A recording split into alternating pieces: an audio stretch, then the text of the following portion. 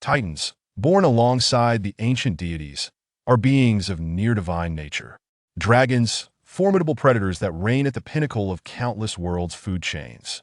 Muria, inheritor of the Titan and gold dragon bloodlines, sits regally upon the throne. Red dragons, blue dragons, green dragons. Bronze dragons, copper dragons, brass dragons. Amethyst dragons, crystal dragons, emerald dragons, a multitude of great dragons prostrate beneath the throne. Cloud giants, fog giants, stone giants, frost giants. Storm giants, hill giants, tidal giants. Countless giants kneel in reverence to the sovereign. The power of a ruler is not solely for slaughter and conquest. Chapter 1. Gloom, darkness, oppression, confinement, narrowness. These are the first sensations that envelop Yi Tianrui as he regains consciousness. He feels as though he has been crammed into a canister filled with liquid.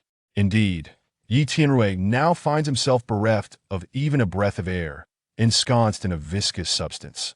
Initially, upon realizing this, a wave of panic washed over him. Yet he soon discovered that the absence of air seemed to have no adverse effect on him. This slightly viscous liquid did not induce discomfort. On the contrary, being submerged felt akin to luxuriating in a hot spring. What truly unsettled Yi Tianrui was the oppressive darkness and the constrictive space around him. His body could not stretch and was curled up like an unborn child. An unborn child.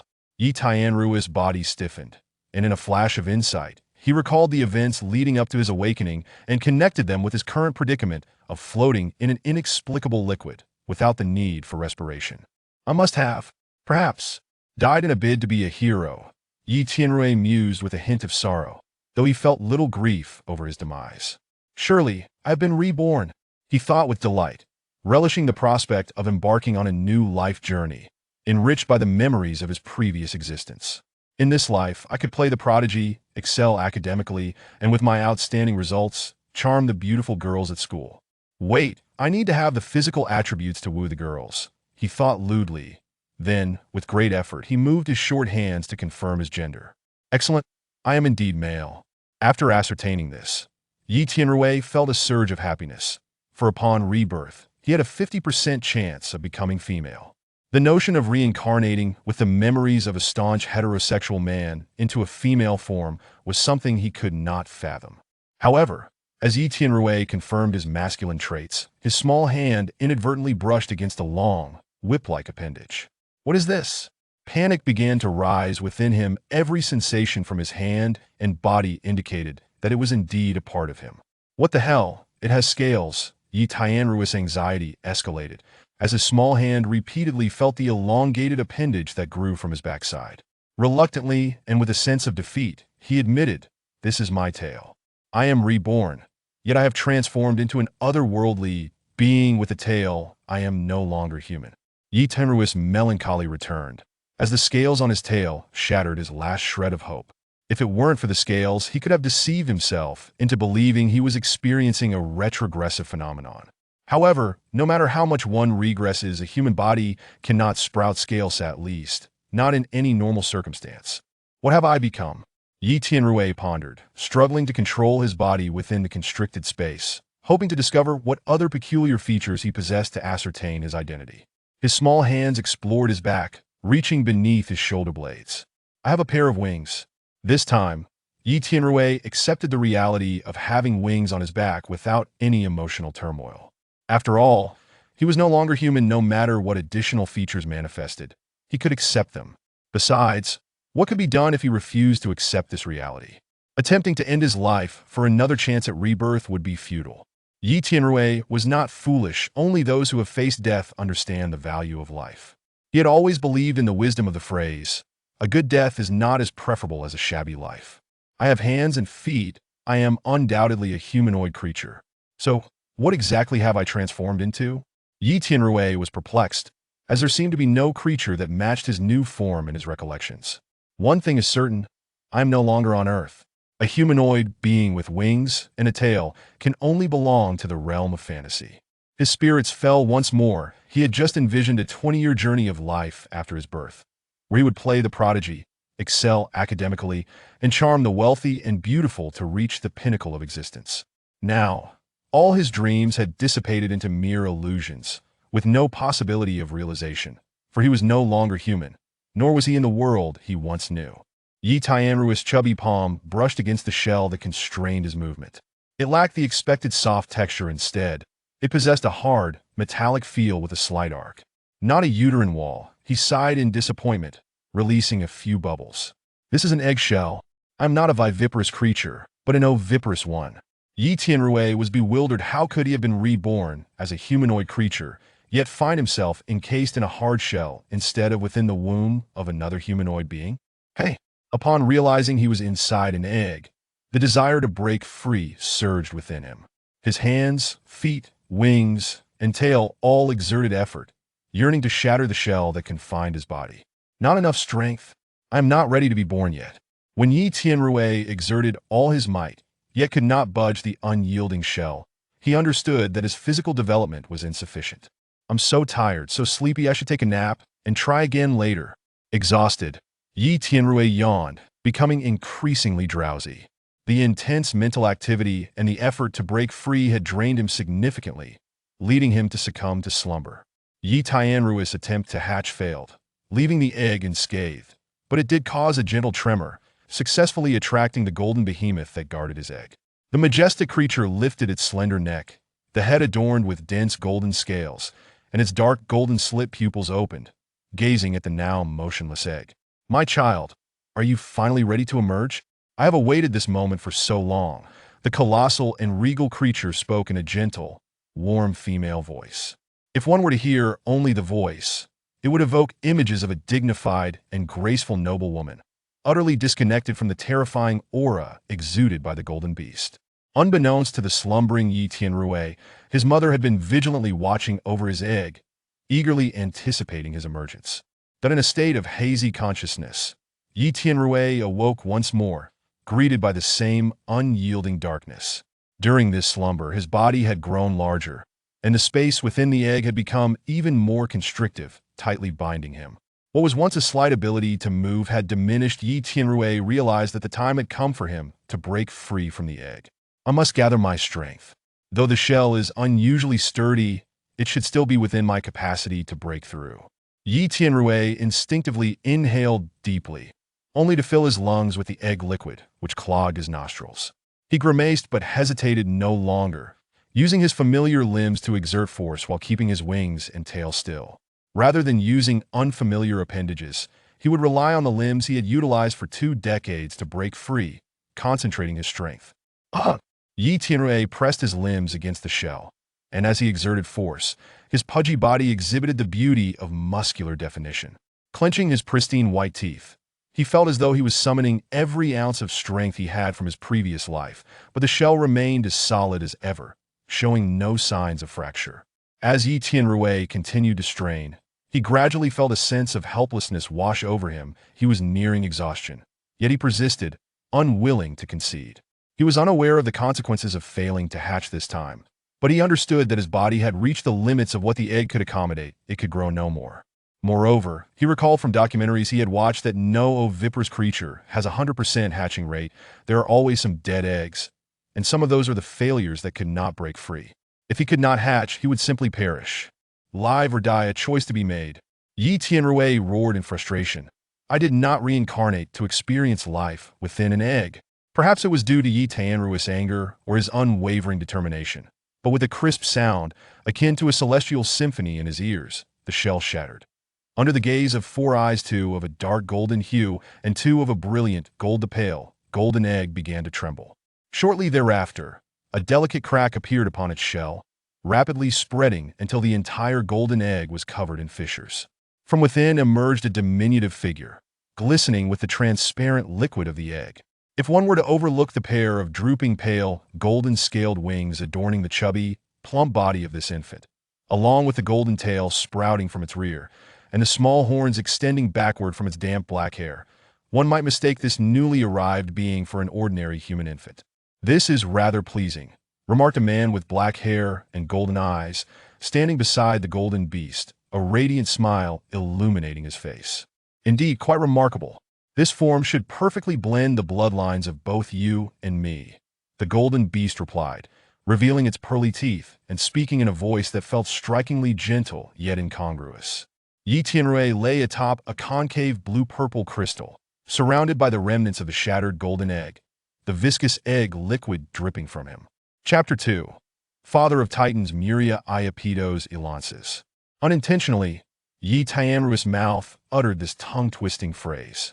He paused, a flicker of realization crossing his mind, understanding instinctively. This is my true name. As he spoke his true name, torrents of formidable ancestral knowledge surged into his mind, a legacy belonging to the two apex races, dragons and titans. The overwhelming influx of information caused a sharp pain to throb in his head, distorting his delicate features. Yet the discomfort was fleeting. At last, the initial legacy of the dragons and titans has concluded. Yi Tianrui exhaled with trepidation, fully aware that had he continued to absorb more knowledge, his mind might have shattered, potentially leaving him a fool. Fortunately, the legacies of the titans and dragons were imparted in segments, gradually unlocking as one aged and grew stronger.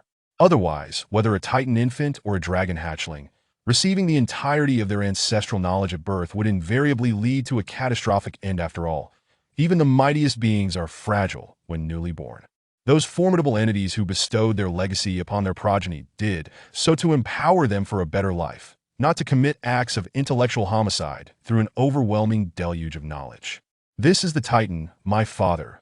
Yi Tianrui observed the towering figure with black hair and golden eyes gazing down at him. The recently acquired knowledge swiftly clarified the identity of the magnificent golden beast before him, whose stature rivaled that of the Titans. And the golden dragon, my mother, he continued, shifting his gaze to the golden dragon, her majestic presence casting a tangible aura of draconic authority throughout the lavish hall, exuding a terrifying pressure that, rather than oppressing him, instilled a sense of kinship from his very bloodline. My father is a Titan, and my mother is a dragon. What a forbidden love across species. I am the product of their union. This situation is undeniably complex. As he grasped the relationship between himself and the Titan and dragon standing before him, Yi Tianrui's thoughts became somewhat disordered. He finally comprehended his own nature, the child of Titans and dragons, a superlative hybrid being. While his mind raced with revelations, only a mere moment passed in reality, and his body, having expended nearly all its strength during the hatching, began to signal its desperate need for sustenance. After having endured the ordeal of ancestral knowledge, a fierce hunger clawed at Yi Tianrui, an insatiable craving that threatened to drive him to madness. His golden eyes, seemingly ablaze with a greenish glow, scanned his surroundings. He found himself within an expansive chamber, every facet shimmering like precious gems, as though the very structure was crafted from various crystals. He was situated in a depression at the center of a purple-black crystal pedestal. Surveying the area, he noticed the glimmering crystals that exuded an air of opulence. Had he not been consumed by a maddening hunger, he would have relished the scene. Yet now his sole focus was on food, excluding all else. Food, where is the food? Yi Tianrui murmured in the draconic tongue he had apparently acquired without conscious thought, when a tantalizing aroma wafted toward him. He flared his nostrils, inhaling the scent that stimulated his appetite, and his gaze fell upon the shards of golden eggshell beneath him, still glistening with the transparent egg liquid. The enticing aroma emanated from those very shells, which he instinctively recognized as food. Without hesitation, he reached out his chubby little hand, seizing a piece of the eggshell still coated in egg liquid and bringing it to his mouth. In his state of extreme hunger, he would have consumed anything: roots, tree bark, even the unthinkable. Thus, eggshells held no significance. Although he was no longer human, he still resembled one. With a crisp crunch, the eggshell shattered, and Yi Tianrui's eyes sparkled with delight as he found no discomfort in chewing. The shell, reminiscent of metal, crumbled beneath his teeth, akin to the potato chips of his previous life, and it possessed a perfectly balanced sweetness, devoid of any fishy taste. He knelt within the concave space of the purple-black pedestal, using both hands to devour the fragments of eggshell. The sound of crunching echoed throughout the vast chamber, a symphony of his ravenous feast. The golden dragon watched her son with tender eyes as he partook in his first meal after hatching. As Yi Tianrui feasted, the soft golden wings upon his back began to unfurl, and the initially delicate pale, golden, translucent scales deepened in hue, gradually hardening in texture. Witnessing this transformation, the golden dragon's face radiated warmth, her joy unmistakable. In contrast, the Titan, with black hair and golden eyes, wore a furrowed brow, his expression decidedly less favorable. Titan infants were not known to consume eggshells after birth. They were viviparous. Unlike the oviparous dragons, who were nourished from birth with flesh, not shells. Were it not for the undeniable truth that his son possessed half-dragon lineage, and the positive changes following his unusual consumption, the Titan would have found it intolerable to witness. Oblivious to the contrasting expressions of his parents, Yi Tianrui remained entirely focused on the eggshells. Both Titans and dragons, as apex predators, boasted astonishing digestive capabilities, and with the combined blood of both races, Yi Tianrui possessed an even more formidable ability. He could feel the eggshells he consumed being swiftly digested, transforming into essential nutrients for his body, with scarcely a trace of impurity, yielding immediate benefits. His strength rapidly returned as the fatigue subsided. He felt a gradual, yet resolute growth within him, his power steadily increasing. His forehead swelled, as if something were extending, while his wings unfurled, and his tail swished with newfound vigor, the force creating a gentle whooshing sound in the air, striking the purple-black pedestal with a muted thud. After consuming the final piece of eggshell, Yi Tianrui was surprised to discover that his hunger, though diminished, had not entirely vanished. He had consumed enough eggshell to envelop his entire being. With his hands braced against the crystal pedestal, he summoned his strength, confident that his reinforced bones could support his weight. And so, under the watchful gazes of the Titan and golden dragon, the small creature with wings trembled to his feet, patting his flat little belly as he declared his presence to the world once more. "Daddy, I'm hungry." Yi Tianrui stood unsteadily, his voice a sweet, childish utterance in the Titan tongue directed at his father. The Titan, who had previously been furrowed in concern, beamed with delight at his son's call.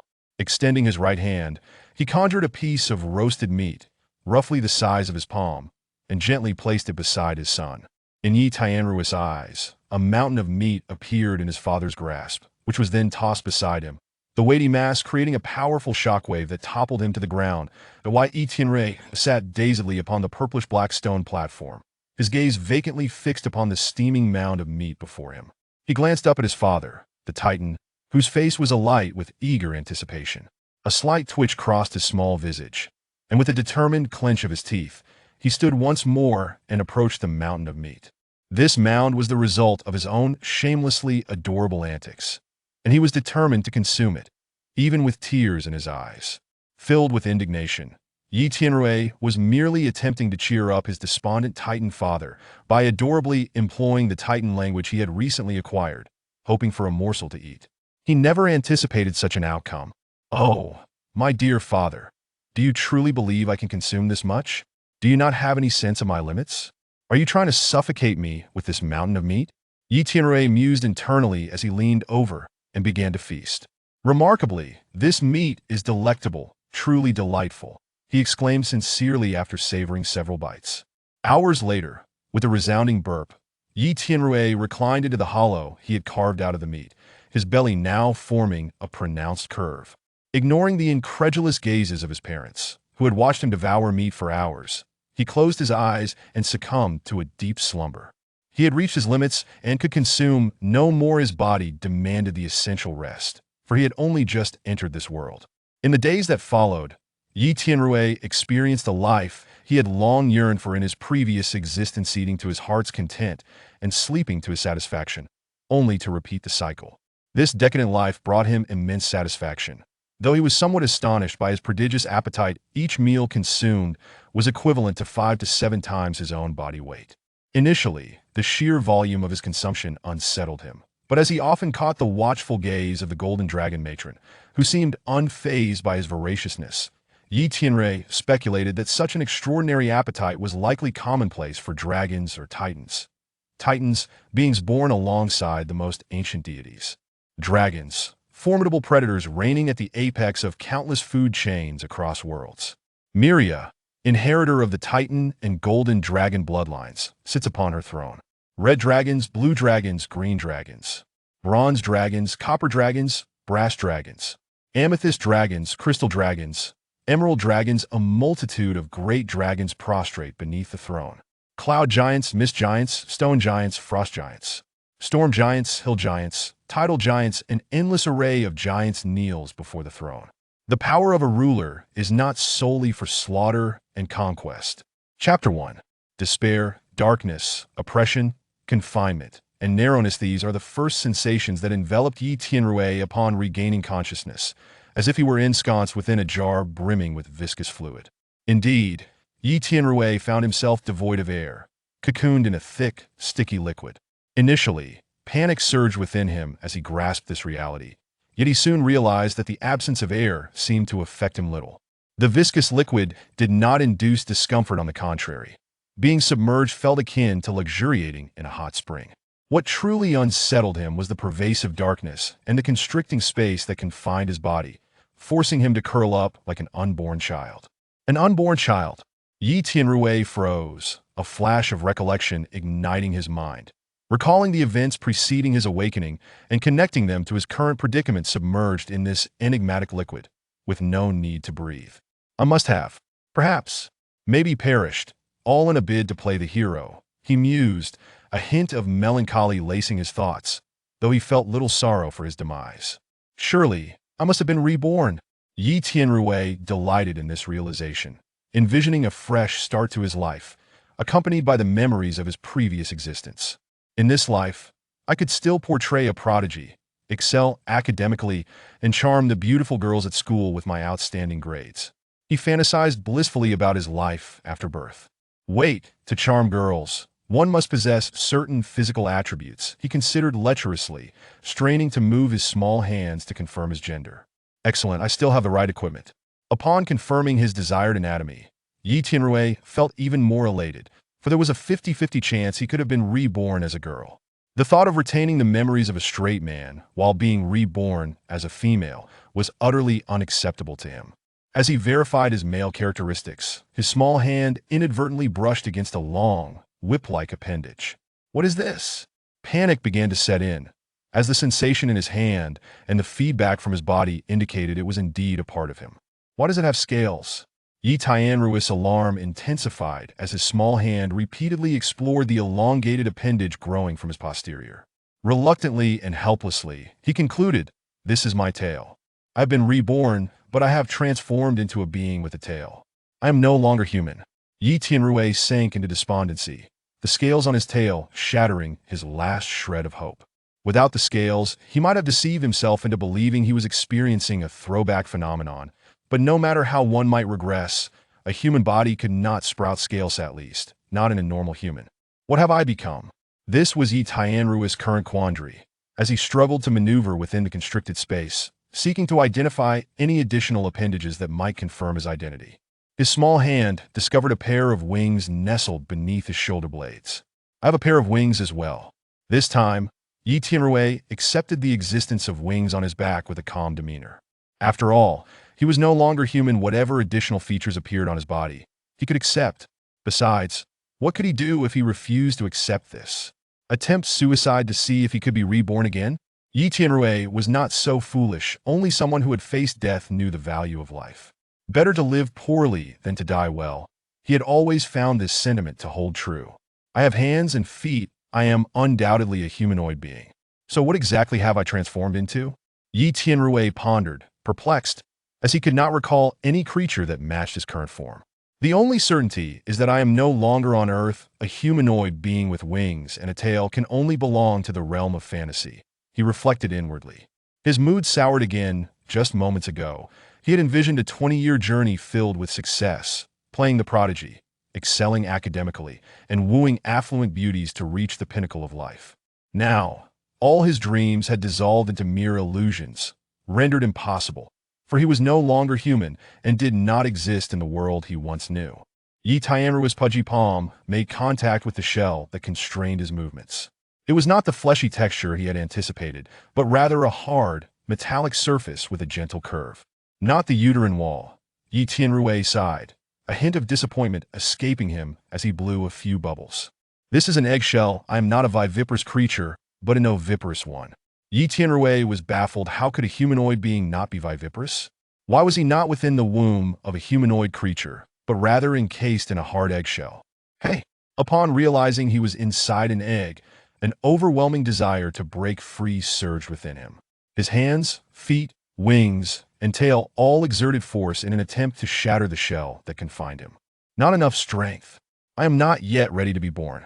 As Yi Tianrui exerted all his might, yet remained unable to budge the steadfast eggshell, he recognized his body had not developed sufficiently. I'm so tired, so sleepy you'll rest for a bit and try again later. Exhausted, Yi Tianrui yawned, becoming increasingly drowsy. The intense mental exertion and his efforts to break free had drained him, and he slipped into slumber. Yi Tianrui's attempt to hatch had failed, leaving no trace of a crack in his egg, yet it had caused the once quiet egg to tremble, successfully drawing the attention of the golden beast guarding it. The immense creature lifted its slender neck, its head adorned with densely packed golden scales, as its dark golden slit eyes opened, gazing intently at the now motionless egg. My child, are you finally ready to enter this world? I have waited for so long. The majestic beast spoke, its voice a gentle and warm feminine tone. If one were to only listen to the voice, it would evoke images of a poised and gracious noblewoman, wholly incongruous with the terrifying presence of the golden beast. Unbeknownst to the slumbering Yi Tianrui, his mother had been vigilantly watching over him, eagerly anticipating his emergence. That in a hazy state, Yi Tianrui awoke once more, greeted by the familiar darkness. During this last slumber, his body had grown, making the space within the egg even more constricted, tightly binding his form. What once allowed for slight movement now left him nearly immobile. Yi Tianrui recognized that the time had come for him to break free. I must muster all my strength, though my eggshell is unusually sturdy. It should still be within my capacity to breach. Habitually, Yi Tianrui took a deep breath, but instead filled his lungs with egg fluid, clogging his nasal passages. He grimaced, no longer hesitating, and used his familiar limbs to exert force, leaving his wings and tail motionless. Rather than relying on unfamiliar limbs, he preferred to use the 4 limbs he had mastered over the past 20 years to break free, concentrating his strength. With his limbs pressed against the eggshell, as he exerted force, his pudgy body revealed slight muscle definition, embodying the beauty of strength. With a set of pristine white teeth clenched, Yi Tianrui felt as though he were summoning every ounce of strength from his previous life, yet the eggshell remained as unyielding as ever, showing no signs of fracture. As he continued to exert himself, a sense of powerlessness began to wash over him. He was growing fatigued. Yet Yi Tianrui persisted, unwilling to surrender. He had no knowledge of the consequences of failing to hatch this time, but he understood that his body had reached the limits of what the egg could contain. It could not grow any larger. Moreover, he recalled from documentaries he had watched that no oviparous creature had a 100 hatching rate. Some eggs inevitably failed to hatch, and those were the unfortunate ones that perished without breaking free. Live or die, a choice between two. Yi Tianrui roared in frustration. I did not come back to life merely to experience existence within an eggshell. Perhaps it was due to Yi Tianrui's fury or his unwavering resolve, for with a resounding crack, a sound that resonated like heavenly music to his ears echoed, and the eggshell shattered. Under the gaze of 4 eyes, 2 shimmering golden and 2 deep pale golden egg began to tremble. Shortly thereafter, a delicate crack appeared on the shell, swiftly spreading and fracturing until it enveloped the magnificent golden egg entirely. A diminutive figure emerged from the shell, accompanied by translucent egg fluid. If one were to overlook the pair of drooping pale, golden-scaled wings adorning the chubby, fair body of this newborn, or the golden tail sprouting from its rear, as well as the tiny horns extending backward from its damp black hair, one might mistake this newcomer for an ordinary human infant. This appearance is quite satisfactory, remarked a man with black hair and golden eyes, standing beside the colossal golden beast, a radiant smile gracing his features. Indeed, it is quite pleasing. This form should perfectly blend the essence of your bloodline and mine. The golden beast responded in a surprisingly gentle feminine voice, revealing its pearly white teeth. Yi Tianrui rested upon a concave piece of blue-violet crystal, surrounded by the shattered remnants of the golden egg, sticky egg fluid dripping continuously from his body. Chapter 2. Father of Titans Muria Iapetos Alances. Unintentionally, Yi Tianrui's mouth opened, uttering an exceptionally convoluted phrase. A moment of surprise followed, and without needing any explanation, he instinctively understood this was his true name. As he spoke his true name, torrents of profound ancestral knowledge surged into his mind, a legacy belonging to the two paramount races of dragons and titans. The overwhelming influx of information caused his head to throb painfully, distorting his delicate features. Yet the agony was fleeting. The initial inheritance of the dragons and titans has finally concluded. Yi Tianrua exhaled, a hint of trepidation lingering.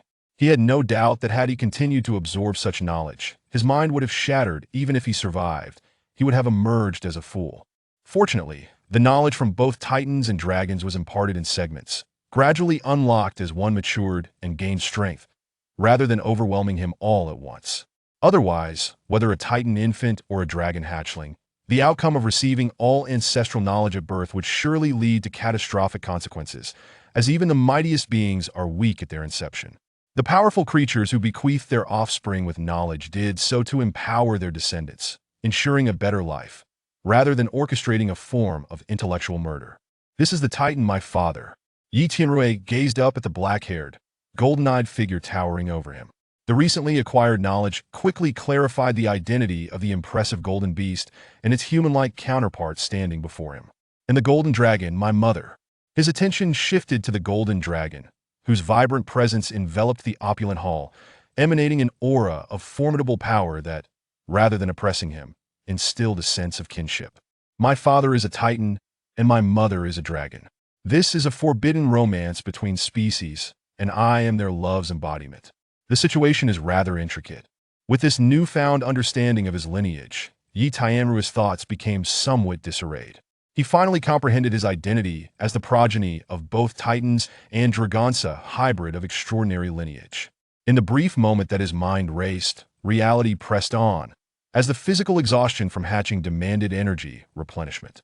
Having already endured a mental tumult from the inheritance, Yi Tianrui was suddenly beset by a fierce hunger, nearly driving him to madness.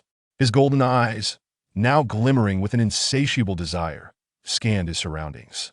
He found himself in a vast chamber adorned with gleaming crystals, as if this magnificent structure were crafted from various precious stones. He occupied a concave space atop a purple-black crystal pedestal.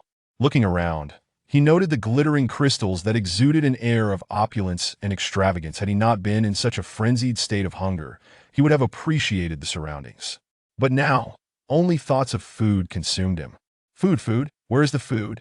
Yi Tianrui muttered in the dragon tongue he had inexplicably mastered, when an enticing aroma wafted toward him.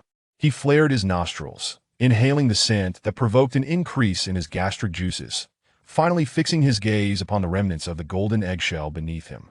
The irresistible aroma emanated from the shell, and without a second thought, he reached out his pudgy hand, grasping a piece still coated in egg fluid, and stuffed it into his mouth. In a state of extreme hunger, one could consume anything: roots, tree bark, even dirt, so the eggshell was hardly a concern. Although Yi Tianrui was no longer human, he still possessed humanoid traits. Crunch! The eggshell shattered with a crisp sound, and Yi Tianrui's eyes lit up. There was no discomfort as he chewed. The shell, with a texture akin to metal, crumbled beneath his bite like chips from his past life, and it carried a delightful sweetness devoid of any fishy taste. He knelt in the concave space of the purple-black pedestal, using both hands to shove pieces of eggshell into his mouth, the crunching sounds echoing throughout the expansive chamber. The golden dragon observed her son with tender eyes, her heart swelling with joy as she watched him partake in his first meal. With every bite, his soft, golden wings began to unfurl, and the pale golden, semi-translucent scales darkened and hardened in response to his nourishment.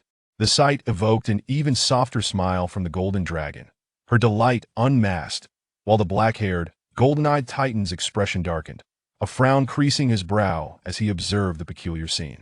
Titan infants did not commence their existence by gnawing on eggshells. They were born live, in stark contrast to the dragon's egg-laying. Had it not been for the presence of his son's dragon lineage, he would have found the spectacle intolerable. Despite the contrasting expressions of his parents, Yi Tianrui remained oblivious, wholly focused on the eggshells before him. Both titans and dragons, apex predators at the top of the food chain, possessed astonishing digestive capabilities. Naturally, Yi Tianrui, with the blood of both races coursing through him, inherited an even more formidable digestive prowess. He could feel the eggshells he consumed dissolving instantly within him, transforming into vital nutrients with scarcely a trace of impurities, yielding immediate effects. His strength surged as the weariness dissipated. He could distinctly sense his body growing steadily more robust with each bite. The area around his forehead swelled, as if something was extending. His wings gradually unfurled, and his tail swished with newfound vigor, producing a soft whooshing sound in the air and a muted thud upon the purple-black pedestal. After consuming the last piece of eggshell, Yi Tianrui discovered that although his hunger had lessened, it had not entirely vanished. The sheer volume of shells he had devoured was enough to envelop him entirely. Yi Tianrui pressed his hands against the crystal pedestal and, with renewed strength in his legs, stood unsteadily. The reinforced bones from his initial meal could now support his weight. Thus, under the watchful eyes of the Titan and Golden Dragon, the small creature with wings shakily rose, touching his flat little belly and announcing his presence in the world once more. "Daddy, I'm hungry," Yi Tianrui called out in the infantile Titan tongue, his voice quivering as he stood. Upon hearing this cry, the Titan, who had previously worn a frown, broke into a broad smile. He extended his right hand, and a piece of roasted meat, roughly the size of his palm, appeared, which he gently placed beside his son. To Yi Tianrui's astonishment, a mountain of meat materialized in his father's hand, which was then tossed beside him, causing a powerful shockwave and a tremor that sent him tumbling backward. That Yi Tianrui sat vacantly on the dark purple stone platform, his gaze fixed in a stupor upon the steaming mountain of meat before him. He glanced up at his father, the Titan, whose face was alight with eager anticipation. With a slight twitch of his small face and a determined clench of his teeth, he rose once more and ambled toward the enticing mound of flesh. This mountain of meat was a product of his own somewhat shameless display of cuteness, and he was resolute in consuming it, even if it meant shedding tears. A swell of indignation filled Yi Tianrui. He had merely wished to cheer his father, who appeared rather discontented. By adorably using the Titan tongue he had recently acquired from the ancient knowledge of the Titan lineage, and perhaps procure a morsel to eat. Little did he anticipate such an outcome. "Oh, my dear father, do you not realize how much I can eat? Do you truly believe I could consume an entire mountain of meat?" Yi Tianrui inwardly grumbled as he leaned over the mountain and began to feast. "Surprisingly, this meat is incredibly fragrant and delectable," he mused after savoring several bites, genuinely impressed. Hours later, with a resounding burp, Yi Tianrui reclined in the hollow he had created within the meat mountain, his belly bulging in a pronounced arc, ignoring the bemused expressions of his parents who had watched him indulge for hours. He closed his eyes and drifted into a deep slumber. He had reached his limit and could no longer consume more, and his body demanded the essential repose, for he was but newly born. In the days that followed, Yi Tianrui lived the life he had longed for in his previous existence, eating to his heart's content and sleeping soundly, only to awaken and repeat the cycle. This decadent and languorous lifestyle brought him immense satisfaction, though he was slightly astonished by his prodigious appetite, consuming amounts equivalent to 5 to 7 times his own body weight with each meal.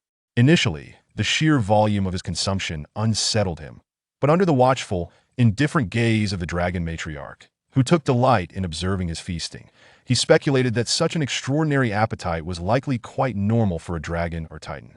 Chapter 3. In the resplendent room illuminated by glimmering crystals, Yi Tianrui stood before a mirror that nearly reached the height of the dome, silently gazing at the colossal figure reflected within. His fair visage appeared cherubic, adorned with the baby fat characteristic of his age, seemingly tender enough to elicit droplets of water with a mere pinch. His shoulder-length, jet-black hair cascaded down, interspersed with a pair of delicate, golden dragon horns that gracefully extended backward, silently proclaiming the noble lineage and extraordinary identity of their owner. His somewhat plump, infantile physique strained against the silk nightgown, from which emerged a pair of expansive, golden dragon wings through deliberately left gaps, while beneath the robe-like garment, a dragon tail, tipped with a blade-like edge and adorned with golden scales, swayed gently. "How much have I grown now?" he suddenly inquired, lowering his gaze to the golden-haired maid, Sophia, who stood quietly behind him. "Young Master Muria, you have now reached a height of 5 meters. By the standards of the Titan race, you have transcended infancy and entered childhood." And according to the dragon clan, you are currently in the juvenile dragon phase. The golden-haired maiden replied with precise respect, her cheeks flecked with minute golden scales. Is that so? That means I have been in this world for nearly 5 years. Yi Tianrui mused, turning slightly to regard the dragon-blooded maiden, whose stature barely reached his thigh. Sophia, a dragon-blooded girl who towered over ordinary humans, seemed diminutive to Yi Tianrui, especially considering that he had been of similar size at birth. Nonetheless, he bore no disdain, for Sophia had diligently cared for him alongside a cadre of dragon-blooded maids, proving to be an exceptionally competent maid. It was somewhat amusing that after 5 years in this world, he had yet to venture beyond the dazzling confines of this room, having spent most of his time in slumber, with his waking moments entirely devoted to nourishment. It was not that he wished to remain indoors, but his body simply did not permit any activities beyond eating. Thus, the dragon-blooded maids, led by Sophia, had been his nurturers. After all, golden dragons, indeed all dragons, are innately indolent. Expecting them to rear their offspring through arduous toil akin to human mothers is utterly inconceivable. Fortunately, his golden dragon mother was relatively benevolent among the many dragon mothers, having arranged for a team of dragon-blooded maids to cater to his every need. Sophia, would you take me out for a stroll? I have never explored my mother's castle, Yi Tianrui said, his gaze drifting toward the door, revealing a sense of yearning and curiosity. Certainly, young Master Muria, Sophia responded obediently, moving to the door and gesturing for him to follow. Come with me. Lady Atreus's castle is quite vast. Muria? Yi Tianrui paused for a moment, the name echoing in his mind. He had heard the dragon-blooded maid utter it for 5 years, a name uniquely his own. While his previous name, Yi Tianrui, had languished in obscurity for so long that he was on the verge of forgetting it. Why Yi Tianrui belonged to a past life, now concluded, the name held no significance. He was now the offspring of titans and dragons, Muria Iapetos Alances, a name he would embrace henceforth. With a curious expression, Yi Tianrui, now Muria, followed in Sophia's footsteps, embarking on a tour of the crystalline castle he had inhabited for 5 years. Muria trailed Sophia, his eyes scanning every corner as if he were Lu Lao Lao entering the Grandview Garden, his senses overwhelmed. The castle was constructed from an array of vibrant crystals, each location shimmering with a kaleidoscope of colors, leading Muria to question whether he had stepped into a fairy tale. Although built from precious crystal, the castle was anything but cramped. On the contrary, it exuded an air of grandeur, revealing an unmistakable aura of opulence. Even at Muria's current stature, traversing the corridors of the castle evoked a sense of vastness, and as they walked, he was certain that he had never retraced his steps. Without Sophia's guidance, he would undoubtedly have lost his way. My mother is truly wealthy. This singular thought traversed Muria's mind as he walked, lamenting that even a single brick was beyond his reach. This was the private treasure of his legendary golden dragon mother, Atreus Alances, and even as her biological son, he had no claim to it. As he pondered this, Muria's mood began to darken. Just then, he gazed, bewildered, at a towering exhibit in a gallery, his thoughts racing. Upon stepping out of the room he had occupied for 5 years, he was initially captivated by the treasures scattered throughout the castle. Exquisite enchanted swords, resplendent magical armor, priceless works of art, and formidable biological specimens, each leaving him in awe. Although he was unfamiliar with the origins and values of most of the artifacts, their sheer rarity provided a striking visual impact. At the very least, he recognized their extraordinary worth. He had grown accustomed to this spectacle until now, when he beheld the collection displayed in the gallery adjacent to the corridor. His astonishment was evident, though fortunately, as he was gazing upward at the familiar exhibit, Sophia could not discern the expression on his face. She only heard his voice. What on earth is this? This is the pinnacle of alchemical creations from the Arcane Federation. Known as the legendary arcane automaton Titan, named Titan, even with its recognizable form, Muria's face contorted in disdain. Does this contraption truly deserve such a name? Titans were a unique branch of the myriad giant races of Eurasia, distinguished by their dominion over storms and thunder, making them the mightiest among all giants. In terms of stature, strength, and power, Titans were unparalleled. No other giant could contend with them. For ordinary giants, Titans were akin to deities, worthy of veneration. Indeed, it did not deserve the name. Sophia's face radiated awe and reverence as she continued. Thus, your father, the illustrious legendary Titan Ansur Iapetos, sought out the Arcane Federation and challenged this audaciously named legendary automaton Titan. Listening to Sophia's explanation, Muria gazed at the colossal automaton in the gallery, adorned with a V-shaped crest upon its forehead and 8 azure wings unfurled from its back, its form predominantly white. The towering automaton, resembling a nearly 100-meter-tall mecha, exuded an aura as striking as Muria's memories, amplified in size beyond the original specifications, leaving him profoundly impressed. The sole blemish was a massive, translucent breach in its chest, still crackling with golden lightning, radiating an aura that stirred a sense of familiarity and excitement within him. And then, my father obliterated this titan with a single punch. Muria echoed Sophia's words, recalling the battle's outcome. Apart from the chest wound, the automaton showed no signs of damage, gleaming as if new. The breach in its chest appeared to have been made by a fist, and the golden lightning clearly belonged to his father. A remnant of legendary thunderous power. Wait, hold on, why is my father's trophy displayed in my mother's collection? Muria suddenly realized an inconsistency. At that time, Lady Atres accompanied Lord Ansur to the Arcane Federation. After the automaton was destroyed, Lady Atres claimed it, which is why it is here, Sophia explained softly, her voice barely above a whisper. Is it really that simple? Muria regarded Sophia with skepticism. Even if the automaton was rendered inoperative, it was still a substantial source of valuable magical metal. Surely, the Arcane Federation would not allow his mother to carry it away. Although there were many aspects of this world that remained unknown to Muria, he possessed a foundational understanding of certain common knowledge, such as the existence of major global powers and the value of rare metals.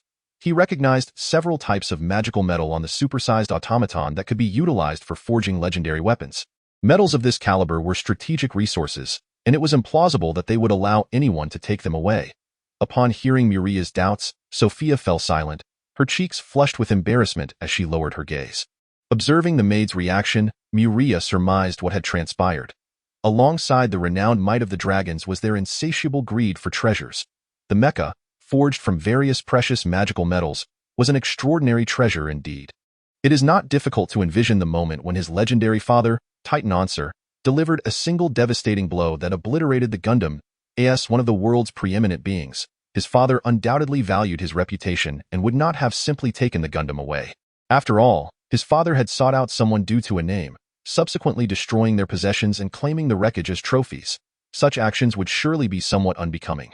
Meanwhile, his mother, a gold dragon renowned for her insatiable greed, cared little for appearances, always prioritizing treasure over reputation.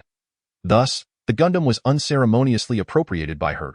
As for the members of the Arcane Federation, being the defeated party, they likely felt too embarrassed to intervene. After all, it is a time-honored custom in Alasia that the victors are entitled to claim what is rightfully theirs, and they too hold their dignity in high regard. In the 4th chapter. Through the expression of the head maid and her understanding of the inherent traits of the Titan and Dragon races, Muria surmised he had grasped the entirety of what had transpired. After observing the Gundam, Muria followed Sophia as they continued to tour the Crystal Castle, his mind awash with thoughts. Young Master Muria, Sophia, the head maid, acknowledged. Young Master Muria, she repeated. As they traversed the castle, they occasionally encountered dragonkin servants adorned with golden scales. Upon noticing Muria and Sophia, these servants would stand respectfully to the side, greeting the pair with deference after a moment of astonishment. Sophia, how many dragonkin servants are there in the castle? Muria inquired. Curiosity piqued. There are a total of 1,856 dragonkin servants, Sophia replied without hesitation. So many? Muria exclaimed, astonished. The castle is vast and requires such a workforce. Do your dragonkin engage in any other duties, such as guarding or combat? We dragonkin are solely responsible for managing the castle. Other beings are tasked with its protection. What sort of beings? Please follow me, young Master Muria. You shall see when we reach the upper levels. Sophia gestured towards a staircase leading upward, evading Muria's question. Upon reaching the top, will I be able to see the creatures guarding this castle? Muria glanced at the golden-haired dragonkin maiden. Certainly, she affirmed, with a sense of anticipation. Muria ascended the staircase, pondering what manner of beings would be charged with safeguarding such a resplendent and magnificent crystal castle. The brilliant sunlight streamed down as Muria stepped onto a vast platform. Momentarily squinting against its brightness, a gentle breeze wafted by, carrying the invigorating scents of flora mingled with a faint hint of briny sea. Gazing into the distance, he beheld an expansive azure ocean. its endless expanse stretching forth until it melded seamlessly with the blue sky and white clouds. Among the clouds, various seabirds soared freely, occasionally diving beneath the surface to seize delectable fish before soaring skyward once more. Beneath the waves, colossal sea creatures passed by, casting ominous shadows that sent a thrill through one's heart. Such a breathtaking vista, while momentarily captivating Muria's attention, was soon overshadowed by more compelling matters at hand. He stood upon a platform of the crystal castle, built by his mother on a large island, surrounded by mountains on all sides. However, the elevation of his vantage point rendered these mountains insignificant. As they lay far beneath him, from his lofty position, Muria could observe even more islands. The island chosen by his gold dragon mother was not a solitary isle but rather part of an archipelago. Yet, the location struck him as peculiar, for it was not situated centrally within the archipelago but rather on its outskirts. Nevertheless, his focus was not on the island itself, despite its grandeur and the impressive ring of mountains encircling the castle. All his attention was fixated on the guardians of the crystal castle, as mentioned by Sophia. For instance, at this moment, a massive humanoid figure stood beside him, a cloud giant, its complexion a gradient between alabaster and sky blue. With silvery hair and bright blue eyes, clad in ornate white armor and wielding an enormous staff, this giant towered approximately 12 meters tall. Muria, the cloud giant, seemed exceedingly formidable. However, as one of Titan bloodline, Muria was confident that he would soon surpass the giant's stature.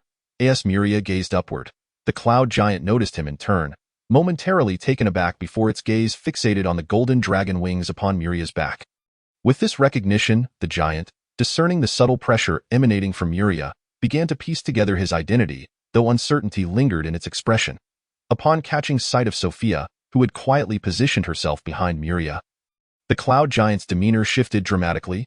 Recognizing Sophia, the leader of all dragonkin within the castle, the giant understood that, aside from the legendary gold dragon Atres, only another esteemed being could warrant such reverence from the dragonkin leader. Thus, the cloud giant confirmed Muria's identity. Its expression morphed into one of unmasked excitement and adoration. Muria could not help but smile at the cloud giant's rapid shifts in expression, reminiscent of a Sichuan opera face-changing performance. However, his smile quickly transformed into shock as the cloud giant, with a gesture akin to toppling mountains, lowered its staff and knelt on one knee, bowing its head so low that Muria could see the back of its helmeted head. "All hail His Highness Muria Iapetos Alances," boomed the giant's voice, resonating with fervor and profound reverence. The thunderous proclamation stirred the attention of all patrolling cloud giants within the castle, their gazes converging on Muria.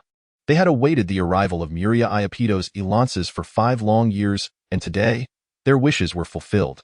Countless blue eyes were now fixed upon him, leaving Muria feeling utterly flustered. After all, he was merely an ordinary person from a previous life. Unaccustomed to such grandeur, and the collective gaze of nearly 100 towering cloud giants was almost overwhelming. Muria sensed his legs tremble slightly, yet fortunately, his silk pajamas concealed any visible signs of distress. What unfolded next left him in utter astonishment.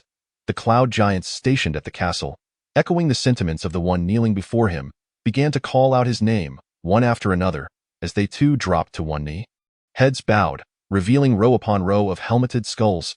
Above the castle, griffins patrolled the skies, descending like raindrops, and under the command of the cloud giants, they too prostrated themselves in homage to Muria. The commotion reverberated throughout the island, capturing the attention of all creatures dwelling there, their gazes drawn to the platform of the crystal castle high in the heights of the sky. Gold-scaled wyverns swooped down towards the castle, while on the nearby island, towering giants enveloped in swirling winds strode forth. Meanwhile, deep blue-skinned giants emerged from the sea, and 6 armed nagas surged forth from the depths, making their way to the shore. A myriad of creatures, countless in number, advanced towards the crystal castle constructed by the gold dragon, their expressions filled with eager anticipation. Muria stood utterly stupefied, unable to fathom that his mere presence could incite such a tremendous uproar. Casting a desperate glance at Sophia, he found himself at a loss for what to do next. "Young Master Muria, please step over there. They have long awaited the opportunity to meet you. Kindly accept their homage," Sophia urged, once again gesturing towards a specific location. Muria followed the direction of her, which led to a massive observation platform at the castle's center, the highest point of the entire structure. Muria's lips twitched as he realized retreat was no longer an option. Gritting his teeth, He made his way toward the lofty observation point. Outside the castle, on the surrounding mountains, across the gently sloping plains beyond, along the sandy beaches by the sea, and throughout the waters encircling the island, a throng of diverse creatures gathered, encompassing land, sea, and sky. Cloud giants, storm giants, hill giants, tide giants, wyverns, griffins, ferocious eagles, lions, and tigers. A plethora of beasts, nagas, and mermaids. With all eyes upon him, a somewhat portly humanoid figure emerged at the castle's apex, revealing himself to the multitude of extraordinary beings. He bore a pair of golden dragon wings, adorned with tiny horns invisible to many creatures, while a long dragon tail flicked restlessly behind him. Then, a thunderous cheer erupted from beyond the crystal castle, sweeping across the island's surrounding waters, where all manner of creatures joined in jubilant cries. Initially chaotic, the cacophony soon harmonized into a single name: Muria Iapetos Alances. Muria Iapetos Alances. Upon the castle's watchtower, a diminutive figure stood, not particularly tall, dwarfed by the formidable size of numerous surrounding creatures. In the eyes of many monsters who could discern that silhouette, its appearance lacked grandeur. The cherubic, rotund form exuded no air of authority. Yet, it was precisely this visage that incited a fervent cheer among the multitude of creatures, their enthusiasm genuine, for this figure embodied the noble lineage of both Titan and Dragon. Just as they had hoped, the 5-meter-tall giant infant's physique rivaled that of actual Titan infants of the same age, suggesting that in the future, this figure would possess a physique and strength on par with purebred Titans. Towering in stature, when he reached adulthood, inheriting the might of the metallic dragon's bloodline, he would wield unparalleled majesty. This was the heartfelt reason for the monster's exuberant cheers in defense of the castle. Chapter 5. Why do so many monsters cheer for him? Muria found himself in a state of bewilderment. Even as the son of a Titan and a golden dragon, this spectacle felt exaggerated. From the castle's edge to the island's periphery, swarms of monsters bowed before him, a dense mass, chanting his name in profound reverence.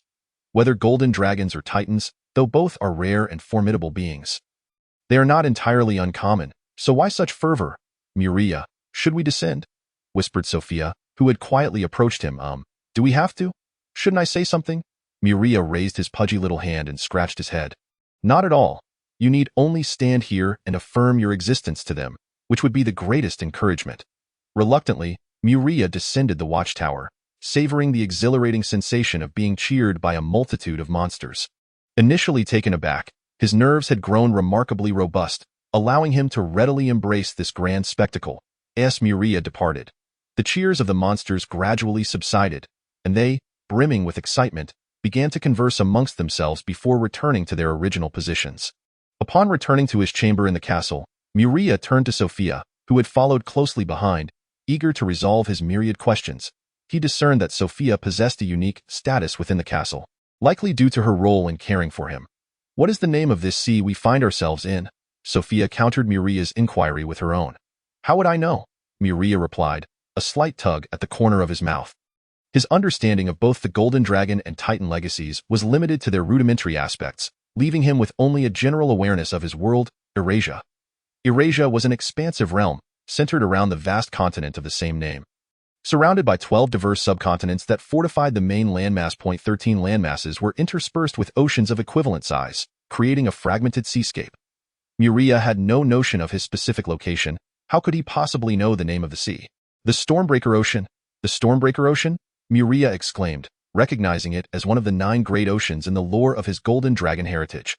Indeed, this is the domain of your father, Ansar Iapetos, belonging to the Titan race. The ocean was named after the power wielded by the Titan's deity. It is said that prior to the Titan's dominion, it bore another name, but scarcely anyone recalls it. And the archipelago we inhabit is known as the Titan Isles.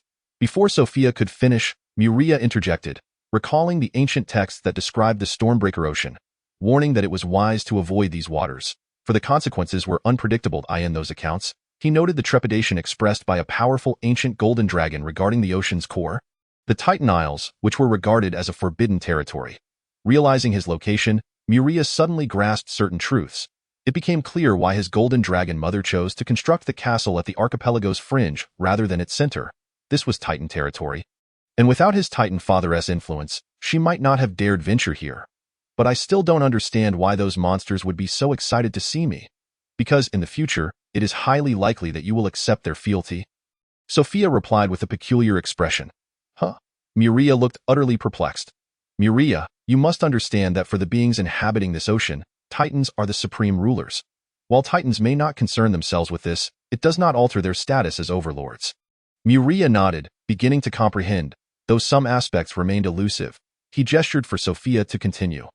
Within the Stormbreaker Ocean, countless aquatic tribes yearn to pledge their loyalty to the Titans, seeking to follow them willingly as servants.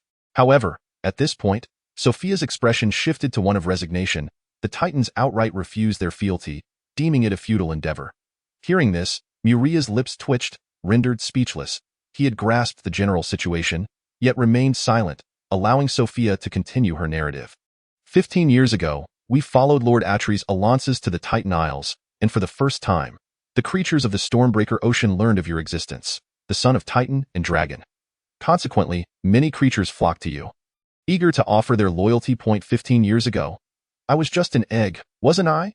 Muria chuckled at Sophia's words. Indeed, at that time, your existence was unproven, merely a rumor, yet it had a considerable impact, as she reminisced. A smile graced Sophia's exquisite face. When Lord Atreus first established the Crystal Castle, he had no intention of constructing something so grand, nor did he plan to use magical crystals. However, upon his arrival, countless aquatic tribes presented treasures mined from the ocean depths, with magical crystals among the most abundant. The sight of those mountains of magical crystals utterly astounded Lord Atreus. That expression is one I shall never forget. At this, the maid could not help but giggle. Thus, Lord Atreus conceived the idea of constructing the castle with magical crystals. So, my mother's castle came to be this way, and in that case, I must own at least half of this castle. Young Muria mused innocently. Initially, the castle was guarded by only 30 cloud giants and 5 storm giants. Sophia looked up at the chubby giant infant before her. But now, the castle is defended by over 1,600 cloud giants and nearly 100 storm giants. With numbers continuing to rise, it is evident that your presence has caused this remarkable increase. Sophia struggled to believe the extent of this overwhelming influence, yet it was an undeniable truth. Even legendary golden dragons would find such a number of giant guardians unprecedented. The Titans rejected them, Muria remarked with a peculiar expression. How can they be so certain that I, possessing Titan blood, would accept their loyalty? You carry not only the blood of Titans but also that of golden dragons. And dragons have a penchant for acquiring servants to guard their domain, Sophia explained, her words trailing off as she deemed further elaboration unnecessary. Indeed, many dragons, whether benevolent or malevolent, enjoyed gathering followers. For instance, many chromatic dragons were notorious for their indiscriminate collection of minions, accepting even the most infamous of weaklings, such as goblins and kobolds, as long as they pledged allegiance. Muria plopped down onto a crystal bed sculpted from vibrant fire elemental crystals, stroking his chin in contemplation. The thought of such formidable beings voluntarily wishing to serve him, even before his birth, filled him with a sense of comfort. Muria, do you intend to refuse or accept their loyalty? Sophia inquired, observing his furrowed brow. The thought of outright rejecting them, as his Titan father would, tugged at his heartstrings. Having just experienced the kneeling adoration of hundreds of cloud giants, Muria found himself rather enamored with this sensation. Thus, he lifted his head, a hint of a smile gracing his plump visage. Why refuse? Of course, I shall choose to accept. Sophia nodded, her face illuminated by a radiant smile, before she exited the room. Shortly thereafter, Muria heard faint cheers emanating from outside the castle. He stepped into the corridor and, peering through the transparent crystal, looked down to witness a sea of creatures joyously exulting. Perhaps it was due to the castle's exceptional soundproofing that what should have been thunderous applause reached Muria's ears as a mere whisper, rendering the scene akin to a silent play. Yet, even in the absence of sound, Muria could sense the fervor of those creatures, their limbs flailing in ecstatic celebration, their veins bulging like worms, expressing their elation. This exuberance spread like an infectious disease, sweeping across the entire island, and soon the waters surrounding the isle began to boil. Naga, merfolk, tide giants, sea beasts, a myriad of marine creatures burst forth from the depths, clamoring in a spectacle of monumental grandeur. Muria certainly understood the cause of this jubilation. He glanced down to see Sophia, the head maid who had just departed his chamber, now standing alongside a colossal cloud giant, towering at 15 meters with sinewy muscles. Chapter 6. Sophia, How long has my mother been away from the castle? In the chamber, seated in a wicker chair, Muria held a crystal goblet in one hand and a hefty metal tome in the other. Inquiring of the head maid Sophia, who stood by the desk directing a group of dragonborn maids to fill his goblet with red tea. Nearly 3 months now. Based on previous instances, Lord Atreus should be returning soon. Sophia replied. What does my mother typically do when she ventures out? In Muria's recollection since his birth, he had encountered the golden dragoness no more than a handful of times, remarkably infrequent, hardly resembling a true mother-son bond. Yet entirely normal for the dragonkin, of course. One reason for Muria's scant encounters with the golden dragoness was that he had spent the majority of his early years in slumber. Even when she visited, he remained oblivious. To combat evil and uphold justice, Sophia stated with a solemn expression. Muria remained silent, stifling a laugh at such an exaggerated proclamation, while the head maid spoke with unflinching earnestness, and the other maids wore expressions of admiration and aspiration. This was Arathia. The pursuit of justice was a matter of grave importance, and those who dared to ridicule it would face the scorn, or even the wrath, of the lawful good faction. Thus, Muria contained his mirth, maintaining a composed demeanor, knowing that he too would, in due course, partake in this noble endeavor of combating evil and championing justice. For he was the son of a lawful good golden dragon. And his mother indeed acted in accordance with Sophia's words, striving against malevolence. The golden dragoness's endeavors were akin to those of superheroes in films from a past life. Yet the adversaries she confronted were far more formidable. Should a superhero find themselves in Arathia, venturing alone to vanquish evil, there would be a 99% probability that they would be overwhelmed by the forces of darkness. The golden dragon, a creature of justice, abhorred all forms of injustice and crime. Muria gazed down at the metal tome inscribed in draconic script, its allure innate. How righteous indeed. However, even this paragon of virtue shared the common dragon traits of extreme pride and avarice. Muria observed the substantial tome, measuring over a meter in length and nearly half a meter in width, occasionally voicing his thoughts. It had been over 10 days since he had last ventured outside the castle. He had remained sequestered in his chamber, having realized that his draconic infancy, his hatchling phase, was not yet completely over. A significant portion of his day was still spent in slumber, with overwhelming drowsiness striking like clockwork, rendering him incapable of staying awake for long. In such a state, Muria had little desire to roam. Nevertheless, this condition was vastly improved compared to the previous 5 years, when he had merely eaten and slept, seldom leaving his room. Now, although eating and sleeping still consumed much of his time, he enjoyed approximately 3 hours of freedom to engage in activities. This change, though not as extensive as anticipated, brought Muria considerable satisfaction. For he had now become a being of longevity. With his newfound freedom, Muria chose not to wander. The world outside was vast and captivating, filling him with curiosity, but now was not the time for exploration. 3 hours of wakefulness barely sufficed for a stroll from the castle to the seaside. Thus, Muria opted to read. In the castle of the Golden Dragoness lay a boundless library, and upon discovering its existence, he felt immense joy, for he now possessed a means to understand the world. Compared to his innate curiosity about this realm, the knowledge he inherited at birth concerning the world was woefully sparse, leaving him ever more eager to learn. Now, Muria's curiosity had found an outlet. For instance, in his hands was a book, not detailing the lore of dragons, but rather the autobiography of an ancient golden dragon. As the mightiest of metallic dragons, gold dragons were destined to wander, never remaining in one place for long. Thus the life story of an ancient golden dragon was undoubtedly rich and varied, and Muria found himself engrossed in its pages. However, he did not take all the accounts therein at face value, for the autobiography recounted only the golden dragon's virtuous deeds, invariably culminating in triumph alongside its companions. Yet, such a narrative of unblemished victories seemed absurd. Golden dragons were indeed powerful, but only upon reaching full maturity. In their juvenile stages, there were numerous creatures within Arathia capable of confronting them directly. Was it plausible that a young golden dragon, enamored with justice, had never faced defeat or humiliation? Such claims were preposterous. Indeed, this was the proud dragon, speaking only of victories while conveniently omitting failures. Muria chuckled unexpectedly. Having previously kept his thoughts to himself, but now felt compelled to voice them. Sophia, standing by Muria's desk, smiled at his remark. Not just dragons. Any creature of sound intellect generally boasts of their victories while remaining silent about their defeats. Muria nodded, choosing not to respond further. as he regarded the autobiography merely as a novel to enhance his experience and gain insight into the cultures and customs of various regions in Erathia, as well as knowledge regarding the forces of darkness. In these respects, the ancient golden dragon had not fabricated anything. Particularly concerning the descriptions of malevolent factions, the ancient dragon had been quite diligent, detailing the combat methods, behavioral patterns, and racial weaknesses of the evil creatures encountered. Such knowledge proved invaluable. Muria nodded in agreement, recognizing this as one reason he could continue reading. In its adult years, it encountered a legendary demon summoned to the material plane by the followers of evil.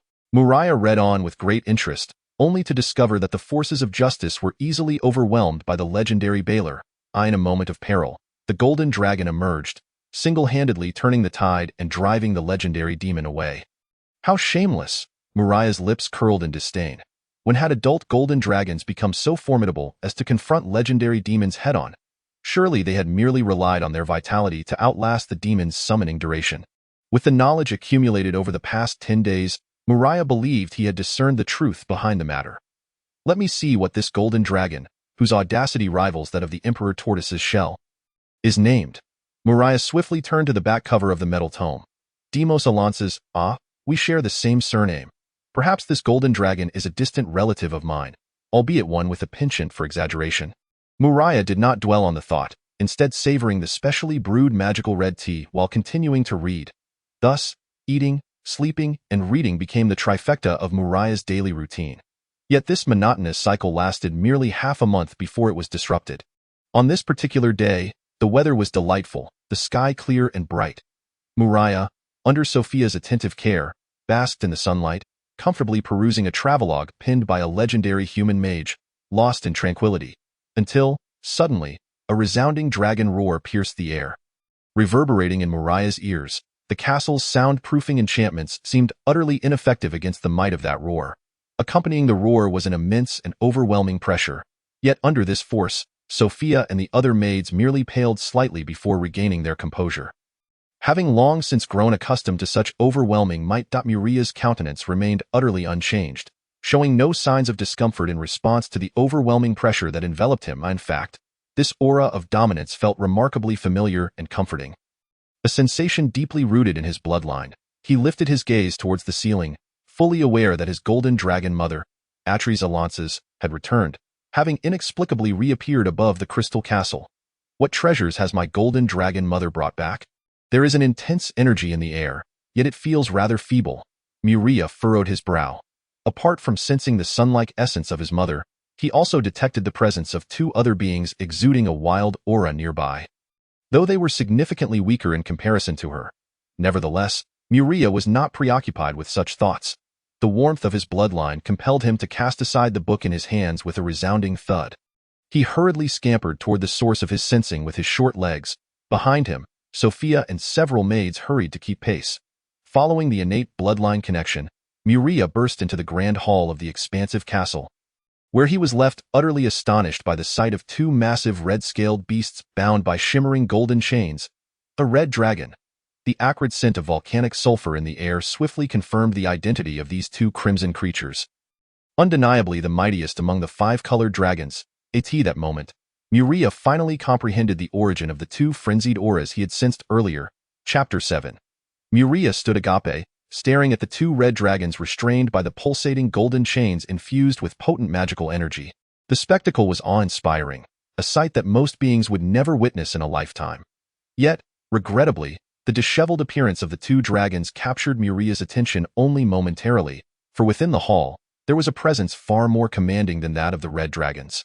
Between the twin horns atop the larger of the two dragons stood a breathtaking young woman, clad in a resplendent golden mage's robe, her golden hair and eyes radiating an ethereal beauty.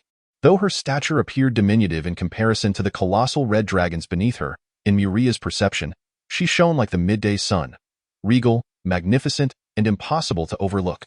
Most importantly, the familiar aura emanating from this golden-haired maiden was the true reason for Muria's astonishment.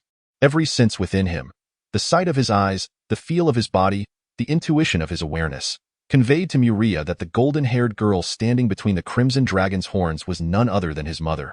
The legendary golden dragon, Atris Alances. Muria, you've awakened sooner than I anticipated. the golden-haired maiden remarked, her brow furrowing slightly upon seeing the infantile form of Muria, followed by a warm smile. Her voice was as soothing and gentle as Muria remembered, reminiscent of an elegant noblewoman. Mother, Muria stammered, still dazed, only now grasping the astonishing truth that the breathtaking girl before him was indeed his mother, despite his memories of her being a colossal beast. Well, Muria, are you so surprised to see my human form? Atres observed the lingering shock on Muria's face, glancing down at her own appearance before a dazzling golden light enveloped her. Very well, let me transform into a form you are more familiar with. The stunning golden-haired maiden vanished, replaced by a majestic golden dragon, resplendent and imposing, trampling over the two red dragons beneath her. How do you find this? The enormous golden dragon, nearly 100 meters in length, lowered its head to Muria's level. The delightful scent of mixed incense dispelled the sulfur aroma around Muria, instilling a sense of calm within him. The familiar fragrance was a distinctive trait of the golden dragon, akin to a natural perfume. To be honest, influenced by memories from his past life, Muria found himself more inclined towards the human form of the maiden he had just encountered, but he could not voice such a sentiment. You're rather large, was his hesitant reply. Quite demanding, aren't you? Atres muttered, yet she complied, shrinking her form to that of a 10-meter-long miniature golden dragon. Muria, how many hours do you sleep in a day? Approximately 16 hours. I see. It appears you have yet to fully emerge from your hatchling phase, though you're close. Atres frowned. However, even in her dragon form, Muria could discern the worry etched on Atres's countenance. Is there an issue? Mother? He inquired, puzzled. My hatchling phase lasted 10 years. 10 years? Muria's expression turned bewildered. Wasn't the typical duration for a golden dragon's hatchling phase 5 years? How could it possibly be 10? That applies to ordinary golden dragons. Do you think I am an ordinary golden dragon? Atres countered. Upon hearing this, Muria paused, reflecting on his long-held belief that his mother's size was indeed extraordinary, far surpassing even that of a typical ancient golden dragon. After consulting the materials in his mother's library, he felt even more convinced. Yet, if Atres was an ancient golden dragon, her existence would defy reason, as ancient dragons were typically sterile. His existence could only mean one thing. Atres was not an ancient dragon. Indeed, Muria concluded after serious contemplation. Do you know which growth stage of a dragon I currently occupy? I do not. Muria shook his head honestly that I entered adulthood 20 years ago. Are you jesting? Muria's disbelief was palpable. After all, his golden dragon mother was a legendary creature, yet she had only just reached adulthood. 20 years is but a fleeting moment for dragons. What of it? I am a progenitor golden dragon. My lineage nearly akin to that of a dragon king. Such strength is to be expected. For reasons unknown, Atres seemed to revel in the astonished expression on her son's face. Progenitor golden dragon? Muria murmured, feeling a mix of awe and confusion. Although he lacked understanding of the term progenitor dragon, he could discern that it signified something formidable, and that alone sufficed. Indeed, however, considering your current state, it appears you have not fully inherited my true dragon bloodline. Atres scrutinized Muria with a frown. I experienced your current situation by the 8th year after my birth. You are capable of minor movement. Even so, my true dragon bloodline must be stronger than that of an ordinary golden dragon. Muria thought, while somewhat regretful about not fully inheriting his mother's bloodline, he was still quite satisfied with his current lineage. It is indeed stronger than that of an ordinary golden dragon. Yet it bears no significance. Atres paced back and forth, visibly agitated, before stopping before Muria. You need not worry. I shall find a way to rectify the deficiencies in your bloodline. I am not worried. Muria silently affirmed in his heart, though he wisely refrained from voicing his thoughts. By the way, it has been quite some time since your birth, and I have yet to present you with a gift. Allow me to bestow one upon you now. Abruptly shifting the topic of their conversation, Atres caught Muria unprepared. Is this your gift to me? Muria once again stood dumbfounded before 6 massive red eggs swirling with intense fire elements, towering nearly to his height, as 1,000 thoughts raced through his mind. Indeed, little Muria, are you not delighted? Atres inquired with a beaming smile. Muria struggled to comprehend why his golden dragon mother believed he would be elated. These were not mere chicken or duck eggs, but dragon eggs of a malevolent nature. The analogy was akin to a human mother gifting her infant, still in the nursing stage, a few venomous snake eggs. At that moment, Muria was entirely convinced that his golden dragon mother was merely newly matured. for such whimsical and unreliable behavior was not characteristic of an ancient dragon who would typically be serious and scholarly. In fact, at this moment, Muria began to doubt his mother's lineage. Such actions were not befitting of a lawful good golden dragon, but rather suited to the playful and whimsical nature of a bronze dragon. "Ah, it is evident that you are quite pleased." Atres observed Muria's expressionless visage, nodding to herself before making a rather domineering decision. "Thus, these red dragon eggs are now yours to nurture." Muria fell silent, expressing his silent protest through his actions, yet Atres paid him no heed. "Ha!" The golden dragon opened her mouth and directed a great huff towards her child, a wave of rich mixed incense flooding into Muria's nostrils. "If there is nothing else, I shall take my leave to rest." "Wait." Suddenly, Muria recalled something. "Mother, do you know of an ancient golden dragon named Deimos?" Deimos, the golden dragon, who had already turned to leave, glanced back at Muria, her gaze sending chills down his spine. "That is my father. You should refer to him as your grandfather." "Grandfather." Muria momentarily lost his composure. His cheeks flushed as if an invisible hand were playfully slapping his chubby little face. "Why do you ask such a thing?" "In nothing," Muria mumbled, feeling a bit embarrassed as he lowered his head. "I merely came across that name while reading a few days ago and grew curious, as it bears my surname." Deimos Alances, his grandfather, whom he had ruthlessly mocked just days prior, was a direct relative and, indeed, a senior family member. His maternal grandfather, as an ancient dragon possessing a legendary golden dragon daughter with formidable powers in her adulthood, could hardly be weaker than his daughter at the same age. Thus, it is evident that Muria's grandfather was not boasting. He truly confronted a legendary Baylor flame demon during his adulthood and compelled it back to the abyss.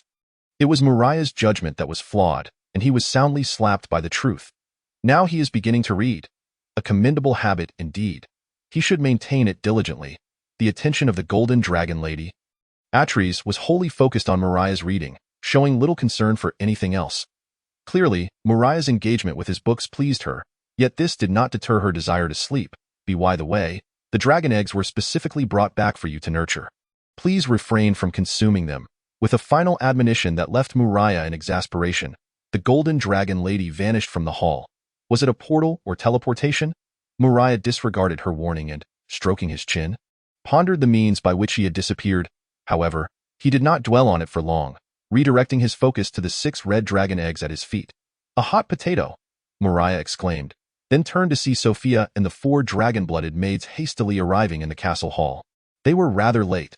Observing the astonished expressions of the 5 maids upon seeing the 2 red dragons, Muria felt a lift in his spirits. After all, this was a magnificent achievement of his mother, and as her son, he shared in her glory. Truly, Atres, revered as the Golden Radiance, possessed remarkable strength. The head maid, Sophia, was the first to regain her composure, her face alight with admiration as she exclaimed, "To capture 2 red dragons at once. What extraordinary power!" Chapter 8. Muria. "What are these?" Sophia inquired uncertainly, gazing at the red dragon eggs on the ground. "Ah, indeed, just as you suspect. These 6 are all red dragon eggs," Muria replied, a hint of melancholy in his voice. "They are a gift from my mother, and now they belong to me." Sophia gasped, her voice filled with shock at Muria's revelation. Muria glanced down at the stunned head maid, noticing her face redden as she lowered her head, resignedly stating, "You two think my mother's actions are rather unreasonable, don't you?" "Not at all," the head maid firmly countered. "Lady Atres is a legendary mage. Her actions must surely be justified, even if we do not fully comprehend them." Muria stared in astonishment at the blonde maid. Her unwavering loyalty indicated that she had been thoroughly enchanted by the golden dragon lady, becoming an ardent admirer of hers. However, Muria was indifferent to Sophia's attitude, understanding it was natural for a maid in charge of the castle's affairs to ensure her loyalty. Nothing instills more confidence in a dragon than a devoted admirer. What truly piqued Muria's interest were Sophia's 4 words. "Legendary mage?" "Sophia, are you certain you haven't omitted a word? Shouldn't it be legendary dragon mage?" "Indeed, Master Muria. You may not be aware, but aside from Lady Atres's golden dragon lineage, her spellcasting ability alone rivals that of a legendary mage," Sophia earnestly explained. Muria fell silent, realizing that the prowess of the golden dragon lady surpassed his expectations. She was not merely a legendary golden dragon. The golden dragon lady was an ancient dragon in her adulthood, stretching nearly 100 meters in length. Purely in terms of physical stature, she was undoubtedly legendary. coupled with her legendary mage-level spellcasting abilities, the combination was astounding. Muria mentally calculated and gasped in awe. After the initial shock, Muria was filled with exhilaration. This was his innate support. With a mother possessing such extraordinary strength, few in Eurasia would dare to provoke him. He also understood why Sophia was so steadfast in her admiration for his mother. Despite her noble lineage, the Golden Dragon Lady was not one to idly slumber, waiting for power to grow. Instead, she diligently pursued the study of spells, achieving feats that even ancient dragons had not. Strangely, Muria recalled a saying, "The most terrifying aspect is not the genius, but the genius who works even harder than you." After a moment of reflection, Muria took the lead in lifting one of the red dragon eggs, followed by Sophia and the other maids, who each instinctively picked up a red dragon egg. He chuckled. Muria glanced down at the 5 maids, each of whom possessed above-average appearance and stature, cradling a red dragon egg that matched their height, creating a rather amusing sight. Although the dragon-blooded maids closely resembled humans, they differed significantly. They had absorbed the essence of the golden dragon, elevating their life level.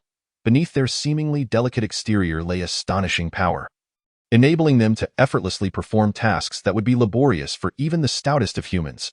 A.S. Muria and the maids prepared to return all 6 red dragon eggs to his chamber. He finally noticed the 2 red dragons he had long overlooked. How should he deal with these 2 red dragons? Muria inclined his chin towards their position, asking Sophia, "Shall we just leave them be?" What about Lady Atres?" The head maid finally recalled that she had yet to see her mistress. "She went to sleep," Muria replied tersely. "Then we must leave them as they are until Lady Atres awakens," Sophia concluded. "Are you certain?" Muria felt a pang of unease. This was the chief of evil dragons. After all, would it be wise to leave them unattended? Who could predict when his golden dragon mother would awaken? It was well known that dragons and humans had vastly different perceptions of time. Who knew how long a slumbering golden dragon might take? Sophia nodded, and thus Muria could only helplessly cast a glance at the golden chains binding the red dragons before preparing to depart with the maids. Now he could only pray that the chains were sufficiently strong to securely restrain the 2 red dragons. Otherwise, well, it wouldn't be too grave an issue. The worst-case scenario would involve the 2 dragons, still in a stupor, awakening, breaking free from their chains, and causing a ruckus in the castle, ultimately rousing the Golden Dragon Lady, who would once more subdue them. After envisioning the worst possible outcomes, Muria felt no lingering anxiety. For it was not his responsibility to worry. Roar. Just as Muria stepped into the corridor leading away from the castle hall, a low, thunderous roar echoed behind him, unmistakably indicating that one of the red dragons had awakened. Consequently, Muria returned to the hall, and having grown accustomed to the exaggerated size of the Golden Dragon Lady, he found the 37-meter-long red dragon to be rather unimpressive, regardless of its fearsome appearance. It had been securely bound and brought back by the Golden Dragon Lady, so he felt no trepidation. Roar! As expected, the first to awaken was the larger of the 2 red dragons. This dragon, approximately 37 meters in length, initially sensed its bindings and struggled in vain against them. The golden chains remained steadfast.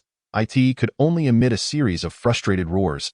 Eventually, the red dragon ceased its attempts to escape. As it became aware of its surroundings, its gaze wandered in a daze, and after several attempts to speak, it could produce no sound. The red dragon's eyes widened at the sight of the dazzling array of crystals illuminated by the shimmering light, each radiating potent magical energy, revealing that these were no ordinary crystals but rather highly valuable magical crystals. But how could this be? So many magical crystals.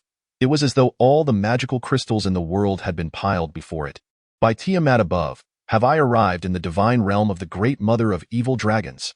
Faced with such an incomprehensible reality, the dragon could only draw a connection to the seldom invoked mother of evil dragons. "Ah, you're still alive. How could you possibly enter that grotesque old mother dragon's divine realm?"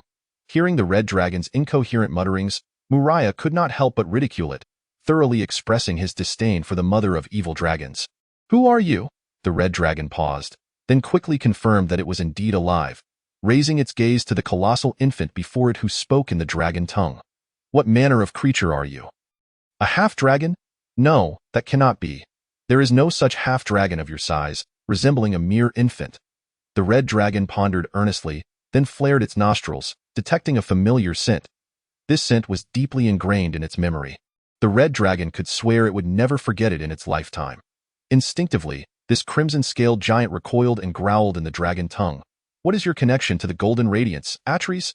Then, the red dragon anxiously surveyed its surroundings, its nostrils twitching fervently, only to uncover a disheartening truth.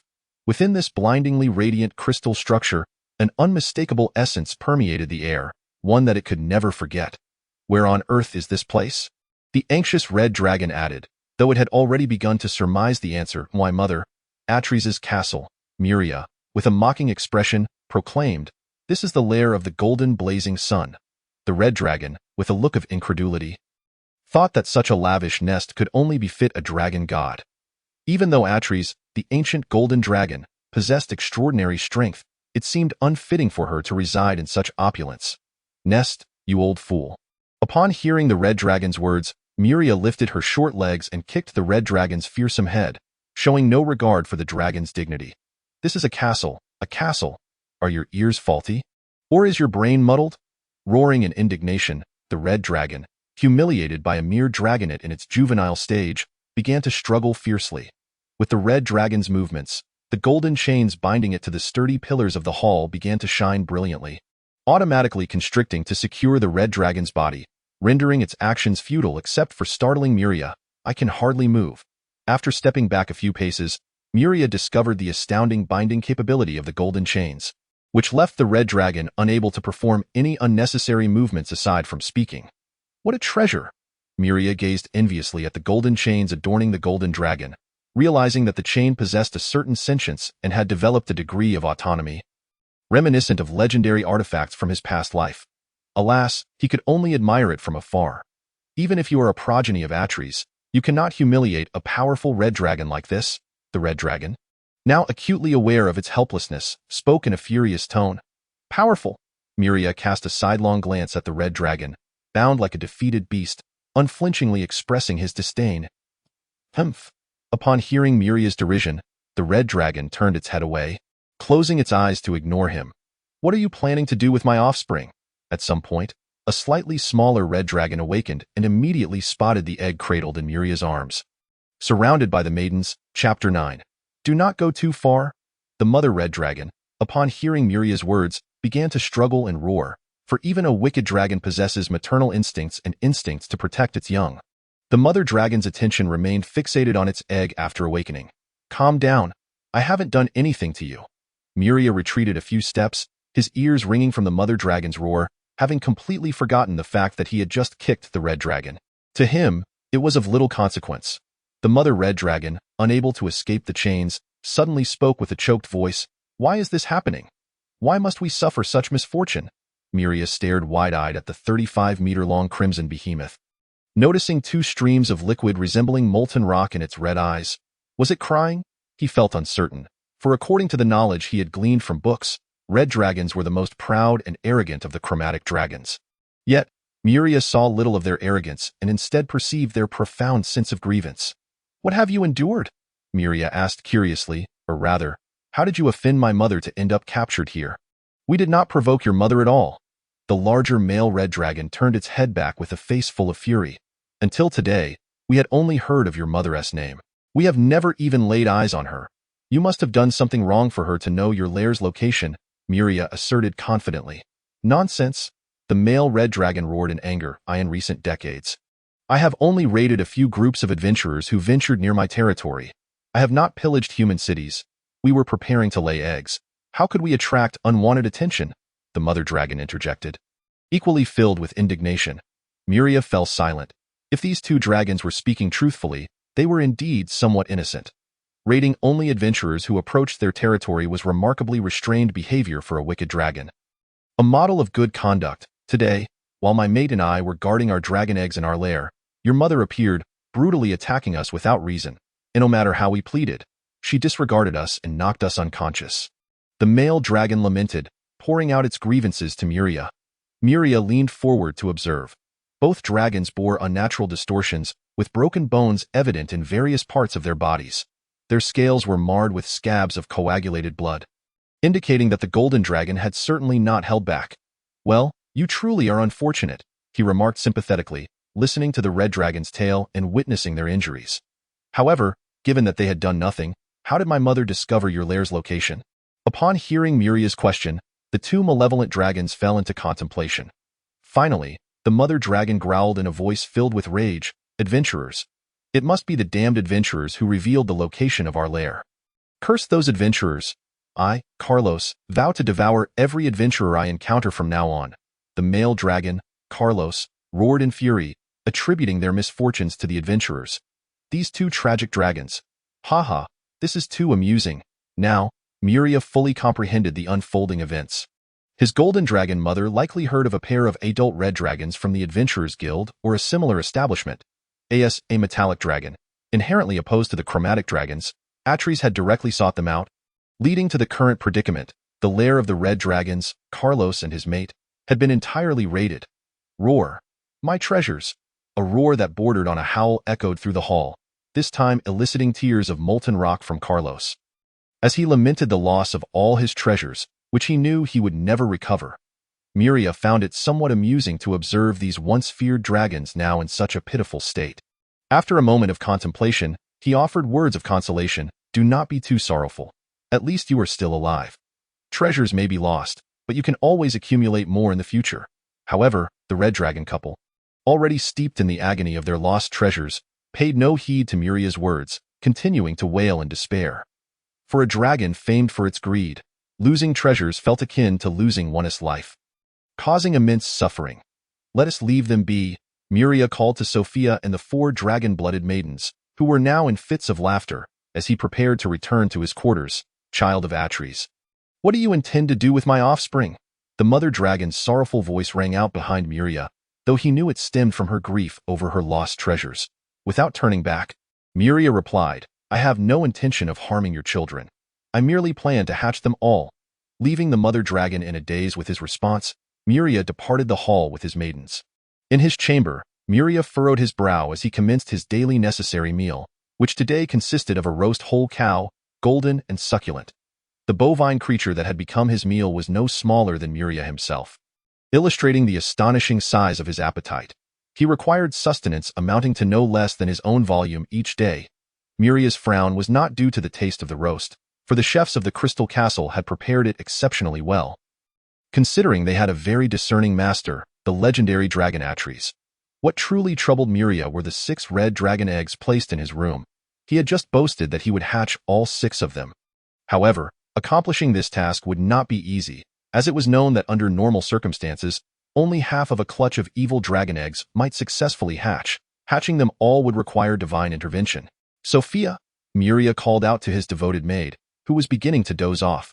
Young Master Muria, the golden-haired maiden responded respectfully. How may I serve you? Before I awaken again, please gather all the books from my mother's library regarding the hatching of these eggs. Muria pointed at the 6 red dragon eggs surrounded by fire elements. As you wish, young Master Muria, I shall go at once. I will be sleeping now. Muria yawned widely and crawled into his crystal bed, which had been adorned with soft velvet blankets, his own request, as the hard crystal bed was rather uncomfortable for sleeping. The following day, when Muria awoke once more, he stared in bewilderment at the towering pile of books before him. He then looked to the ever-present headmaid, Sophia, standing by his side, and pointed at the stack, which reached approximately 3 meters high. Are all these books about hatching dragon eggs?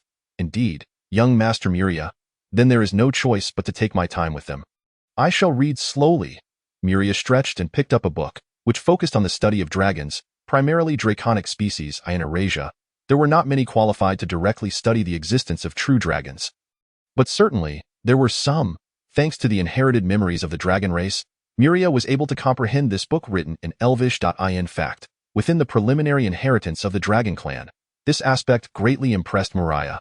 Having received the inheritance, he could fluently articulate over a dozen languages, including Common Tongue, Elvish, Draconic, Demonic, Giant, and Dwarvish. Furthermore, he could effortlessly comprehend texts written in these languages. However, in Eurasia, mastering a mere 10 languages was far from sufficient. Humanity alone had evolved hundreds of distinct languages, and other races were not much better off. For instance, the elves and dwarves had their respective subraces, each developing its own unique language. The giants were no exception. The Titan race, to which Muria's father belonged, possessed its own exclusive Titan tongue. Thus, according to incomplete statistics, nearly 1,000 languages were actively spoken throughout the Eurasian world. Yet, the lingua franca of the continent remained the most widely utilized language. A tongue whose origins and creator were shrouded in mystery, yet in Muria's eyes, it was an extraordinary feat of merit. Upon the hatching of dragon eggs, it was customary for red dragons to place their eggs in volcanic regions rich in fire elements, leaving them to incubate naturally over time. Such a passive approach, yielding only a 50% hatching rate, only served to highlight the tenacity of the dragon race's vitality. As Muria perused the books detailing the hatching process of red dragons, he felt a pang of frustration.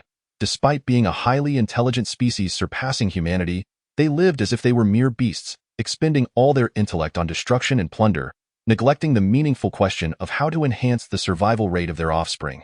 It was clear that red dragon eggs required an environment saturated with fire elements, yet it was not strictly necessary for this to be within a volcano. Muria skimmed through numerous tomes, gradually realizing the course of action he needed to take. The pursuit of increasing dragon egg survival rates had been a subject of study in Eurasia for quite some time, yielding commendable results. Therefore, Muria merely needed to replicate the established procedures. Although the fiery mountains provided abundant flames, their volatility and instability rendered them unsuitable for hatching red dragon eggs, as the unborn hatchlings would be subjected to relentless assaults from chaotic fire elements. Chapter 10. Are all chromatic dragons simpletons? Muria gazed at the astonishingly simplistic methods for enhancing hatching rates, scarcely able to believe that merely providing a stable and element-rich environment could be so straightforward for such formidable creatures as the wicked dragons. Did this group of malevolent dragons truly expend no thought beyond accumulating wealth? As a half-blood of the chromatic dragons, Muria felt an exasperated disappointment. Surely, the reason for the chromatic dragons laying such an abundance of eggs was to compensate for the lamentably low hatching rates. Considering the position of red dragons within the food chain, a clutch of 6 eggs seemed rather excessive. However, when factoring in the hatching rates and the frequency with which a pair of red dragons could produce eggs throughout their lifetimes, alongside the mortality rate of hatchlings during their growth, a brood of 6 eggs was indeed necessary. Otherwise, the chromatic dragons would inevitably face extinction. In terms of egg incubation, it appeared that metallic dragons fared better. Although their clutches consisted of a mere 2 or 3 eggs, these were typically all viable and of superior quality. As Muria continued to read various texts on dragon egg hatching, an idea suddenly struck him, prompting him to stroke his chin. It seemed he had no siblings, as his mother had laid only a single egg, from which he emerged. Was this perhaps due to his father being a legendary titan? Muria's thoughts spiraled into fantasies of an infinitely radiant and splendid future, envisioning himself effortlessly overpowering chromatic dragons of the same age with his inherited titan and golden dragon blood.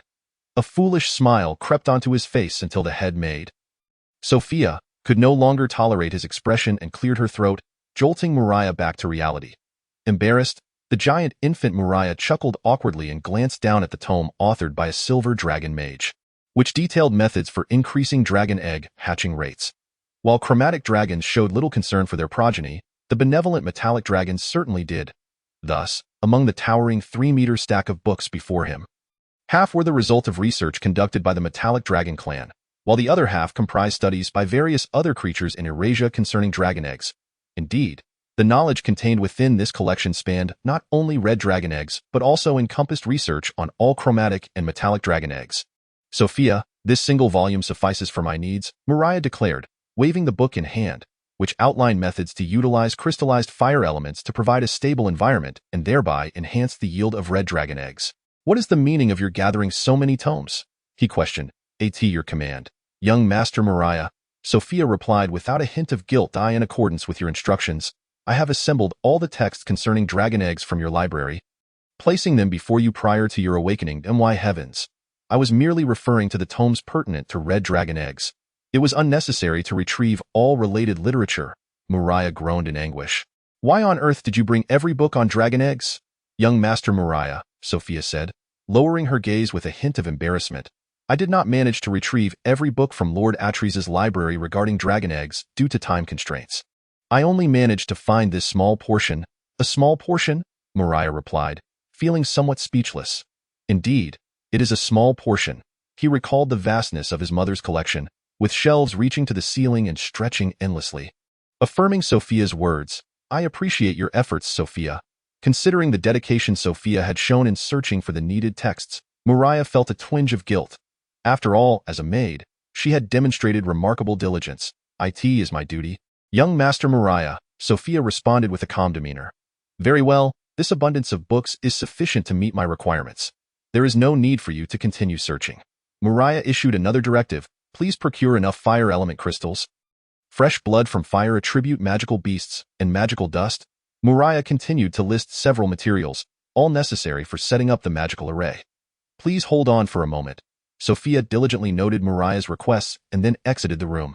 In less than 15 minutes after Muria began to read, Sophia returned with 8 maids, each bearing silver trays laden with the materials he required.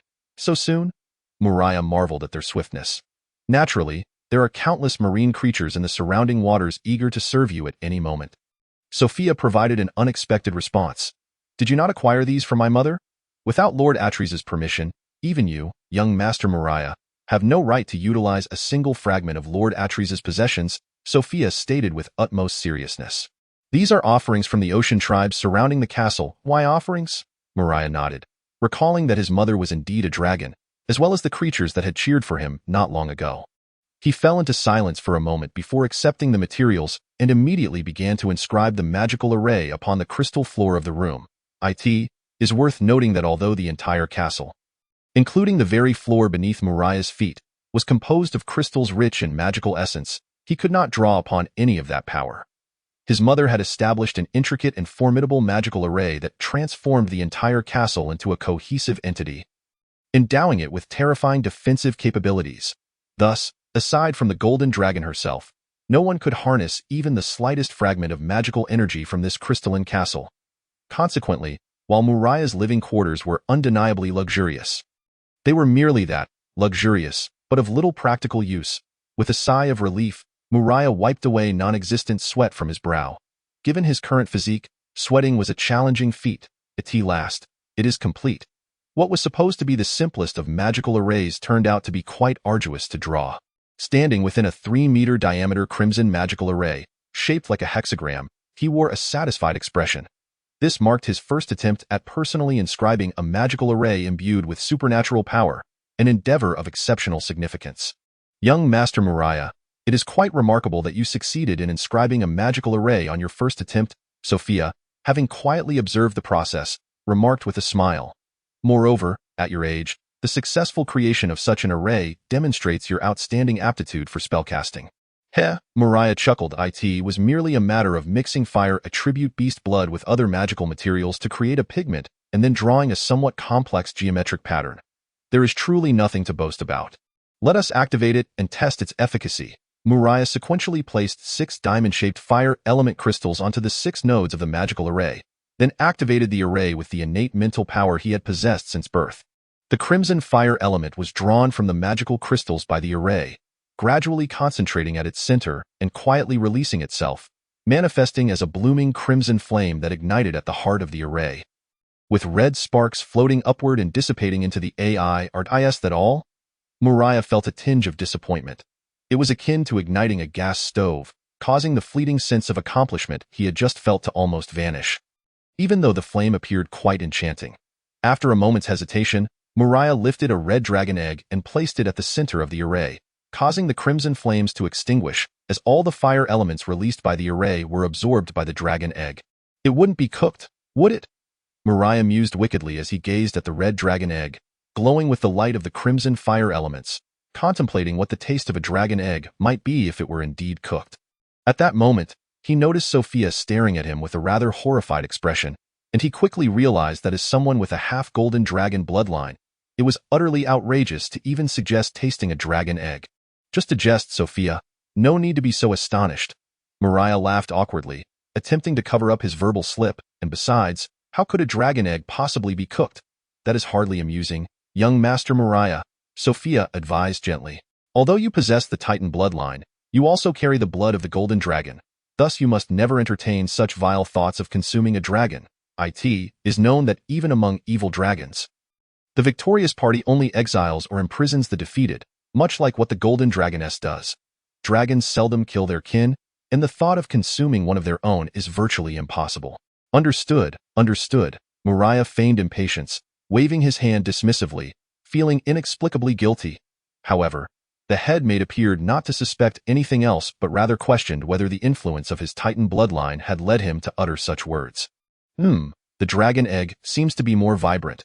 Muria placed his chubby little hand on the red dragon egg, feeling a faint vitality growing within it, accompanied by a very invigorating emotion. It seems the methods described in the books are indeed correct.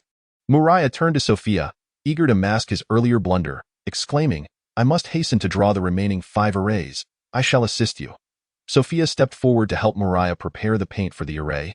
Seemingly unperturbed by their earlier conversation, Chapter 11. For Muria, who had yet to transcend the hatchling or infant stage, life was rather monotonous. Each day upon awakening, he would routinely check the incubation status of the red dragon eggs.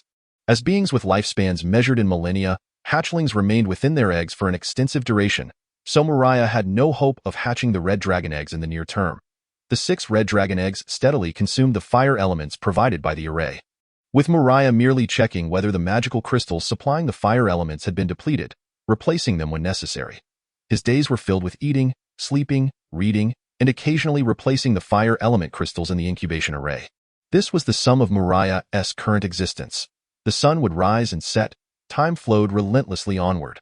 The golden dragoness remained in slumber, showing no signs of awakening, while the unfortunate red dragon couple was bound in the hall. Though thankfully attended to by dragonborn maids who provided sustenance, ensuring they did not go hungry, starvation was out of the question. Muria's body continued to grow, and he could feel himself becoming increasingly powerful. As time passed, his body also underwent peculiar changes. Muria discovered that when he exhaled or breathed heavily, small blades of wind would shoot forth from his nose or mouth a few days later. After a bout of choking while eating, he unexpectedly expelled golden lightning and flames from his mouth, turning his food into charred remnants. Thunder, hurricane, and flame. A proud smile graced Muria's face. The powers of the Titan and golden dragon within him had finally awakened. Young Master Muria, congratulations! The powers of Lord Ansor and your own have manifested perfectly within you. Sophia, who had been caring for Muria's needs, beamed with genuine joy. Unfortunately, Muria's elation was short-lived. He could not perfectly control the powers he had just acquired, often inadvertently turning his food into charcoal or a pile of minced meat while eating. Thus, he found himself spending more time simply trying to satiate his hunger. While reading, although he also occasionally let his power leak out, it was mitigated by the fact that the books he perused were generally made of metal or specialized leather, and they were protected by a magical array set by the golden dragoness, preventing any catastrophic damage to the volumes. As time surged forward like a roaring tide, Muria's strength increased. Both his physique and mastery over thunder, wind, and fire grew. According to Sophia, his power had reached the standard of Silver Tier 1 by Alashia's standards, a level that most adventurers spent their lives striving to achieve. However, Muria, through mere eating, drinking, and reading, had reached this milestone. Alas, he remained indifferent, for the Silver Tier was merely a starting point. He understood that legendary status was not necessarily his ultimate destination. On this day, Muria held a book in his hands. Reading intently. It had been nearly 7 years since he had hatched, and his height matched his age, reaching 7 meters, yet he still bore the appearance of a chubby giant infant with dragon wings. Though he seemed less portly than before, the book he was currently reading was one from the pile Sophia had found 2 years prior, concerning dragon eggs. Muria had not asked Sophia to return the book, as reading was merely a way to pass the time. It mattered little what he read. Regrettably, Muria failed to notice the peculiar look Sophia cast at him while he read, unaware that it was rather odd for a hatchling to be engrossed in literature about dragon eggs for an extended period. Gurgled. A rather loud sound emanated from Muria's stomach. He glanced down at his belly and then looked at Sophia with an unchanging expression. The head maid furrowed her brow. Muria's daily routine was quite regular. Yet today, his mealtime had to be advanced. She could not allow him to wait for his scheduled meal, for he was hungry at that very moment. She waved her hand to signal the 2 maids behind her to bring forth Muria's food for the day. When an 8-meter-long aromatic sea fish was presented before him, Muria, having reached his limit, cast aside the book he was holding, disregarding the etiquette Sophia had painstakingly taught him over the past 2 years, and seized the fish with his bare hands to devour it. Under the astonished gaze of head maid Sophia, within mere breaths, Muria had consumed half of the fish, leaving only a large skeleton behind. A truly terrifying rate of consumption. Sophia chose not to correct Muria's manners. As the head of the golden dragon, she understood the situation all too well. the golden-haired dragonborn maiden turned to the awestruck maids at the door. Commanding loudly, inform all the cooks in the castle that young Master Muria is about to enter his slumber phase. They are to rush to the kitchen and prepare food without pause until I give the order to stop. Furthermore, have a squad of maids on standby outside the kitchen to serve the dishes. Yes, Lady Sophia. The two maids at the door were momentarily stunned, then hurried off with joy to relay the head maid's orders. Elated for Muria's impending slumber phase, for in their eyes, young Master Muria was gentle and a master they were eager to serve. The castle's dragon maids demonstrated incredible efficiency. Before Muria could reduce the fish in his hands to mere bones, a line of maids appeared before him, carrying silver platters laden with enticing dishes. Muria was momentarily dazed, but the overwhelming sensation of hunger compelled him to focus on eating. Eat, eat, eat. He had lost track of how much he had consumed. All he knew was that he could devour a fish the size of his own body into a pile of white bones within 3 minutes. The dragon maids came and went in succession, bringing forth dishes while carrying away heaps of bones. This was a dining experience Muria had never encountered before, lasting a full 6 hours. The discarded bones could easily form a mountain. Once his hunger was finally sated, Muria collapsed to the ground, and then a thunderous sound erupted. Not from Muria snoring, but from genuine, tiny golden lightning flashing between his mouth and nose, which then spread throughout his body, dancing across him. Sophia approached Muria's imposing form, surveying the colossal infant of 7 meters in length. She then extended her fair hand, making contact with Muria's body. Golden lightning struck her seemingly delicate and fragile palm. Yet it left no mark upon her skin. Subsequently, the golden-haired dragon maid displayed her extraordinary strength by lifting Muria effortlessly from his waist, as if he were weightless, and gently placing him upon the bed. Within the room, a dozen maids tidying up the aftermath were unfazed, their expressions devoid of surprise.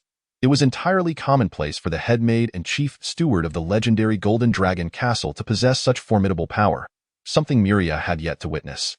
In truth, he ought to have been aware, for 2 years prior, this very head maid had accompanied him before a full-grown red dragon, whose bindings were uncertain.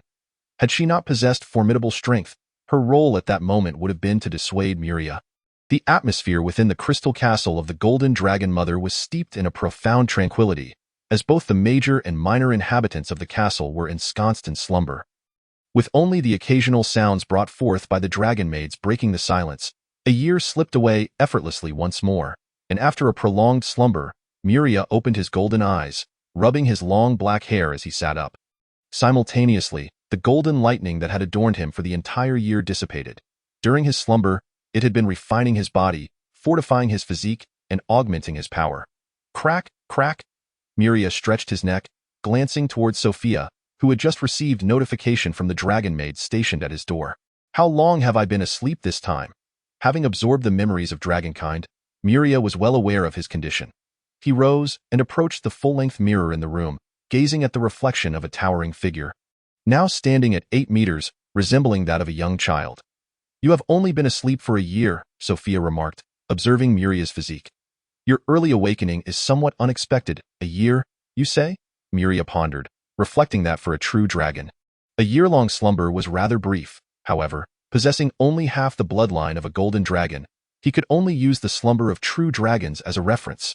Master Muria, what have you gained from this slumber? Gained? Muria chuckled, further assimilating the ancestral knowledge of both the Titan and Golden Dragon tribes. Yet, the most significant aspect was this. With that, Muria turned his body, extending his palm, and a sphere of golden lightning, 1 meter in diameter, materialized upon his now slimmer hand. Soon after, the sphere disintegrated, transforming into countless bolts of golden lightning that surged into his body. Following this, a massive fireball emanating an intense heat, formed from the exclusive dragon flames of the Golden Dragon, appeared in Muria's grasp, its power capable of dazzling even the most ardent fireball-wielding mages. Ultimately, he compressed the dragon flame into a small orb, swallowing it whole, as a circular wall of wind, composed of transparent wind blades. Manifested with a resounding whoosh, my bloodline has awakened further, my power has intensified, and I can now wield these forces with remarkable ease, Muria boasted with a hint of pride. Sophia smiled, just as she was about to commend Muria's strength when suddenly, a familiar cracking sound echoed in his ears. Ha ha, what a splendid day, Muria exclaimed joyfully, observing a red dragon egg within the room that was beginning to show cracks on its surface. The dragon egg he had nurtured for so long was finally on the verge of hatching. During his slumber, Sophia had diligently cared for the 6 red dragon eggs, frequently replacing the fire element crystals that had been exhausted and reverted to ordinary crystal. Thus, after 3 years, on the day of his awakening, he would witness the hatching of the red dragon eggs. Crack, crack, crack. The delightful sounds of 5 dragon eggs shattering in succession filled the air, indicating that all 6 red dragon eggs had hatched successfully. With not a single one being ADUD.AS, the red eggs broke open. They revealed 6 hatchlings, each the size of a foal, who upon birth began to utter their true dragon names in the order of their arrival: Austin Igneal, Cynthia Igneal, Andre Igneal, Jessica Igneal, Albert Igneal, Renata Igneal. After reciting their names, the hatchlings immediately bent down to gnaw on the fragments of their shells, commencing their first meal, entirely disregarding Muria and Sophia beside them. These red hatchlings, endowed with remarkable intelligence from birth, understood they were in no danger, for these 2 seemingly odious figures had been in close proximity to their eggs for 3 years and, by all accounts, posed no threat to them. Watching the hatchlings consume the remnants of their shells, a smile graced Muria's face. 6 dragons, 3 males and 3 females, an impeccable balance. Simultaneously, a swell of immense accomplishment surged within him, for he had successfully hatched all 6 red dragon eggs. Sophia, please fetch some meat, Muria instructed the head maid, aware that mere eggshells would not sate the hatchlings' appetites. They required more sustenance. The golden-haired maiden gazed at the eager Muria, letting out a soft sigh as she shook her head and stepped out. Before long, she returned with 6 sun-dried pieces of jerky and handed them to Muria. Muria frowned slightly. Why bring such meat? The dragons, when hungry, can consume even metal and stone. This jerky is sufficient for the young drakes, Sophia replied.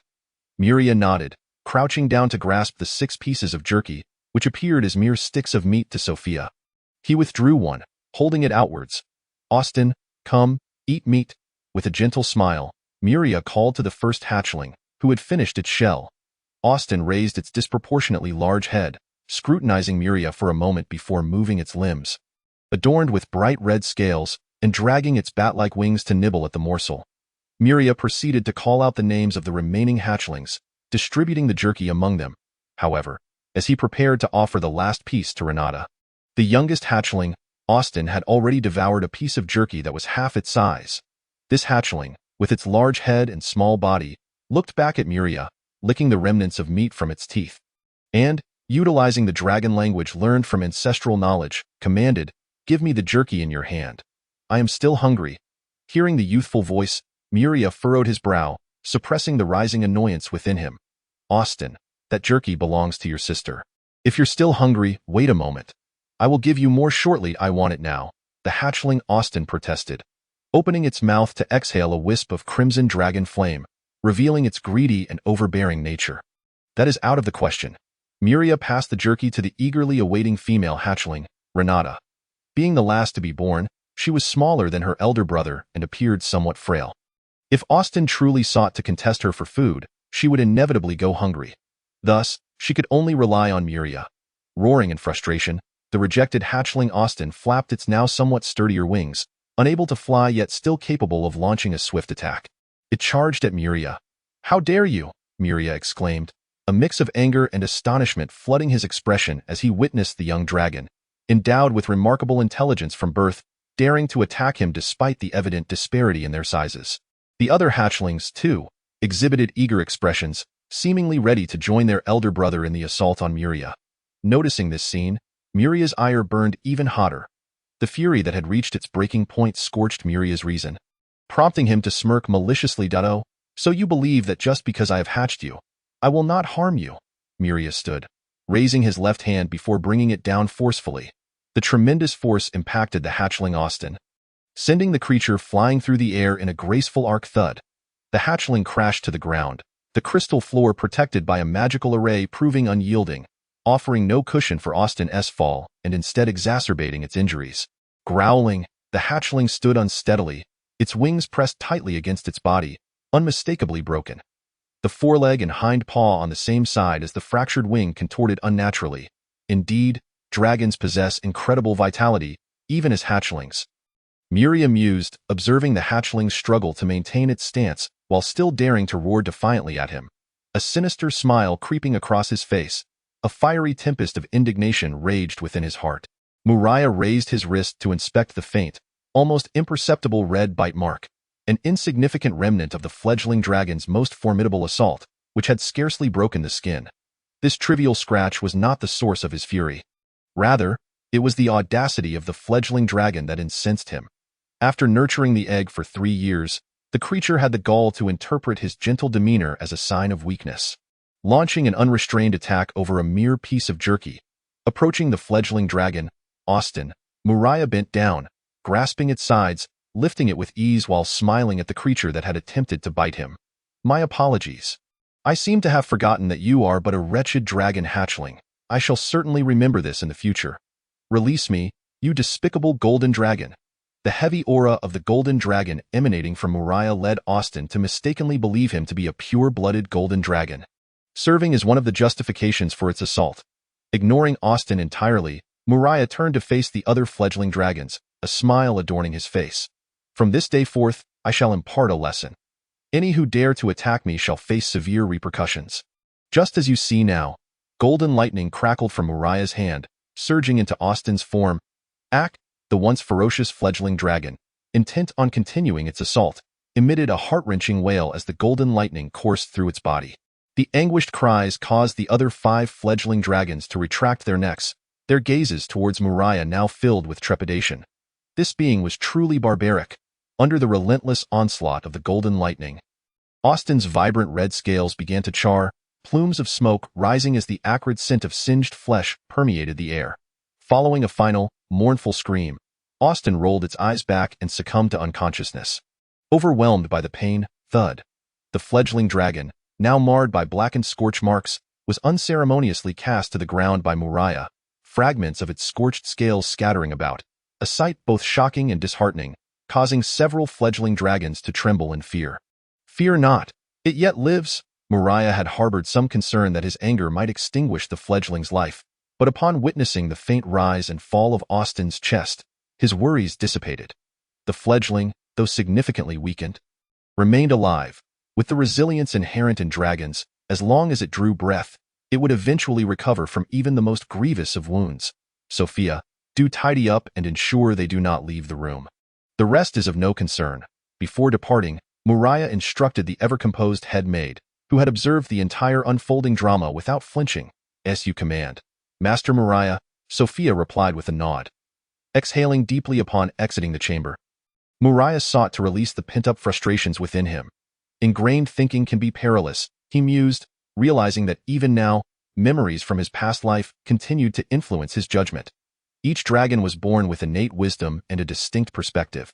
Muria chuckled to himself in self-deprecation, acknowledging that despite his understanding, he still harbored illusions regarding these malevolent hatchlings. Though they recognized his essence, they inherently regarded him with hostility due to his golden dragon lineage. The golden dragon matriarch had tasked him with raising these wicked hatchlings, expecting him to treat them with gentleness, a notion utterly futile. A slight alteration to the first line of the 3-character classic aptly captures their nature. In the beginning, dragons are inherently malevolent. Chapter 13. Muria strode towards the platform of the Crystal Castle, greeted along the way by numerous dragonborn maids who respectfully acknowledged him, to which he returned a nod. After all, these maids were all youthful and strikingly beautiful. Upon reaching the platform, he was met by the cloud giant guards, kneeling on one knee in deference. These giants, their skin a blend of alabaster and azure, had long sensed Muria's unique presence. "ABT, did I not instruct you otherwise? There is no need for such reverence. A simple greeting akin to that of the maids will suffice," Muria remarked, somewhat exasperated by the unwavering respect shown by the cloud giant guards, which he found disconcerting. Before his slumber, Muria had not spent every day buried in books.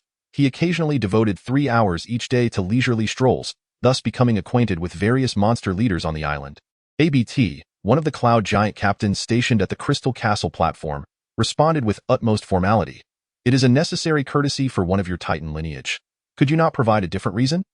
Muria complained, rubbing his forehead. "This is becoming monotonous." The cloud giant captain remained silent, and Muria sighed, waving his hand. "Rise now." Immediately, the towering cloud giants, each standing at 12 meters, stood erect, while the 15-meter-tall Captain ABT regarded Muria with awe.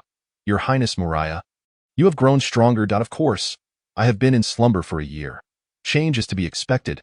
Muria accepted the compliment without modesty. He hesitated, glancing at his expansive golden dragon wings, while his long tail flicked restlessly behind him. He looked to ABT. "After this slumber, I feel the power of my wings has intensified. I wish to attempt flight." "Flight, you say?" ABT nodded, understanding without further words, and turned to command the cloud giants behind him. "Did you hear that? His Highness Muria wishes to learn to fly. Summon your griffin companions to safeguard him." After a moment's hesitation, the cloud giant captain retrieved a horn from his waist and blew into it. The sound resonating, a call crafted from the horn of an unknown large creature. A long, sonorous note echoed over the crystal castle, followed by a slightly shrill roar in response. Muria looked up to see a massive dragon beast, its wings folding into a streamlined shape, rapidly diving towards his location. Thud. The ground shook as the enormous creature landed, a golden, 20-meter-long bipedal dragon, lacking a pair of forelimbs, its head devoid of horns, yet it exuded an extraordinary majesty. "Master Muria," the colossal dragon bowed, shifting its weight forward on its wings, respectfully greeting him. "Captain Bart, there is no need for such formality. Rise," Muria remarked, bemused at the sight of the bipedal dragon nearly pressing its head to the ground. "It is only fitting, for you are the progeny of the great Lord Atres," Captain Bart replied, its status being somewhat unique. As a favored creature of the golden dragon matriarch, it had received enhancements from her power. Otherwise, a typical bipedal dragon could not possess such a formidable appearance and stature. Standing upright, the golden dragon captain regarded the cloud giant Captain ABT with a sidelong glance. "You summoned me down here, not only to pay respects to Master Muria but for another purpose." "Humph," ABT, gripping his staff tightly, let out a cold snort. "You were called down because His Highness Muria wishes to practice flying." "Merely to observe." "Gahaha, I see." The golden dragon laughed heartily. "But why have you summoned your kin to bring these adorable little ones?" Before long, 300 griffins had gathered around Muria's platform, hovering low, their powerful forms flapping their wings. "They do look splendid," Muria mused, surveying the creatures raised by the cloud giants, though lamenting their small size. These beings, with the body of a lion and the head, beak, and wings of an eagle, boasted sunbeam-like feathers and hues. Their eagle-like heads and wings adorned with golden plumage, while their lion-like bodies were cloaked in tawny fur. Regrettably, they measured only about 3 meters in length, with wingspans of 7 to 8 meters. While such dimensions might suffice for ordinary riders, to Muria, who stood at 8 meters tall, they appeared rather diminutive, merely objects of admiration, lacking practical utility. Upon hearing the mocking inquiry from the dragon captain, ABT tightened his grip on his staff, wishing to strike the golden dragon beast for its insolence, but refraining, as it was beyond his capacity to confront a creature blessed by the might of Lord Atres. "Do you intend for these petite creatures to assist Master Muria in his flight practice?" Bart laughed mockingly. "You do have quite the imagination." "Enough, Captain Bart," Muria interjected, noticing ABT's face reddening with ire. If he did not intervene, the cloud giant would soon rally the surrounding giants, who were now sporting unfriendly expressions, to attack Bart. "ABT, the task of instructing His Highness Muria in the art of flight falls to us." The Golden Dragon Clan. The Dragon Lord cast a glance at the surrounding cloud giants, a wave of resolve washing over him as he ceased his taunts towards the giant commander. "You cloud giants should refrain from meddling. Flying is not your forte." Turning to young Muria, the Dragon Lord Bart inquired, "How long do you wish to take to master the art of flight?" "The sooner, the better," Muria replied without hesitation. "Very well. Then, climb onto my back, and I shall take you to the heavens." Muria hesitated for a moment, then gritted his teeth and ascended onto the back of the dragon. Whether in his past life or this one, he had always yearned to soar, especially since he was born with a pair of dragon wings. The golden dragon, bearing Muria, bared its teeth, feeling the weight of Muria's presence. Having just boasted before the cloud giants, it was now determined to rise to the challenge, even if it meant pushing itself to its limits. "Hold tight, young Muria," the golden dragon declared, unfurling its mighty wings, taking several powerful strides before launching into the sky. Lifting the child aloft, whoosh, whoosh, whoosh, the wind howled past Muria's ears as he looked down, the world below shrinking rapidly with the dragon's ascent. The cloud giants, the crystal castle, and then the vast island where the castle resided. In Muria's eyes, the only thing that remained unchanged was the Titan archipelago, which appeared larger than he had imagined. Large islands emerged in his view, growing in size until, is that land? The island where the crystal castle stood now seemed hardly larger than his palm. While at the edge of his sight lay a vast expanse of land, as for the edges of the Titan archipelago, he could only see his side, as the rest remained hidden from view. Young Muria, that is not land. It is the eternal island belonging to the elves, Bart, the Dragon Lord, explained, following Muria's gaze. Elves? Muria queried, puzzled. Isn't this the domain of the Titans? How could there be elves here, and such a sizable island at that? Heh, I've heard they are a group of high elves seeking refuge with the Titans, who allocated that island for their habitation and protection, Bart chuckled. Moreover, it is said that these proud long-eared beings refuse to acknowledge their dependence on the Titans, instead claiming it to be an alliance.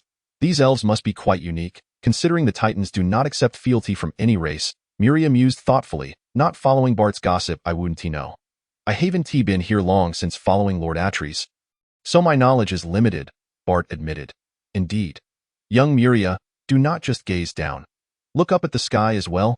Muria raised his eyes to the heavens, where glittering golden scales glimmered and golden dragons danced amidst the clouds. The brilliant sunlight reflected off these draconic kin, creating a dazzling spectacle. What do you think, young Muria? Bart asked proudly. Quite splendid, Muria replied. With a mighty roar, the Dragon Lord bellowed, younglings, come forth and pay your respects to young Muria. Roars filled the air, echoing with excitement as a multitude of golden dragons, each around 18 meters long, soared towards Muria. Perched atop the Dragon Lord's back, Muria felt a surge of exhilaration as nearly 100 golden dragons encircled him. A sense of accomplishment swelling within him. Younglings, our task today is to assist young Muria in learning to fly, Bart commanded, receiving enthusiastic roars in response. Are you ready, young Muria? What? In a moment of slight confusion, Muria felt the Dragon Lord pivot, and suddenly, without any support beneath him, he began to plummet.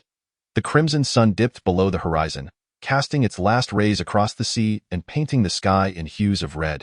On the platform of the crystal castle, the cloud giant guards clad in ornate armor remained dutifully stationed.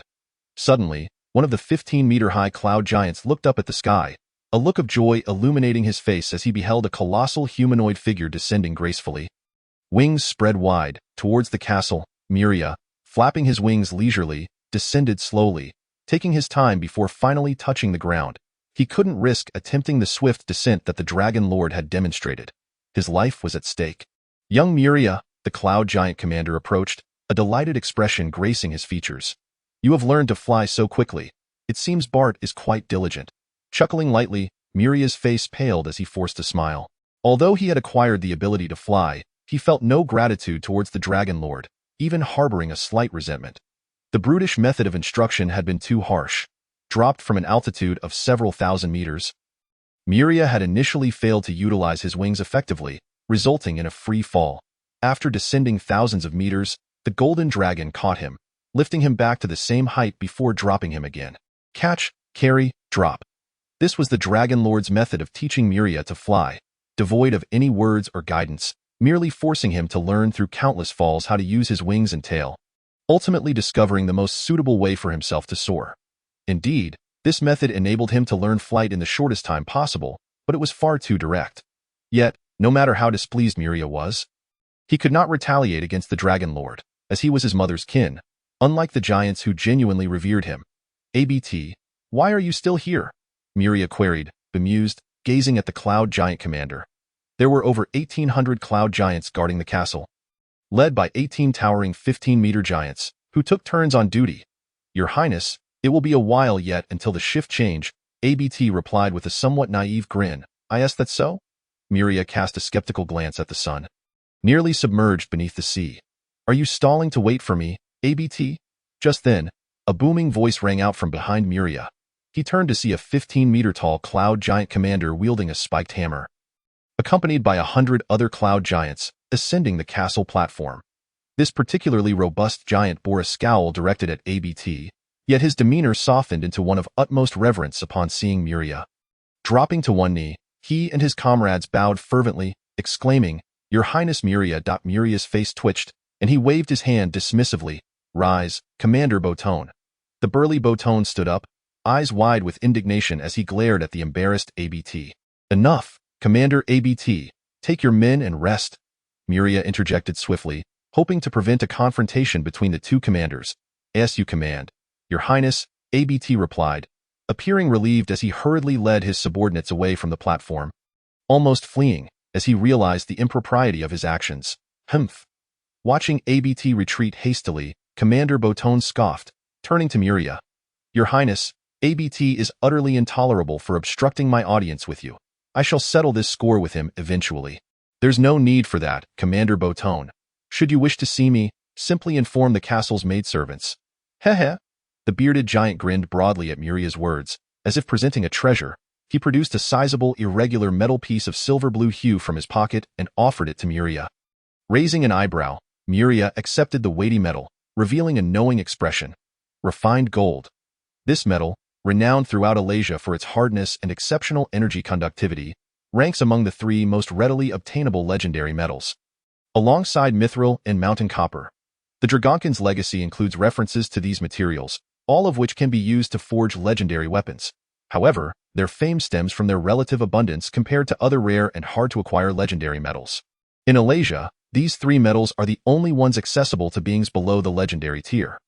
Others are unattainable until one reaches that status. Botone, you are fortunate indeed to possess such a substantial piece of refined gold.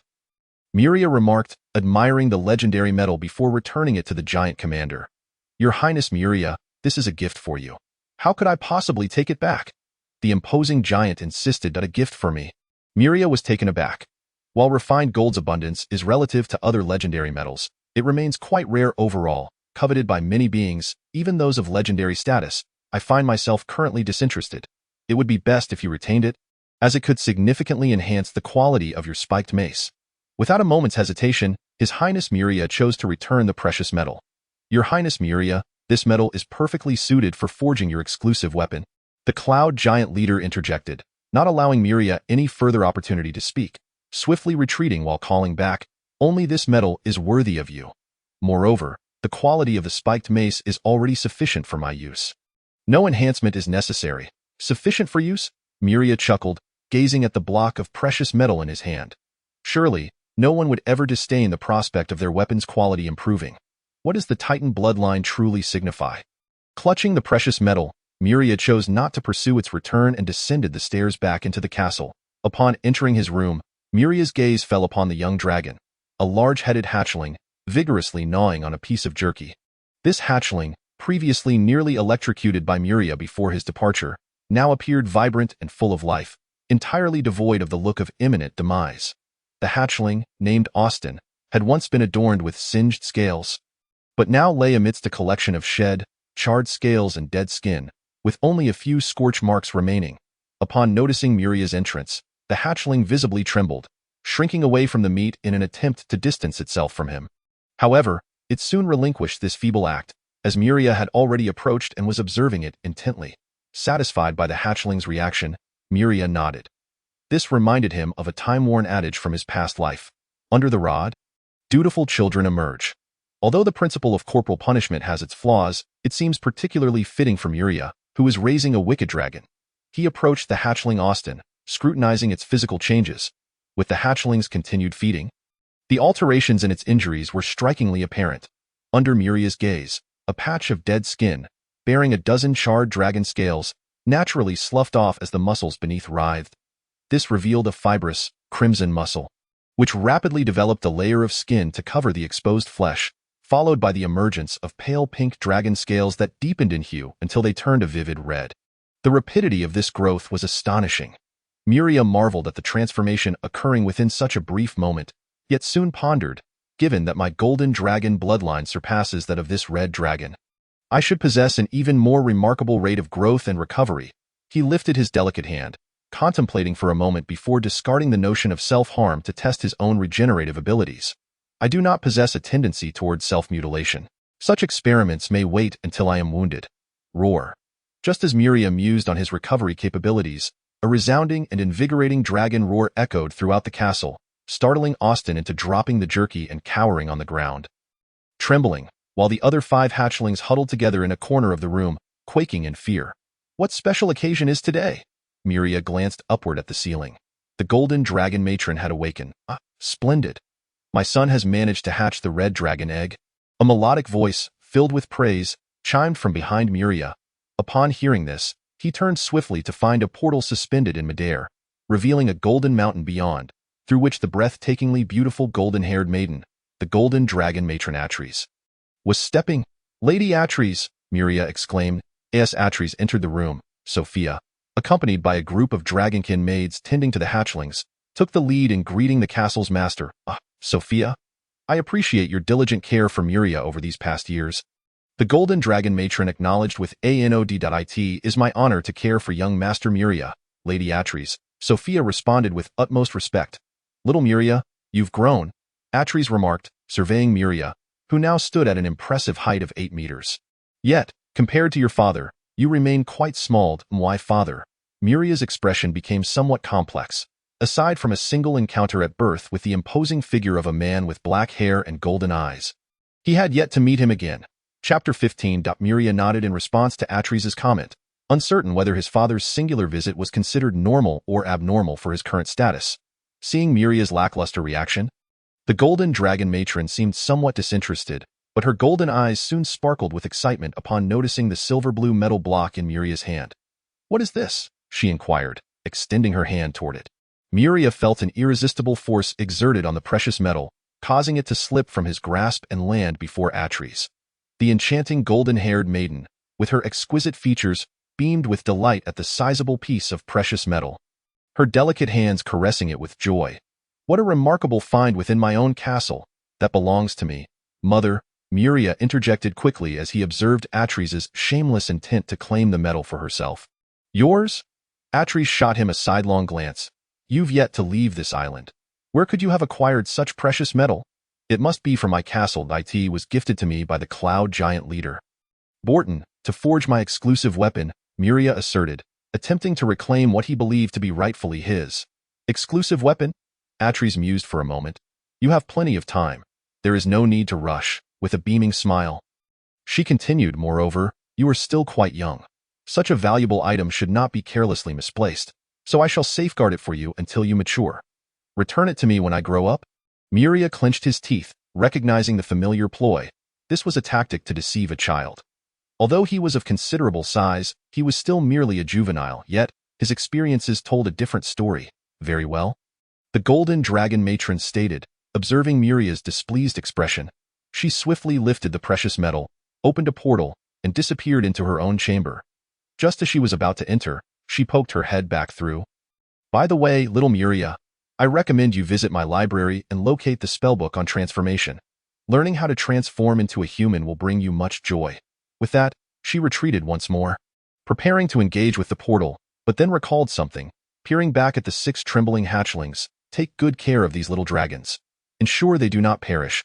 Beyond that, you may manage as you see fit. Upon uttering these words, the shimmering portal disintegrated into glimmering motes of light. Muria raised the hand that had held the precious metal, staring blankly into space. The golden dragon matron's insatiable greed exceeded his expectations. How could she dare to seize her own son's possessions? Young Master Muria, Sophia, the head maid, spoke softly. Are you all right? Muria inhaled deeply, exhaling slowly, then nodded toward the golden-haired maid. I'm fine. It's merely a block of precious metal. What is there to be upset about? Despite his words, he felt a pang of heartache at the loss, and he addressed Sophia. I will head to the library to study. Please keep an eye on these hatchlings for now. With that, Muria exited the room, making his way toward the golden dragon matron's library. Since awakening from his slumber, he had noticed a remarkable increase in his vitality. He felt energetic enough to bounce around all day without any sense of fatigue. This collection of tomes is truly astonishing, Muria mused as he stood at the entrance of the library, gazing at the endless rows of bookshelves. Just as he was about to enter to search for a book, he faced an awkward realization. Why, with a dragon nearly 100 meters long, was the spacing between the bookshelves determined by human standards? Muria observed the narrow passages between the shelves with a frown. He simply could not fit there. No wonder I was advised to learn transformation to become human, he murmured to himself. It seemed that transformation was an innate skill of the golden dragons, naturally acquired at a certain age without the need for deliberate study. With no other option, Muria exited the library and sought assistance from two dragonkin maids to retrieve the spellbook on transformation. How fortunate I am to possess such innate magical power, he thought, cradling a spellbook small enough to fit in the palm of his hand. According to Alasia's standards, I am currently at the 3rd tier of silver rank, which qualifies me to learn 4th tier transformation spells. Feeling a sense of pride, Muria contemplated his newfound desire to master transformation, having recognized yet another inconvenience associated with his massive size. The dimensions of the books starkly contrast with his current physique. Most spell tomes are authored by human mages, and their sizes are standardized to accommodate human forms. Thus, to peruse these volumes, it is most prudent for him to assume a humanoid shape. He endeavored to construct a spell model for this transformation using his mental prowess. Albeit the complexity of this model was rather daunting. Furrowing his brow, Muria scrutinized the three-dimensional spell model depicted in the tome. This was merely a 4th-tier spell. One could only fathom the intricacies involved in a 9th-tier or even legendary spells model. Without a second thought, Muria seated himself cross-legged on the ground, embarking on his inaugural attempt at the meditation technique gleaned from the legacy of the Golden Dragon, striving to enter a meditative state. Initially, his emotions surged, causing him to squander precious moments, but as tranquility enveloped him, he effortlessly slipped into meditation. Subsequently, Muria perceived his own form from a third-party perspective, a sensation both peculiar and indicative of the capabilities of his mental energy. Following this, he meticulously followed the data recorded in the spellbook, condensing his mental energy into nearly translucent threads, beginning the construction of a 3-dimensional spell model. Each thread of mental energy had to be precise in size, angle, and spatial distance. Any deviation would be unacceptable. Perhaps due to the fact that shape-shifting was an innate spell of the Golden Dragon, Muria found the process of assembling the spell model considerably easier than he had anticipated. After a few unsuccessful attempts, he successfully completed the model for the shape-shifting spell, resulting in a diamond-shaped crystal emerging within his mental sea. Curiosity piqued, Muria gazed at the diminutive crystal, a wave of gratitude washing over him for his current identity. He was acutely aware of the distinction. A human mage, during the construction of a spell model, would invariably engage in profound contemplation before proceeding, for their mental energy and the capacity of their mental sea do not permit recklessness. Should an ordinary silver mage dare to emulate Muria's approach, the outcome would only result in self-destruction. Muria, endowed with abundant mental energy, experienced a growth in his mental capacity that paralleled his maturation. In stark contrast to the arduous struggles of human mages who laboriously extracted every fleeting moment to meditate, their incremental gains in mental energy barely surpassing what Muria might accrue from a single night's rest. Thus, he felt emboldened to commence the construction of the spell model after merely a few readings of the spellbook. His surplus of mental energy rendered the occasional failures inconsequential, and even if he were to fail spectacularly, the resulting shock would merely leave him slightly dazed, allowing him to persist with renewed vigor. What would I look like in humanoid form? Muria began to channel his mental energy into the spell model. His mind wandering with thoughts as the model, now suffused with mental energy, began to radiate brilliantly, invoking a portion of his magical power. The resplendent glow enveloped Muria, transforming him into an immense orb of light, which rapidly contracted. 7 meters, 5 meters, 3 meters, 1 meter. Muria surveyed his surroundings, a blend of familiarity and strangeness. Everything appeared to have grown in stature, as if he had entered a realm inhabited by giants. I have diminished in size. Muria lifted a hand that seemed unchanged, soon realizing that he had successfully cast the shape-shifting spell and transformed into a human. He reached up to touch his head, where a pair of dragon horns had vanished, and glanced behind him to see that his expansive dragon wings and long tail had also disappeared. He had indeed become human. However, something felt amiss.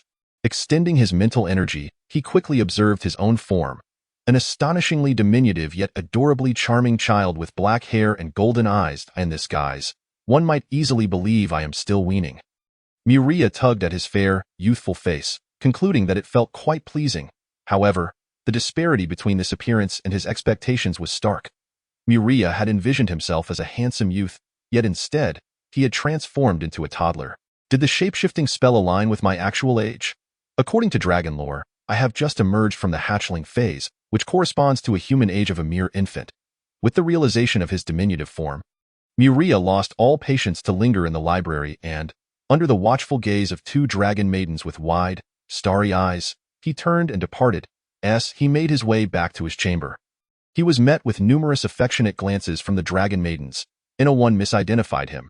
Despite his size reduction by several tens of times, his visage remained unchanged. Has young Master Muria learned the shape-shifting spell? One maid mused.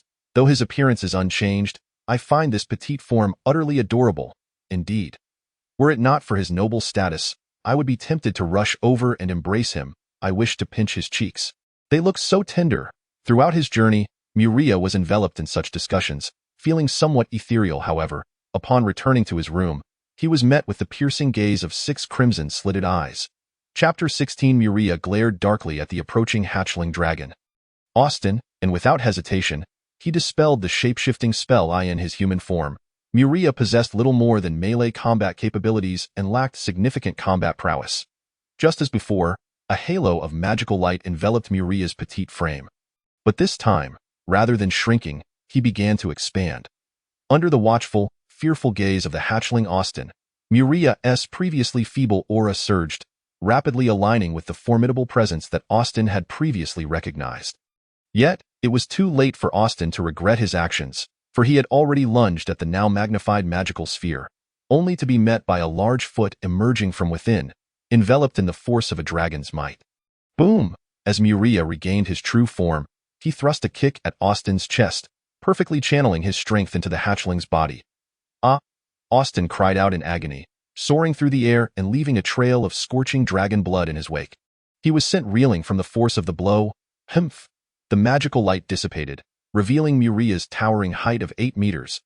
A recently hatched dragon measuring barely half a meter, his imposing stature exuded an undeniable aura of dominance. You truly live up to the title of a wicked dragon. Muria seethed, his eyes ablaze with fury, as golden dragon fire flickered from his lips. After all, I am the one who hatched you all. Muria, I was wrong. Austin, now sprawled on the ground, coughed blood, and the remaining 5 hatchlings ceased their assault, one of whom, a small female dragon named Cynthia, pleaded in a pitiful tone. Very well, I acknowledge your remorse. Muria nodded, bolts of lightning crackling between his hands. However, as I have stated before, mistakes must be met with consequences. Allow me to strike you once. Roar. Upon hearing Muria's words, the hatchling Andre bellowed, brothers and sisters. We must face the penalty for our misdeeds, whether we confess or not. Let us fight. With that, the hatchling named Andre led the charge against Muria, followed closely by the other 3 hatchlings, save for the smallest. Renata. Truly, these red dragons are nothing but muscle-headed brutes. Do they not see the difference in our sizes? Muria sighed in exasperation.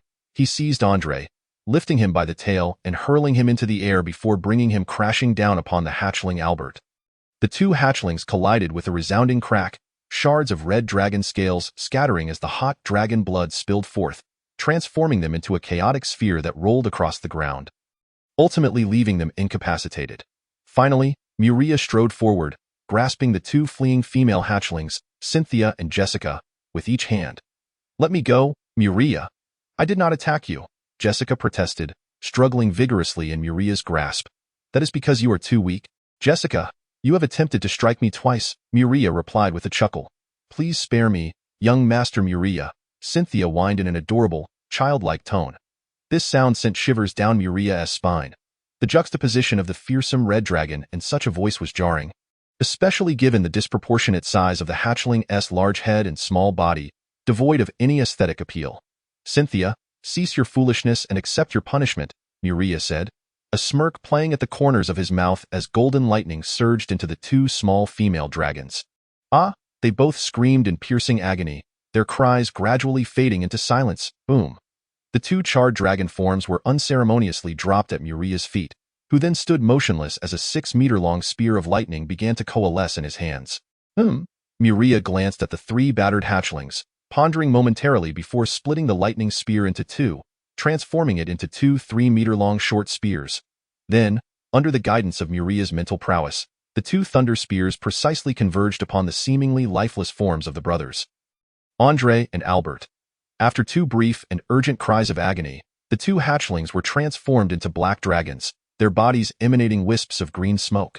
Next, it is your turn, Austin. Muria approached the hatchling dragon, whose abdomen was caved in and who was coughing up blood. Perhaps it would be prudent to hold off for now. Once you have healed, I shall administer your punishment.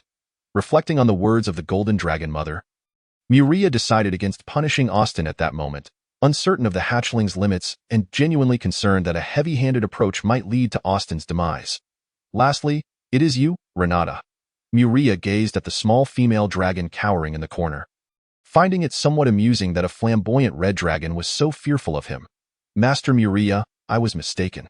I merely followed them out of instinct when they charged. I never intended to attack you. The slender little female dragon Renata explained, her head tucked in, looking quite pitiful. I see. A herd mentality, Muria remarked, kneeling before the small dragon, cradling her in his hands and gazing into her crimson eyes. However, punishment must still be meted out, though I shall be lenient. Zzzt. This time, a very mild jolt of lightning coursed through the little dragon, causing her body to tremble, yet it was not painful enough to elicit a scream. Very well, that shall suffice. Muria gently placed the small dragon, whose scales had darkened slightly yet still revealed her redness, back on the ground. Remember, whatever you do, think carefully. Do not follow blindly. Is that all, Master Muria? Renata inquired, observing her 4 siblings, now transformed into black dragons and in a state of unconsciousness, along with her elder brother, who was in a faint from blood loss. She felt a bit bewildered.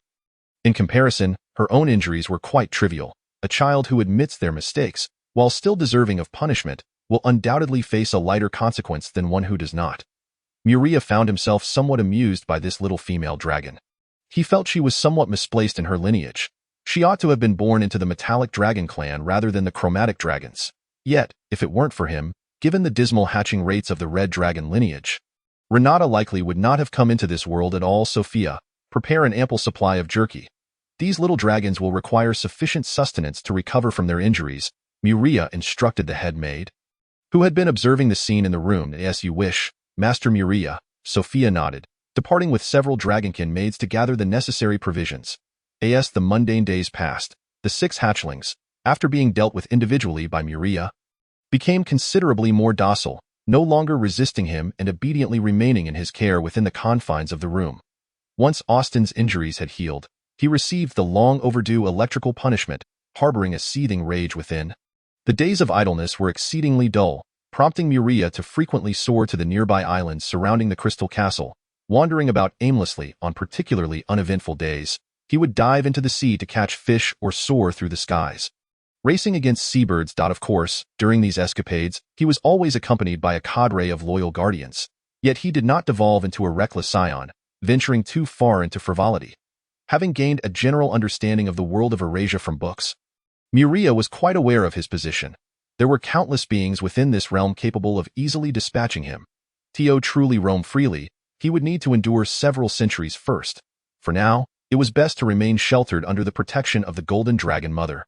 According to Muria's plan, he intended to linger on Titan Island, indulging in a life of leisure, eating well, sleeping soundly, occasionally reading books and enjoying the scenery, essentially coasting through several centuries with ease.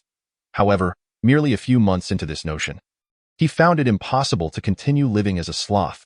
For Muria soon realized that the hatchlings he was raising were growing at an astonishing rate, reminiscent of his own rapid maturation. A sense of urgency welled within him.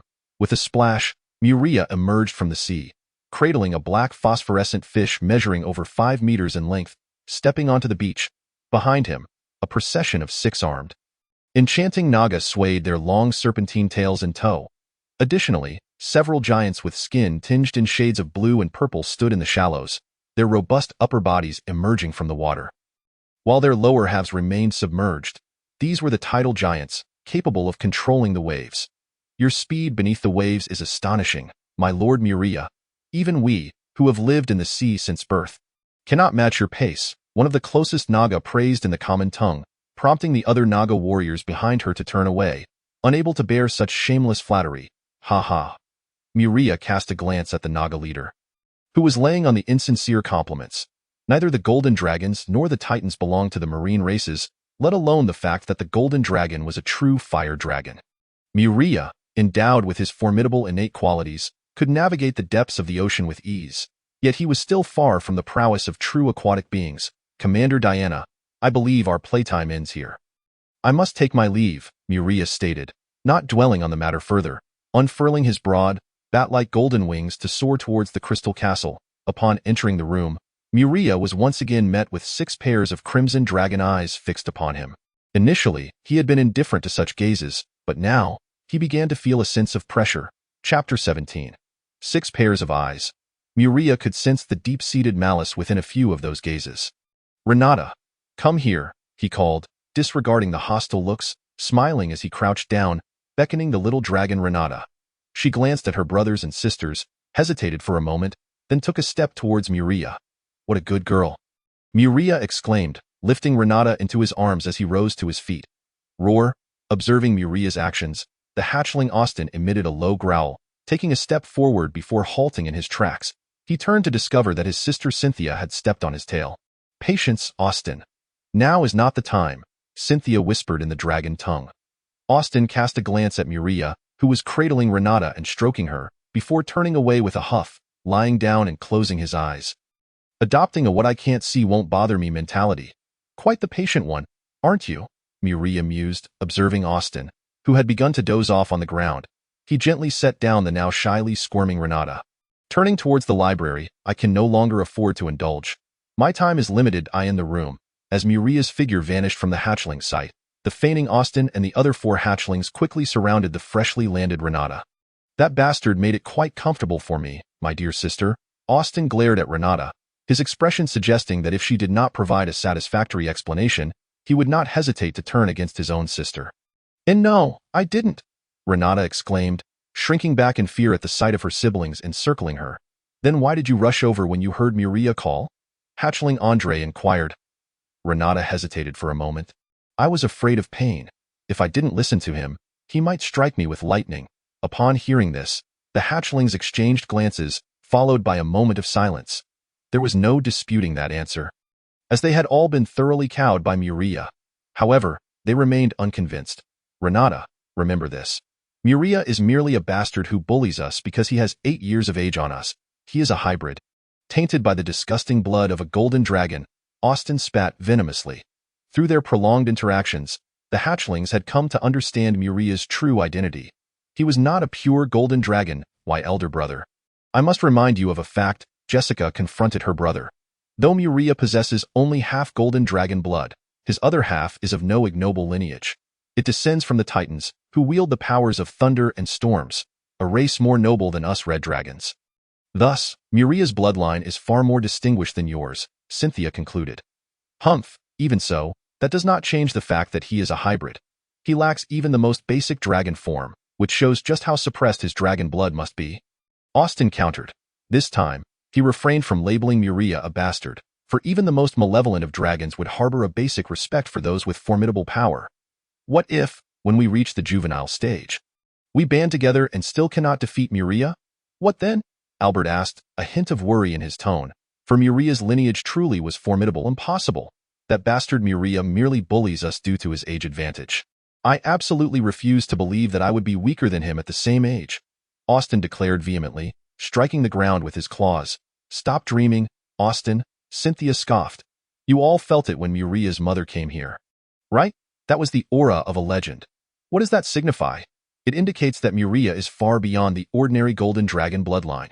The combined lineage of the Titans and the far superior golden dragon blood speaks volumes. At the same age, in a one-on-one confrontation, you are undoubtedly no match for Murray." This time, it was Jessica who reached this conclusion. "You dare to underestimate me?" Upon hearing such words, Austin flew into a rage, straightened his posture, and challenged, "Do you wish to witness my strength?" "We are merely stating facts, Austin." Cynthia and Jessica stood tall, unyieldingly gazing at Austin, asserting that just a few seconds of earlier birth warranted him the title of elder brother. Yet he was not significantly stronger than them. Observing the tense atmosphere, Andre and Albert exchanged glances, eager to engage in a brawl, for this was the Red Dragon, a fierce advocate of violence. "Weren't you discussing how to resist Murray? Why are you on the verge of fighting?" Beside them, the young dragon Renata timidly inquired. Upon hearing this question, several hatchlings froze momentarily, and the atmosphere shifted to one of relief. "In any case, before we enter the juvenile dragon stage, none of us may provoke Murray. After entering the hatchling stage, no one is allowed to engage in one-on-one combat. We 6 dragons must unite to challenge Murray, striving to defeat him together. Ultimately, Cynthia determined the outcome of this discussion.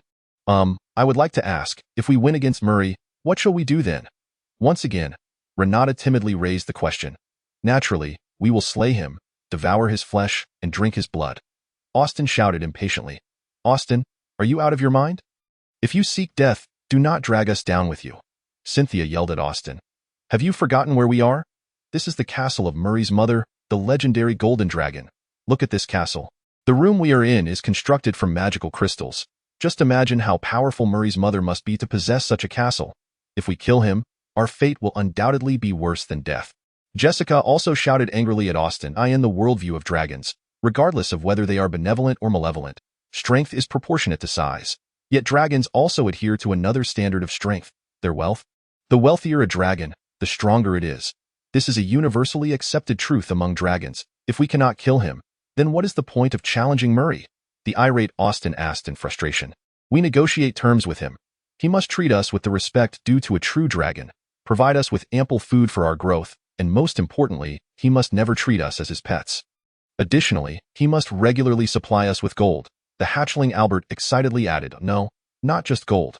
We want jewels, weapons. The hatchling Albert initiated, and the other hatchlings fell into daydreams about what to do after defeating Murray. What if we lose? For the third time. The young dragon Renata weakly raised her claw. The atmosphere, previously heated and animated, fell into silence. Finally, Cynthia furiously yelled at Renata.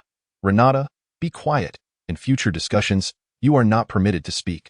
Within the library, Murray had transformed into the form of a human infant, freshly weaned, standing before a floating spellbook, zero-level spell, Mage Hand. Though the Mage Hand is a mere cantrip, it would be laughable to use it in battle. However, as an auxiliary tool, it proves unexpectedly useful. Murray memorized the data related to the first-level spell, Lesser Fireball, from this spellbook. After noting it down, he began constructing the spell model in his mental sea, retrying in case of failure, ignoring the minor mental shock that accompanied failed attempts. Success. Let us give it a try. Murray watched as a small spell model crystal formed in his mental sea, and he began to infuse it with mental energy, channeling the magic within his body. Whoosh, a crimson fireball, nearly a meter in diameter and significantly larger than Murray's current form, materialized before him. This size of a lesser fireball far exceeded standard expectations and was enough to astonish many low-level mages. The name of this first-level spell indicates the vast amount of fire elements it can condense, and the fireball Murray had conjured was already comparable to that of a third-ring fireball spell. Bloodline enhancement, Murray muttered to himself, not finding it particularly strange, for he possessed half the bloodline of a true fire dragon. Moreover, this phenomenon of spells exceeding their original levels was not unprecedented. Today, Murray had resolved to no longer remain idle. His growing unease stemmed from the 6 hatchlings that the Golden Dragon Mother had entrusted to him. He had a rough idea of her intentions, so when those 6 hatchlings began to rebel and attack him, he sensed he would have no allies. In the castle, no one would come to his aid. He could only rely on himself. Thus, to bolster his own combat power, Murray commenced studying spells, intending to memorize all spells from levels 0 to 4 and construct them within his mental sea. Just moments ago, Murray successfully constructed the first-ring spell, Lesser Shock Sphere, and upon activation, a nearly meter-wide lightning sphere floated quietly before him, leaving him momentarily stunned. Then, within his inherited memories, he discovered the answer. Beings with powerful bloodlines naturally possess spell-like abilities without needing to learn them. Therefore, when they actively study spells related to their bloodline powers, the effects of those spells naturally become enhanced. What is this? Murray stared in disbelief at the silent spellbook that had floated before him. Glancing at it before scoffing, ventriloquism? Isn't that a spell for mute mages? Take it away, take it away. The invisible servant silently and unobtrusively returned the spellbook to its distant location. Chapter 18. Enlarging Spell? Another spell meant for comedic effect. Murray glanced at the spellbook in his hands and promptly discarded it, only for it to be caught by the trembling and obedient invisible servant, who returned it to the bookshelf. The enlarging spell, a first-ring spell, essentially increases the size and strength of a humanoid creature, but it is evident that applying such a spell to Murray's true form would be entirely ineffective, and casting it on his human form would be of little significance. With this time, he might as well revert to his true form. Many low-level spells are unnecessary to learn. Studying them would only waste time. And Murray found it hard to fathom the mindset of the mages who originally created them. As he examined the floating spellbooks before him, he scrutinized their effects. What is this? Tentacle tongue, transforming one's tongue into a tentacle. Upon seeing this, Murray grimaced in distaste. I can guarantee that the creator of this spell was undoubtedly a pervert. Cure light wounds. For light wounds, I can recover in less time than it takes to cast the spell. There's no need to learn it. Accelerated swimming. Ha. I am a man who can dive into the sea to catch fish, shrink. I am already small enough. Resist seasickness. First, I need a boat to sit on. No more, no more. First-ring spells are mostly auxiliary, and genuine attack spells are too weak to be of any use against those hatchlings. Only spells empowered by my bloodline hold any promise. The second-ring spells are decent. However, why are there still tentacle-themed spells? Razor-tongue tentacle, extending a tentacle from one's hand that splits into 3 smaller tentacles, each with a toothy mouth. Murray nearly retched at the absurdity of such a spell. What sane mage would learn something so peculiar? Murray sifted through the spellbooks, discarding those he deemed unworthy or too bizarre, selecting only those spells that caught his eye. Murray stretched widely, realizing that his mental energy was nearly depleted. Having only constructed 5 second-ring spells, his mental capacity was truly insufficient. Murray unwittingly uttered words that would make an ordinary silver mage want to weep blood. Unlike typical mages, who would carefully contemplate before constructing spell models, he directly consumed vast amounts of mental energy to gain proficiency. Ordinary human mages are cautious. They typically memorize spell models before spending 10 days or half a month deliberating to secure a successful construction. The worst-case scenario would see them succeed within 3 attempts. In contrast, Murray often failed over 10 times, even with the most basic 0-level cantrip, let alone attempting the more complex second-ring spells, which proved that his luck had merely favored him when he successfully constructed the 4th-ring spell, Transformation. Compared to the mental energy expended during successful spell model constructions, the energy lost from failed attempts accounted for over 95% of all his mental energy. This was the cost of Murray's repeated attempts to construct spell models within a short time, recoverable with a good night's sleep.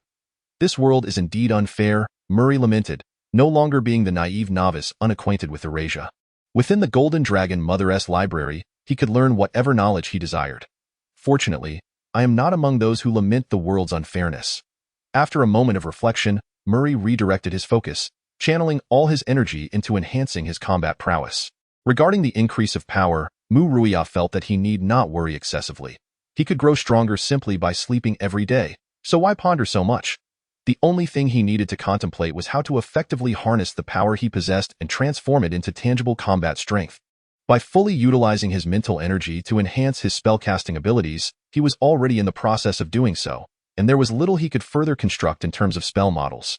After some careful consideration, Muria concluded that whether it was the Golden Dragon or the Titan, their spellcasting abilities were merely embellishments to their formidable reputations. What truly garnered renown in the world was their prowess in close-quarters combat. Thus, he resolved to focus his primary efforts on enhancing his melee combat skills. Muria nodded to himself, finding the idea of hand-to-hand combat rather exhilarating, albeit prone to injury in terms of close combat. The relevant knowledge was all contained within the Titan's inherited memories. As he perused the inherited knowledge of the Titan race, a smirk tugged at the corners of his mouth. He had long since obtained this heritage, but had never had the opportunity, or perhaps had subconsciously avoided, examining it closely. Now, upon detailed review, Muria was astounded. Should I say it is indeed deserving of its reputation as a legendary warrior race? Aside from the basic languages of Titan and Giant, as well as the common tongue, everything else pertained to combat knowledge. The second transmission of Titan knowledge he received was purely focused on combat techniques, the selection and use of weapons, the art of the double-bladed battle axe, on how to accurately throw a spear, basic techniques of the warhammer. As he gazed at the extensive array of weaponry techniques, Muria felt a wave of dizziness. It seemed his ancestors were exceptionally formidable. In his mind, the inheritance of the Titan race contained little beyond combat knowledge aside from the fundamental language skills. Given my physique, Muria reflected on his still chubby form reminiscent of infancy, feeling somewhat speechless, as it hardly seemed suited for battle. Moreover, to effectively utilize this combat knowledge, I would at least require a suitable weapon. Thus, I suppose I must resort to using my fists for hand-to-hand combat? In a burst of light, Muria regained his true form, raising his plump fists, which were larger than a cooking pot. The most fitting technique for my current situation remains the martial arts that comprises the majority of the Titan inheritance. He scratched his head, glancing at his white robe, murmuring softly, "This robe can adjust its size with my body, so wearing it to fight should pose no problem. Regardless, I shall rest for a moment before seeking out some ferocious beasts to test the Titan's martial arts. Instead of returning to his own room, Muria exited the library and casually found a seemingly suitable chamber, pushing the door open without a second thought. Transforming into his humanoid form, he sprawled onto the bed and drifted off to sleep. At present, Muria had come to regard his room as a den for nurturing evil dragons. There, he was unable to relax and close his eyes, as those dragon hatchlings could launch an attack at any moment. It smells rather pleasant. As he inhaled the faint fragrance of the blanket, Muria gradually became drowsy, uncertain whether it was the scent of the dragon maid or merely the lingering aroma of perfume. Mia, stop it. Don't pinch me anymore, so tender. It's fine, just a little longer. After all, young Master Muria has taken my bed, leaving me unable to sleep. If young Master Muria wakes up, you'll be in trouble. What is there to fear? We serve the benevolent golden dragon, not an evil one. The worst that can happen is a minor punishment.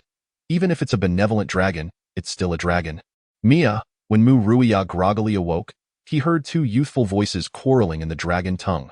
Naturally, what he felt most acutely was the delicate hand incessantly kneading his face. Feeling uncomfortable, Muria fully opened his golden eyes. Staring blankly at the two dragon maids, each adorned with fine golden scales on their cheeks, one of the maidens, resembling a beautiful young girl, crouched before him, leaning in closely while pinching his cheeks. While another maid anxiously tugged at her, attempting to halt her actions. Have you finished pinching? Muria's expression remained impassive. He had yet to fully awaken and felt far from invigorated. Immersed in the delightful sensation of the touch and the argument with her companion. The dragon maid Mia suddenly realized, retracting her fingers with an awkward smile. Young Master Muria, Mia did not intend to offend you. Please forgive her impetuousness. The maid who had been pulling Mia exclaimed in a panic, kneeling before Muria to plead on her companion's behalf. Young Master Muria, you occupied my bed first, and I had nowhere to sleep, so I kept staring at you, thinking you were too adorable. Which is why I couldn't help but pinch your cheeks. That cannot be blamed on me. Your bed is quite spacious, enough for two. Muria retained his expression of indifference, seemingly due to fatigue from excessive mental exertion, and felt an overwhelming desire to sleep. After stating this, he closed his eyes once more, turning his back on the two dragon maids, and fell into a deep slumber. Upon hearing his words, the kneeling maid and Mia exchanged astonished glances. And then the bold dragon maid Mia exclaimed with glee, Michelle, sleep, sleep. The maid seated on the floor, her face still showing confusion, failed to comprehend what had transpired. In her view, the hierarchy was strictly enforced, and any transgression would surely result in punishment. Mia, what are you doing? The dragon maid Michelle stared in shock at Mia, who was hastily shedding her clothes to dive onto the bed. Although she had witnessed such scenes numerous times before, this instance felt entirely different. Sleeping, of course. Mia replied as if it were the most natural thing in the world. But young Master Muria is still. Young Master Muria has already consented. Mia smiled cheerfully. Golden sunlight streamed through the gaps in the curtains, illuminating a room within the crystal castle where the maids resided. Chapter 19. Muria lifted his head, the room slightly dim due to the curtains. Yet the sunlight filtering through the gaps allowed him to see everything clearly. Very white, very large. Muria glanced down at the place where he had previously buried his head, offering a sincere evaluation. Ah, young Master Muria. You're awake. Muria's movements roused the dragon maid Mia beneath him, her plump face wearing an expectant expression. Aren't you going to sleep a bit longer? No need. I have already slept enough. Muria now felt invigorated, his spirits high, and his mood remarkably pleasant. After all, upon awakening, he had been treated to a stunning sight that was quite delightful for a male. However, Muria, without a hint of reluctance, climbed out of the embrace of the dragon maid Mia, not due to any overwhelming self-control, but because beautiful sights, to him, were merely beautiful sights. Beyond admiration, they served no purpose. And his body did not support him in undertaking any further activities. I'm leaving. Muria donned the long robe, which may have been removed by Mia, preparing to depart to practice the Titan's martial arts he had intended to engage in before his slumber. Will you come again next time? The dragon maid, clad in a thin silk nightgown, sat there unabashed, as she was well aware that the only one present she could see was her roommate, and the other was young Master Muria, who appeared still to be in his infancy. Upon hearing the question, Muria's lips curled slightly. He had only just realized that the dragon maid who had held him throughout the night was indeed an anomaly. Unlike the other dragon maids, including the head maid Sophia, who treated him with the utmost deference, this one could not merely be described as bold. Regardless of which dragon maid it was, they all recognized his status as the offspring of a golden dragon. Yet she had dared to embrace him during the night, an audacious act beyond comprehension. "Your name is Mia, correct?" Though phrased as a question, Muria's tone was indeed assertive. He distinctly remembered being awakened by someone pinching him during his slumber. "Yes, my name is Mia, Mia Stork." The dragonkin maiden nodded excitedly. "Did you use perfume?" Muria inquired, tilting his head. "Perfume?" Mia chuckled awkwardly. "I was merely the daughter of a fallen noble before coming here. I have never used such luxuries reserved for noble ladies."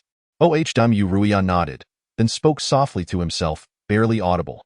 "So, what I detected was natural body fragrance then. Mia, I shall remember you." With that remark, Muria vanished from the sight of the two dragon maids. "Hey, Michelle, what do you think young Master Muria meant by that?" After a brief silence, Mia tentatively asked Michelle, "Now you're afraid.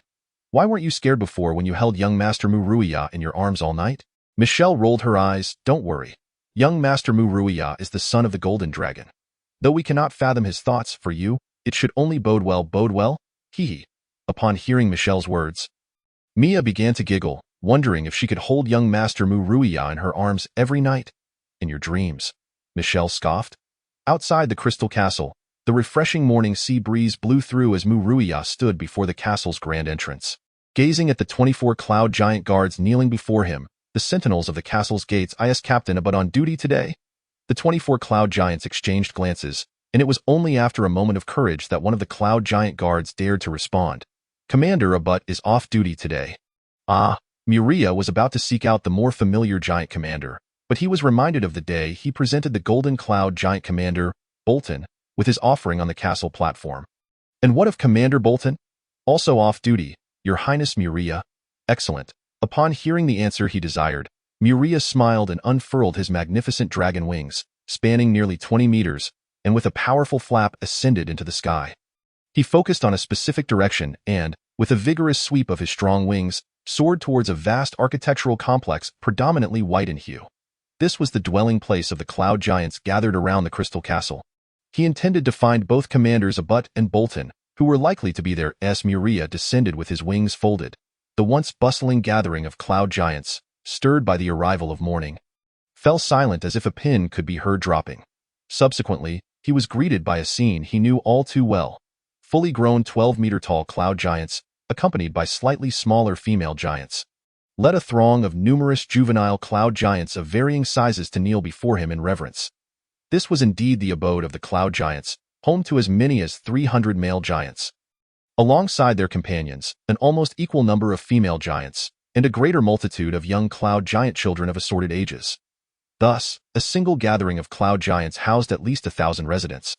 And such assemblies were present in 6 locations on this island, collectively nurturing 300 giant guards, amounting to a total of 1,800 giants tasked with safeguarding the Crystal Castle. In fact, such extensive gatherings could perhaps only be found on Titan Island throughout all of Alasia, as cloud giants tended to avoid large congregations. The unusual phenomenon was attributed to Muria himself, and having consulted relevant materials on the Titans, he had come to understand the underlying reason for this situation. The commotion drew the attention of the local overseers. 3 towering 15-meter-tall cloud giant commanders hurriedly approached. Upon spotting Muria, they instinctively knelt on one knee before him. "Good morning, Commander Bolton, Commander Abut, and Commander Saga," Muria greeted with a cheerful smile, no longer making an effort to prevent the giants from showing their respect. He chose to accept their deference. "Your Highness Muria, how may we serve you?" Commander Abut, kneeling on the ground, respectfully inquired, "I wish to practice Titan combat techniques against some ferocious beasts, and I would like to request that both commanders accompany me with a few cloud giant guards." Muria understood the wisdom of ensuring his safety, as the saying goes. The scion of wealth does not sit idle, and he was determined to eliminate any potential threats to his life while practicing martial skills in an absolutely secure environment. The Titan combat techniques, Commander Bolton and Saga lifted their heads, their eyes shining with excitement as they gazed at Muria.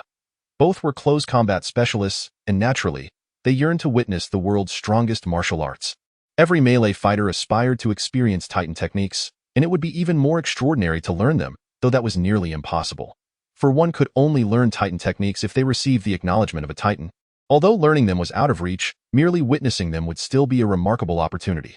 However, Commander Saga felt a twinge of regret as Muria directly named the other two commanders, commanding them to follow. On Titan Island, abundant sunlight and moisture nurtured ancient trees that towered high, verdantly alive with vitality. Muria, standing over 8 meters tall, strolled leisurely through an ancient forest teeming with a myriad of plants. Flanked by a cadre of tall, resplendently armored cloud giants. Though the flora grew wildly, vying for every inch of space, several wide paths, created by the local beasts, remained accessible for the giants' passage. Commander Abut, Commander Bolton.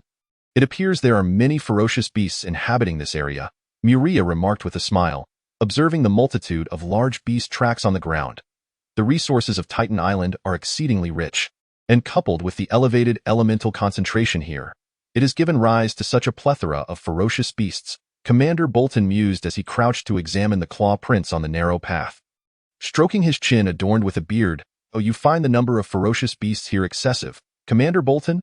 Muria inquired, aware that nearly all the cloud giants in the Crystal Castle had migrated from various regions of Alasia, rather than being native to Titan Island. "Your Highness Muria, it's not merely many. It's an overwhelming abundance. The cloud island I once resided on had nowhere near this number of ferocious beasts. Truly, this is the domain of the Titans." Bolton reflected with awe. Yet, what does it matter how many ferocious beasts there are? The majority are merely of bronze rank, with the strongest barely reaching silver rank 5, Commander Abut remarked dismissively, wielding his staff. Every cloud giant can ascend to gold rank upon maturity. While that may be the lowest tier, it is more than sufficient to subdue some silver rank ferocious beasts. Moreover, both of you are of gold rank 3, making you more than capable of sweeping through silver ranks. Cloud Island? Muria turned his head, disregarding Abut's comment, and keenly picked up on a term mentioned by Commander Bolton. Is it one of those floating islands in the sky? Indeed, Your Highness Muria, I would love to witness it, Muria expressed, having spent nearly 9 years in Alasia, where he had encountered many astonishing phenomena and creatures. However, he remained curious about the cloud islands that existed solely in the fairy tales of his former life. Your Highness Muria, we have discovered a pack of ferocious wolves over here. A shout from a distant cloud giant pierced the AS Muria, and the two giant commanders arrived before the encircled pack of ferocious wolves. He was met with a sight that left him speechless. 9 enormous wolves, their bellies upturned, lay sprawled on the ground, all entirely black in color. Chapter 20. Wolves, a notably intelligent species, were among the 2 most populous animals in human cities during Muria's former life.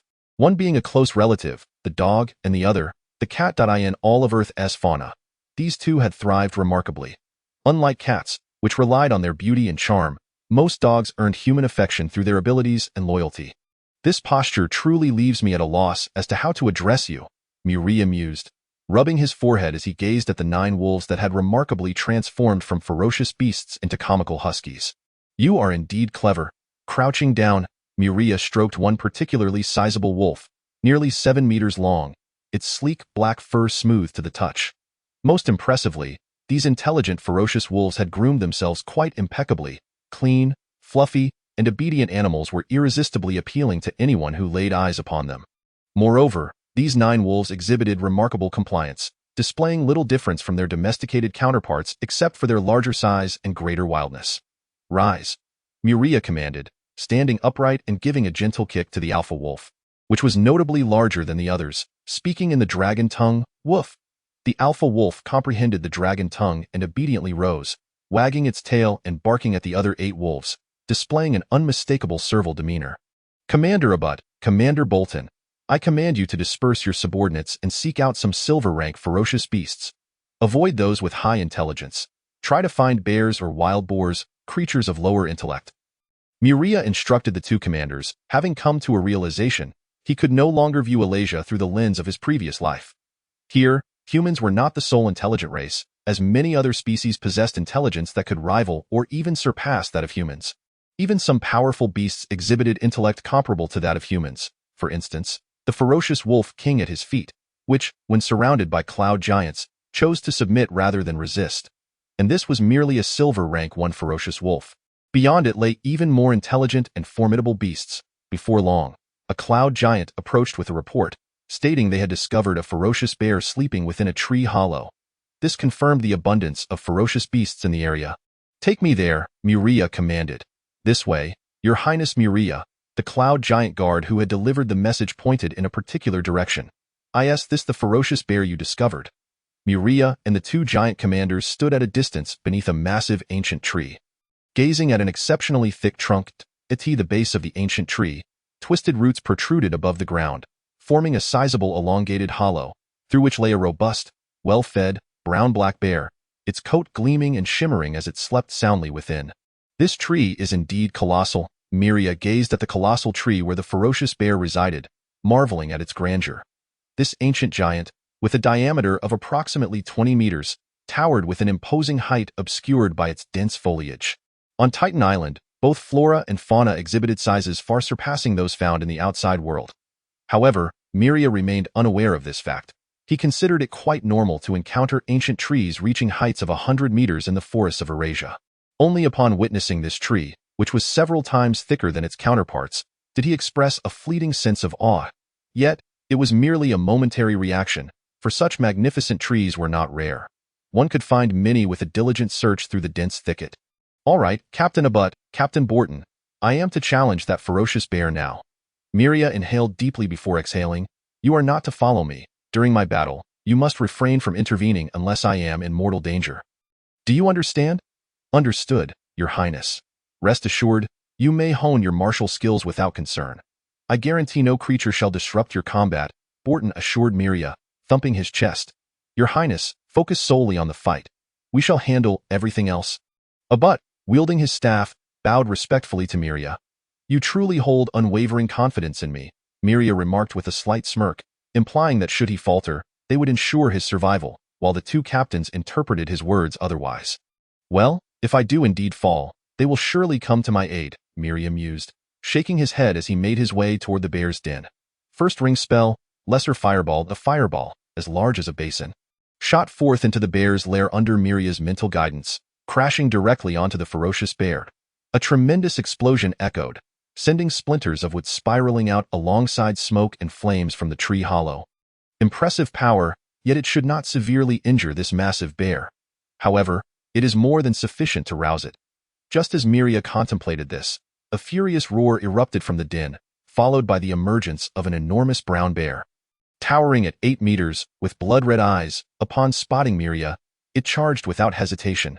Muria, momentarily taken aback by the bear's ferocity, only reacted when the colossal creature swung its massive paws toward him. Instinctively, he raised his hands to block the assault. However, he was once again astonished by the unexpected lightness of the force that met his arms, barely registering. Roar! The bear, seeing its attack thwarted, let out another furious roar and raised its claws to strike again. Muria, narrowing his eyes at the unfolding scene, instinctively exerted all his strength, pushing against the bear. Thud, thud, thud. Under Muria's force, the bear stumbled backward, its hefty paws thudding against the ground, ultimately landing unceremoniously on its rear. Muria stared incredulously at the bewildered bear, now questioning its very existence. He pondered, "Is this bear truly so weak? Judging by the aura it emits, it possesses the strength of a silver tier 3 creature. On par with myself. Has something diminished its combat capability?" Observing the charred fur on the bear's underbelly, it was evident that such wounds would not impair its fighting prowess. In fact, a bear awakened from slumber in such a manner would typically be far more formidable. Thus, one conclusion emerged. My strength far exceeded my initial estimations, or perhaps I had grossly underestimated the potency of my Titan and Golden Dragon bloodlines. No wonder those two captains believed my victory was assured. They held no fears regarding my potential defeat. This overwhelming strength makes losing nearly impossible. I hardly require any Titan combat techniques, Muria muttered to himself. Roar! The enraged bear, momentarily stunned, was quickly consumed by its fury. Its scant rationality clouded, it rose once more, baring its ivory claws with a swift motion. The bear lunged at Muria, claws poised to strike. Instinctively, Muria began to evade, as remnants of his past human identity and memories influenced him. His perceptions of bears were still rooted in a former life. A powerful, savage beast, where encountering one in the wild meant fleeing or playing dead. This instinctual evasion, however, proved unwise, as the bear's claws grazed across his unprotected arm, sending a slight sting through his mind, akin to a fingernail scratching his skin. Lowering his gaze to his arm, Muria was surprised to find no gruesome wounds. Instead, for long red scratches marred his skin, the bear's claws failing to pierce his flesh. With a self-deprecating chuckle, Muria mused, "It seems I have yet to fully adapt to my non-human identity. I am, after all, a monster among monsters, if it cannot even break my skin. What is there to fear?" No longer evading, Muria charged toward the bear, the sting in his arm igniting a flicker of anger within him. Ignoring the bear's attack, he delivered a powerful punch directly to its snout. "Arg!" The bear howled in pain, blood gushing from its nose. It had sensed something was amiss when its claws failed to achieve their intended results, and now, with this blow to its snout, it recognized the formidable presence that had roused it from slumber, a creature it could not contend with. Consequently, its fury rapidly subsided, and the remnants of its rationality returned. The bear sensed the aura Muria possessed, one belonging to the dominators of this land. Its round, beady eyes then spotted the nearby frenzied wolf pack. Its neighbors, and it recognized them instantly. Moreover, it noticed several towering cloud giants, eyeing a moment of cunning. The seemingly simple-minded bear tapped into its intelligence. Just as Muria prepared to deliver a kick, the bear quickly prostrated itself. Placing its furry paws atop its head, gazing up at Muria with tear-filled eyes of feigned innocence.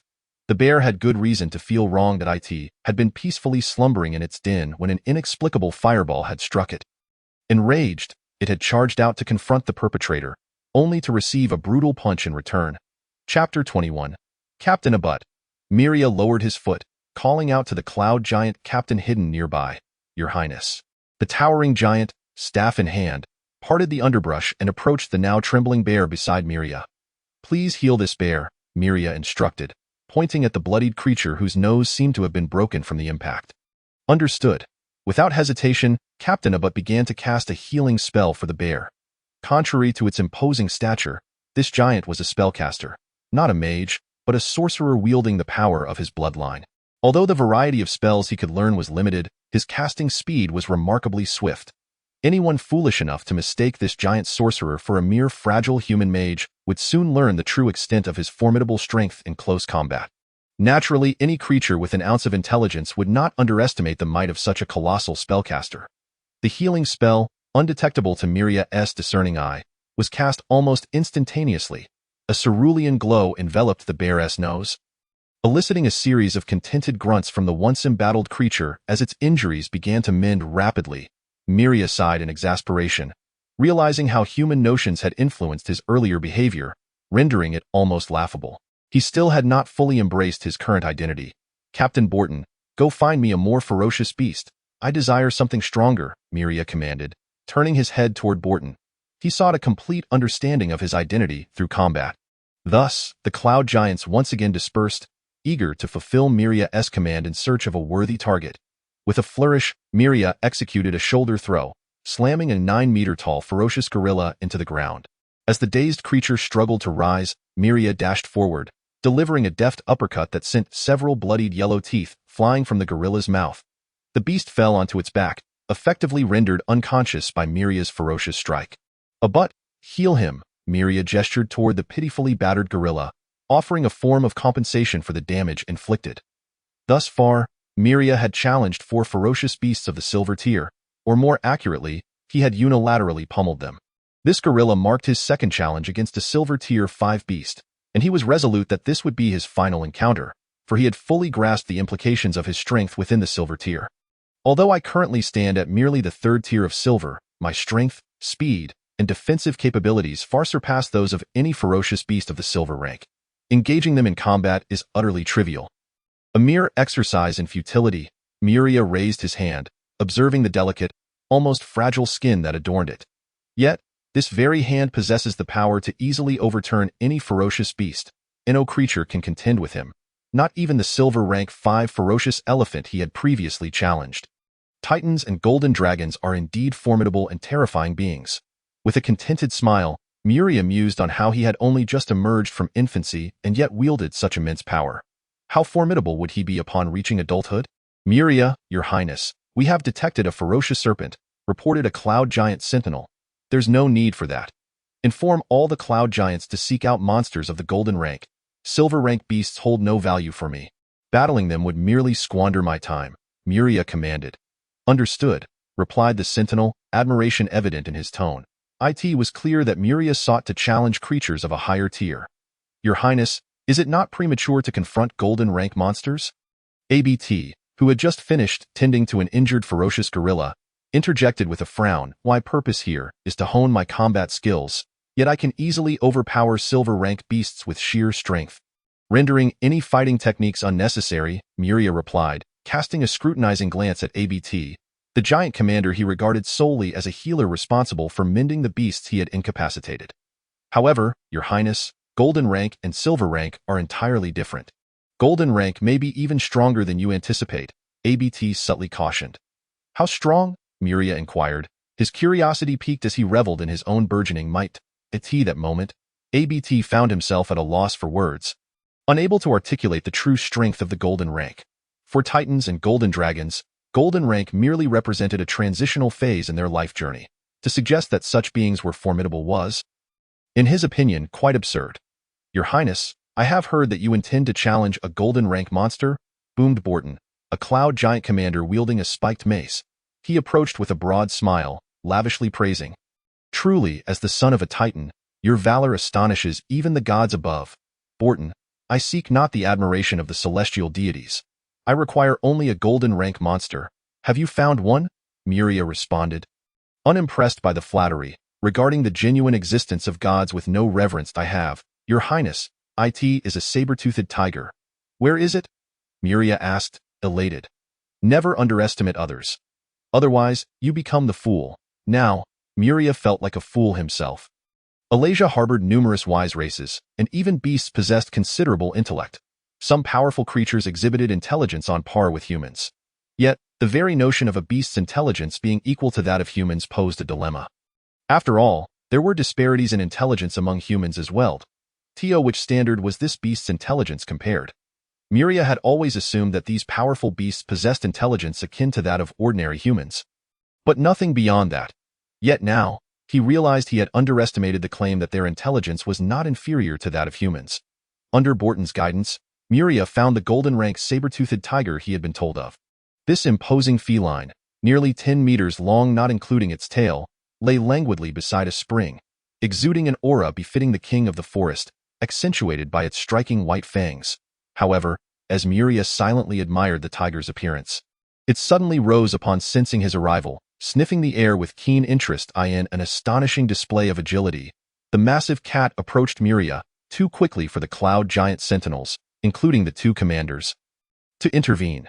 Just as the enraged giants prepared to strike, the saber-toothed tiger shamelessly rubbed against Muria, much to the astonishment of the onlooking cloud giants. The tiger then flopped onto the ground, exposing its pristine belly in a display of familiarity that rendered Muria momentarily speechless. Is it being affectionate towards me? Muria glanced uncertainly at the two giant commanders, entirely familiar with this behavior. Indeed, Your Highness, ABT replied after a brief silence, his voice dry. I've never seen such, Borton began, only to spot the saber-toothed tiger squinting up at Muria from below. Swiftly correcting himself, a clever saber-toothed tiger. I say this supposed to be a creature of the golden rank. Did not the text state that such beasts are notoriously difficult to tame? Muria gazed incredulously at the affectionate tiger at his feet. Difficult to tame is a notion applicable to other races. The Titan race does not fall into that category, ABT mused. It seems this saber-toothed tiger has detected the Titan essence within you. Your Highness, you are quite discerning, great cat. Muria crouched down to examine the saber-toothed tiger. I know you can understand my words. Will you fight me? The tiger gazed innocently at him, nuzzling against Muria, resembling a docile house cat. Are you concerned about my Titan blood? Fear not. Even if you were to scratch me, no one would trouble you. Let us engage in a proper battle. Yet, the saber-toothed tiger showed no inclination to rise for combat. Damn it, are you truly of the golden rank? Why so timid? Muria grumbled, placing his hand atop the tiger's head and beginning to pet it. Unbeknownst to him, the tiger rolled its eyes in an extremely human-like manner. However, after that brief display, it turned back to Muria, its furry face revealing an expression of sheer contentment as it continued to receive affection. ABT, Borton. What should I do? Muria asked, still petting the cat. The silver rank beasts cannot contend with me. Yet the golden rank beasts refuse to engage in battle. Your Highness, if you seek to refine your combat skills but find the silver rank too feeble, there is another option. ABT hesitated before continuing. Each of us cloud giants would be more than willing to serve as your sparring partners. In fact, any giant on the island would gladly oblige. Is that so? Then it must be done. Muria nodded, resigned. It appeared he would have to rely on the giants to hone his skills. Yet, the effectiveness of this arrangement remained uncertain. Given the giants' attitude toward him, Muria surmised that regardless of their strength, any giant would ultimately lose to him. Chapter 22 Muria, now towering at 10 meters tall, sent a cloud giant sentinel crashing to the ground, stirring up a cloud of dust. Yet, the plume of smoke failed to dampen the enthusiasm of the surrounding giants. Dressed in opulent garments, these cloud giants cheered from their seats in a structure reminiscent of an ancient Roman amphitheater, applauding Muria's prowess with fervor. However, the audience was not limited to the cloud giants. There were also the tidal giants with their exposed purple-blue skin, modestly covered at strategic points, and the mountain giants, ruggedly adorned with animal pelts. Among them stood the towering storm giants, elegant in corseted attire. Reaching heights of 18 meters, these colossal beings erupted in cheers, their excitement palpable. Word has it that Muria has only lived for a mere 12 years yet can already best an adult cloud giant. A storm giant with deep blue hair and purple-toned skin marveled. Technically, it's only been a little over 11 years. He hasn't quite reached 12 yet, interjected a nearby cloud giant commander. Truly, as the son of a titan, to achieve victory over a fully grown giant at such a tender age is remarkable, remarked a muscular mountain giant with light yellow skin, clad only in a strip of animal hide. The rugged mountain giant stood in stark contrast to the elegantly dressed cloud giants and storm giants, a perfect embodiment of civilization versus savagery. Muria stood upon the granite-paved ground, arms raised high to accept the cheers and accolades from the surrounding giants. Relishing the attention, this magnificent arena, akin to an ancient Roman Colosseum, had been constructed specifically for him, providing an optimal environment for training. The tiered seating had been designed so that the giants could witness Muria in action. In this arena, he was invincible. Muria had anticipated this outcome when he agreed to allow the giants to serve as his sparring partners several years prior, in the span of nearly 4 years. Muria has lost count of how many giants he has battled. Initially, it was the cloud giants who accompanied him in honing his combat skills, followed by the mightiest of the storm giants. Eventually, all giants came to know of him. Thus, a grand arena, reminiscent of a colosseum, was constructed in a remarkably short time. Here, as the leader of the cloud giants, Abut proclaimed, any giant would willingly engage him in training. However, none of the giants exerted their full strength during their encounters with Muria. The giants surrounding the crystal castle, regardless of their type, possessed golden tier power upon reaching adulthood. These golden tier giants skillfully moderated their strength in their battles with Muria, allowing him to practice his martial arts while still managing to triumph over them without excessive difficulty. After raising his hand to accept the cheers for a brief moment, Muria waved it dismissively, and the entire arena fell silent, all giants turning their gaze towards him. Warrior, stand up, Muria commanded, looking down at the cloud giant who lay beside him. As the cloud giant rose, Muria lifted his head and shouted to the giants observing from the periphery. I know you deem me still young, merely at the silver 4th stage. Even though I am the child of titans and dragons, you believe I am no match for a golden tier opponent, hence you all are holding back. Yet, today, I wish to experience the true strength that a golden tier should possess. Muria turned his attention to the cloud giant sentinel he had just defeated. Warrior, unleash your full power, do not conceal it any longer. Otherwise, I shall perceive your actions as a slight against my titan bloodline. Such a statement carries profound significance for giants, I understand. Your Highness Muria. Please, be cautious. In that instant, Muria felt the demeanor of the seemingly gentle cloud giant shift entirely, becoming indifferent and brutal, emanating a sense of bloodlust. This was the true posture expected of a cloud giant sentinel. Muria marveled inwardly at the transformation of the cloud giant before him. Alasia has never been a peaceful world. Every day, wars erupt across the globe. Conflicts arise between individuals, between humans and monsters, nations clash, and even gods contend with one another. Each day, countless lives are lost in Alasia. Therefore, every giant who reaches adulthood has endured countless battles and skirmishes. For them, Muria, who grew up in the idyllic Titan Isles, is akin to a flower nurtured in a greenhouse. Nevertheless, Despite having faced innumerable battles, Muria has yet to take the life of any being. However, he possesses unparalleled confidence in his Titan and Golden Dragon lineage. After 3 years, due to Muria's prolonged lifespan, his growth and strength has been relatively slow. He has only just reached the Silver 4th stage.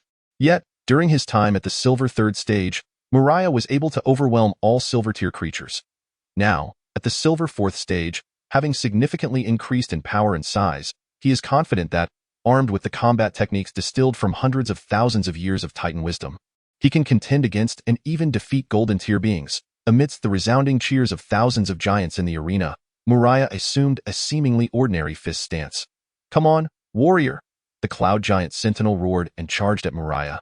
The previous skirmish had only left him with bruises, and these were rapidly healing under the giantess' formidable physique, in no way hindering the fight. "Roar!" Muria, spurred by the exhilarating scene before him, let out an excited bellow, fully embracing his current identity. The two titanic figures collided with great force, stirring up clouds of dust while the immense power cracked the granite floor beneath them. Muria locked eyes with the Cloud Giant's brilliant blue gaze, which bore the calmness characteristic of a seasoned warrior.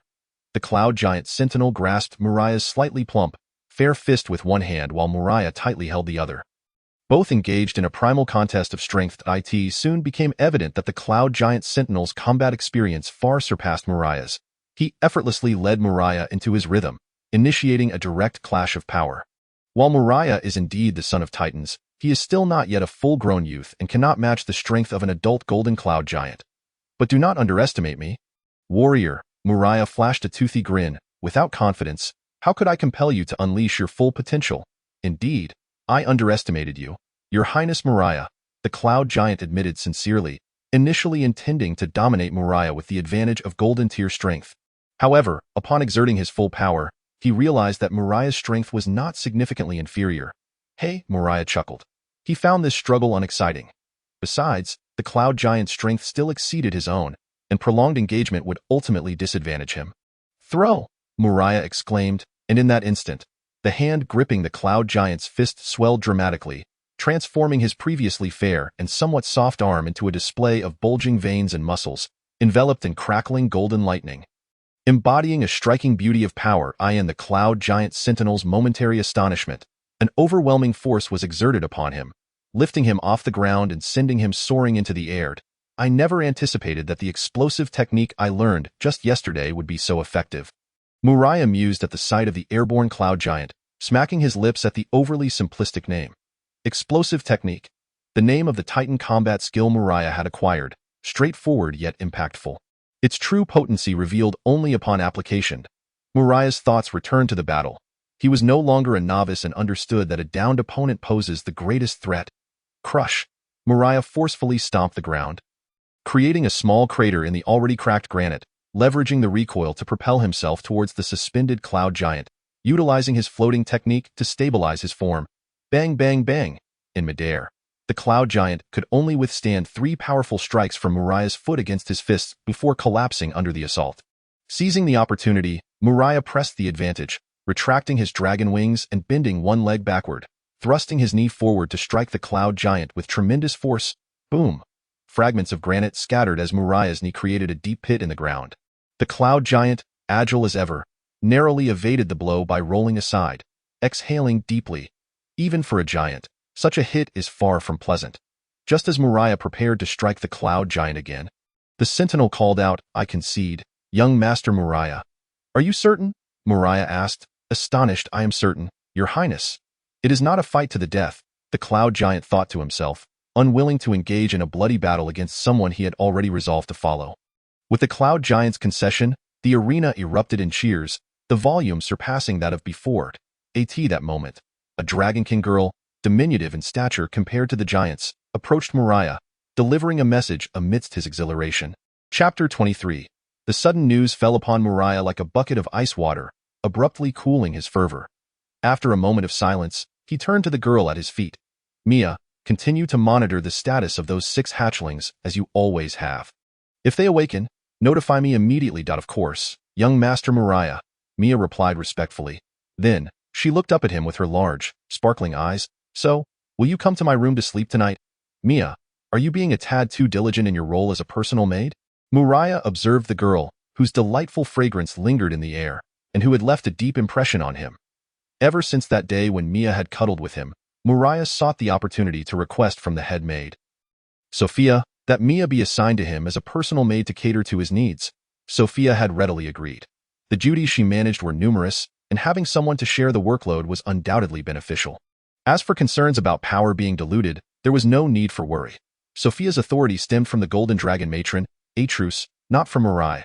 If the Golden Dragon matron sought a personal maid other than Sophia, that would be the time to worry about her authority being diminished. Ahem, I am merely fulfilling the duties expected of a personal maid. Naturally, a personal maid should be close at hand, Mia retorted. How do you interpret the role of a personal maid? Muria gazed at Mia in disbelief. If Sophia finds out, she will definitely reprimand you. Hee. As long as you don't tell, the head maid will never know. Mia replied with a cheeky grin. So, will you come to my room tonight? Upon facing yet another inquiry from the maid, Muria raised an eyebrow and retorted, after returning to the castle, when have I not visited your chamber to sleep? Over the course of the next year, Muria increasingly frequented the training grounds, gradually diminishing the time he devoted to the library for the study of spell models. This was primarily due to the fact that dragons exhibit direct immunity to many low-level spells. Even the youngest of dragons, while not entirely immune, can evade a significant portion of spell damage. Hence, against dragons, physical attacks tend to be far more effective, provided, of course, that one can confront them without being dispatched by a mere swipe of their claw. For Muria, such concerns were non-existent. The Titan bloodline coursing through his veins, alongside the ancestral lineage of the Golden Dragon, was renowned as the most powerful bloodline in the known world, far superior to that of the Red Dragon. He possessed ample confidence to overpower any single juvenile dragon, yet he was faced with not one, but 6, a number that even made Muria feel a tinge of trepidation. Under this mounting pressure, Muria's visits to the training grounds became more frequent, to the point where he chose to reside there, resolving all his meals and slumber within its confines. During the battles at the training grounds, Muria insisted that all the cloud giant guards he faced must exert their full strength without holding back in the slightest. As for the other cloud giants, hill giants, tidal giants, and even storm giants, he did not arrogantly demand that they unleash their full power. These were formidable giants, all battle-hardened and of at least Golden Tier 3.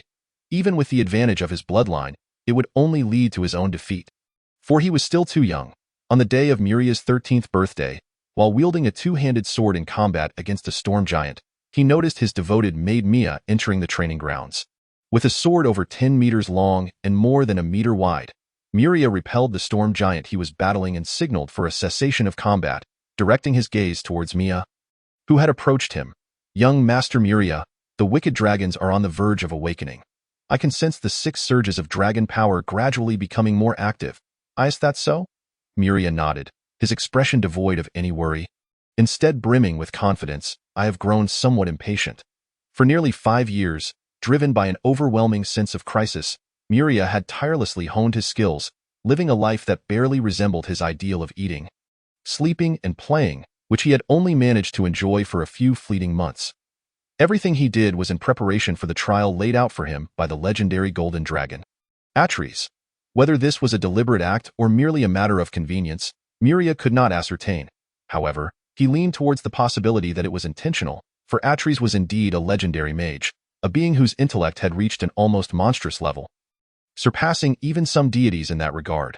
Such a being's every action was laden with meaning and could not be without purpose. They would not engage in trivialities. Muria plunged the massive sword he held into the granite slab. A weapon borrowed from a storm giant, which he could not simply take with him to it. Is worth noting that most giants were notoriously impoverished. Due to their colossal size, it was challenging for them to find suitable metal weapons. Most resorted to using stones or wooden clubs for their assaults, a rather pitiful state of affairs.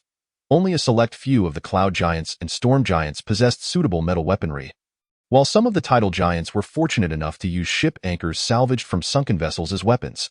Thus, knowing this, Muria felt he lacked the audacity to pilfer the weapons of giants. After several days, Muria returned to his chamber with Mia once more. Though he had not slept there in 5 years, it remained his rightful domain. Upon entering, Muria was immediately struck by the sweltering heat that permeated the air. Any ordinary person would succumb to dehydration and faint within mere minutes. His gaze quickly fell upon the source of the abnormal temperature in his room. 6 gaunt red dragon hatchlings, each stretching a staggering 8 meters in length. They resembled 6 furnaces, perpetually emanating astonishing heat. Over a year of slumber had increased their strength to the silver tier, yet they had expended nearly all their stored energy. Their muscles were emaciated, their crimson scales clinging tightly to their bony frames, allowing Muria to discern the shape of each bone beneath. Nevertheless, an aura of fierce menace emanated from them, a characteristic no one would dare underestimate. Muria entered the room and settled before the 6 hatchlings, already noticing the trembling eyelids of a few as they neared awakening. Hungry, so very hungry, I feel as though I shall starve. The overpowering sensation of hunger jolted Cynthia, one of the hatchlings, into consciousness, compelling her to open her eyes. Upon doing so, she immediately spotted Muria, a childlike giant with horns upon his brow, wings upon his back, and a lengthy tail swishing behind him. Muria, Cynthia recognized him, the very impudent being who had oppressed them through his age advantage, the same one whose thunderous assault upon their birth had inflicted immense suffering, rendering her and her siblings too fearful to step out of the room for years. Roar! The young female dragon growled, her newly acquired strength from slumber igniting a rebellious spirit within her. Cynthia yearned to challenge Muria, to repay him for the agony he had inflicted upon her. Yet, even seated, Muria towered at 4 meters, casting an imposing shadow over Cynthia, who, without including her tail, was merely 4 meters herself. Coupled with the pressure of her hunger, Cynthia's first utterance upon awakening was, "Feed me, Muria." Her dragon tongue, still laced with childish innocence, bore a hint of pleading. Almost simultaneously, outside the room, the head-maid Sophia appeared with a cadre of dragon maids, bearing trays laden with freshly sliced, vibrant red raw fish, prepared for the famished hatchlings. Muria remained silent, observing as Sophia directed the dragon maids to place the fish before the awakening young dragons. His suspicions solidified. Atres had indeed orchestrated this arrangement for him to rear wicked dragons. Upon seeing the succulent raw fish before her, Cynthia wasted no time in seizing a sizable piece with her claws and devouring it, postponing any thoughts of challenging Muria until she had satisfied her hunger. The sound of Cynthia feasting, coupled with the enticing aroma of the fish, spurred the other hatchlings to awaken one after another. Driven by instinct, even upon recognizing their foe in Muria, they all made the same choice, to lower their heads and feast. Dragons are the apex predators, and their stomachs function as highly efficient furnaces. Muria bore witness to this truth as the hatchlings swallowed the fish, which were almost instantly broken down and digested into nutrients. Rapidly distributed throughout their famished bodies, the most immediate visible change was evident as Muria observed the 6 hatchlings consuming their meal. Their once emaciated forms began to swell with muscle, filling out the scales that had previously clung to their bones. Muria witnessed a miracle, for within an hour, the 6 once skeletal hatchlings transformed into robust, imposing, and fierce-looking young dragons. Muria, the young dragon, Austin, who had just finished eating, eagerly stepped forward, calling out his name. "What is it?" Muria rose, his towering figure casting an imposing presence over the 6 hatchlings. Chapter 24. 6 dragons together? Muria gazed down at the young dragon Austin, a playful smile gracing his lips. "Isn't the red dragon the proudest among the 5-colored dragons? You all could have taken me on one by one, yet here you are, 6 dragons challenging me together." Austin found himself momentarily speechless, unsure how to respond. At that moment, Cynthia stepped forward, addressing Muria. "You possess a bloodline stronger than ours, flowing with golden dragon essence, as well as the Titan bloodline closest to divinity. In a 1-on-1 match at our age, none of us stands a chance against you. Moreover, you were born 8 years before us. It is not unreasonable for us to challenge you together." "Indeed, it is not unreasonable," Muria nodded, his gaze filled with surprise as he regarded the young female dragon, Cynthia, astonished that such words had come from a red dragon. "I accept your challenge," and no sooner had he spoken than Austin launched an immediate attack, unleashing a fiery breath towards Muria. "Stop!" Muria extended his hand, effortlessly dispersing the searing breath and clasping Austin's jaws together. His arm remained unscathed, having inherited the fire-imbued golden dragon bloodline, rendering him immune to the red dragon's breath. "Let us step outside to fight. It's too cramped in here to fully unleash our abilities." Muria explained to the other 5 hatchlings. His room, while quite spacious, was still somewhat confining, considering it had once accommodated a fully formed golden dragon. However, for the mighty dragons capable of flight, the space for battle seemed rather confined. Outside, a few young dragons exchanged glances and nodded in unison, readily acquiescing to Muria's request to engage in combat outside, for they had yet to experience the wonders of the world beyond their confines in their 5 short years of existence. Yet, Muria had overlooked one crucial fact. Dragons are notoriously avaricious creatures, and the insatiable greed of red dragons for treasure is unparalleled among their kind. As soon as they departed from Muria's chambers, the young dragons froze in their tracks, their eyes dazzled by the exquisite treasures displayed along the corridor by their mother, the legendary gold dragon. Atreides, do not harbor any illusions. These are the possessions of my mother, the illustrious gold dragon Atreides, and they belong solely to her. Unless you can defeat her, you shall merely gaze upon them. However, such a feat was virtually impossible. Muria observed the 6 young dragons, who were now entranced by the shimmering, resplendent artifacts, their mouths agape and drool uncontrollably spilling forth. The young dragons completely ignored Muria's words, and ultimately, apart from the little female dragon Renata, who was grasped by her tail, the other 5 young dragons lunged toward the treasures, each claiming one for themselves, greedily admiring them as drool dripped ceaselessly. Then, intricate and arcane magical runes materialized above the 5 artifacts clutched by the young dragons, repelling the drool they had emitted while firmly securing the treasures to the crystal display pedestals. All 5 young dragons futilely attempted to pry the treasures from their crystalline perches, but the artifacts seemed as if they had taken root, remaining steadfastly immobile. Utterly useless. Unless you can breach the legendary barrier protecting this castle. Do not even think of moving Lord Atreides' treasures. The head maid, Sophia, trailing behind Muria, observed the young dragon's absurdity with an impassive smirk. Yet her remarks were of little consequence, as the allure of these treasures had rendered the young dragons utterly senseless. This armor is imbued with a substantial amount of mithril and precious gold, valued at no less than 120,000 gold coins. The staff, forged entirely from Void Star gold, is worth at least 80,000 gold coins. The battle axe, crafted from the legendary metals of Godslaying iron and Fallen Star steel, is a priceless treasure. Muria gazed in exasperation at the young red dragons, who were employing their draconic knowledge to appraise the value of the artifact they had seized. Determining the worth of objects is an innate ability inherent to every dragon, including Muria, though he seldom utilized it. Sophia waved her hand, summoning food for the young dragons, and the dragon maids, who had not departed, rushed forward in groups of 6, with 4 grasping each of the young dragon's claws, one holding the head, and another gripping the tail. Despite their slender figures and youthful beauty, the dragon maids forcibly pried the young dragons from the treasures, lifting them amidst their pitiful shrieks. For dragons who equate treasures with their very lives, the maids' actions were the gravest affront imaginable, provoking desperate struggles, yet to no avail. The dragon maids carried the 5 young dragons, following Muria, who held the little female dragon Renata, out of the castle. Upon reaching the grand entrance, the maids, in organized units, tossed the young dragons out one by one. With a resounding thud, the castle doors slammed shut behind Muria, startling the wailing young dragons, who had begun to recover from their profound sorrow over the loss of their treasures. Yet, soon they found themselves entranced anew, for they beheld the magnificent, colossal castle before them, a crystal fortress entirely constructed from magical crystals. Such a structure existed in the world, crafted solely from magical crystal. How many gold coins must it be worth? I cannot even fathom a price. Enough. Muria could no longer bear to witness the greedy antics of these young dragons. This castle, along with its treasures, belongs to my mother, the legendary gold dragon Atreides, and has no relevance to you whatsoever. Not a coppa's worth of connection.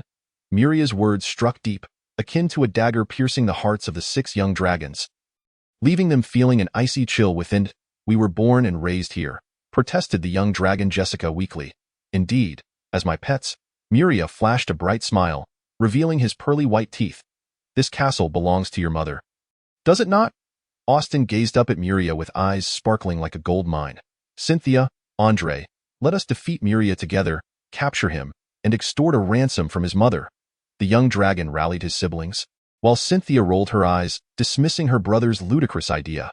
In her view, nothing could be more foolish than attempting to kidnap the offspring of a legendary gold dragon within her own domain. Yet to her astonishment, apart from Renata, the remaining 3 young dragons eagerly nodded in agreement, prompting her to regard her siblings with a mixture of disbelief and a sense of intellectual superiority. Kidnap me? Extort a ransom? Muria observed the young dragons below with amusement, yet considering their age, he could extend them some understanding. you must first defeat me. Should you lose, you will continue as my pets. We must defeat Muria.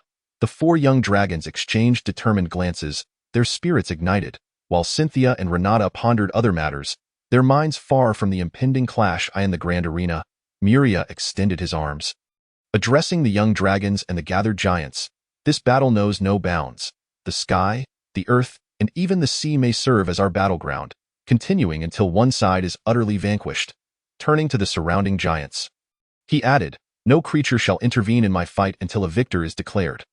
Well done, little Muria, quite self-aware. Within the crystal castle, the gold dragoness, transformed into a breathtaking maiden, reclined upon a throne forged from various legendary metals.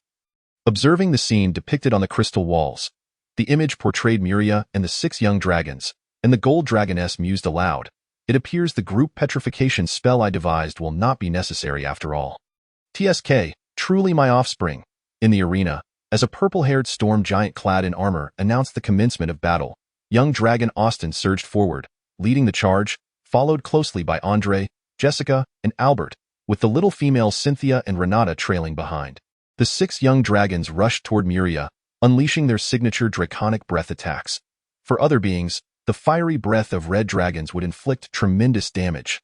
However, upon Muria, it proved utterly ineffective, akin to being doused with lukewarm water, neither painful nor uncomfortable. As the strongest among the chromatic dragons, while they may appear somewhat foolish due to their youth, their combat instincts remained sharp. Upon realizing their breath attacks were futile, the young dragons swiftly ceased their fiery onslaught. With Austin leading the charge into close-quarters combat. Roar! Austin bellowed, baring his sharp dragon teeth as he lunged at Muria, with the others mimicking his actions. Muria, undaunted by the sight of 6 gaping mouths lunging toward him, remained calm. The martial arts knowledge bestowed upon him by the Titans was extensive, encompassing experiences and techniques to combat various creatures, including formidable and unfathomable beasts, deep-sea leviathans, and, of course, dragons, even strategies to confront deities. With a swift motion, Muria extended his hand and, to Austin's astonishment, seized him by the neck, skillfully evading the bites of the other 5 young dragons. Muria hoisted the thrashing Austin high above, his claws raking Muria's skin, before slamming him down onto the granite floor beneath. The resounding impact sent a jolt through all observers, creating a dragon-shaped dent in the granite surface, with Austin firmly embedded within. Chapter 25. Dragons are inherently magical beings capable of flight. Upon seeing Muria ascend into the sky, the young dragons unfurled their broad crimson wings and gave chase, with Cynthia and Renata lagging behind intentionally high in the sky. Muria, leveraging his superior speed and extensive flying experience, toyed with the young dragons, realizing that handling them was remarkably effortless. Moreover, among these 6 young dragons, 2 were merely coasting along. His age and strength surpassed theirs, his flight speed was swifter and more agile, and he possessed mastery over all 1st to 4th tier offensive spells. Muria could scarcely conceive of any reason he might be defeated. At that moment, as Muria glanced below, he was astonished to see Austin clambering back to his feet. I must say, one of the strongest dragons indeed. Below, on the granite floor of the arena, Austin shakily rose from the dent created by Muria's blow, and after taking a few unsteady steps, his wobbling form regained its composure. Austin squinted his crimson dragon eyes upward, then unfurled his majestic wings, taking a few strides before soaring into the sky, joining the fray against the young dragons. Such vitality and physical prowess. Truly, dragons are remarkable beings. Muria muttered, completely oblivious to the fact that he himself was an even more extraordinary entity than the dragon. His steel-like bones surely would have been reshaped by that last blow, yet he remained unscathed. Muria gained a newfound appreciation for the dragon's physical resilience and recuperative abilities. It seemed he would need to unleash a bit more of his true power. Victory must be achieved with flair. A spell circle formed and magical missiles flew forth. Whoosh, whoosh, whoosh. Dozens of pale blue energy spheres were released by Muria, each locking onto 6 young dragons before crashing into them. Bang, bang, bang. As anticipated, the energy spheres detonated upon impact with the juvenile dragons, causing not a shred of magical harm. However, the explosive force slightly disrupted their flight patterns. This was precisely what Muria desired. With a powerful flap of his expansive wings, he darted toward the group of young dragons. Seizing one by the tail before they could react, Muria, no! The young dragon Albert, caught by his tail, was instantly filled with terror, helplessly watching as Muria lifted him above his head before slamming him down. In an instant, Albert transformed into a red meteor, crashing to the ground with a resounding thud. The tremendous impact obliterated the earth beneath him, sending black and yellow soil flying, while nearby bushes were stripped of all their leaves and most of their slender branches, leaving only a few solitary trunks. Muria, glancing at the dazed young dragon Albert, turned away. It seemed he would take some time to recover and would not pose any trouble in the near future. In the air, after exchanging blows with the 5 young dragons for several rounds, Muria finally seized an opportunity to capture the dragon he most desired. The youngest female dragon, Renata. "Mr. Muria, please don't throw me down. I am afraid of pain." The little dragon Renata gazed up at Muria with tear-brimmed eyes, looking as if she might burst into tears, a pitiful sight that starkly contrasted with her fierce red dragon appearance. "Be good, and I shall toss you into that lake over there.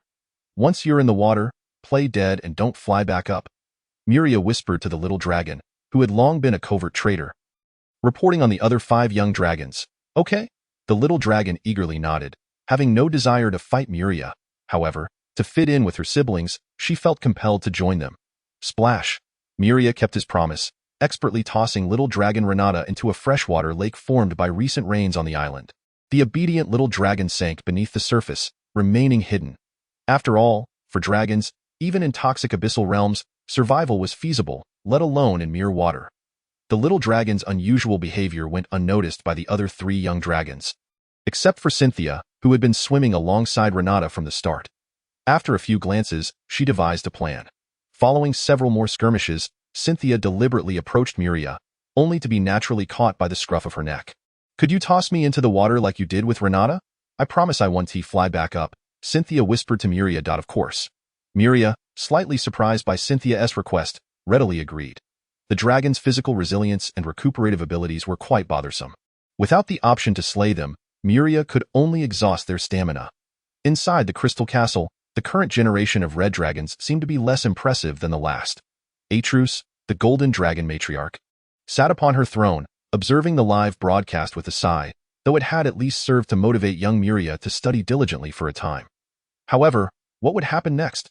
Once young Muria emerged victorious, he would inevitably become complacent, much like most dragons who spent their days eating and sleeping, becoming mere draconic layabouts reliant on their innate gifts. The breathtaking maiden seated on the imposing throne pondered. Slightly troubled, crack! Just as the golden dragon matriarch was lost in her thoughts, a golden bolt of lightning tore through the space beside her. A tall young man with flowing black hair and a chiseled visage, clad in battle armor and exuding an aura of thunder and tempest, stepped through the rift he had created, appearing beside the golden matriarch. "Answer, how fares your time in the abyss?" Upon seeing the man, the golden dragon matriarch greeted him with familiarity. He was her husband, Muria's father, the legendary titan, Answer Iapetos. "Quite well indeed," the dark-haired youth replied, a look of delight on his face, clearly in high spirits. "I've slain quite a few demon lords, lost count. But it was around 6 or 7. And what of the remains of those demon lords? Sent to the elves. Oh. The golden dragon matriarch nodded, concluding the conversation. She had acquired what she desired. Yet, her silence did not deter Titan Answer from speaking.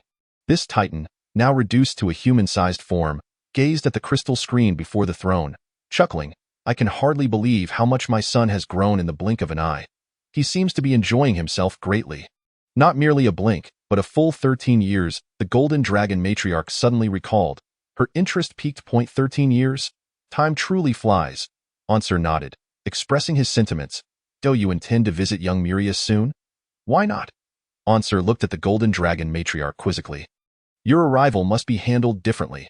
The golden dragon matriarch's excitement surged. After all, young Muria had not seen his father since birth, and as a father, Answer had been quite neglectful. Theo atoned for his shortcomings. He ought to prepare a gift for young Muria. That is a fair point. Answer nodded in agreement, turning to the golden dragon matriarch. "What do you think I should present to my son, whom I've not seen in 13 years? I believe I have a suggestion."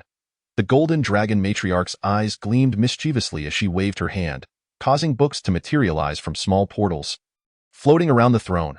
"These are all the books that young Muria has read since his birth, excluding spell books." Answer glanced over the titles. Hatching white dragon eggs, the environmental impact on dragon eggs. Essential conditions for hatching dragon eggs, caring for dragon eggs, research on the birth environment of dragons. Upon surveying the titles, Ansar naturally concluded, "My son has an affinity for dragon eggs." He then directed his gaze toward the crystal screen, observing the young red dragons and nodding thoughtfully. He also enjoys raising dragons. "Now you understand what to gift young Muria, don't you?" The golden dragon matriarch said with a smile. "Indeed." Ansar looked at the golden dragon matriarch. "How many red dragon eggs did you give Muria back then?" "Not many. Just 6.6, you say?" Ansar pondered, then tore open a rift in space, preparing to leave the crystal castle. "I shall prepare the gift. But it may take some time." Seeing her husband depart with that remark, the golden dragon matriarch nodded in satisfaction, returning to her languid posture. "Young Muria should truly thank me. Had it not been for my reminder, Ansar would have forgotten to prepare a gift." The golden dragon matriarch Atrus mused, utterly unaware she had inadvertently set her child up for a surprise. After all, she believed she was acting in Muria's best interest. And indeed, she was in the skies above the training grounds. Muria joyfully toyed with the 4 young dragons, while little dragons Cynthia and Renata obediently lay at the bottom of a lake, feigning death. "So weak," Muria mused as he observed the 4 young dragons, occasionally seizing one and hurling them to the ground, creating dragon-shaped craters on the island. He had no concern for their well-being. After all, he could always see them, and the young dragon that had plummeted into a large pit would soon rise again to continue their assault. Suddenly, Muria felt an inexplicable chill, his brow furrowing in confusion. What's going on? With Muria's monstrous constitution, common ailments were hardly a concern. Chapter 26. Sophia, could you repeat what you just said? Muria stared in astonishment at the golden-haired dragonkin girl before him. Young Master Muria, as unbelievable as it may seem. The truth is that Lady Atrus has decided to revoke your residency in the castle. Please vacate the premises with your pets by the end of the day, the head maid Sophia stated with a stern expression. "So, my mother intends to expel me. That interpretation is not entirely incorrect." "Why?" Murray remained perplexed. After all, his mother was the noble golden dragon, the leader of the benevolent dragons, not a malevolent creature. How could she possibly decide to expel her own offspring from her castle? The head maid said nothing, merely casting her gaze towards the corner of the room where 6 young dragons lay fast asleep. Following Sophia's line of sight, Murray suddenly understood, a month prior, after toying with the young dragons for some time, he had grown impatient and unleashed a 4th ring spell, enhanced by his draconic bloodline, Ball of Lightning. Each of the 4 young dragons had taken a significant hit, even with their formidable draconic defenses. They could only mitigate a fraction of the damage. That day, the 4 younglings were reminded of the terror instilled by Murray's thunder. Since that incident, all the young dragons had become exceedingly docile, obeying every command Murray issued, except for one. They demanded daily admiration of the golden dragon's treasures, drooling in the process. Despite knowing that these exquisite artifacts would never belong to them, they still explored the crystalline castle daily, touching and gazing at everything. Murray had no doubt that if not for the powerful defensive array set by his mother, thefts would occur daily within the castle. He felt helpless in this regard. It was unreasonable to confine these young dragons to their chambers, as they were intelligent beings with wisdom equal to or surpassing that of humans. Thus, the current situation unfolded. The golden dragon, Atrus, could no longer tolerate the 6 young dragons, who incessantly coveted her treasures. Initially, she had found their presence amusing, but over time, her patience waned. The 6 younglings not only gazed at her collection with longing, but also often climbed atop it, licking the artifacts from time to time. Were it not for Murray's firm control, these young dragons would have spent their nights snuggled against the crystalline display, clinging to these treasures of immense value. Now, with her tolerance reached its limit, Atrus made the decision to expel all 6 young dragons from the crystal castle, her fury extending to her own progeny, Murray. Subsequently, he received notification from the head maid. Sophia. After all, it was she who had urged him to care for these unruly dragons. Now, she sought to cast him out due to their antics.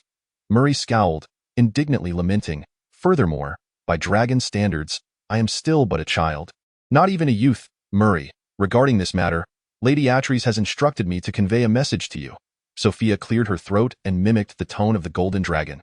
"Little Murray, you have reached the age of 13 this year. At this age, if you were human, you could marry and raise a family, fully capable of living independently. As my son, Atrus Alances, you are certainly no less than a human, Thus you ought to leave the castle and establish your own domain." After delivering the message, Sophia looked at Murray with a hint of sympathy as he grimaced, "Ha! That is the only sound Murray could muster, vividly expressing his discontent. If I must go, then so be it. I can live even more freely outside this crystal castle." With a dark expression, he approached the 6 young dragons huddled together and kicked them awake one by one. "What is it?" "Murray, I haven't had enough sleep yet." The young dragoness, Jessica, yawned, slightly displeased. "Sleep? There is no longer a place for me here, nor for you. Come with me now, go." "Where to?" young Albert inquired curiously. "Leave this crystal castle and venture outside to build my own." "Leave this castle?" Cynthia exclaimed. "What nonsense! This is my home. I would rather die than leave. Is that so?" Murray's face darkened as golden lightning crackled in his palm. "Were it not for you wretched dragons, I would not be in this predicament, expelled alongside you by my mother. Now, I shall ask you one last time. Will you come or not?" Seeing the golden lightning in Murray's hand, the young dragons, who had already endured considerable hardship, immediately understood. They nodded eagerly, like chicks pecking at grain, agreeing to follow him. Even the rebellious Austin complied, knowing full well that defiance would likely lead to becoming charred dragon remains. Murray had little to gather aside from the 6 young dragons and the outfit he wore, which could adjust to his size. He possessed no other personal belongings. "Young Master Murray, Lady Atreides has decreed that all beings on this island who wish to accompany you may do so." Just as they were about to exit the room, Sophia suddenly interjected, "Moreover, you may return at any time to borrow any book from the library." Upon hearing this, Murray paused, nodded, and then led the 6 young dragons out of Sophia's sight. When he reached the castle gates, he heard a familiar voice calling out, "Young Master Murray, wait." A striking dragonborn girl hurried after him. "Mia," Murray smiled. "What brings you here?" "I heard you were leaving, and as your personal maid, I must accompany you," she replied, her expression one of undeniable certainty. "Very well, you may come with me." After a moment's contemplation, he readily agreed. He then turned to the 24 cloud giant guards kneeling before him and issued his command. "Go and inform all the giants on the island that I, Murray Iapetos Alances, am establishing my own domain from this day forth. I shall await all who wish to follow me at the training grounds until sunset." The 24 cloud giants initially appeared bewildered, but their expressions quickly morphed into jubilant excitement. "We shall obey your will, Your Highness, Murray." The 24 cloud giant guards rose, disregarding their duties at the castle gates, and effortlessly employed their spell-like abilities to gain flight, scattering to convey Murray's message to the various giant congregations across the island. When Murray, accompanied by the 6 young dragons who frequently glanced back, and his devoted maid Mia, arrived at the training grounds, he was astounded by the sight before him. The open space within the arena and the steps leading up to it were filled with giants, cloud giants, storm giants, hill giants, and tide giants, gathered in family units, creating a truly awe-inspiring spectacle. What shook Murray even more was the sight of these giants kneeling as he approached, much like a field of wheat bending beneath a strong wind, as they bowed on one knee. Regardless of age or stature, Murray stared at this scene for an extended moment. Although he had witnessed something even grander at the age of 5, he had been positioned too high to appreciate the vastness of it. Only seeing a dark mass, among the kneeling giants, a clear path opened up, leading to the highest point of the training grounds, a stone throne that overlooked the entire arena. With an inexplicable emotion stirring within him, Murray walked along the path to the throne, followed closely by Mia, while the 6 young dragons obediently trailed behind, awestruck by the scene, as there were no prior records of such a moment in their inherited knowledge. Finally, Murray reached the pinnacle of the training grounds and sat down upon the throne, gazing down at the multitude of kneeling giants. Beside him stood the charming young maid, while at his feet, the 6 young dragons lay prostrate. In that moment, a sense of triumph surged within him, overshadowing the discontent born from his mother's expulsion. "Rise," Murray proclaimed, uttering his first words since arriving at the training grounds. Once the giants stood, he continued, "Please be patient.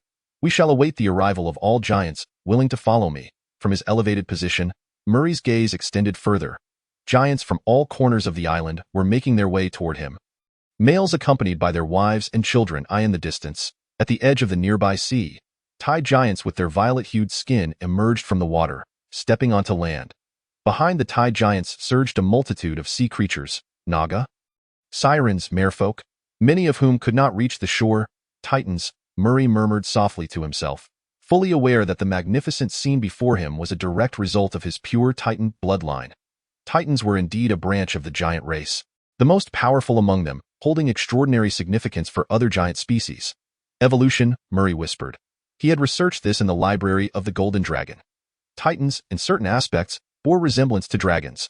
Powerful dragons, when residing in a particular area for an extended time, would gradually alter their surroundings, transforming it into an environment best suited for themselves. Yet the influence of mighty dragons extended far beyond that. Their essence could even affect the creatures dwelling nearby, leading to the phenomenon of draconic transformation. Just as the dragon maids within the Golden Dragon's crystalline castle had once been ordinary human girls, they had been transformed into non-human entities through the erosion of the Golden Dragon's aura, embodying the essence of evolution in life itself.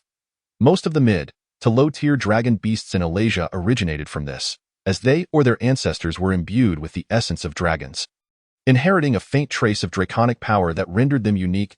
As for the high-tier dragon beasts, they are fashioned directly by dragons themselves, through well-known means. In Chapter 27, upon the Crystal Castle, the Golden Dragoness Atris stood on an empty platform, gazing down at the training ground below, now reduced to the size of a palm. Though the distance was considerable, Atris's draconic vision allowed her to see clearly. Such a multitude of giants could easily flatten a principality on the continent. Lady Atris, the maid Sophia, approached the Golden Dragoness in her humanoid form. All the cloud giants have departed the castle as per your orders. Those who came to resign were turned away. Their contracts dissolved, allowing them to leave. Sophia, do you think I appeared disheveled at this moment? The exquisite maiden slightly tilted her head, presenting her perfect profile to the head maid. Those cloud giants would rather breach their contracts than follow me, the legendary Golden Dragon. Instead, they bow before my son. Upon seeing her mistress's profile, the head maid Sophia felt her heart race uncontrollably, her cheeks flushing slightly. Hearing the words of the Golden Dragoness, she lowered her gaze. Lady Atris, the cloud giants wish to follow young Muria due to the Titan blood that flows within him, not because of his prowess. This only attests to the strength of the Titan lineage and its unparalleled influence over giants. Which does not diminish your authority. I am aware of the significance of Titans to giants. However, gazing at my now empty castle, I cannot help but feel a twinge of displeasure. Atris remarked with a hint of unhappiness. Lady Atris, all the dragonborn maidens are guarding the castle for you, Sophia replied calmly. And I, Lady Atris, am a servant who will follow you until the end of my days, added Bart, the commander. Suddenly, a deafening crack split the air above, and a massive golden dragon beast descended upon the castle platform. Commander Bart, the golden dragon, whoosh! The rushing wind from Bart's rapid descent was immediately quelled by an unseen force, transforming into a gentle breeze that felt remarkably pleasant. Bart, Sophia, I am aware of your loyalty. Atris continued to gaze down at Muria, who was seated upon the stone throne, flicking his tail. She did not turn, yet a smile graced her lips. Bart, next time you land, do not be so hasty. My apologies, Lady Atris. It was my oversight that disturbed you. The golden dragon, now humbled, lay prostrate before her. Do take care next time. Atris replied nonchalantly. Lady Atris, Sophia followed Atris's gaze, and she too beheld the vast and imposing training ground.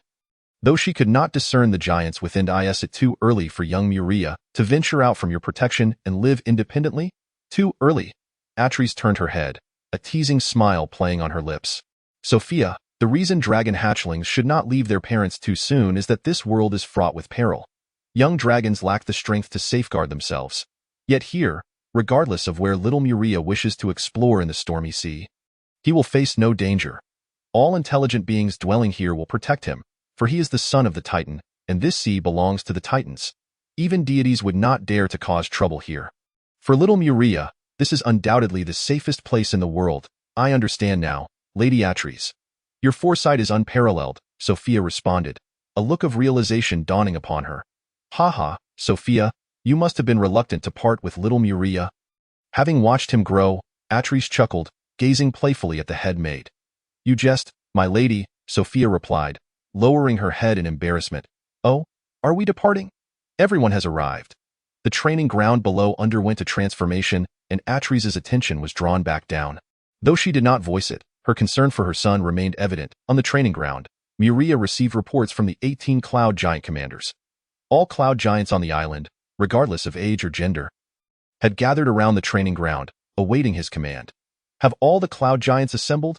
Muria questioned, observing the dense throng of cloud giants arrayed outside the training ground. The sheer number suggested that every cloud giant on the island had come to him. "So, my mother's castle is left unguarded by giants?" Muria scrutinized the cloud giant commanders before him. "Your Highness, we have resigned from Lady Atres, but unfortunately did not meet her. However, Miss Sophia has represented Lady Atres and granted our request." "Is that so?" Muria pondered, stroking his chin. "If all the cloud giants are departing with me, then my golden dragoness mother must be quite lonely. Ha. Serve you right for wanting me gone," as Muria mumbled to himself. Believing only he could hear, a faint chuckle echoed in his ear. Muria's hairs stood on end. An ominous premonition washed over him. The golden dragoness, ever vigilant of the happenings below, suddenly let out a cold laugh, causing Sophia and Commander Bart to exchange bewildered glances. Underestimated by her own son, Atres mused, "Oh, little Muria, today I shall let you witness the legacy of a legend." Raising an eyebrow, the golden dragoness unleashed a radiant golden light from her seemingly delicate form, transforming it into a towering pillar that shattered the clouds above the castle, revealing the deep blue sky. On the throne of the training ground, Muria, already sensing something amiss, looked up at the sky above the crystal castle. The golden pillar of light dissipated within moments, and then, roar! A magnificent golden dragon materialized above the crystal castle, its elongated body adorned with shimmering golden scales, exuding an extreme sense of beauty. Its expansive golden wings spread wide, seemingly intent on enveloping the entire castle. The visible aura of golden draconic might radiated from the dragon, enveloping the island spanning over 1,000 square kilometers. The ferocious wolves, eagles, and griffins bred by the giants trembled and cowered against the ground, some even succumbing to their fear. "Is this the true form of my mother?" Muria gazed in awe at the golden dragon hovering above the castle. Overwhelmed by a sense of wonder at that moment, he realized that the figures he had previously encountered were merely diminished or humanoid forms of the golden dragoness. He had never witnessed his mother's true draconic form within the castle. The golden dragoness was so immense that even the castle's most spacious hall could barely accommodate her true self. Thus, Muria had only ever seen her in humanoid form within the castle. Now, he finally beheld his mother in all her glory, a dragon nearly 200 meters long. Though subtracting her lengthy tail, her true size was just over 100 meters. When she unfurled her broad golden wings, her presence seemed even more colossal. Books stated that the ancestral golden dragons were not inferior to titans. Muria now comprehended what that truly entailed. In both size and magical prowess, ancestral dragons could indeed stand shoulder to shoulder with titans.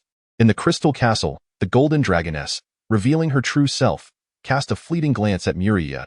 An intense surge of power emanated from her, creating a massive spatial rift parallel to the ground beneath her feet. Through this rift, Muria glimpsed a wild and primordial jungle. Though the trees were not as towering as those on Titan Isle, they were equally vibrant. Roar, roar, two resounding dragon roars echoed from the spatial rift as two familiar red dragons soared forth, flying a circle before dutifully prostrating themselves at the feet of the golden dragoness. They were the parents of the 6 young dragons Muria had raised, a pair of unfortunate red dragon mates. Roar, hiss, following the red dragon couple, a continuous stream of golden bipedal dragons surged forth from the spatial rift, blotting out the sun.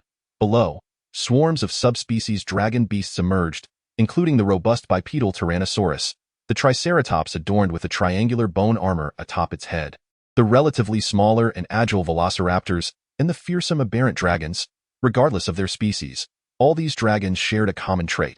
Their scales and bone armor glimmered with gold, a testament to the golden dragoness's power. The golden tide began from the spatial rift at the feet of the golden dragoness, gradually spreading across the island, filling the previously empty space. The golden dragon beast legion. This is the true power of my mother's kin? Muria gazed enviously at the rift from which dragons continued to pour forth, longing for such a legion of his own. A semi-plane space, only accessible to legendary mages, could be opened up. If the area was sufficiently vast, it would be akin to carrying a miniature world with him. Muria watched the rift with a look of pure envy, for he was aware of this fundamental knowledge of mages. "Shall Muria hasten to lead your followers away? It would be just the right moment to adjust the positions of my retainers." A gentle female voice whispered in Muria's ear. It was the voice of the golden dragon lady. At least he was now utterly convinced that the previous chuckle he had heard was indeed not a figment of his imagination. With a complex array of emotions stirring within him, Muria commanded the giants, who were nearly assembled, to embark on a quest. Set forth and seek out an island 10 times larger than this one to establish our abode. Then, Muria unfurled his dragon wings, embracing his loyal maid, Mia, and soared into the heavens. Behind him, 6 young dragons cast a lingering glance at the crystal castle before trailing in Muria's wake. As for their parents, they too were present, yet none of the dragons wished to acknowledge their lineage.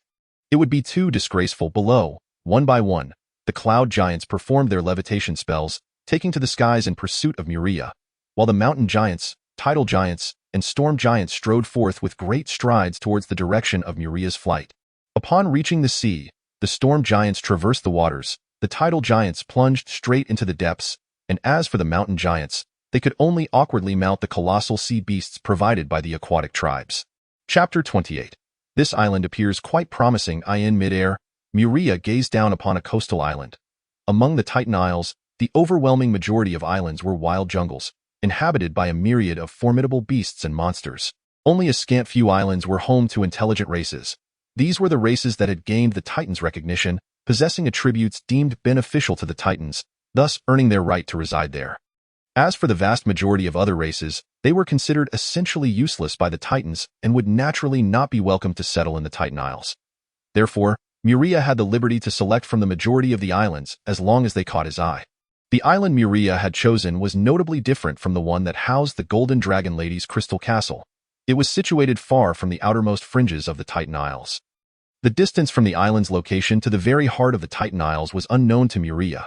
He only understood that the Titan Isles encompassed a vast expanse, the scale of which remained a mystery without a map. The island Muria selected possessed 2 distinct characteristics. The first was its vast area. At Muria's flying speed, it would take nearly an hour to circumnavigate the island. The specifics of its size would need a giant knowledgeable in measurement to verify on site.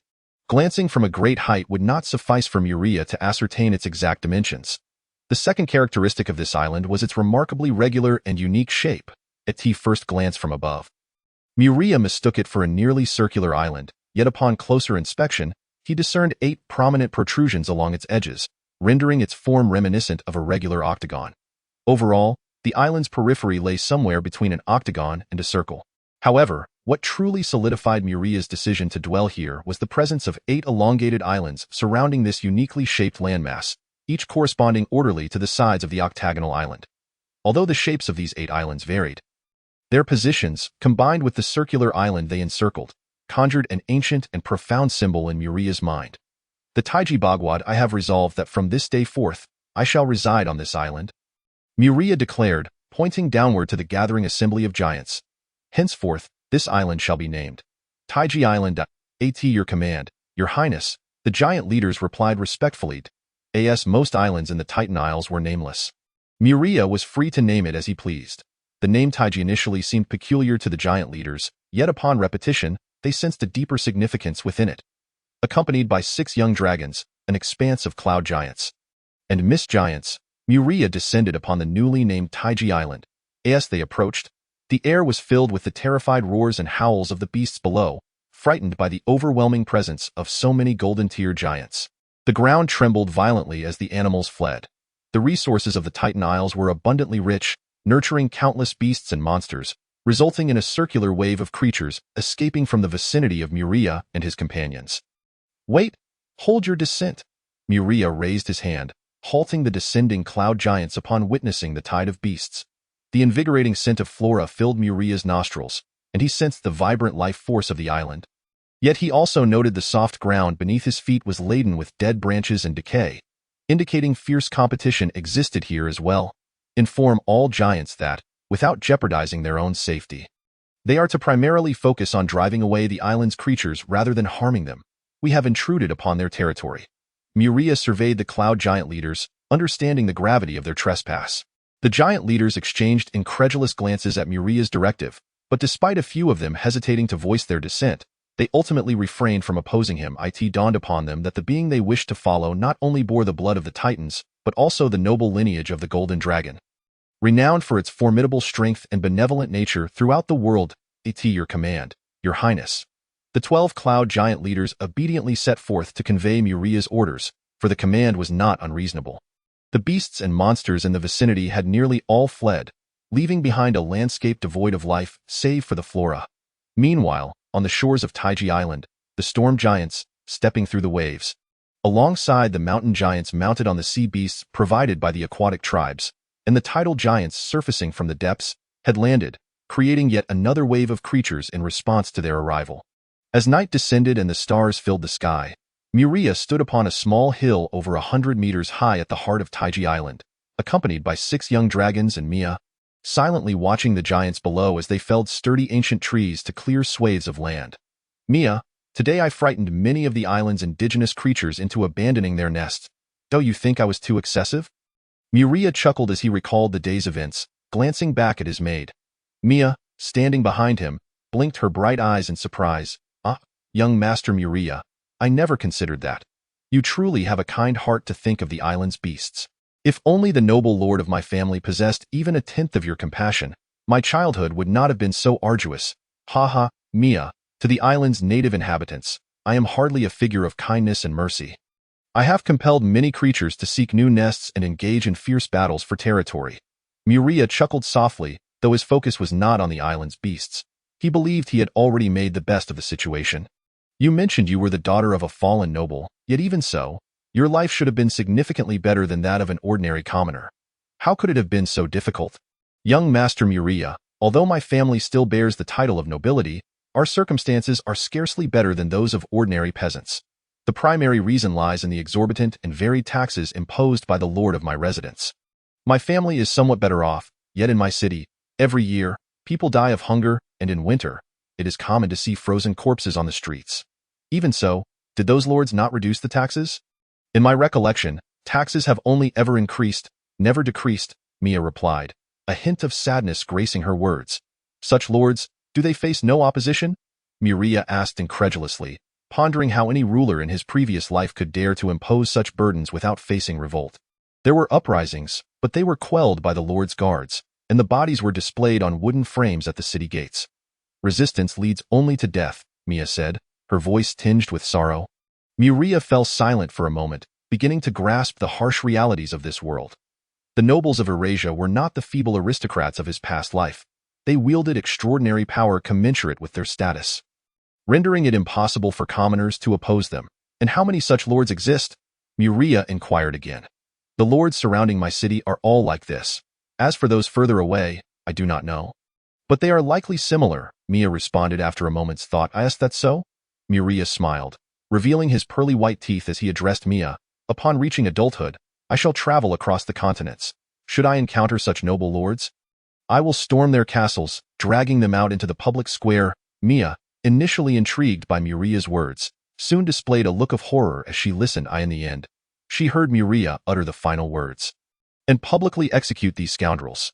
Young Master Muria? The young lady was taken aback by Muria's words. She had never heard anyone speak to a lord in such a manner, and the implications of his words were exceedingly unpredictable.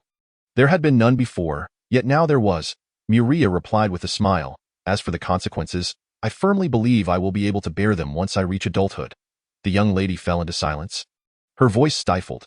Even someone as audacious as she found it difficult to fathom the implications of Muria's statement. Mia had no doubt about Muria's capability to achieve what he professed in the future. And thus, she felt a strange sense of anticipation for what lay ahead when Muria ventured out to explore the world. Your Highness, I sincerely apologize for the lack of a suitable place for you to rest.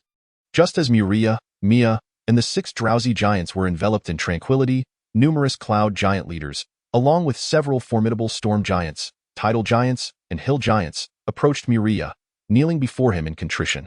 This is of no consequence. Muria waved his hand dismissively. No, Your Highness, allowing you to sleep in the wilderness is the gravest dereliction of duty on our part. The cloud giant leader, ABT, spoke with his head bowed. However, we have already devised a plan to construct a castle befitting your stature. A castle for me? Muria expressed his surprise, then quickly reassured himself. There's no need to rush. You can first build accommodations for your kin before commencing my castle. Your Highness, we rugged fellows can endure sleeping in the wild for as long as necessary, but we cannot permit you to suffer alongside us. That would be a grave insult to your identity as a Titan's son, remarked a burly hill giant with a tawny complexion, grinning broadly. This hill giant was notably taller than his kin, though not of the leader class. He merely represented his kind in this discussion. In truth, aside from the emergence of 18 leader-class cloud giants due to large-scale gatherings, the other 3 types of giants lacked any leaders of comparable status. Indeed, Your Highness. The words of the hill giant representative drew immediate agreement from several cloud giant leaders. Your Highness, please entrust the task of building the castle to us hill giants. We pledge to construct for you the tallest and most magnificent castle in the shortest possible time. One hill giant representative voiced. Handing the castle over to you brutes for construction? Humph. Will it even resemble a castle by the time you're done? Sneered a cloud giant leader, sizing up the hill giant clad in animal skins. What else do you know how to do besides digging into the mountains? Enough. Do you dare to raise your hand in front of His Highness? A storm giant beside the hill giant swung his double-handed sword, severing the wooden club in the hill giant's grasp. The hill giant's face turned a deep crimson with rage, and he cast aside the broken club. Kneeling before Muria, Your Highness, I meant no offense. However, the hill giant lifted his gaze, glaring fiercely at the cloud giant leader who had just mocked him. I cannot tolerate such disdain towards us hill giants. I harbor no contempt for you hill giants, the cloud giant leader huffed. I merely speak the truth. You hill giants wield the power of earth elements, capable of condensing hard rocks. While you may quickly construct caves, do you possess the knowledge to build a castle? An oversized castle that befits Your Highness's status? The hill giant fell silent, suddenly struck by shame, lowering his head without uttering a word. Enough, Dix, Muria interjected, halting the cloud giant leader who wished to continue. The respect the hill giants have for me is evident. They merely wish to serve. There is no need for contention over who will construct the castle. All of your giants will partake in the construction of Taiji Island. Muria stood, articulating a decision he had pondered for some time. Though the storm giants were the fewest in number, they were the most powerful. They would be tasked with surveying the island's terrain and measuring its area, while also accounting for the number of giants under my command, as I am still unaware of how many giants follow me. As for the cloud giants, you shall provide me with designs for an oversized castle and draft a plan for a city to be built around it. Remember to prepare multiple proposals. Lastly, for the tidal giants, you shall venture into the boundless ocean to seek treasures that I may adorn my castle with. Why castle cannot appear humble. Muria gazed at the 3 dejected brownish-yellow giants, representing all hill giants. Then concluded, as for you hill giants, my castle will not be as extravagant as my mother's, built with magical crystals. Therefore, I require a substantial quantity of stone, enough to construct a city for giants. Can you provide this? Of course, Your Highness, it is our solemn promise, the 3 hill giants exclaimed, their spirits rekindled, thumping their chests in assurance. The ability to mold stone is an innate talent they possess. Do not rush to agree. The stone I require is not merely any stone. It must not only be sturdy, but also as pure and immaculate as the clouds in the daytime. Can you conjure such stone? The 3 hill giants exchanged glances, and finally, under the gaze of the other giants, one hill giant stepped forward. Raising his hands, eye in the air, yellowish light particles materialized, flowing towards his hands. Subsequently, a massive stone brick, measuring 4 meters long, 2 meters wide, and 1 meter high, swiftly coalesced from nothingness. However, Muria frowned at the sight of the brick's earthy yellow hue. Yet, he soon relaxed as the color rapidly lightened, eventually transforming into a pristine white, resembling the clouds in the sky, devoid of any blemish. Your Highness, the hill giant raised the immaculate stone brick before Muria.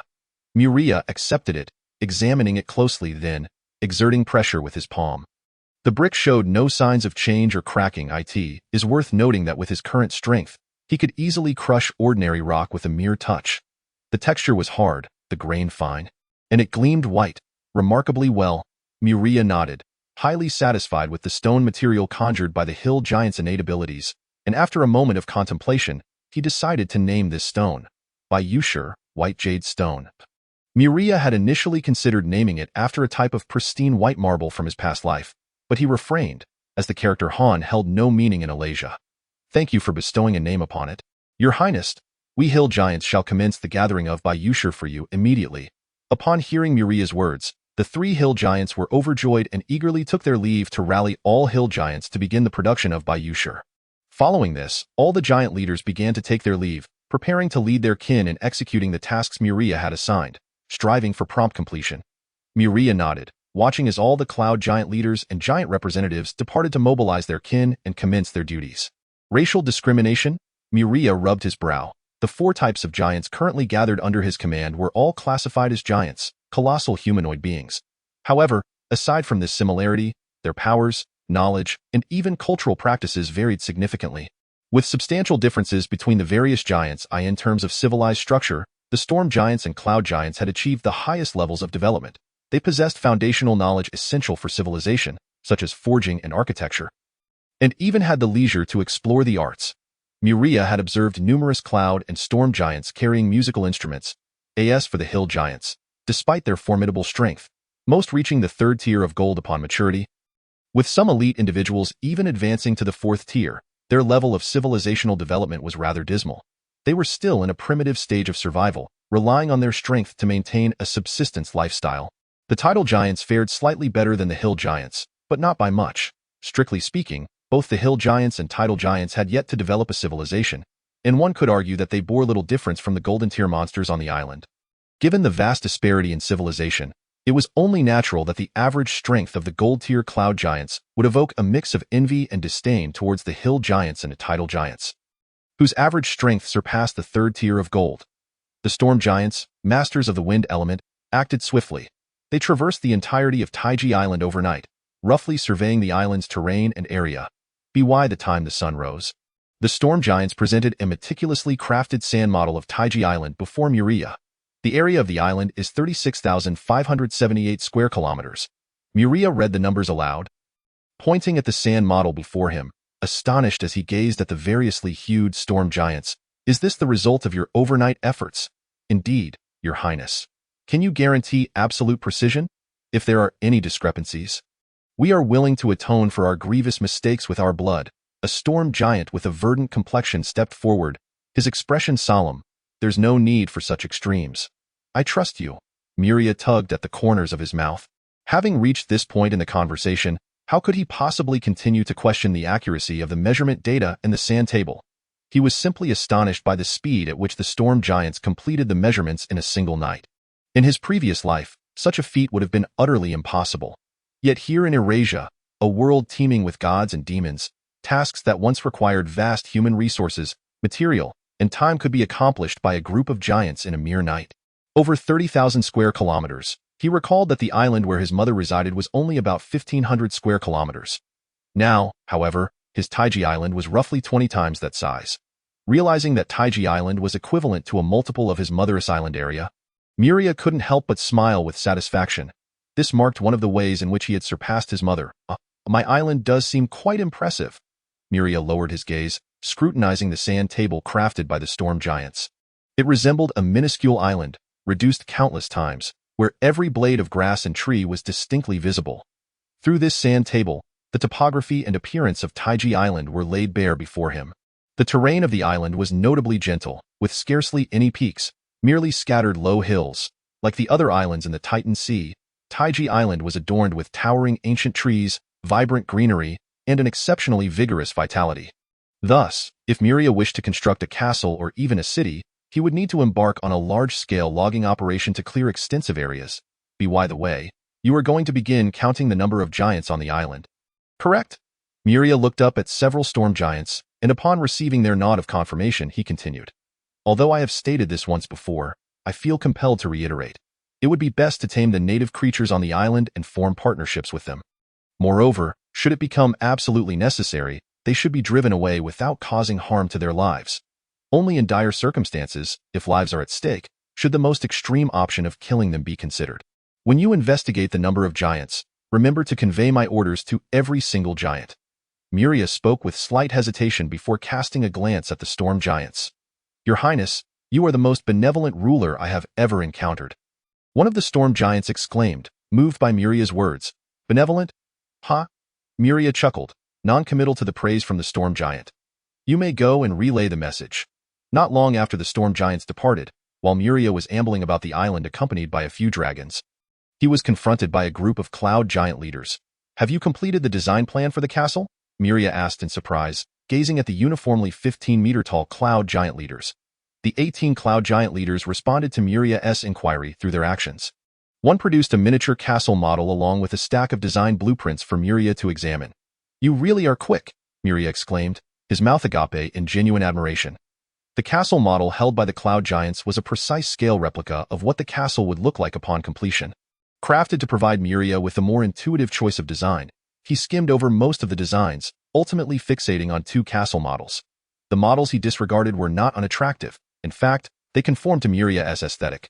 However, they were irregular and asymmetrical, appearing somewhat chaotic compared to the 2 models he favored. Chapter 30. Which design scheme should I choose? Muria pondered over the 2 castle models in his hand.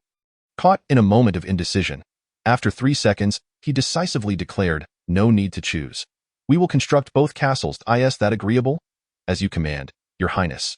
Upon hearing Muria's orders, the cloud giant leaders exchanged glances and replied in unison. Thus, the construction of the castles commenced with great fervor, led primarily by the numerous cloud giants, under the coordination of the storm giants, while the hill giants diligently produced the necessary materials for the castle.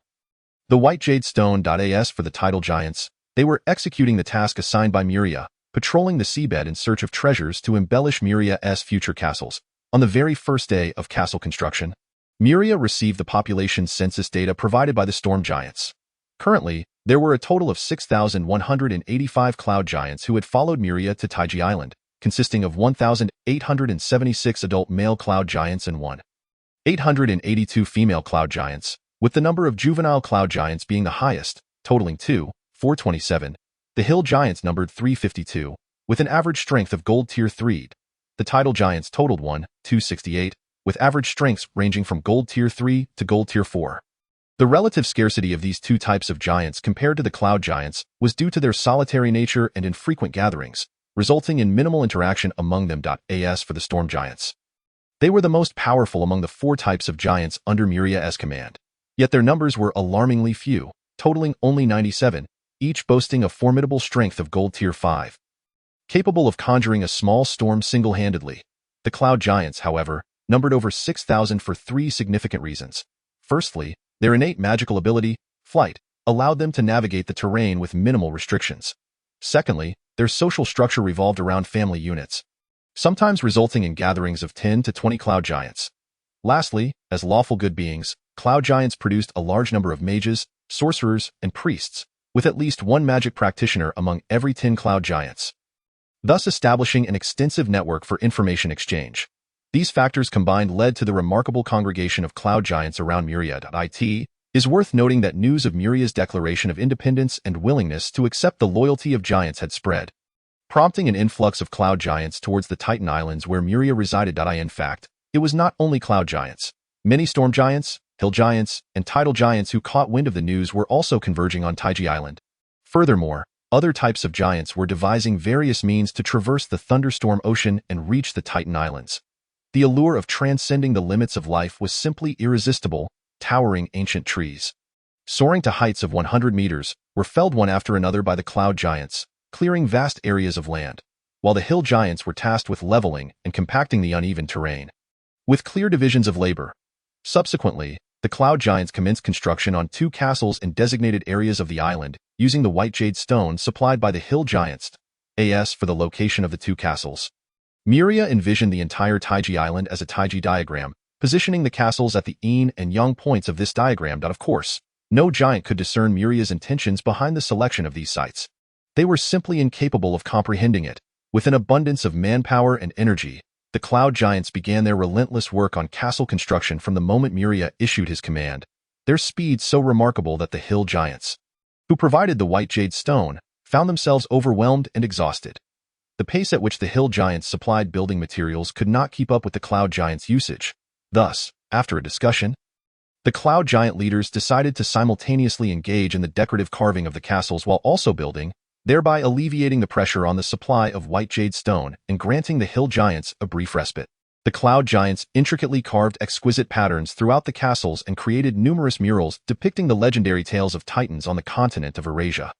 They also polished the magical crystals and various gemstones recovered from the seabed by the tidal giants, as well as processed and refined gold and silver ores, embedding them into the walls of the nascent castles, bestowing a luxurious aura upon the structures.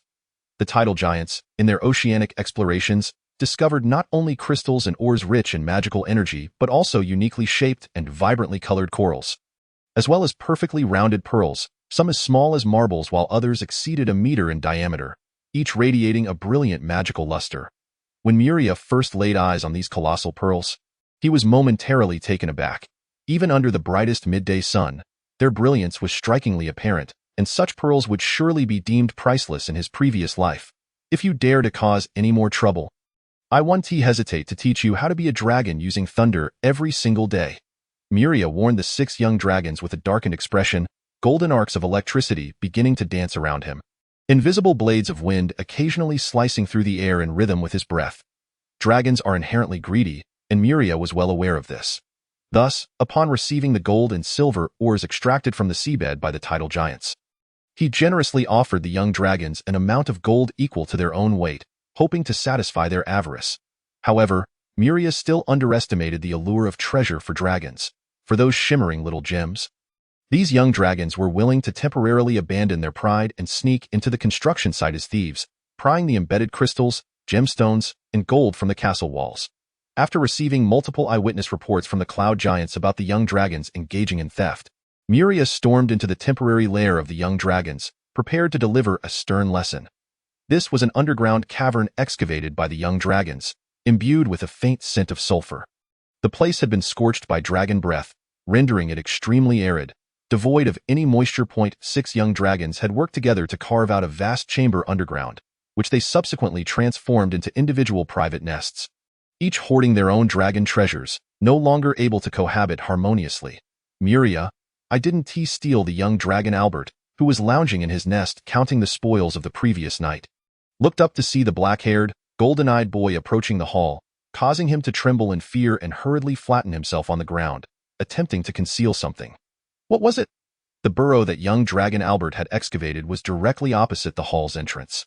Thus, Muria strode in, bent down, and picked up a glimmering, sky-blue diamond crystal that lay scattered in the corner. Albert, could you explain what this is? The black-haired boy toyed with the diamond crystal, which was nearly the size of his head, questioning the menacing dragon before him. This Albert, slightly embarrassed, glanced at the diamond crystal in Muria's hand. The sky-blue gem radiated a dazzling brilliance that enchanted dragons, pulsating with a rich wave of water elemental energy. I found it! Found it! Muria narrowed his eyes. Where did you find it? Such a perfectly shaped water elemental crystal. I recall only having seen them in the castle I am constructing. Although the cloud giants were enormous, they possessed remarkably dexterous hands, and the crystal in Muria's grasp had been expertly cut into 64 flawless facets by them. Young dragon Albert fell silent, realizing that red dragons were renowned for their might rather than their intellect. And merely concocting a plausible excuse to mask his blunder had already astonished Muria. Step aside. Muria approached Albert, holding the crystal, observing the vibrant colors reflected on the young dragon's belly scales, and coldly commanded, Muria-sama. I, Albert, drenched in cold sweat from fear, began to address Muria as Sama, having been intimidated by him, sensing the impending consequence. You refuse to move? Muria's fury ignited upon witnessing the scene before him. Having been residing in a wooden cabin with his maid Mia, he had been eagerly anticipating the future castle, yet now found a dragon surreptitiously hindering his plans. With the transformation spell dispelled, Muria reverted to his true form and seized young dragon Albert by the neck. Instantly, the radiant light from various magical crystals illuminated the young dragon's crude lair in a kaleidoscope of colors. The illumination further darkened Muria's expression as he, a young hybrid titan with dragon wings, looked down upon Albert, who was caught in his grasp. You must understand how dragons deal with those who steal their treasures. Upon hearing this, the young dragon's eyes widened in sheer terror, and he began to struggle vigorously. Dragons never showed mercy to those who pilfered their treasures, inflicting the most excruciating punishment upon the thief. Rest assured, I won't kill you. Muria observed the young dragon suddenly cease his struggles, smiling. After all, I am not a true gold dragon. However, while you may escape the death penalty, you shall still face punishment. Soon, piercing screams echoed from the young dragon's temporary lair, followed by 5 more distinct cries of anguish. When it was all over, Muria emerged from the dragon's den, his spatial ring filled with the stolen goods. Leaving behind 6 charred dragon forms that occasionally twitched, this time, Even the young female dragons Renata and Cynthia could not evade Muria's retribution. The greed inherent in dragons was no mere saying. The construction of the castle progressed swiftly under the tireless efforts of thousands of cloud giants, and within less than a month, the leaders of the cloud giants announced to Muria that the main structure of the castle had been completed.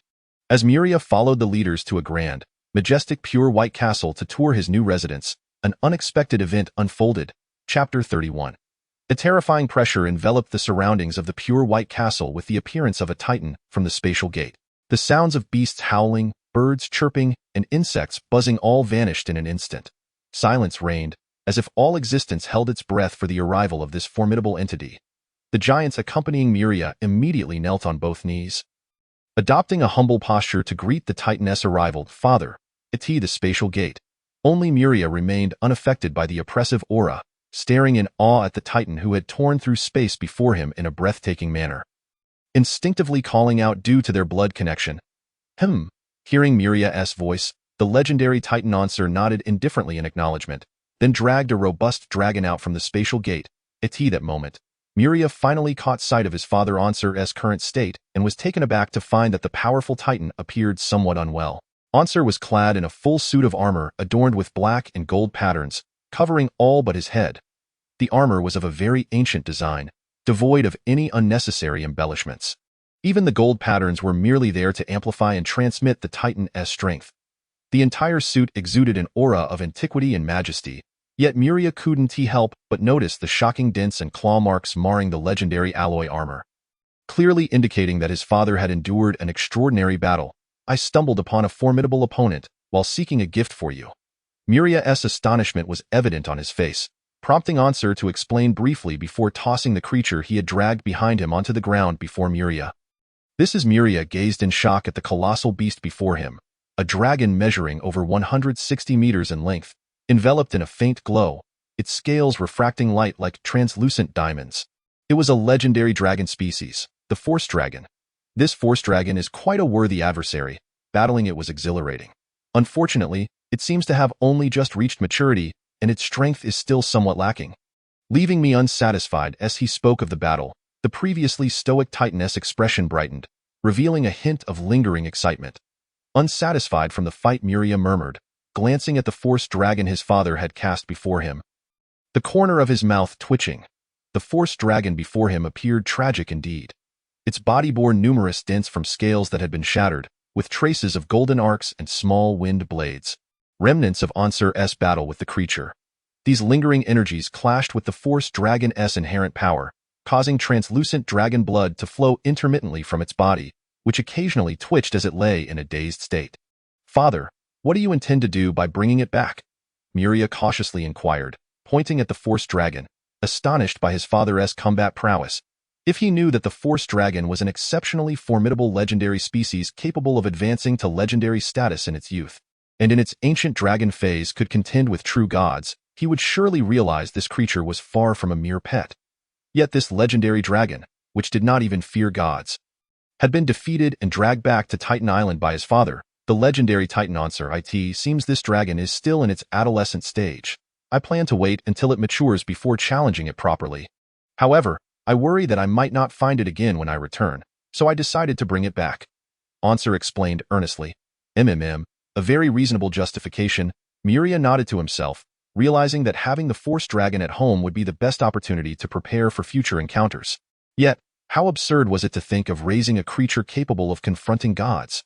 Father, this is the Force Dragon. Are you not afraid it will seek revenge on us once it truly matures? Muria hesitantly asked, his concerns evident, for the memories of its legendary might lingered in his mind. Revenge on us? The Titan paused for a moment before bursting into hearty laughter, his mirth resounding with grandeur, yet leaving Muria feeling awkward, unsure of what he had said wrong. Muria, my son, you are still young, but I can assure you now that even if an ancient Force Dragon dared to cause trouble here, the only outcome would be its remains becoming a collectible for us Titans. The legendary Titan Ansar declared with overwhelming authority, his spirit brimming with an indomitable fighting will in Ansar's dark golden eyes. Muria saw the flames of battle igniting, a yearning to clash with a legendary Force Dragon. Oh, by the way, I went out to find you a gift. Take a look. Do you like it?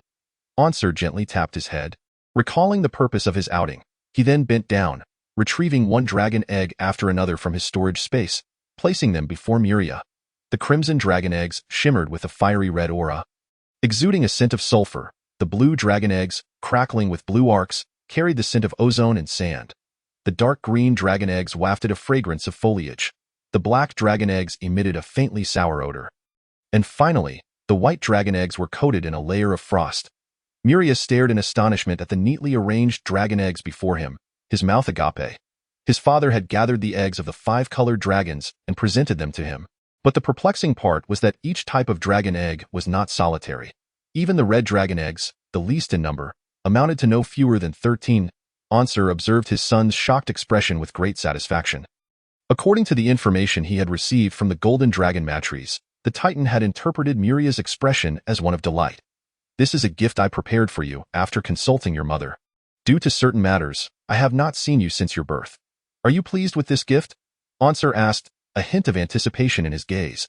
Muria, upon hearing his father's inquiry, opened his mouth. What could he say?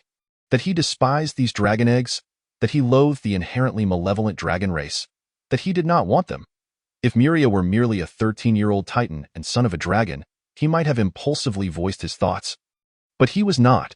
He carried memories from over 20 years of his previous life, and there were some words he could not utter. The sole common trait among the 5-colored dragons was their malevolence. Their powers varied, which influenced their nesting preferences. Red dragons favored warm mountains, preferably volcanoes. Blue dragons preferred to burrow in deserts. Green dragons nested within jungles. Black dragons sought warm swamps, and white dragons occupied glacial regions. It was evident that Ansar had ventured into each of these habitats at least once to collect these 5 types of dragon eggs, and conflict was inevitable. Protectiveness is an innate instinct for all creatures. Even for evil dragons, though they tend to be less adept in this regard. While they might abandon their offspring in life-or-death situations, the process of gathering dragon eggs was not an easy feat for the Titan. Among the 5-colored dragon clan, legendary ancient dragons were not scarce. Muria suspected that the dents and claw marks on his father's armor were not solely from force dragons, but likely included those of legendary evil dragons as well. I truly adore this gift, father, Muria said, his face radiant with joy. Haha, I'm glad to hear that. The imposing Titan beamed at his progeny. Because of your mother, I could not seek out the metallic dragons. The number of gem dragons is exceedingly limited, and they are a lawful race, making it difficult for me to trouble them. So I had to turn to the most populous 5-colored dragon clan. It seems you are also quite satisfied, which puts me at ease. Muria maintained his smile, feeling a warm sensation in his heart, his nose slightly tinged with emotion.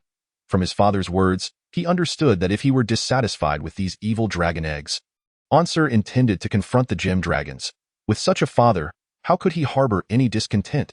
Since you like these dragon eggs, take good care of them. They are all malevolent dragons. If they are disobedient, do not hold back. Teach them what obedience means with your fists, Ansar advised Muria, imparting the principle of action over words. Hearing his father's words, Muria felt his smile gradually stiffening, yet he dutifully nodded in agreement. All right, that will be all. Ansar, with his black hair and golden eyes, appeared as imposing as a mountain, speaking sparingly yet eloquently, leaving Muria with a sense of unease, yet simultaneously deepening his respect for his father. Ansar glanced down and noticed the force dragon he had been holding by the tail was showing signs of awakening. With a firm shake of his arm, a series of bone-cracking sounds echoed, causing the young force dragon to faint even more thoroughly. I shall take my leave now. You may stay here and tend to your dragons. The legendary Titan bid farewell and decisively tore through the fabric of space, dragging the force dragon along with him. After watching his father disappear from sight, Muria turned to the multitude of giants still kneeling on the ground. His father had not cast a single glance at these giants. Yet they remained respectfully bowed, making no sound. Rise, for my father has departed, Muria commanded softly. This, the giants, who had nearly buried their heads in the ground, stood up, regarding Muria with renewed reverence, having just witnessed the Titan's legendary might in its truest form.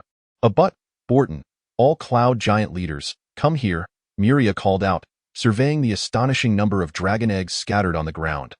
From this moment forth, adorn the castle before me with gems, crystals, and gold and silver.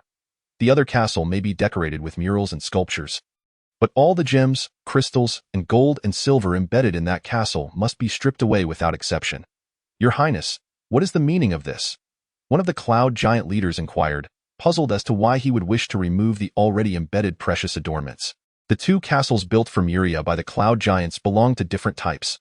The grand, pure white castle before him boasted rows of crystal windows, its interior so spacious that even the largest storm giant felt ample room to move about. This castle resembled the Kremlin of Russia from Muria's past life, a large complex primarily for habitation, though its defensive capabilities were somewhat lacking.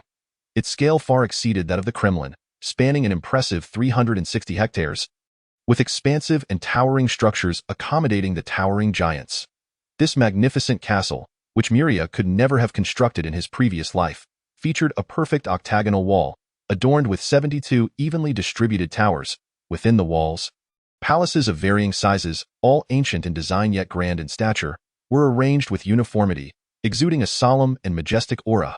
The second castle, while smaller at only 128 hectares, was a unified structure rather than a cluster of scattered buildings.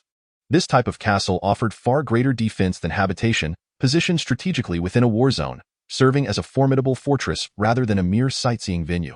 However, Muria's decision would imbue this strategic fortification with a new purpose. It would become the hatching ground for the dragon eggs gifted by the legendary Titan Ansur.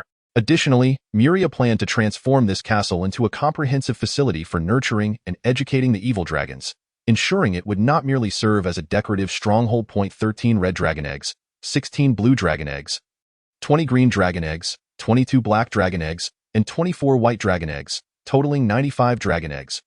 Muria meticulously counted the dragon eggs on the ground, and after confirming their number, instructed the cloud giants to transport them to the fortress he named the Five-Colored Dragon Castle. Simultaneously, he ordered the tidal giants to prepare the materials necessary for setting up the magical array required for hatching the dragon eggs. The resources of the ocean are never inferior to those found on land.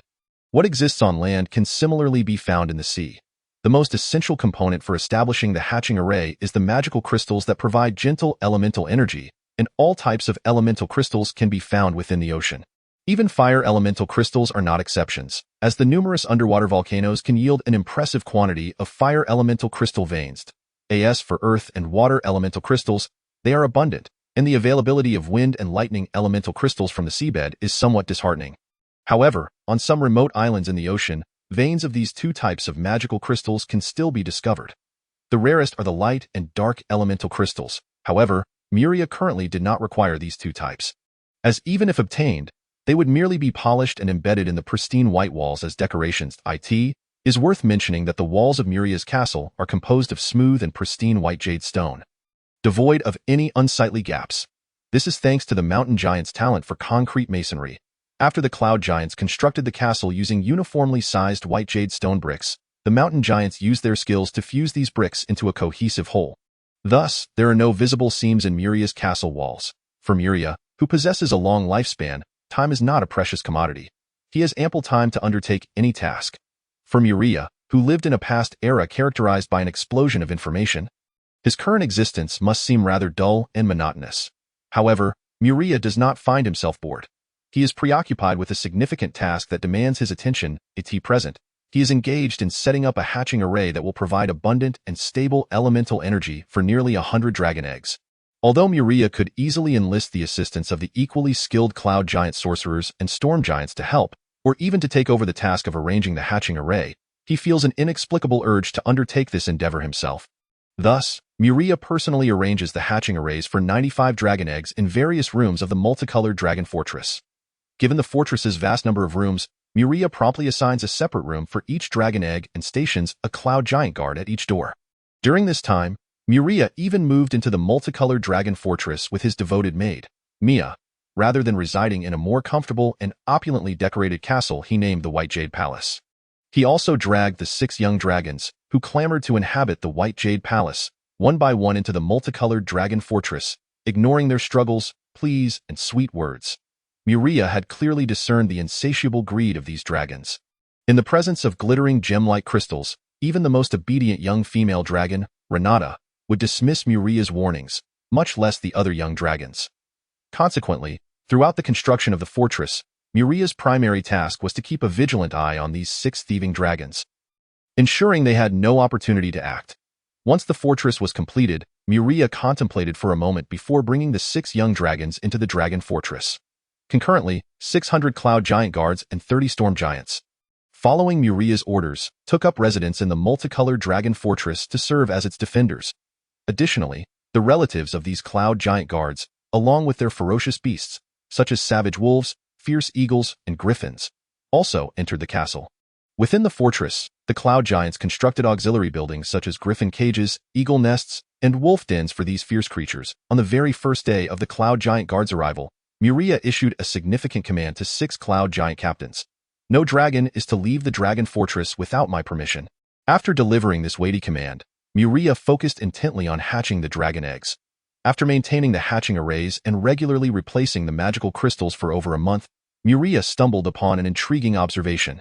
The rate at which different dragon eggs absorbed the elemental energy contained within the crystals varied significantly. Seated in a fragrant wooden chair, he compared 22 water element crystals of identical size but differing hues. The magical crystals used in the hatching arrays were all cut to nearly equal elemental energy, making it difficult to discern differences prior to their use.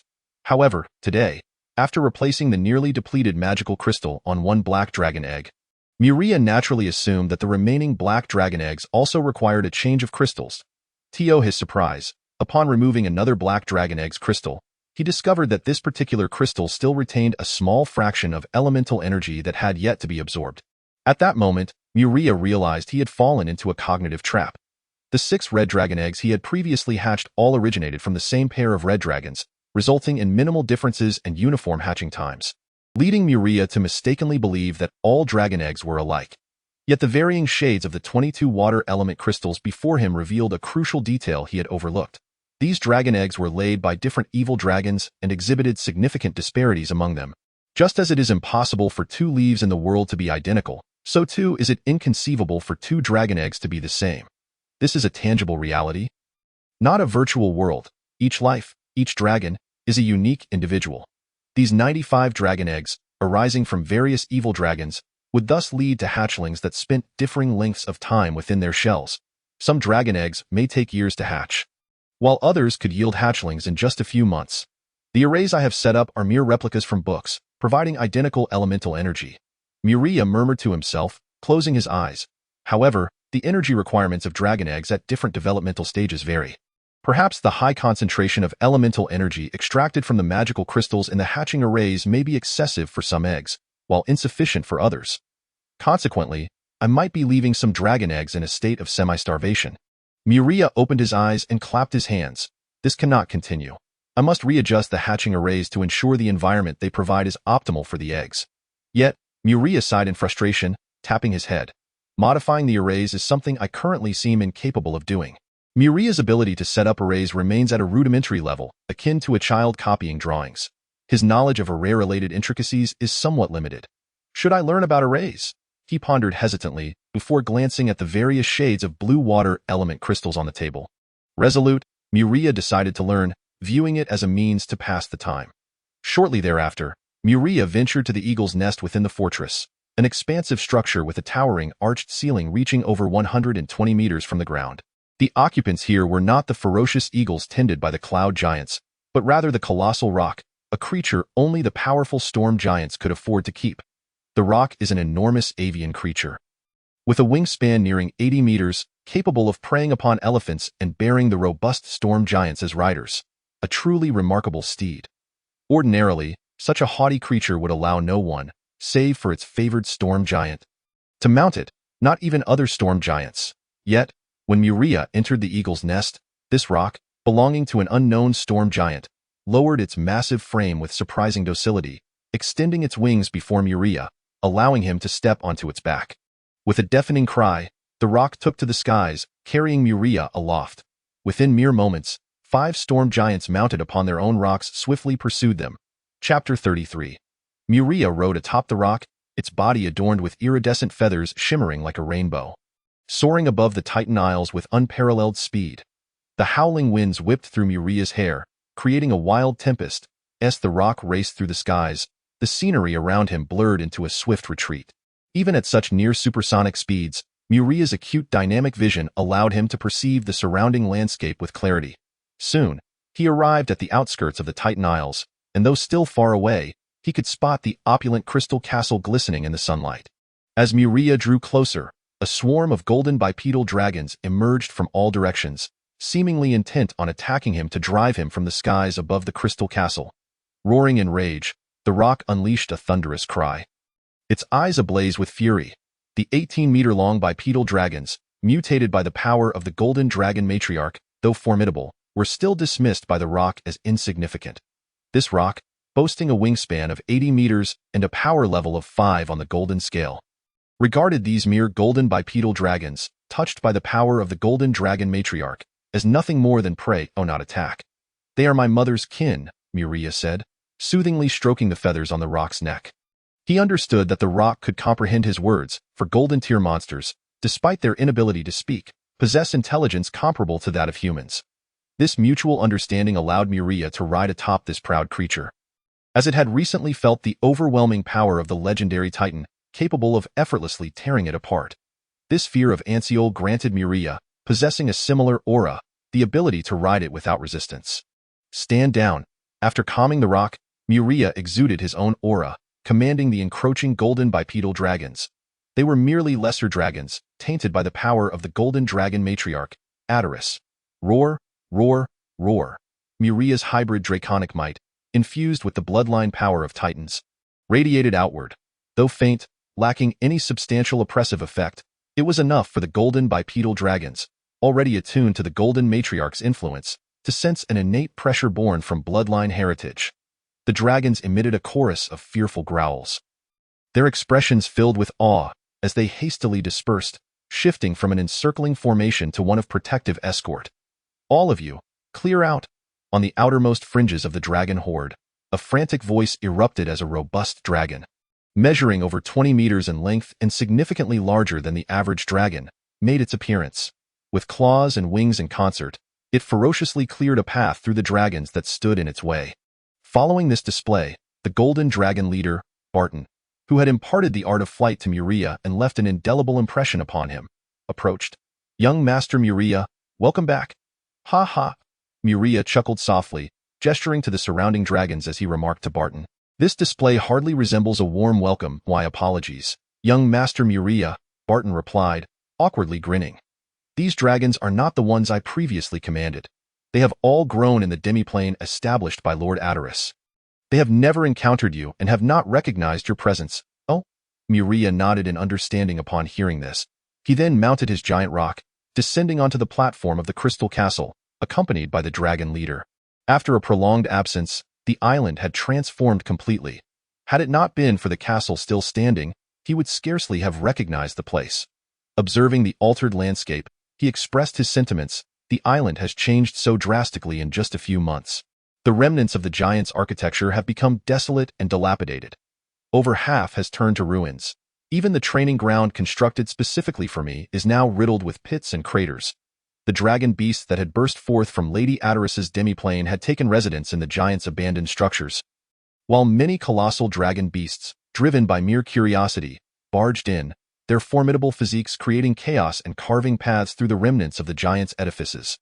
Thus, the structures built by the giants, drawn to the island by Muria's birth, were ravaged by these golden dragon beasts, leaving the symbols of civilization in utter ruin. Apart from Lady Adoris's crystal castle, the entire island resembled a wild wasteland. "Young Master Muria, welcome back." As Muria alighted on the castle's platform with his rock, he spotted two crimson-scaled red dragons peacefully slumbering atop a tower of the castle. Not far off, the golden-haired head maid, Sophia, approached with a retinue of maids, respectfully greeting him with a bow. "Sophia, you remain unchanged after all these years. It is delightful to see." Muria smiled at the familiar golden-haired girl, inquiring, "Is my mother currently in the castle?" "Lord Adoris has stepped out," Sophia replied. "Out to dispense justice and promote good, I presume?" Muria pondered. Stroking his chin, he felt that Lady Adoris's fervent sense of justice stemmed not only from the inherent nature of gold dragons, but also from their avarice. After all, powerful evil does not associate with poverty. In Alasia, the pursuit of justice could also be a pathway to wealth. "Perhaps I shall try my hand at dispensing justice in the future," Muria mused, then turned to Sophia, saying, "I have come to borrow some books from the library and will be departing shortly." "Very well, young Master Muria." You may take any books you wish to read. This was instructed by Lord Atterus, Sophia replied. Please, follow me. Observing Sophia leading the way, Muria smirked. Sophia, I remember the way to the library. You may attend to your duties. I know you are quite busy. Then permit me to excuse myself, Sophia said, unreservedly taking her leave. She truly was busy, managing over 1,000 maids in the castle. Subsequently, Muria left his rock on the castle platform and entered the castle with a group of maids, heading towards the library to seek the tomes on magical formations. Why are there so many? Muria exclaimed upon encountering a towering bookshelf, 15 meters high, filled to the brim with books inscribed in a multitude of languages, leaving him feeling slightly dizzy. Young Master Muria, if you seek books related to magical formations, all the tomes in this section of the library pertain to that subject. The shelf before you is merely one among many. A dragon maid gestured, indicating rows of shelves. This is quite excessive. Muria remarked, gazing at the vast array of shelves. The collection in Lady Atterus's library numbered at least 8,000 volumes, with many exceeding 10,000. Yet, the dragon maid's gesture suggested a staggering total of no less than 1,000,000 tomes.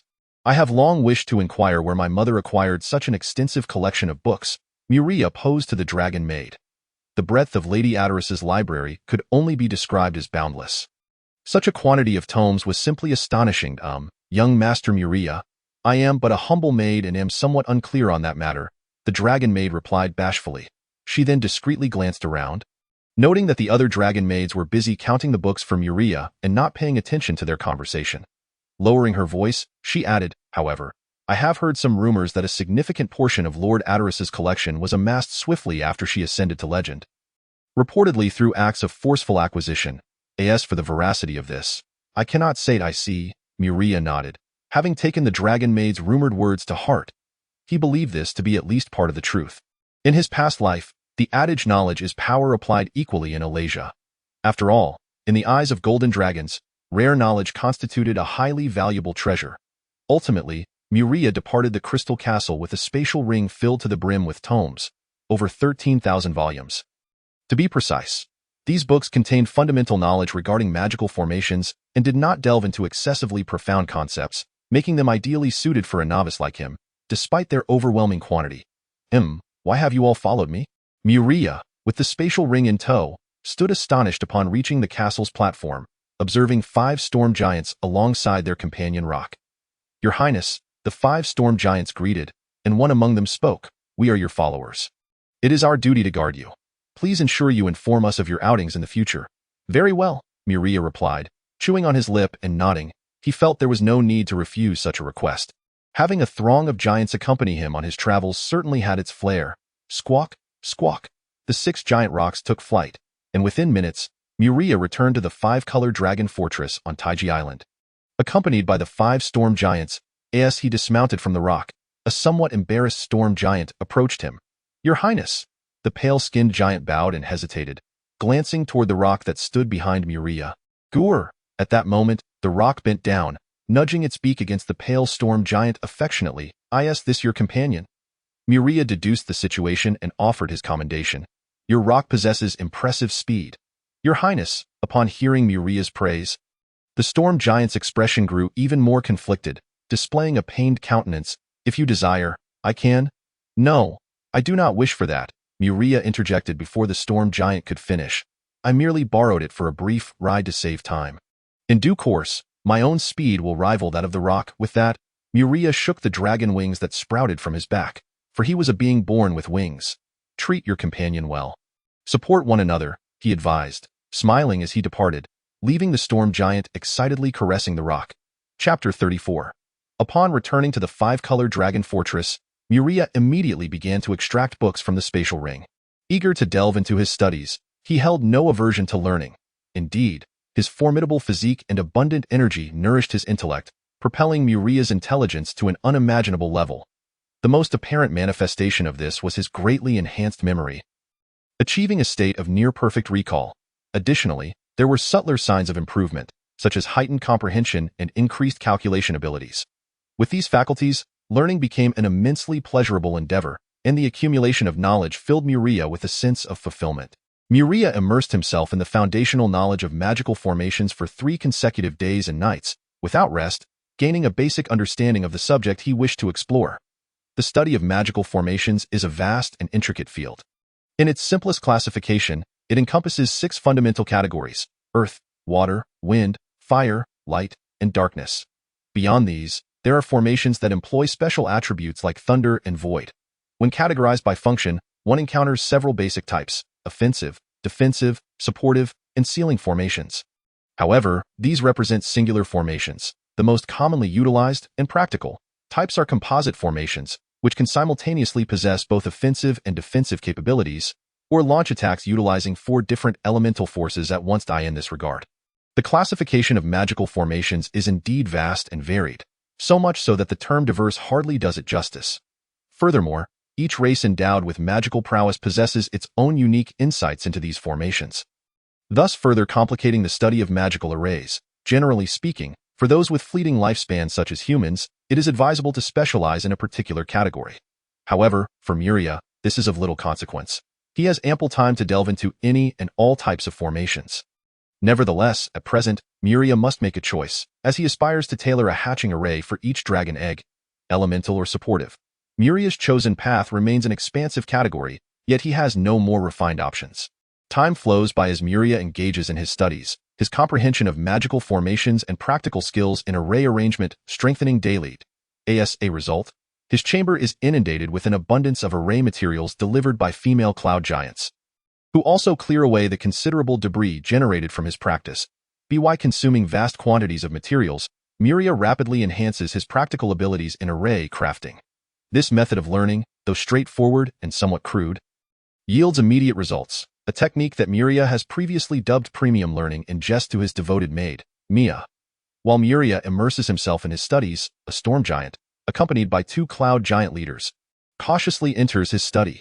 The space is littered with discarded magical formations, pentagrams, hexagrams, and even heptagrams, some of which still flicker with faint elemental light. Your Highness, the storm giant, along with the 2 cloud giant leaders, carefully maneuvers around the formations and scattered books to approach Muria, who is intently inscribing a pentagram. They wait patiently for him to finish before speaking. "What brings you here?" Muria inquires, lifting his head with a pleasant demeanor. Having just completed a magical array, he regards the 3 giants before him, then turns his gaze to the 2 leaders. "If I recall correctly, you are not stationed at the Dragon Fortress. Your duties involve managing the cloud giants outside its walls. What is your purpose in seeking me?" "Your Highness, we have come to request your approval on certain matters." The cloud giant leader, relieved by Muria's cheerful expression, continues. "Request my approval for what?" Muria is momentarily taken aback. Realizing he is no longer the powerless individual he once was, he now commands the loyalty of nearly 10,000 giants. Actually, shortly after your arrival on Taiji Island, other cloud giants from various regions began migrating here, wishing to pledge their allegiance to you. Would you accept their fealty? Is that so? Muria ponders for a mere 3 seconds before responding. "I welcome all giants who wish to serve me. You may accept them." Upon hearing Muria's words, the 2 cloud giant leaders exchange glances tinged with concern before speaking again. "Your Highness, 10 days ago, an entire tribe of mist giants migrated to Taiji Island. Their chieftain has long wished to meet you, but we feared disturbing your studies and therefore hesitated to inform you. Mist giants, if I remember correctly, are closely related to your kind, are they not? Their chieftain wishes to meet me?" Muria furrows his brow, casting a playful glance at the 2 cloud giants. "Why the delay in informing me? Why not come sooner?" The 2 cloud giant leaders fall silent, their unease palpable. They are clearly uncomfortable with Muria's indiscriminate acceptance of all giants. And under the weight of this emotion, they had chosen to delay or even conceal the information. "Tell me, how many giants have recently arrived on my island?" Muria inquires, a smile gracing his lips as he lightly taps his fingers on the wooden table. "Many tide giants, storm giants, and hill giants have also come," one cloud giant leader replies cautiously, scrutinizing Muria's expression. "And the numbers? How many?" "We have not compiled the statistics. I see. At the cloud giant leader's response. Muria takes a deep breath, exhaling slowly as he tempers the flames of his rising anger. He remains silent for a moment, causing the kneeling giants to grow increasingly anxious. Meanwhile, the storm giant who had led them in retreats unnoticed, only to return shortly with 9 more storm giants, their predatory gazes fixed upon the 2 kneeling cloud giant leaders. "I recall that Taiji Island lacks a stable food source, and most of the sustenance for nearly 10,000 giants is provided by the sea folk. such as the Naga and Merfolk, correct? Under the intense scrutiny of 10 storm giants, the two cloud giants break into a cold sweat, Muria's seemingly innocuous inquiry offering a momentary reprieve. Indeed, Your Highness, while there are plenty of game on Titan Island, the sheer number of giants renders it insufficient. Moreover, we dare not venture too deeply into Titan Island, so our primary food source consists of fish herded by the sea folk. This is unacceptable. We must address the food supply issue on the island. We cannot rely solely on the sea folk for sustenance. Muria states gravely, if the sea folk cease to drive the fish towards us, will not the majority of giants face starvation? Therefore, I assign you a daunting yet crucial task. Your Highness, the two giant leaders kneeling before him, drenched in sweat, feel a foreboding sense of dread.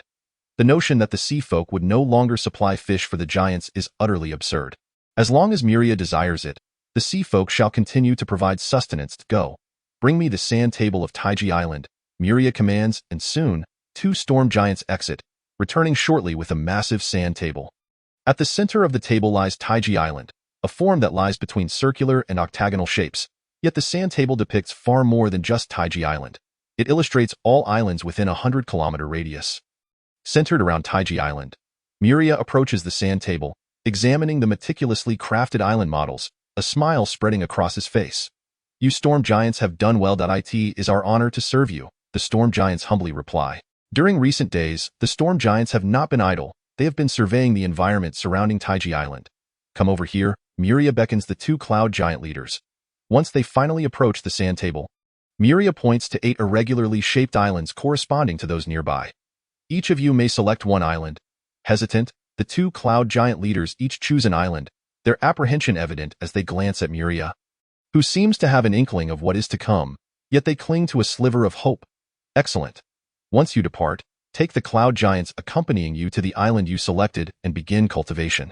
You are to eradicate all useless trees and plant fruit-bearing trees and shrubs that can yield berries. Furthermore, you must search Titan Island for low-tier monsters that can be tamed and bred on a large scale. To serve as a food source for the giants on the island, the scale of domestication must be sufficient to meet the daily meat requirements of all giants on the island. Upon concluding his directives, Muria narrows his eyes, observing the two cloud giant leaders, who tremble slightly. Your Highness, will you accept this task? Muria inquires, his smile seemingly amiable, yet his tone betrays no softness. We accept. Under Muria's pressure, the two cloud giant leaders, faces etched with bitterness, reluctantly agree. To refuse would yield dire consequences. Then let us be off. Muria exclaims, by the way, you are to return only once you have fulfilled my requirements, or else you shall not set foot on Taiji Island. As the two cloud giant leaders stumble toward the exit, they bow their heads in acknowledgement, leaving in silence, fully aware of the price they must pay. Greed can blind reason. After watching the two cloud giant leaders depart, Muria's smile fades, his expression turning stony. He comprehends the reasons behind the cloud giant leaders' delays and even attempts to obstruct the new giant's audience with him. The island is already home to a multitude of giants, and Muria, being relatively young, can only influence those closest to him. The rest can only watch enviously from afar. Thus, for the earliest arrivals, they hope that Muria will refrain from accepting the loyalty of other giants, as this would grant them greater opportunities to draw closer to him and serve him long-term. Chapter 35. Your Highness, you are still too lenient. Those who show you disrespect should be driven away immediately. Shortly after the two cloud giant leaders leave, a storm giant emerges to offer counsel.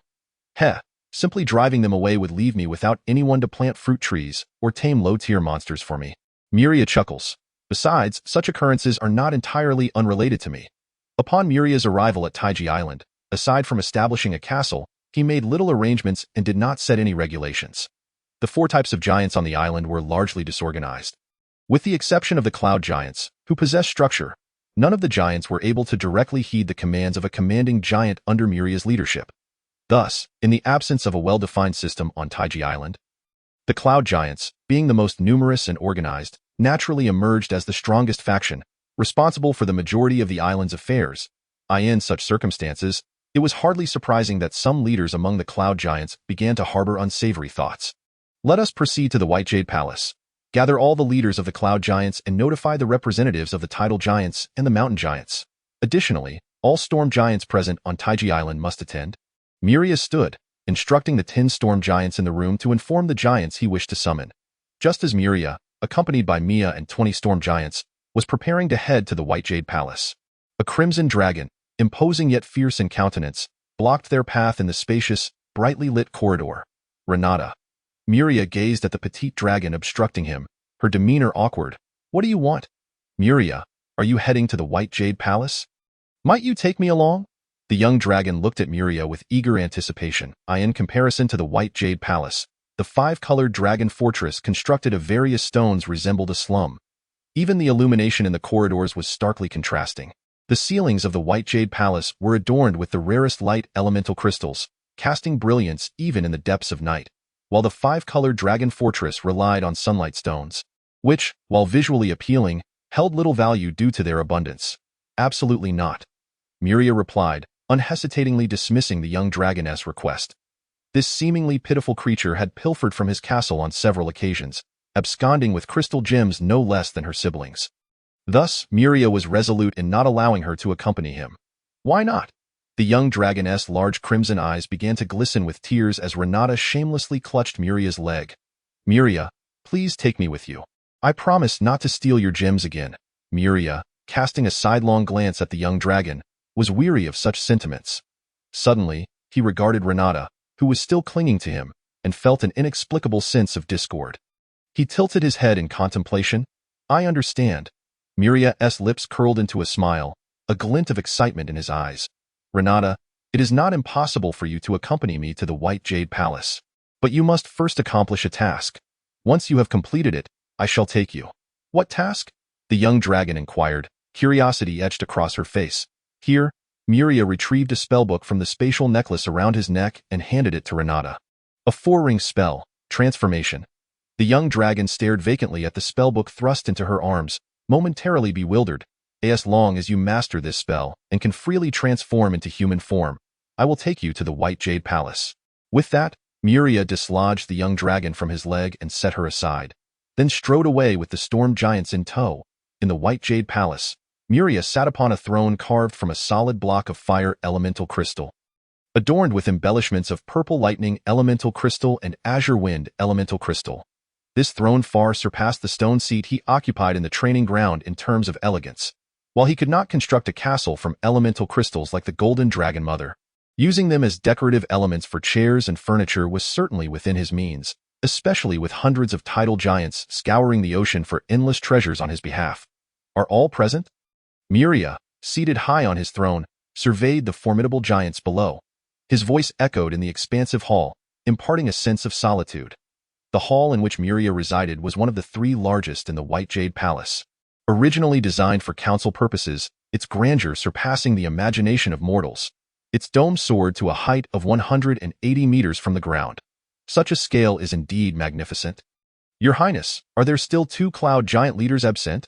One of the cloud giant leaders inquired. I have entrusted them with an important task, hence their absence is inconsequential. Muria replied with a smile. Aside from them, who else is unaccounted for? All storm giants are present. Representatives of the mountain giants are accounted for. Representatives of the tidal giants are also present. 16 cloud giant leaders are here. Excellent. Standing at 10 meters tall upon a gem-encrusted, 9-tiered platform, despite his youthful appearance, Muria's dragon wings and horns imbued him with an air of authority. Now, I shall announce several matters. I have resolved to take command of Taiji Island and will not allow it to descend into chaos without any regulations. The first matter, I decree the establishment of a personal guard, dedicated to ensuring my safety. Muria's expression turned solemn. As for the selection of the personal guard, only giants of golden level 5 may join. Below the throne, the storm giants exchanged glances, their faces lighting up with uncontainable joy. Had it not been for the decorum of the occasion, they would have rejoiced openly, expressing their excitement. This command tailored specifically for the storm giants was momentous. Currently, all storm giants on Taiji Island had attained golden level 5, while other giants, constrained by their racial bloodlines, had not reached such heights. Your Highness, is not this criterion too high? A cloud giant leader voiced his concern. The personal guard, as the name implies, would allow its members to be in close proximity to Muria, yet the conditions for inclusion seemed excessively stringent for the cloud giants. Cloud giants typically only attained golden level 1 upon reaching adulthood, and the 18 leaders among them had only achieved this due to the resonance of their bloodline powers when in close proximity. Quality over quantity, Muria explained. As time passes, my strength will continually grow. My influence may be modest now, but one day my power will envelop all of Taiji Island, and the giants will become increasingly formidable. Thus, the criteria for my personal guard will only rise. Never fall. With that, the giants fell silent, understanding Muria's intent. He sought only the strongest to serve as his personal guard, dismissing the rest. The second matter. I shall form a giant legion, tasked with maintaining stability on the island and preventing any conflicts from arising. The recruitment of giant soldiers is tentatively set at 2,000, prioritizing the strong, regardless of race. Any giant may join. Strength is paramount. This is an eternal decree. All giants within the hall, including the cloud giants, remained in agreement, unable to protest even if they wished. Though they were the weakest, the mountain and tidal giants combined did not total 2,000. Nevertheless, they could still secure a portion of the slots through their numbers. The third matter. On the first day of each month, I will convene a meeting here. Unless there are exceptional circumstances, all must attend to report on significant events occurring on Taiji Island. Any matters requiring the involvement of 10 or more giants must obtain my consent before execution. Understood. Led by the storm giants, all giants pledged to adhere to his command. Muria's initial decree had already secured the unwavering loyalty of the island's most formidable giants. The fourth matter. I have received reports that giants arrive on Taiji Island daily. For those giants, as long as they harbor no ill intentions, they shall all be welcomed. Furthermore, I have heard that many newcomers wish to pay their respects to me. I have resolved to accommodate them. Thus, on the first day of each month, after our discussions, I shall receive their homage here. Today, although it is not the first day of the month, I shall make an exception due to my oversight in not considering this matter. Therefore, go forth and notify all new giants on the island to come to the White Jade Palace to pay their respects to me. With Muria's command, the storm giants swiftly departed the hall to inform the newcomers throughout Taiji Island to attend the audience with Muria. Muria felt akin to a clay statue in a temple, requiring only to remain motionless, maintain an imposing demeanor, and accept the kneelings of others without further effort. Cloud giants, tidal giants, mountain giants, and even migrating fog giant tribes. Along with 8 new storm giants, all these giants, upon seeing Muria, were filled with elation, confirming that the rumors they had heard were indeed true. The Titan Islands in the Thunderstorm Ocean spoke of a Titan and Dragon son willing to accept the allegiance of all giants. And it was this very rumor that compelled many giants to abandon everything, striving to cross the Thunderstorm Ocean to pledge their loyalty to Muria. Chapter 36. How feeble. Muria gazed down at the mist giants below, and this was the very first thought that crossed his mind. These mist giants were clad in tattered rags, many of them missing limbs, presenting a rather pitiful sight. Most crucially, their strength was even inferior to that of the cloud giants on the island, who averaged at a mere first-tier gold level. The majority of these mist giants were only at the silver rank, with only a small fraction reaching the first-tier gold. How did you come to Taiji Island? Muria suddenly inquired, his eyes fixed on the mist giants below. We spent a significant portion of our clan's savings to seek out humans who constructed a grand ship, which allowed us to traverse the seas. The scarred leader of the mist giants responded, his emotions momentarily spiraling as he recounted the arduous journey they had undertaken across the ocean. Unlike the cloud giants, who possessed innate abilities, most of the mist giants were unable to fly until they reached the gold level. Thus, they had to rely on tools and enlist the aid of other beings, often at a cost. The mist giant tribe had even sought the company of their close kin, the cloud giants, to journey together upon the ship, but this was far from sufficient. A mere group of low-tier gold giants could not meet the standards required for such a perilous sea voyage. Consequently, they had to pay tolls to the sea creatures they encountered along the way to ensure safe passage and avoid attacks. This arrangement was indeed fortunate, as they could exchange resources for safety. While they lost wealth, their lives remained intact. What truly instilled fear within the mist giants were the formidable sea monsters they sometimes encountered. Some of these creatures were powerful, yet possessed the cunning of wild beasts, rendering communication impossible. Upon sighting the mist giants, they would attack without hesitation, inflicting severe losses upon the mist giant tribe each time they crossed paths with such a beast. How many mist giants has your tribe lost since your departure? Muria, moved by the hardships the mist giants had endured, suddenly grasped the profound significance of titans for giants. I and our tribe. Only half of the robust mist giants remained from when we set out. The muscular giant spoke, his eyes glistening with moisture. Yet, their sacrifices were deemed worthwhile, for they had successfully encountered you, the great Titan and son of the dragon. I accept your fealty. From this day forth, you shall settle on Taiji Island. I shall instruct the cloud giants to construct homes for you. After a moment of silence, Muria spoke soothingly. Once this matter was addressed, a storm giant stepped forward, intending to guide the mist giants, who had endured countless hardships, to withdraw and make way, for there were other giants awaiting an audience with Muria behind them. Wait, our tribe still has something to offer to His Highness Muria. Upon seeing the storm giant gesture for them to leave, the leader of the mist giants hurriedly removed a small ring from around his neck. To giants, this ring appeared minuscule. Had it not been for Muria's keen eyesight, he would not have discerned what the leader had taken from his neck. This space ring must be crafted by humans, exclaimed the storm giant standing beside the leader of the mist giants, his voice resonant with conviction. We are left with only this one space ring. The rest have been given away. The leader of the mist giants lowered his head in embarrassment as he explained.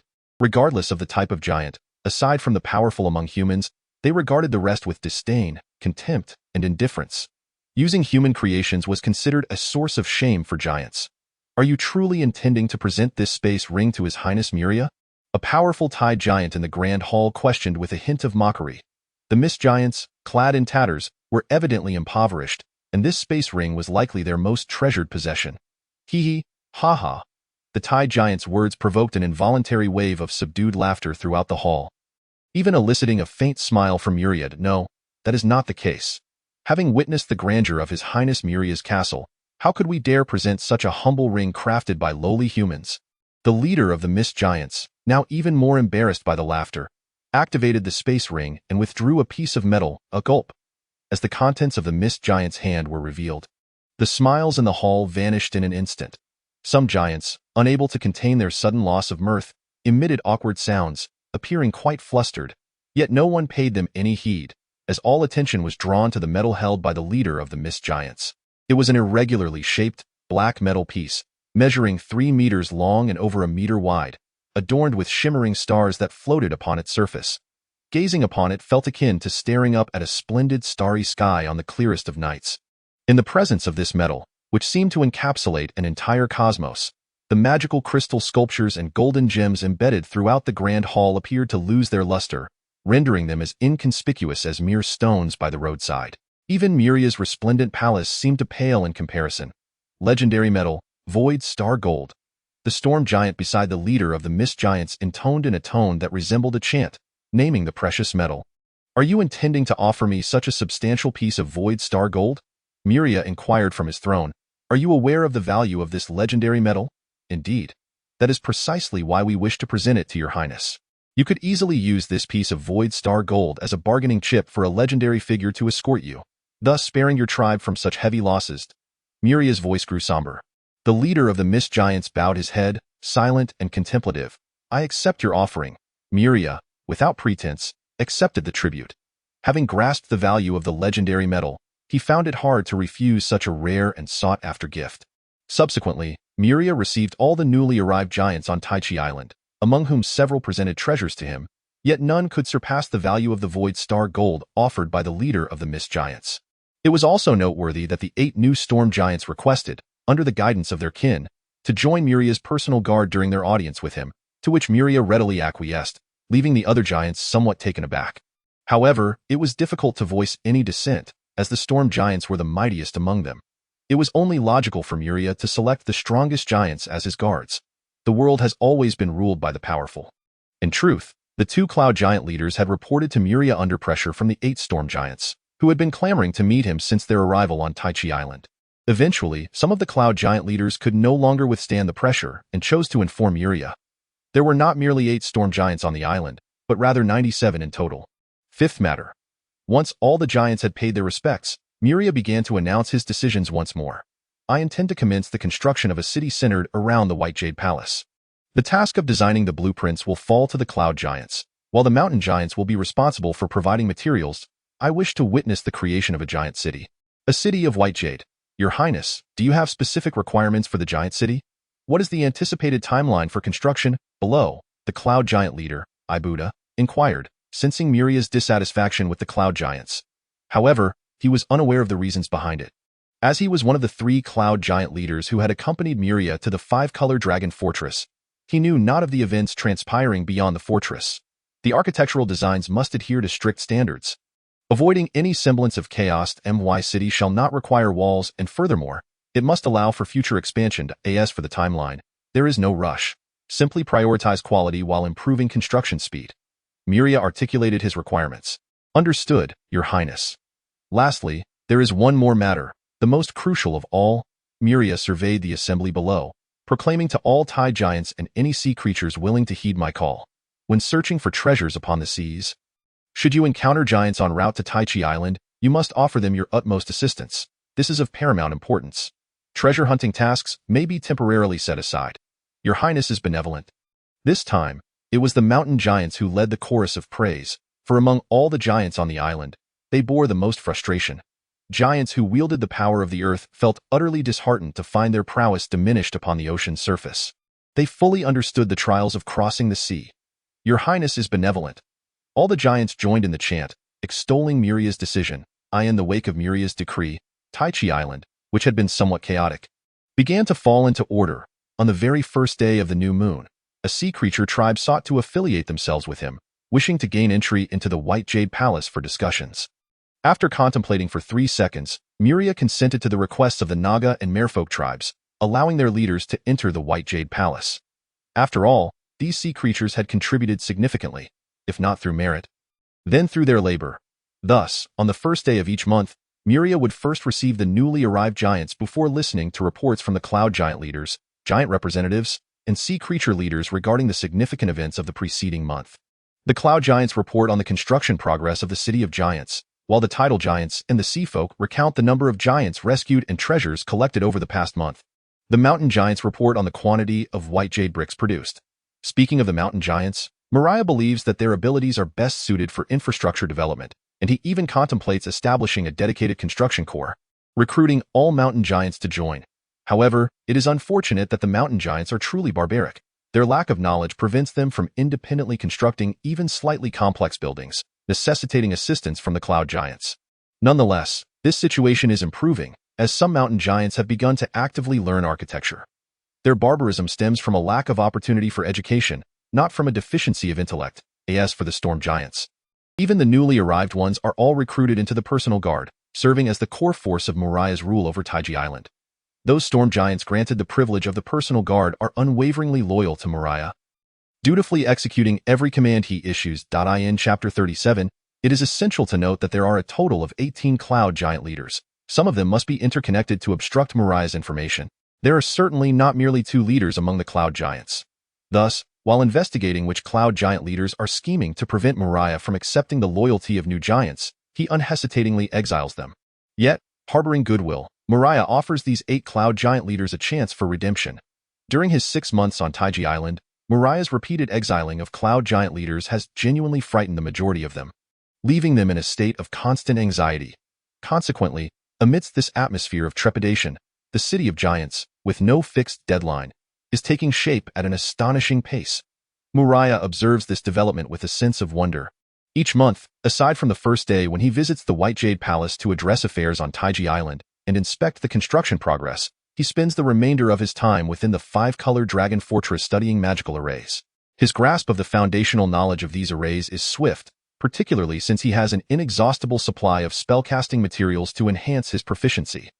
Under these circumstances, Muria begins to experiment with modifying the hatching array for dragon eggs, aiming to ensure that the elemental energy provided by the array precisely matches the requirements of each EGG. By the 5th month of residing in the 5-color Dragon Fortress, he has successfully modified the hatching array through his perceptual abilities regarding elements. By the 6th month, with a slight mental preparation, a hatchling dragon breaks free from its shell. Your Highness, in the chamber I guard, one dragon egg is shaking incessantly, as if a dragon is about to hatch. On this day, while Muria was studying the magical array, a somewhat youthful cloud giant, flustered, entered his room under the guidance of the maid Mia to report. This was an order Muria had previously given. Any irregularities concerning the guarded dragon eggs must be reported to him. Is it hatching so soon? Upon hearing the cloud giant's words, Muria paused momentarily, his demeanor quickly returning to calm. What type of dragon egg is it? A black dragon egg. Take me there. When Muria followed the cloud giant to the guarded chamber, he beheld a hatchling dragon, small in body but with a large head, adorned with delicate and tiny black scales, perched atop the shattered eggshell. its large, dark eyes watching Muria and the accompanying cloud giant warily. Without utilizing his transformation spell, Muria's height had now approached 11 meters, rendering him an imposing figure to the newly hatched, horse-sized black dragon. The aura emanating from Muria incited a conflict of emotions within the hatchling. It felt both a sense of familiarity and an aversion stemming from a memory ingrained in its bloodline, a consequence of the golden dragon's essence that enveloped Muria. The faint sense of comfort arose from the fact that Muria had cared for it for 6 months, particularly during the final month when the modified array provided elemental energy that greatly comforted the hatchling. Even while still within the egg, it had thoroughly internalized Muria's presence.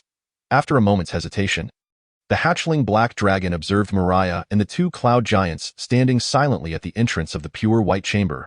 Their stillness emboldening it slightly, it extended its tiny claw, picked up a fragment of the broken eggshell, and began to crush and chew it before swallowing.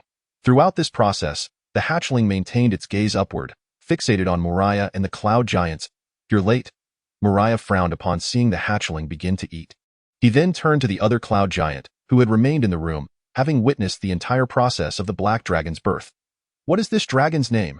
Muria inquired, knowing that upon hatching, dragons typically reveal their true names before embarking on their first meal, consuming the eggshell. This is a universal truth. Even Muria himself had followed this tradition. "Your Highness, I do not understand the language of dragons." The stationed cloud giant replied, displaying an awkward expression. The true names of hatchling dragons are articulated in the dragon tongue, rendering those unversed in it unable to comprehend. Muria remained silent, patiently waiting for the hatchling to finish consuming the eggshell before approaching it. Gazing down with what he believed to be a gentle smile, "Little black dragon, what is your true name?" A true name is unique and possesses special significance, such as for binding contracts, but it is only effective when inscribed by the individual themselves. When entering a contract, inscribing another's true name would yield no effect. Thus, a true name is generally only useful to its bearer. For others, it serves merely as a means of address. "I am called Saxon." The hatchling black dragon replied, shrinking back slightly as it gazed at Muria, feeling both intelligent and reverent. Upon hearing Muria's inquiry, it did not hesitate to divulge part of its true name. "Is there any more to eat?" The little black dragon shyly inquired of Muria, having finished all the eggshell but still feeling hungry. Muria wrinkled his nose and frowned at the hatchling, detecting a faint odor emanating from it. "Yes, but you need to take a bath first." The little black dragon Saxon looked bewildered at Muria, perplexed as to why a bath was suddenly necessary. "You smell a bit off," Muria said with mild disdain, fully aware that this was an odor characteristic of black dragons, who are known to inhabit marshy areas, and thus are invariably accompanied by an unpleasant scent. This is akin to the sulfuric aroma of red dragons and the naturally fragrant scent of golden dragons. It is merely a trait of their kind, and of course, some dragons lack any discernible odor. The little black dragon remained in a state of confusion, as a dragon species slightly superior to the disgraceful white dragon. It possessed remarkable intelligence from birth. It understood that it must behave obediently and avoid causing trouble. "Take it to bathe, and after that, feed it until it is full," Muria commanded, turning to the somewhat bewildered cloud giants at the door. "Remember to add plenty of spices to its bathing water. I do not wish to smell any foul odor when I see it next." "At your command, young Master Muria." The 2 cloud giants, equally perplexed by the orders, promptly replied. In the ensuing time, hatchlings continued to emerge from their eggs, yet no 2 dragon eggs hatched 2 hatchlings on the same day. The hatching times of the hatchlings varied. This phenomenon indicated one thing. Muria's father likely seized a considerable number of wicked dragons, selecting only one from each brood.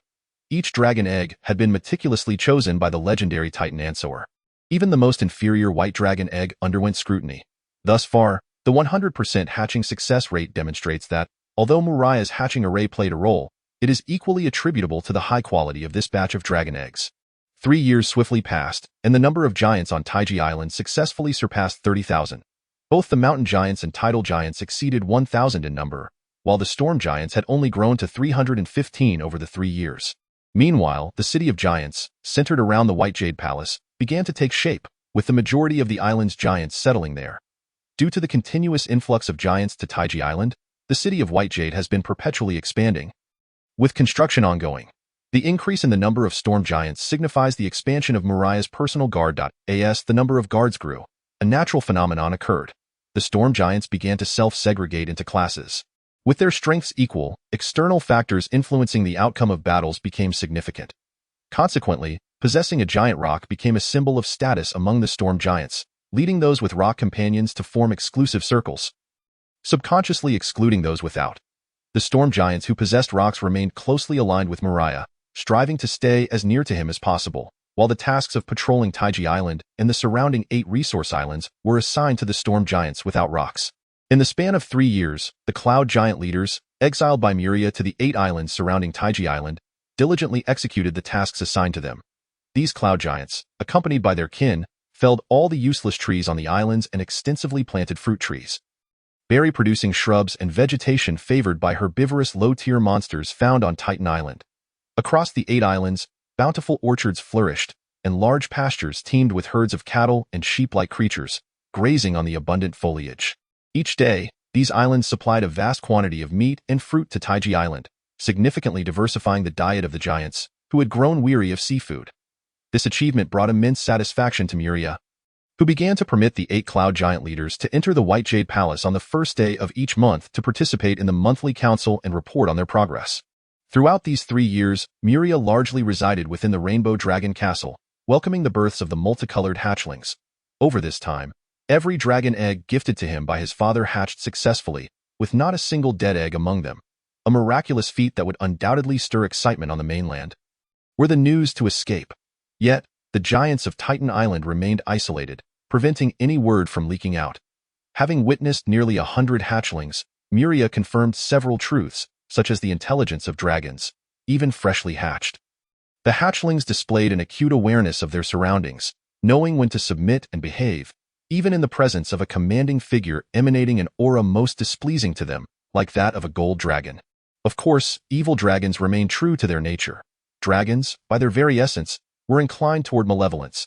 Among the 5-colored dragons, the green, black, and white dragons exhibited exemplary behavior once they grasped their environment, refraining from causing trouble.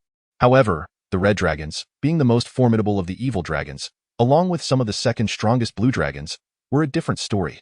Upon hatching, the red dragon and several blue dragons, having absorbed their ancestral knowledge, displayed an insufferable arrogance, reminiscent of the first 6 red dragons Muria had raised. Ding, ding, clash. In the early morning, the bronze bell atop the clock tower of Rainbow Dragon Castle was struck by the vigilant storm giant, its melodious and resounding chimes echoing throughout every corner of the castle.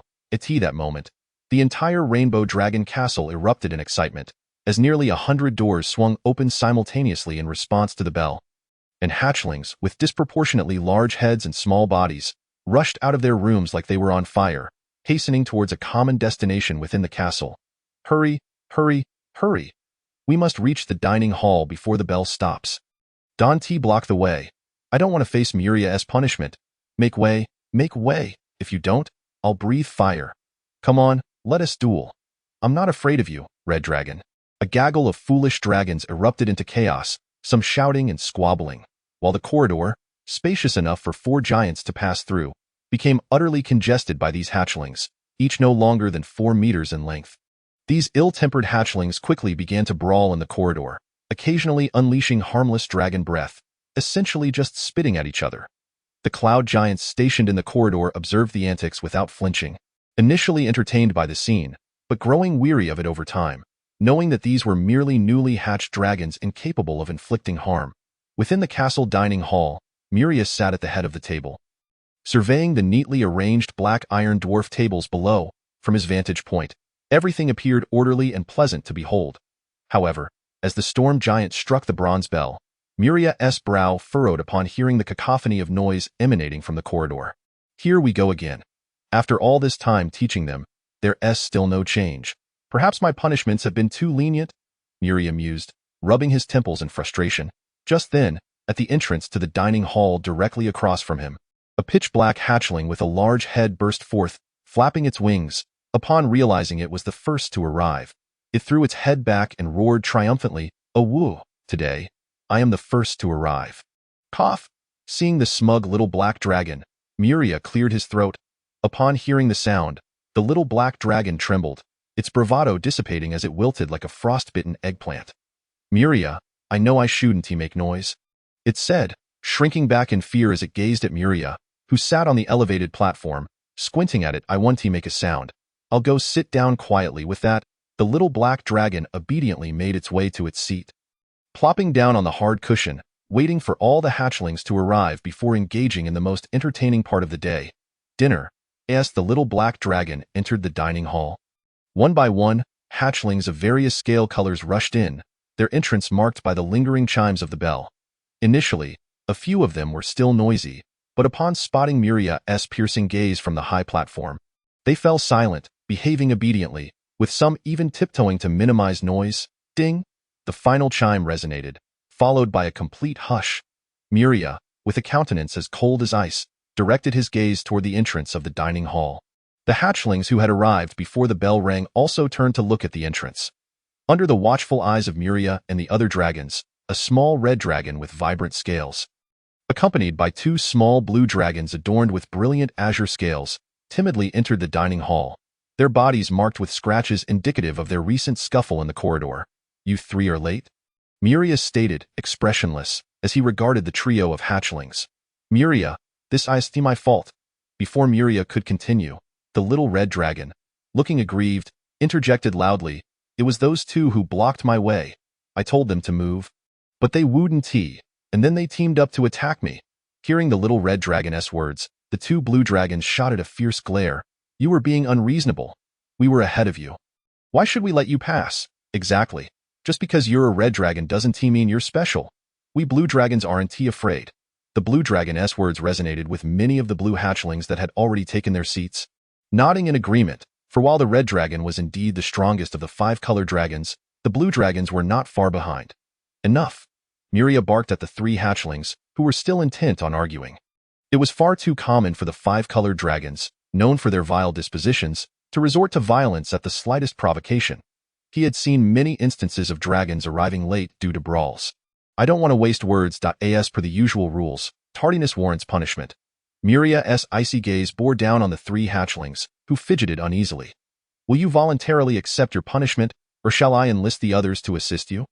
Upon hearing Muria's words, the seated hatchlings eagerly turned their attention to the 3 latecomers, awaiting their response with great anticipation. "We'll handle it ourselves." A small blue dragon hesitated momentarily before steeling itself. Donning a face of grim determination as it approached Muria, it stepped up to the first tier of the platform, which, despite being only 3 levels high, was notably wide. What made it particularly special were the dozens of hexagram magic circles shimmering with faint spiritual light on both the first and second tiers. These were specially prepared by Muria, drawing upon his years of knowledge, designed to discipline the inherently ill-natured 5-colored dragons. The setup could simultaneously punish 50 hatchlings. With a solemn expression, the little blue dragon entered one of the magic circles on the first tier.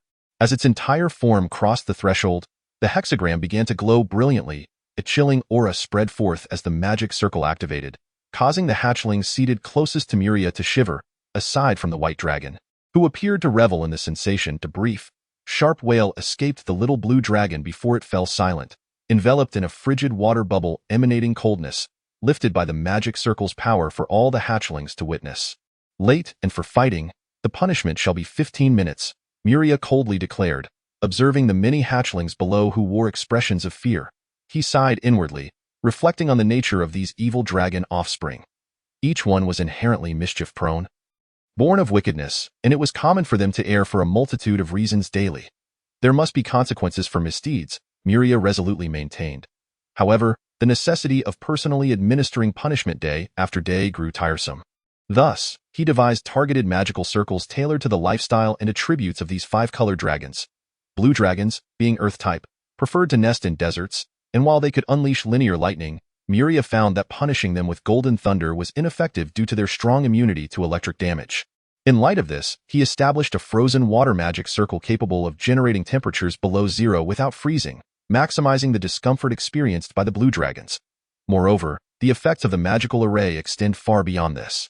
Suspended above the fully activated formation is a colossal sphere of frozen water, 3 meters in diameter, within which the little blue dragon struggles desperately, appearing to be in excruciating torment. Observing the little blue dragon, which seems on the verge of death, Muria remains unperturbed. He has witnessed the resilience of dragonkind far too often. Such a state merely induces discomfort and unease, and it is still a long way from fatal consequences. Is my punitive magical array perhaps lacking in efficacy? Muria muses, watching below as the formation only instills a slight fear in the hatchlings. Their repeated infractions suggest that these young dragons harbor no true fear of punishment, indicating a need for modification and enhancement of the disciplinary effects. The most absurd sight is below, where the young dragons, seated at the dining table, eagerly watch the little blue dragon endure its punishment. A sense of powerlessness wells up within Muria. The misfortune of their kind fails to elicit even a shred of sympathy from them, instead becoming a source of amusement. Truly, malevolent dragons are deserving of their reputation. After reflecting on this, Muria's gaze shifts to the entrance, where two young dragons, a little blue and a little red, appear terrified, while the hatchlings surrounding them are poised for action. Help them, he commands, a malicious grin spreading across his face. Despite his frustration with their malevolent nature, the daily entertainment must proceed as usual. Upon hearing Muria's words, the hatchlings surged toward the little blue and little red dragons, akin to ravenous wolves. Dragons of every hue, red, blue, and even white, join the fray, as the five-colored dragon species converges upon them. A cacophony of roars and cries fills the dining hall, as the atmosphere transforms into one of exuberance. Reminiscent of a wild celebration. No, we are of the same kind. You cannot do this, the little blue dragon protests. You too are a blue dragon. Have you no dragonhood left? I refuse to be punished. Let me go. A dozen hatchlings encircle the little blue and little red dragons, their furious roars and desperate wails quickly drowned out by the exuberant shouts of their peers. They seize the two unfortunate dragons, tugging at their tails, dragging their wings, and pressing down on their heads. The malevolent nature of the five-colored dragons begins to reveal itself. Stay still and do not struggle, they taunt. Ha, you wretched red dragon. The opportunity has finally come. 3 days ago, when I was punished, it was you who dragged me along with the others by my wings. Now you expect me to let you off? Dream on. Now we can finally take our revenge on you too. Resistance is futile. Allow me to send you off to enjoy this punishment. Chapter 39. No. With two cries of despair fading into nothingness, the dining hall erupts into cheers. The misfortune of their kin brings immense joy to these raucous dragons, even though they too have suffered the sting of the punitive magical array. These scoundrels? Muria observes, somewhat speechless, as he watches the jubilant hatchlings. Below, the little blue dragon, forcibly dragged into the magical array, finds itself submerged in bone-chilling water, struggling helplessly as a species that prefers to nest in the sweltering desert. Being immersed in icy water is truly torturous for the blue dragon. The punitive array for the little red dragon differs. It is enveloped in a sphere of water as well, but unlike the near-white sphere encasing the blue dragon, the one surrounding the red dragon is a vibrant azure, devoid of bone-chilling coldness. It is merely a sphere of water elements, ignited and guided by the array, yet it still proves quite uncomfortable for the little red dragon. Moreover, the punitive array for the red and blue dragons does not stop at this point. After 3 minutes, new changes manifest in the red dragon sphere. Blue and white lightning begins to arc across the water sphere. And upon its emergence, the little red dragon, still thrashing within, is met with jolts of electricity, causing it to convulse. Simultaneously, the blue dragon's water sphere becomes enveloped in a swirling green wind, accelerating until it forms a rapidly spinning orb. A cerulean core surrounded by a white exterior, obscuring the little blue dragon completely, as its spinning reaches an unbearable speed. The red dragon's sphere undergoes a similar transformation. The blue and white lightning engulfs its form, rendering the vividly colored scales of the red dragon invisible amidst the electric chaos, with only its weakening cries echoing through the air. 12 minutes pass, and within the 3 water spheres, the 3 young dragons remain silent and still, until the magical arrays gradually cease their operations. With a series of pops, the spheres, swirling with wind or lightning, burst apart, scattering elemental sparks into the air. Released from the array's grip, the 3 limp hatchlings fall to the platform. Motionless, completely unconscious, the little red dragon appears soaked, with wisps of vapor rising from its body, while the 2 little blue dragons are shrouded in visible white frost. This dismal spectacle elicits gleeful laughter from many hatchlings below, who revel in the misfortune of their peers. Clang, Muria, observing the increasingly boisterous dining hall, lifts a bronze hammer and gently strikes a bronze bell on his table. The resonant chime reverberates throughout the hall, instantly silencing all the hatchlings, who obediently return to their seats. Their experiences since birth have taught them when it is permissible to create a ruckus and when they must comply. After Muria's bell tolls, any dragon daring to disrupt the peace would meet the same fate as the 3 unfortunate dragons before him.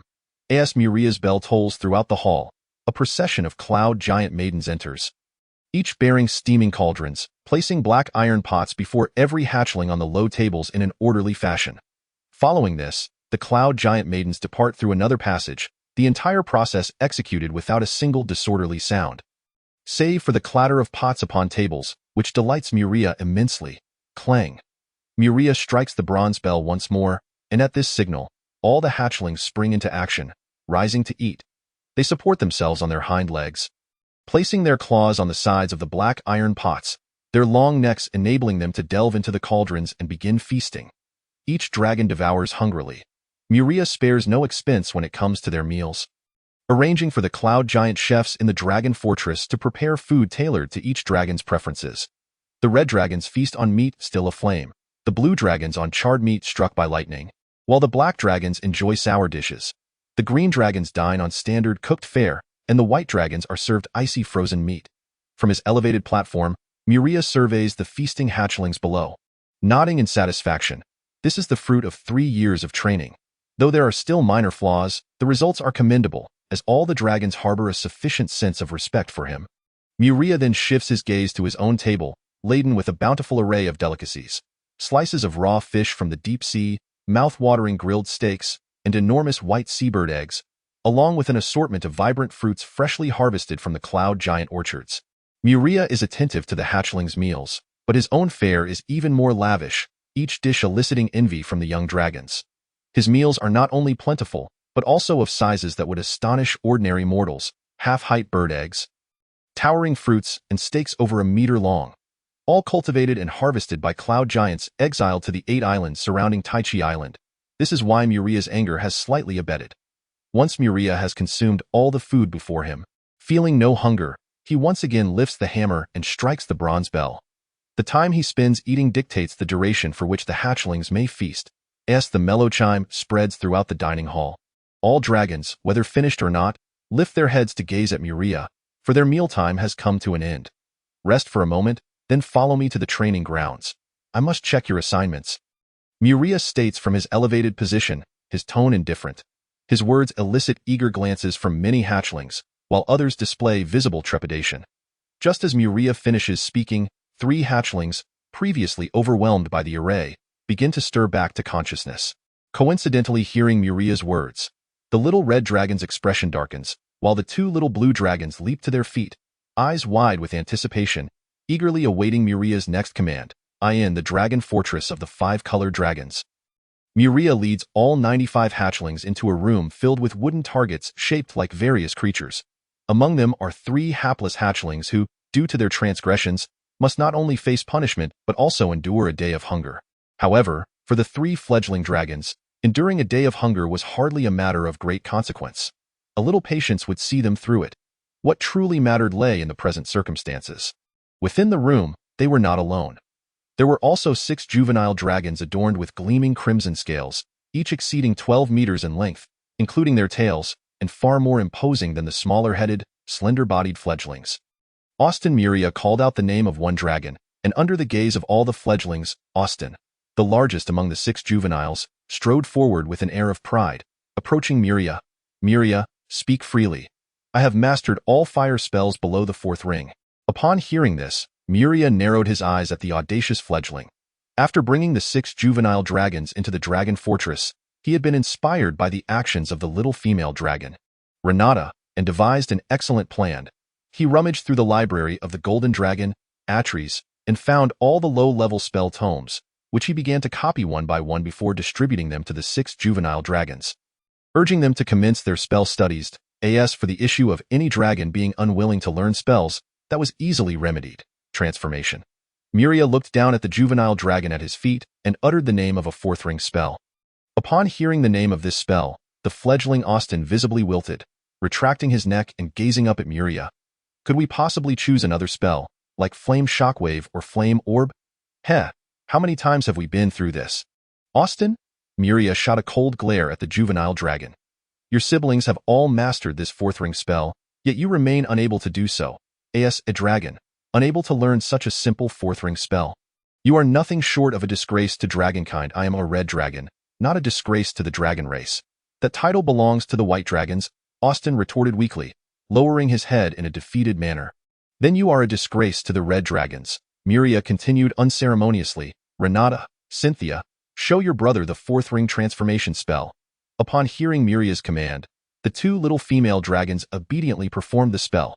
As two beams of crimson magical light flashed. The room transformed, replacing two fearsome dragons with two small, red-haired, red-eyed girls. Do you see that, Austin?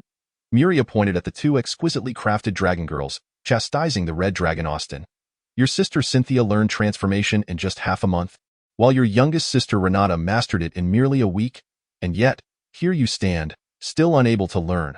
Austin, utterly humiliated by Muria's scolding, felt his pride wounded. As a proud red dragon, he loathed this humiliation. Yet he had no choice. His aptitude for learning transformation was indeed lacking, forcing him to endure it. Hand it over. Muria extended his hand, still cherubic in appearance, to the juvenile dragon Austin. His growth had been so prolonged that even after 3 years, he had not changed significantly, save for his height, which had reached 11 meters. Muria, aside from transformation, I have mastered all other spells, Austin stammered, reluctant to comply. Oh, not compel me to take action. Muria narrowed his eyes as he regarded him. No need. I shall provide it. Austin gritted his teeth and, with great reluctance, retrieved a pile of angular, transparent crystals from his person, handing them over to Muria. I will reclaim them in due time. I await your return. Muria replied, dividing the crystals Austin had surrendered in half and presenting them to the transformed, petite forms of Cynthia and Renata. Here, this is your reward. Chapter 40. Dragons are notoriously greedy creatures, possessing an intense desire for all things that glimmer. Whether they merely appear valuable or genuinely are, this holds true for both benevolent and malevolent dragons alike. Muria himself had come to realize this. Due to his lineage of golden dragons, he had developed a penchant for collecting various precious treasures. He had continually enlisted the tide giants who sought his favor to scour the oceans for treasures, never once considering halting their search. Although Muria recognized the influence stemming from his bloodline, he made no effort to correct it, as it bore no true detriment. Moreover, his avarice for treasures was not as fervent as that of true dragons. Inspired by this innate greed, Muria devised a rather unscrupulous plan for the chromatic dragons, establishing a magical array with corresponding punitive measures, as well as a rewards system. Notably, the rewards he offered to the malevolent dragons were entirely composed of depleted magical crystals, byproducts from his practice with the arrays, alongside waste generated by the hatching array. These drained crystals held no utility for Muria, serving primarily as decorative items. However, when the little female dragon Renata, transformed into a red-haired, red-eyed girl, approached him with the spellbook he had gifted her, Muria first fulfilled his earlier promise and took her on a tour of the White Jade Palace. Then, under the watchful gaze of the little dragon in her juvenile form, Muria, almost instinctively, inquired what reward she desired. Unsurprisingly, Renata asked him for treasured eye. In that moment, Muria's resolve crumbled as he hastily gathered a handful of the discarded crystals he had been reluctant to part with, presenting them to the little female dragon. Renata, overjoyed at the sudden bounty of transparent crystals, gleefully returned to her room, her heart brimming with delight. Naturally, her siblings soon took notice of the myriad crystals Renata had acquired. After the 5 juvenile dragons cornered her to inquire about their source, they collectively approached Muria. If we master transformation, will you reward us with as many crystals as you gave Renata? At that moment, Muria was momentarily taken aback, yet he quickly realized that the crystals he had deemed worthless suddenly held newfound significance. Of course, not only for transformation, but for any spell you master, I will gladly provide corresponding rewards, as long as you are willing to learn. Thus, Muria responded to the 5 juvenile dragons. Consequently, driven by their desire to amass treasures, the fledgling dragons transformed into diligent scholars, tirelessly memorizing spells day and night. Each time they successfully learned a spell, they would rush to Muria, and upon casting the spell successfully, he would reward them with a quantity of the discarded crystals corresponding to the spell they had learned. Inspired by these juvenile dragons, Muria soon discerned the best method to educate the fledglings. Offering incentives was the optimal approach. He could impose behavioral constraints through punitive arrays to curb their undesirable habits. But in terms of education, he would entice them, motivating the fledglings to learn as eagerly as a donkey drawn to a carrot. Furthermore, after each dragon received their crystal reward for mastering a spell, he instituted a new protocol. Muria assigned spell-learning tasks to all the dragons, promising crystal rewards for those who completed them within a designated time frame. However, for those who failed to meet the deadline, he would neither chastise nor reprimand them. They would simply forfeit crystals as a penalty. Under this system, even the most reluctant dragons began to diligently memorize spells, striving to complete the tasks Muria had set within the allotted time. After all, every dragon was driven by greed. Yet, akin to humans, dragons of the same kind exhibited varying degrees of aptitude. Some dragons, despite possessing exceptional elemental talents, took considerable time to master spells. Red Dragon, Bertlian. After reviewing the spell-learning tasks of the 6 juvenile dragons, Muria proceeded to assess the fledglings' progress. He took out a ledger documenting the true names of all the dragons and their spell-learning statuses. Now, a crimson-scaled red dragon raised its head, stepping from the group of fledglings to approach Muria. Muria glanced at him, then shifted his gaze back to the ledger, noting the spell Bertlian had mastered. He nodded approvingly. Second ring spell, Cat's Grace. With Muria's command, the fledgling dragon named Bertlian began to chant. Synchronizing with the spell model he had constructed in his mental ocean, a faint aura of magical light enveloped his body, instantly rendering him more agile. Run in a straight line, dash forward, then return. Muria pointed to the opposite side of the training ground and commanded the fledgling Bertlian, eager to witness the effectiveness of the spell. Without hesitation, the young red dragon swiftly dashed forward, applying the enhancement spell. In that moment, he truly resembled a graceful, nimble cat. Upon encountering low obstacles, he effortlessly leaped over them, while for taller barriers, he ascended as a cat would, his body vertical to the ground as he climbed over. In the brief span of merely 5 minutes, Muria observed the agile little red dragon darting back and forth across the training ground. Yes, he beheld the same state as the young dragon Bertlian, who had previously sat before him. He nodded appreciatively. The grace of a cat has been quite well mastered. This is your reward. Following his own established rules, Muria retrieved 20 meticulously cut, diamond-shaped transparent crystals and presented them to the young dragon Bertlian. Upon seeing these seemingly useless crystals, Bertlian's eyes sparkled with delight as he joyfully accepted the crystals from Muria's hand. Returning to his original position, Blue Dragon, Adriel. Second-tier spell, Electric Fireball. A crackling sphere of lightning erupted as Muria commanded, conjured by the blue dragon Adriel, which then struck a wooden target resembling a giant tiger on the training ground. Upon impact, the lightning sphere left a charred mark on the wooden target after a faint crackle. Well done, your reward is 20 crystals. Blue Dragon, Odric. Second-tier spell, Flame Burst. After a moment of waiting, Muria frowned at the blue dragon, who was monotonously chanting the incantation without feeling any fire elements coalescing in the air.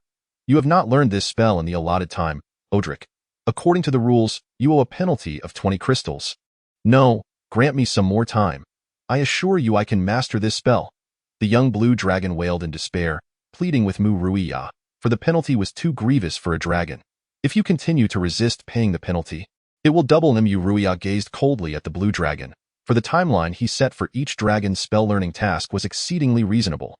As long as they did not slack off or waste time, they could complete it punctually. I'll pay.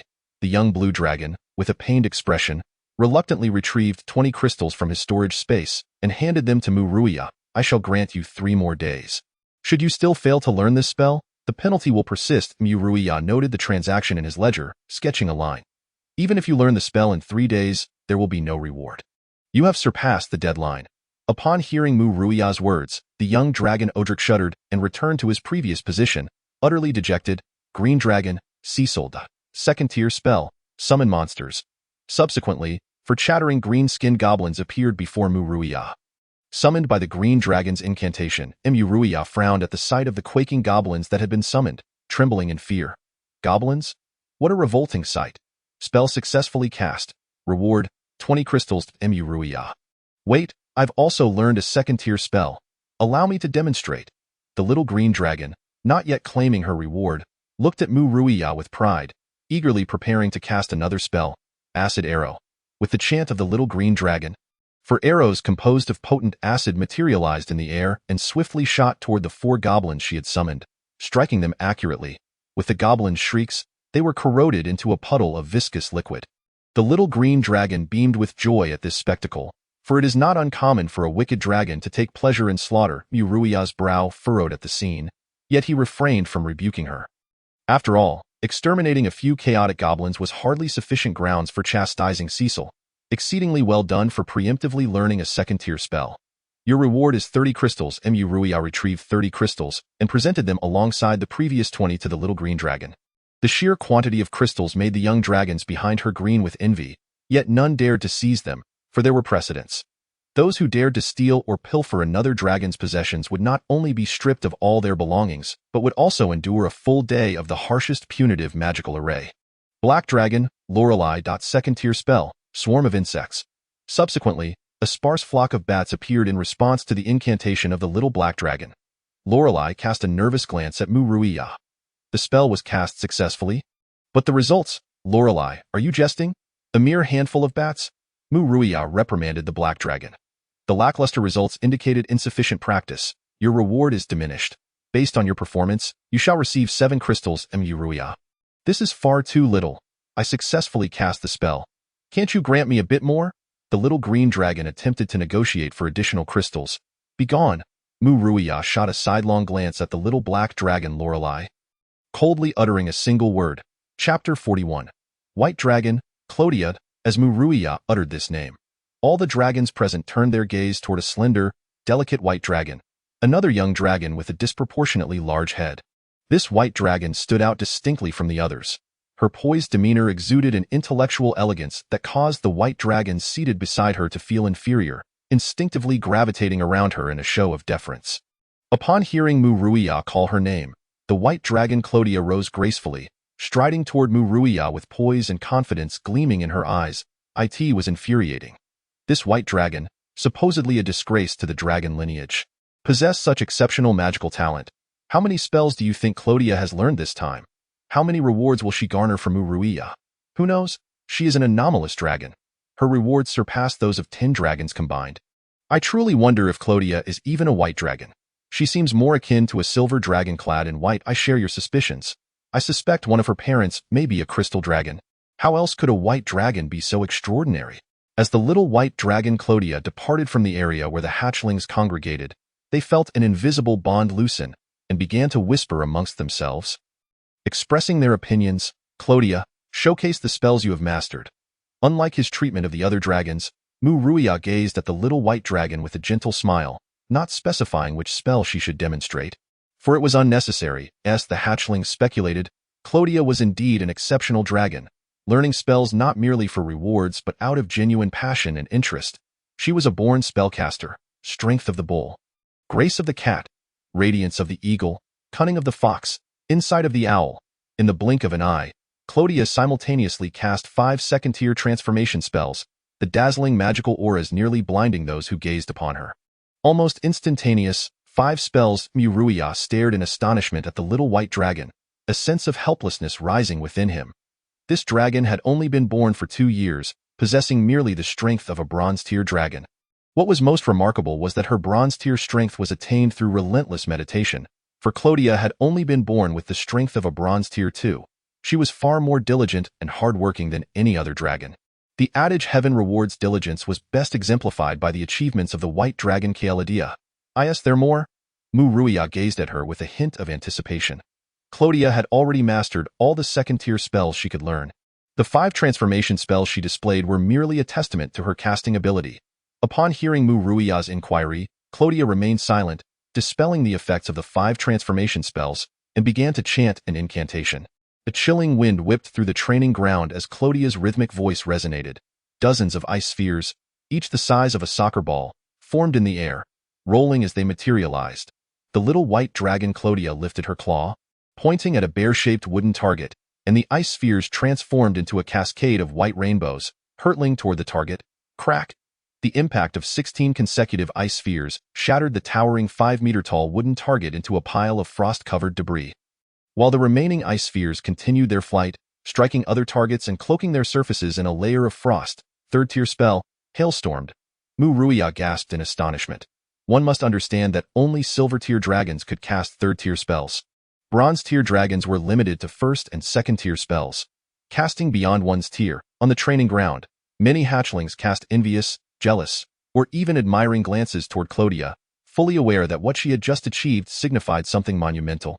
Muria's expression grew complex as he regarded the white dragon Clodia. In any realm, there exist beings whose abilities far surpass those of their peers, and not only that, they often exhibit greater diligence, thus reaping extraordinary results. Third-tier spell, reward of 40 crystals. However, casting a third-tier spell with bronze-tier strength results in a 10-fold reward. Furthermore, the almost instantaneous casting of 5 second-tier spells yields an additional 100 crystals. Muria announced loudly the results of the reward he was prepared to give to Clodia. 500 crystals, which sent nearly all the hatchlings into a frenzy. This was a treasure beyond the imagination of hatchlings who had only recently emerged. The hatchlings cast fervent glances at Clodia, wishing fervently that it were they receiving Muria's reward at this moment. Clodia, too, could feel the eyes upon her, a substantial number of which harbored ill intentions. Nevertheless, she remained unconcerned, for within this dragon fort, Muria stood as the absolute ruler, and at present, this ruler had taken a particular liking to her. Muria, could you possibly exchange my reward? Clodia suddenly interjected as Muria was preparing to present the crystals to her. What would you like to change it for? Muria responded, momentarily taken aback, yet his demeanor remained exceedingly cordial. Muria held a deep admiration for academically inclined dragons like Clodia, acknowledging that he could not match her relentless dedication. While perhaps Clodia's innate talent surpassed that of the average white dragon, Muria believed her current achievements and prowess were the fruits of her tireless meditation and the rigorous exploitation of every spare moment to practice her spells. Only through effort can one reap rewards. I desire magical crystals, the little white dragon said, looking up at Muria with a hint of trepidation. Clodia was more astute than her fellow hatchlings. She understood that Muria's offering of crystal rewards was due to their insignificance to him, merely wasteful trinkets occupying space. However, magical crystals were a different matter altogether, as these elemental-infused gems served as a universal currency far more valuable than gold or silver, essentially immune to devaluation. Very well, to Clodia's surprise, Muria acquiesced after a brief moment of contemplation, displaying a generosity that exceeded her expectations. However, if we are to exchange for magical crystals, I cannot offer you 500.10 elemental crystals will be exchanged for 1 magical crystal. I will grant you 50 elemental crystals this time. Do you find this arrangement acceptable, Emichim? The little white dragoness eyes sparkled with joy as she nodded enthusiastically. This quantity had far surpassed her expectations. Subsequently, before all the hatchlings, she stowed away the shimmering azure-hued water elemental magical crystal into her storage space, disregarding the envious and jealous gazes surrounding her. Thus, Muria refrained from allowing his hatchlings to lead a mundane existence akin to the dragons of Alasia, who merely ate and slept. Instead, he meticulously structured their daily routines, assigning them learning tasks commensurate with their individual capabilities. For those dragons who adhered to his regulations and completed their assignments punctually, he not only rewarded them with substantial amounts of crystals, but also permitted them to voice additional requests. However, most of the hatchlings with such privileges yearned to visit the legendary White Jade Palace. Indeed, the White Jade Palace represented a myth for the hatchlings born and raised within the dragon fort. Tales spoke of its golden-bricked floors, silver-tiled roofs, and rooms adorned with gems, each chamber overflowing with treasures beyond the comprehension of even the mightiest dragons. This legend had circulated among the hatchlings for as long as anyone could remember. Yet it was transformed into reality when the first hatchling, the studious Clodia, returned from a council meeting at the White Jade Palace alongside Muria. Upon learning of the palace's actual existence, the eagerness to learn surged among the hatchlings, reaching a level that even Muria found astonishing, once again affirming the dragon's insatiable desire for wealth. The hatchling's ambition to witness the White Jade Palace drew disdain from the 6 red dragons who had already reached the juvenile stage. They had witnessed the palace's construction and even pilfered from it. This experience inexplicably fostered a sense of superiority among them, as time swiftly passed while Muria nurtured and instructed these hatchlings. He occasionally found himself struggling with the noise and chaos, particularly when a few rebellious dragons faced his stern discipline. Upon reaching the age of 18, some hatchlings began entering their slumber phase, and gradually more followed suit, transitioning from their hatchling phase to the juvenile stage, necessitating a period of dormancy for further growth. The significant reduction in the number of learning hatchlings due to this unavoidable phenomenon initially left Muria feeling quite unaccustomed. At that moment, he realized he did not harbor the dislike for these hatchlings he had claimed. Rather, The prolonged interaction and instruction had endeared them to him. Educating these spirited, occasionally troublesome hatchlings had become an integral part of his life. Fortunately, as these hatchlings had been born over 3 different years, their slumber phases varied, ensuring that there were always some dragons available to receive Muria's guidance. When Muria turned 20, the red dragon egg gifted to him by the golden dragoness Atris hatched. And almost simultaneously, the young dragons entered their slumber, concluding their juvenile phase. Upon waking from their slumber, they would emerge as 6 young dragons. When Muria received this news, he remained in his room in contemplative silence for a considerable time. As the years passed, aside from his growth in stature and an increase in strength to the 5th tier of silver, he had undergone little change, still resembling a youthful child, and in his human form. He remained but a mere child. By the time Muria reached the age of 21, nearly all the hatchlings had experienced slumber, transitioning into the juvenile stage. The surge in their strength prompted several dragons to contemplate challenging the rules Muria had established. Subsequently, Muria dispatched those juvenile dragons who dared to provoke him, one after another, to the enhanced punitive array he had modified, allowing them to recall the fear they had experienced as hatchlings under his dominion. Managing 95 hatchlings compared to 95 juvenile dragons presented an entirely different level of difficulty. However, Muria remained capable of handling this escalating challenge. Within the dragon fort, hundreds of golden cloud giants were at his disposal, alongside numerous storm giants on standby.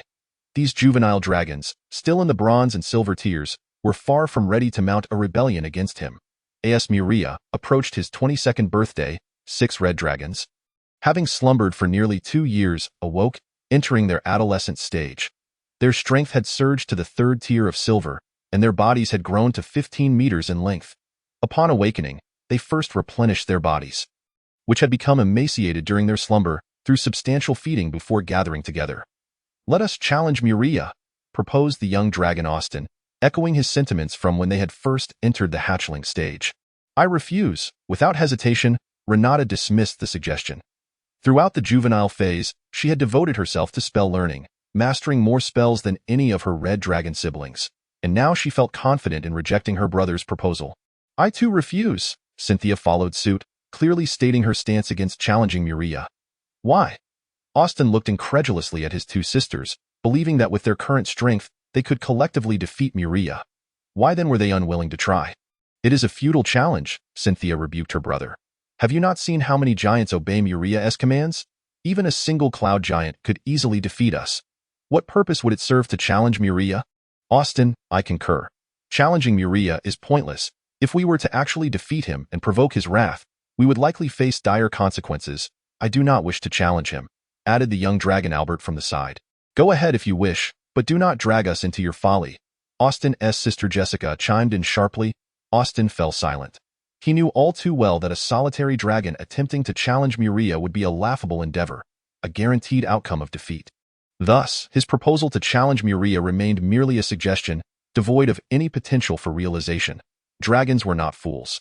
Their intelligence was merely clouded by their own power. When faced with superior strength, even the most arrogant of red dragons would contemplate their actions.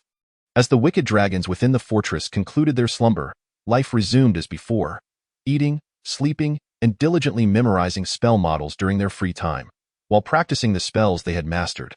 The only notable difference was that, with the enhancement of their powers, their intellect and magical prowess continued to grow. Therefore, on the first day of each month, Muria would take a group of dragons with him to the White Jade Palace for discussions. The young dragons who accompanied him to the palace not only beheld Muria's wealth, but also witnessed the grandeur of the colossal city of giants constructed around the White Jade Palace. The young dragons following Muria were in awe of the power he wielded. Countless giants and sea folk would bow in reverence upon their first sight of him, a scene that instilled immense respect and trepidation in the young dragons. The more they learned, the greater their reverence for Muria became, reflecting the evolving mindset of the young dragons residing within the multicolored dragon fort. "When will I finally enter the slumber phase?" Nearly 24 years old, Muria sat in his room, anxiously ruffling his hair. Although his strength had been steadily increasing without pause, he had yet to show any signs of breaking through to the golden level. Thus, Muria yearned to enter slumber, hoping that this would lead to a significant enhancement of his power, yet his fledgling dragon phase had unexpectedly stretched on for an eternity. "Must I truly wait until I am nearly 30 to enter the slumber phase?" Muria pondered with irritation, Regarding the slumber phase, he had consulted the dragon matriarch Atries at the Crystal Castle. It is quite normal. I am an ancestral golden dragon. My essence far surpasses that of an ordinary golden dragon. And you are my son. Although it seems your bloodline has been somewhat weakened based on your first slumber experience, you remain considerably stronger than an average golden dragon.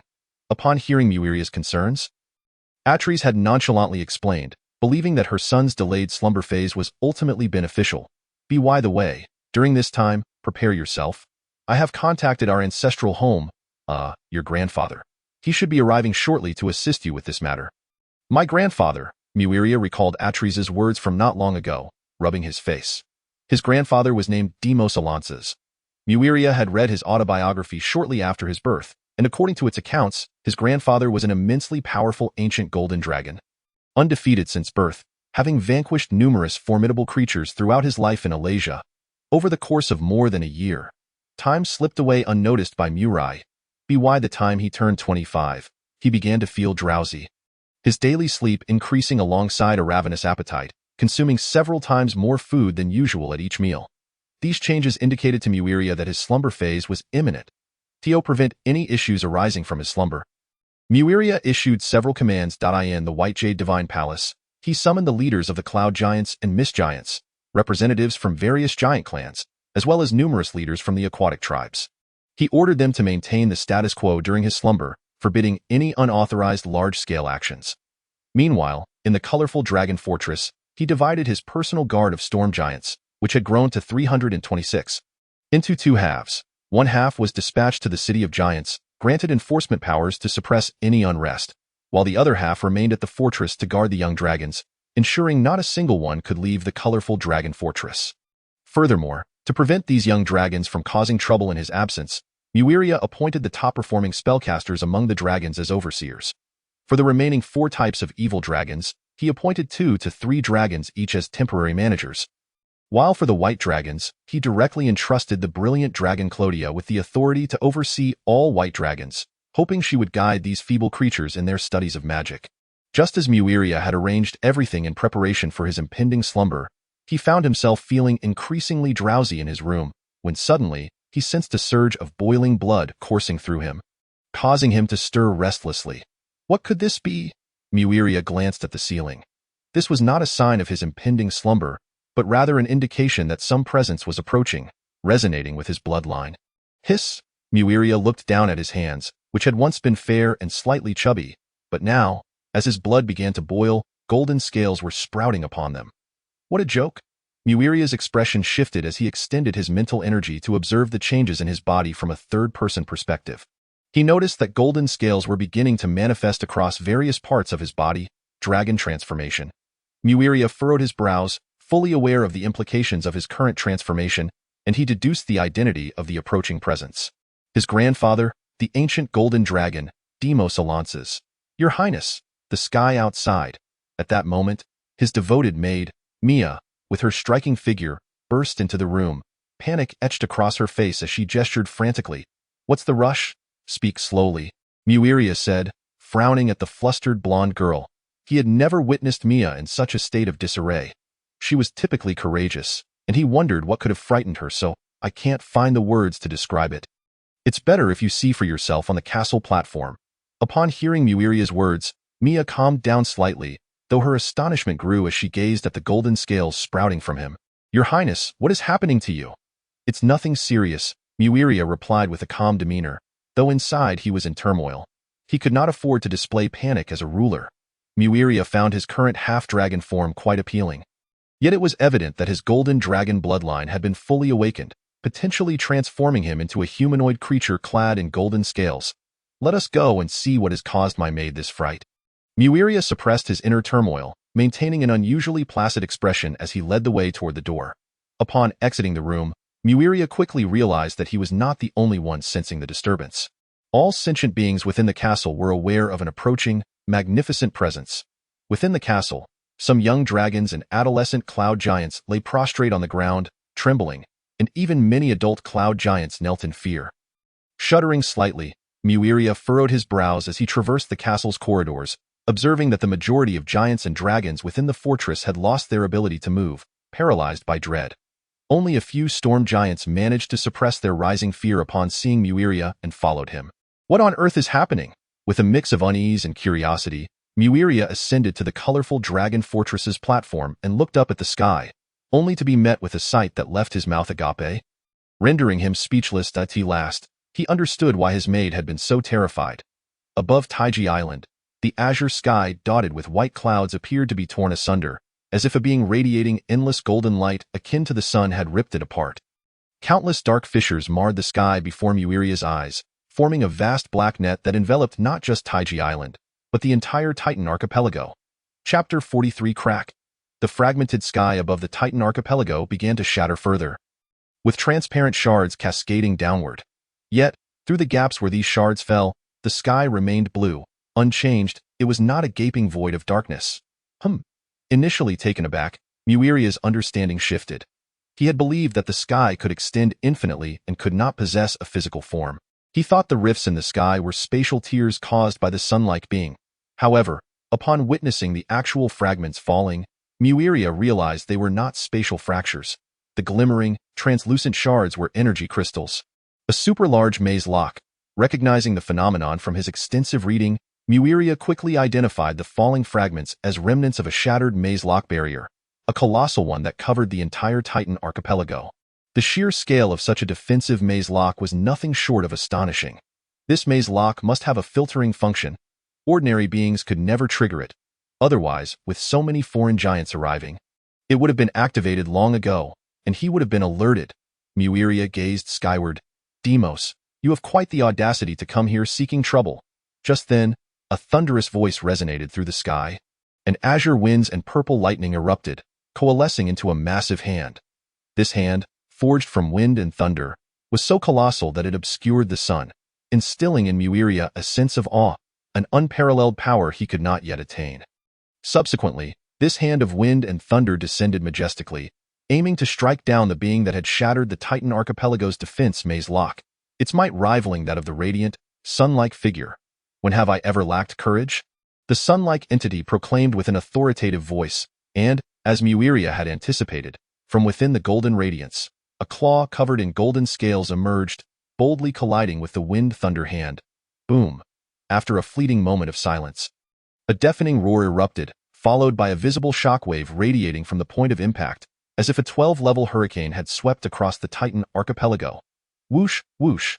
The tempest roared, unleashing waves over 10 meters high upon the ocean's surface. While on the islands, countless slender trees were snapped in half, broken branches and leaves swirling through the air, as beasts cowered in their lairs, emitting sounds of fear and anxiety.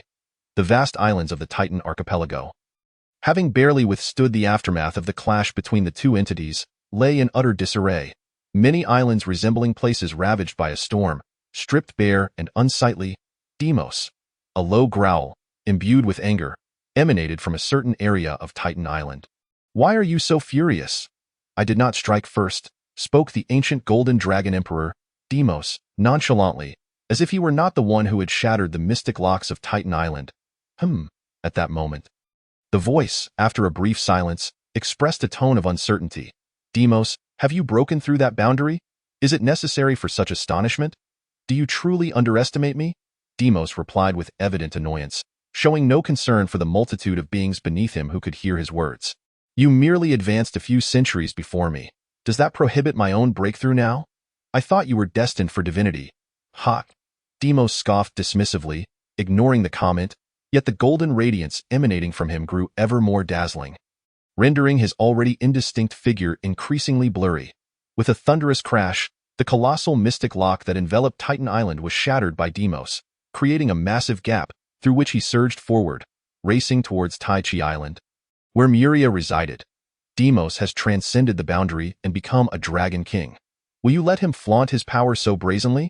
How dare he shatter the Titan clan's vigilance locks upon hearing Deimos's disdainful laughter?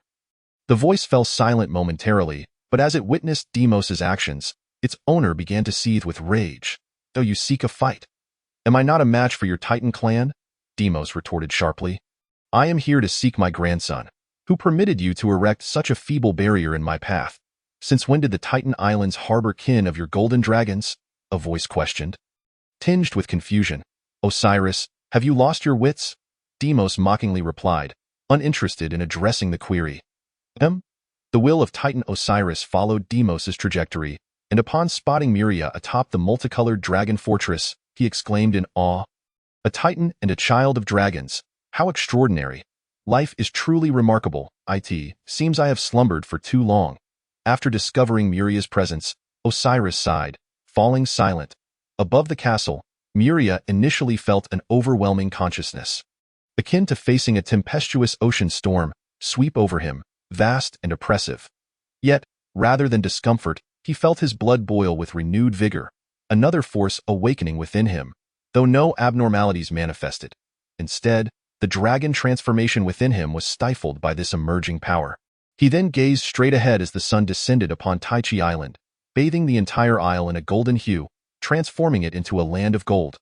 Ultimately, as the sun settled before Muria, the golden light cascaded over the multicolored dragon fortress, and the storm giants standing alongside Muria at the fortress's pinnacle could no longer withstand the seemingly boundless pressure.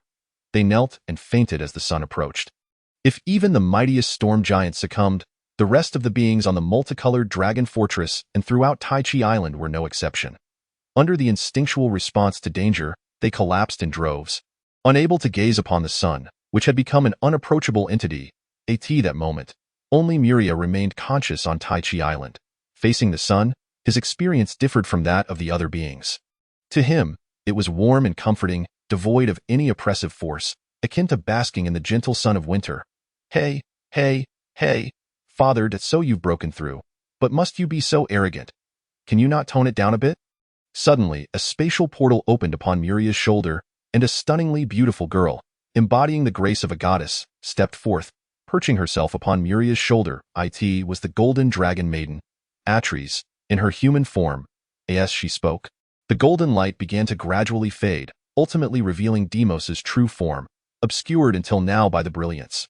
Upon seeing the immense golden dragon standing before the multicolored dragon fortress, Muria could not help but express his astonishment. This colossal golden dragon resembled a magnificent, towering mountain.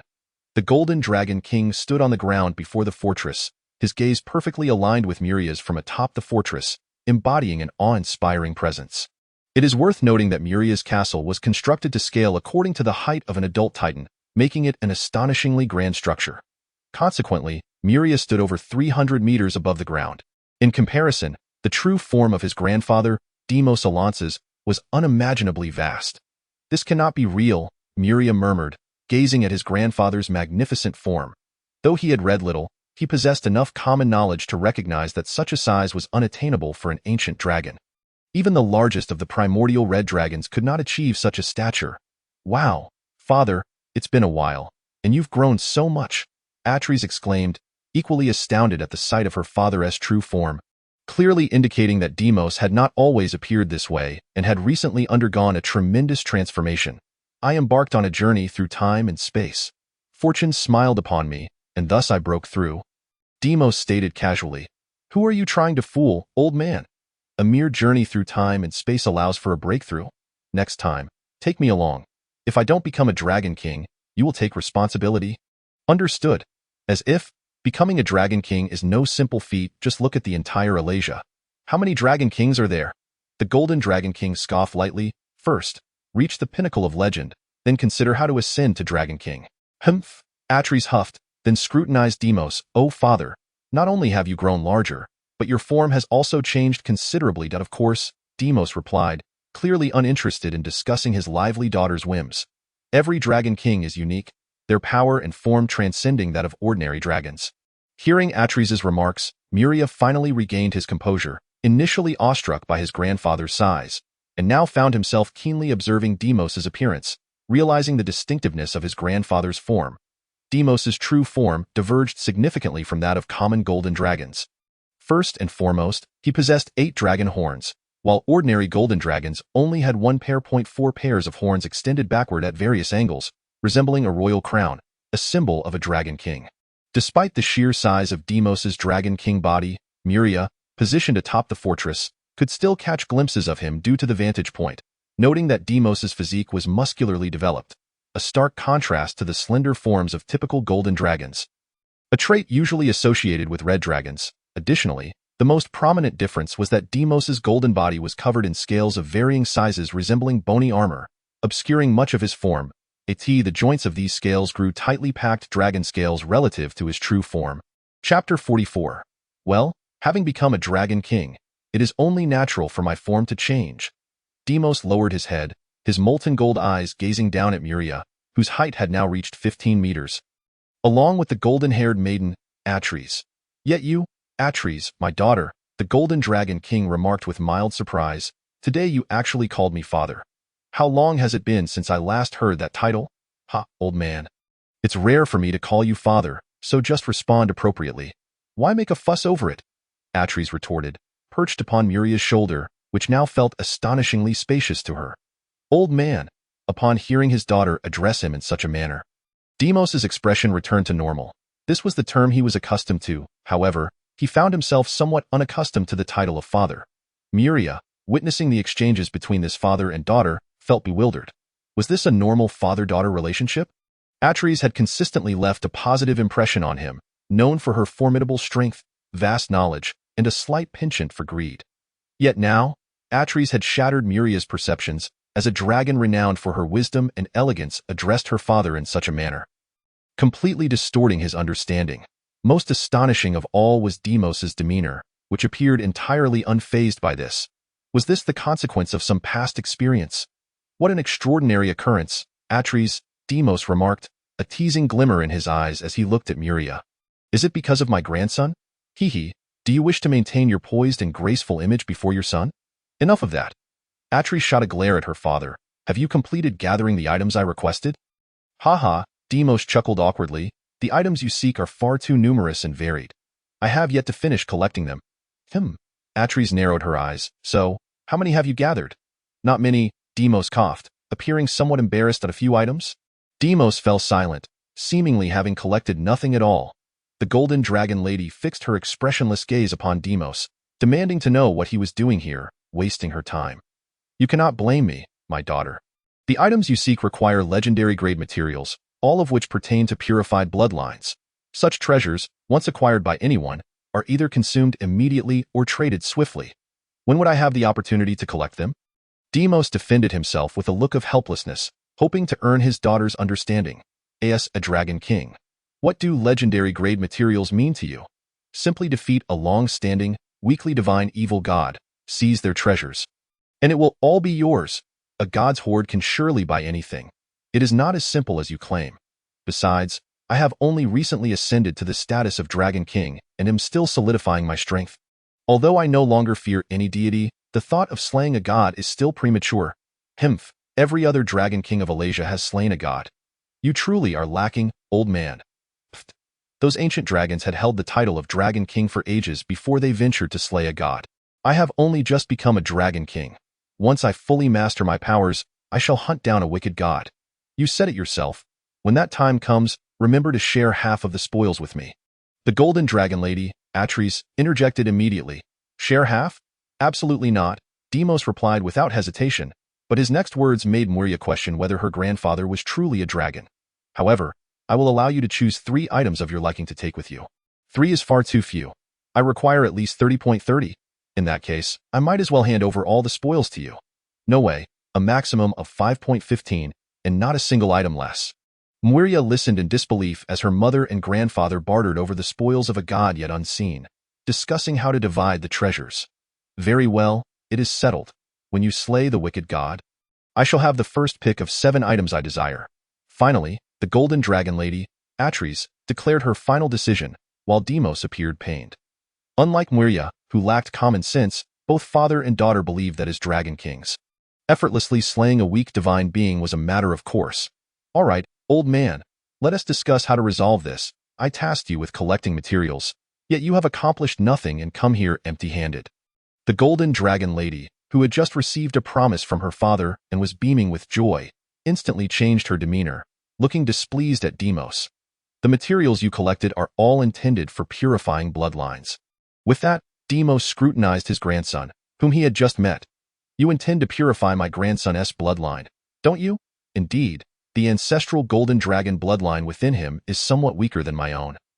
The Golden Dragon Lady remarked, raising an eyebrow. I wish to arrange a legendary grade bloodline purification formation to elevate little Muria's bloodline to at least match my level.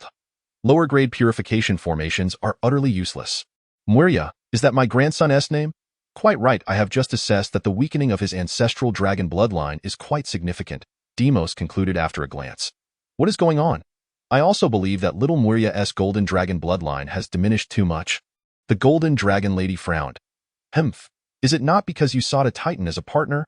Had you chosen a dragon, even a mere ordinary golden dragon, the offspring would have a diminished bloodline. But not to this extent. A dragon as a partner? The Golden Dragon Lady Atreides repeated disdainfully, sneering, let alone the Golden Dragon clan.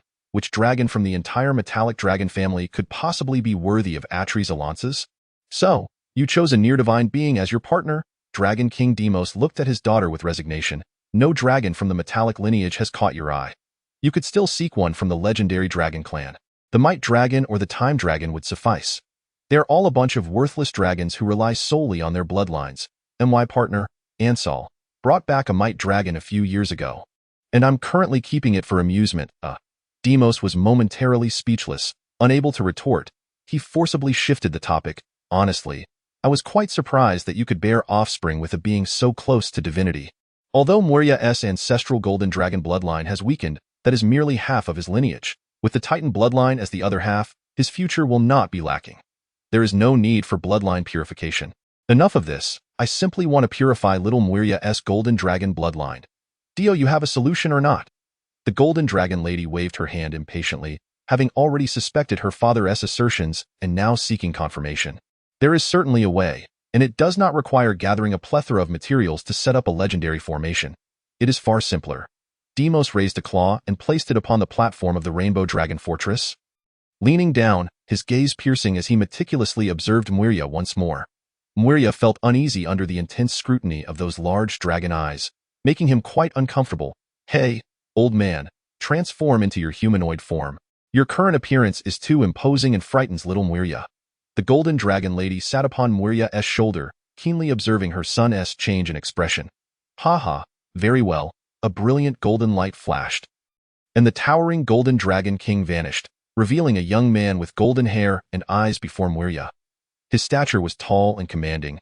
His youthful appearance belied the wisdom of countless ages reflected in his eyes, giving the impression of facing a learned elder. Muria, my descendant. The Dragon King, now in the guise of a handsome youth, looked at Muria. Is this your true form? Muria nodded, having rarely assumed his human form. Most of the time, he remained in his true dragon form, as both forms were humanoid, merely differing in size and adornments. After all these years, he had grown accustomed to it.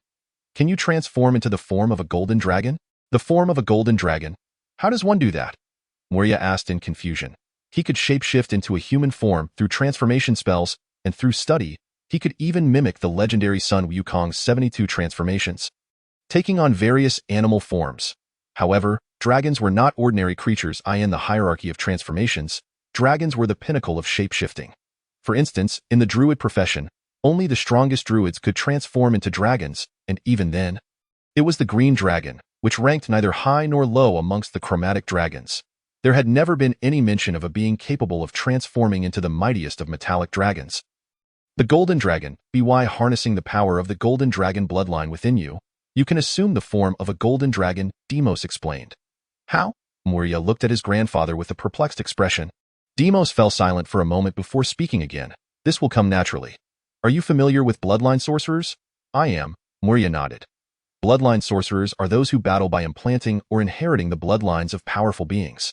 Although they face numerous restrictions, they are significantly stronger than ordinary practitioners. Some bloodline sorcerers, upon reaching a certain threshold of purification, can transform into the beings from which their bloodlines originate, by their standards. You should have been able to transform into a golden dragon long ago, and you would be able to assume that form for as long as you desire, without limitation. Then why can't I? The Titan bloodline. The Titan bloodline in your body is suppressing your golden dragon bloodline. The Dragon King frowned as he regarded Muria's true form, which bore the characteristics of a Titan. To be honest, he found it quite displeasing. The golden dragon bloodline is being suppressed? The Golden Dragon Lady Atreides looked at the Dragon King. What nonsense. I am no weaker than Ansal. How could my bloodline possibly be suppressed by his? The golden dragon lady appeared exasperated, then turned her gaze sharply toward her father. I don't care. You are the Dragon King now, so you must have a way to resolve this. Hurry up and fix it. I cannot allow little Muria's golden dragon bloodline to be suppressed. Of course, I have a way. The Dragon King frowned as he observed the patches of golden dragon scales that occasionally emerged from Muria's body. He understood that this was a reaction of bloodline awakening triggered by his own influence, but the consequences of this change were of little significance. Chapter 45. This is source blood. The golden dragon Lady Atreides stared intently at the droplet of golden blood within the crystal for 3 breaths before uttering 4 words in shock. Old man, you truly are generous. The golden dragon lady couldn't help but exclaim. The Dragon King's source blood. With it, little Muria's issues would no longer be issues, that is certain. The Dragon King squinted his eyes, forming a crescent shape as he smiled, his daughter's astonishment bringing him joy. Muria also stared at the crystal before him, within which a droplet of radiant blood shimmered brilliantly. The instant he laid eyes on that droplet, his blood surged with fervor, his body craving to merge with that blood. My grandson can hardly contain his excitement. The Dragon King observed as Muria, stimulated by the source blood, sprouted patches of golden dragon scales. He calmly waved his hand, causing the enormous crystal before him to disintegrate, gradually shrinking until it revealed a droplet of blood radiating an endless, resplendent golden brilliance. The ethereal, solidified pressure of pale gold that filled the air transformed into pure gold in that instant, its oppressive intensity surging dramatically. Behind Muria, the storm giants, in a state of unconsciousness, emitted pained groans beneath this overwhelming weight, with wisps of blood escaping from their mouths and noses. Fortunately, as soon as the Dragon King's source blood appeared, it was gently pushed by Emperor Moc, transforming into a beam of golden light that merged with Muria's body, causing the oppressive aura in the air to vanish instantly.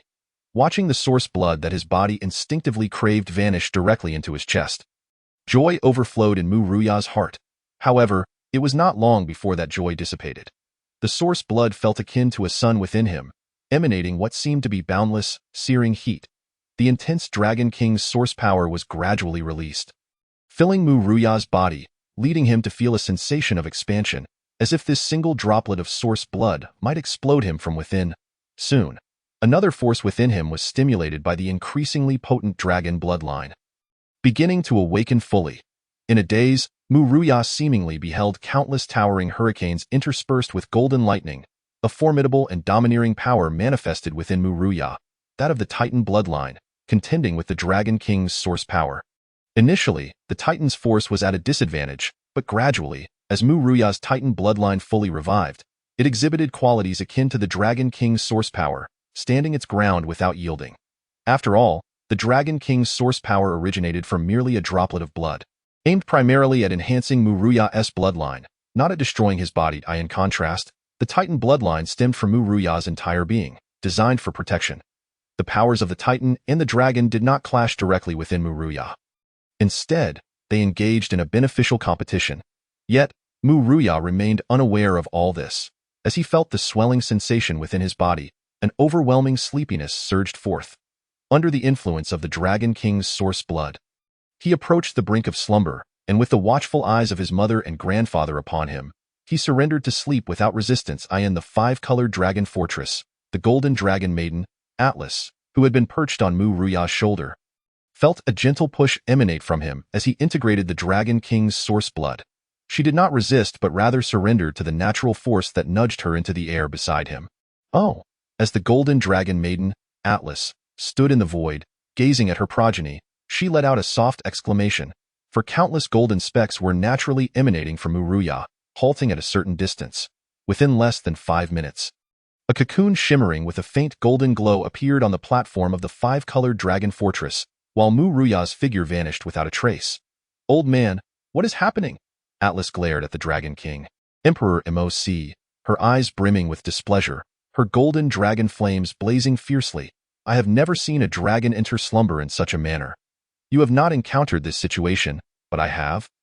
Emperor Moc replied, eyeing the cocoon that Muria had transformed into with satisfaction, disregarding his daughter's desire to confront him. Most legendary attacks were now hardly capable of injuring him. Why has it turned out this way? My grandson is about to undergo a transformative metamorphosis. When he reemerges, his strength may not increase significantly, but his potential will undoubtedly be magnified. Really? Atlas looked at her father with skepticism, still unable to believe that a dragon could enter slumber in such a bizarre fashion. You are overly concerned for your son. I am his grandfather. His dragon bloodline is directly inherited from me. How could anything happen to him after he merges with my source blood? True. Atlas surveyed the towering 15-meter cocoon, sensing the aura within it steadily growing calm and stable, and she felt completely reassured. Subsequently, her eyes began to radiate a progressively brilliant golden light as she turned to Emperor Moc, saying, Father, you have given your grandson a droplet of source blood. As your beloved daughter, wouldn't you spare a few drops for me? Keep dreaming. Emperor Moc cast a sidelong glance at his daughter, who was shamelessly attempting to rob him, knowing well the immense value of source blood to the Dragon King. If I give away too much, I risk descending in rank. Therefore, you shall receive none. Humph, stingy. Hearing her father's words, Atlas's eyes dimmed with disappointment, her lips curling in a pout. Stingy, me? The Dragon King, now transformed into a gallant youth, looked incredulously at his daughter. How many treasures have you pilfered from my vault throughout your life? You must have some awareness of that. I have never asked you for anything. Ha ha ha. Atlas turned her head, chuckling. Her father's treasure trove had been her primary source of income before she achieved legend, and it remained one of her main sources even now. By the way, when you became legendary, you emptied my entire library, claiming you needed it for transcription. Have you finished copying everything? When will you return my books? Father, you have so many books. It will take quite a while to transcribe them all. I estimate it will be a long time before I can return them to you. Besides, you have no use for them. They are better off with me. Atlas's large eyes darted around, showing no semblance of a legendary mage. At that moment, she resembled a naive girl playfully teasing her father. Ha? Emperor Moc felt a headache coming on from his daughter's words. He had lost count of how many times he had heard such sentiments from Atlas. Each time, he had to permanently part with a portion of his possessions. This time, he understood that his collection of books amassed over several centuries was now entirely out of his reach. Can you really not spare me a few drops of source blood? Atlas inquired, still unwilling to relent. No, without a moment's thought, Emperor Moc rejected her. You are already legendary. A few drops of source blood would not benefit you greatly. It cannot elevate you to the status of Dragon King. Even if it doesn't enhance my strength, it would still be valuable for research. Atlas asserted with the poise befitting a legendary mage. Not now. Wait a bit. Once I become stronger, I might spare you a few drops of source blood to play with. After pondering for a moment, Emperor Moc replied. This statement, if it were to reach certain ears beyond, would undoubtedly shock most deities. No need. By the time you are ready to give me some, I might as well promote myself to Dragon King. Atlas waved her hand dismissively. She was merely accustomed to asking her father for favors. The source blood was the foundation of the Dragon King, and she would never allow her father to diminish in rank. Becoming a Dragon King is not as simple as you think. Emperor Moc cautioned, knowing his daughter's exceptional talent and pride. However, becoming a Dragon King transcends mere talent. By the way, when I first ascended to the status of Dragon King, I strolled around the first layer of the Barto Hell, right at the gates of Tiamat's divine realm. Emperor Moc seemingly recalled something, addressing Atlas in this manner. Atlas pouted, immediately detecting the hint of boasting in her father's tone. Yet, despite knowing it was a boast, her curiosity was piqued. After all, Tiamat was the five-headed dragon queen, the goddess of evil dragons, and then, you reached Tiamat's divine realm, but didn't you go in to explore? Don't be ridiculous. Emperor Moc could easily discern his daughter's sarcasm. Tiamat had been a dragon king before her ascension to divinity, and with her divine status and the accumulation of countless years, she was a force not to be trifled with, even at a medium divine level. I had just become a dragon king. Entering her divine realm would be tantamount to seeking death. Yet you loitered at her divine realm's gates. What if you bumped into her? Your fate would be ha ha ha. You might just become her chief consort. Stop talking nonsense. Emperor Moc shot a glare at Atlas. Even if I faced Tiamat, I could still escape. I could flee to Alasia, and she would be powerless against me. Gods cannot enter Alasia. Father, how dare you exploit that rule to wander around Tiamat's divine realm? That is truly shameless. That is merely the world's rule binding the deities. What is shameless about it? Tiamat, in her pursuit of greater power, forsook her identity as a dragon king to become a dragon god. She too must adhere to the rules. If she were still a dragon king, I would certainly keep my distance. Humph, after all this talk, father, you must have done something at the gates of Tiamat's divine realm, right? Knowing your character, I refuse to believe you did nothing. I did nothing of consequence. I merely crushed a few unseeing pests.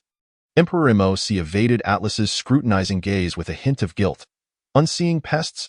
The only things that could provoke you into action must surely not be the remnants of those worthless evil dragons. It must have been ancient dragons, the dragon matriarch, Jin Longyang, declared with unwavering conviction.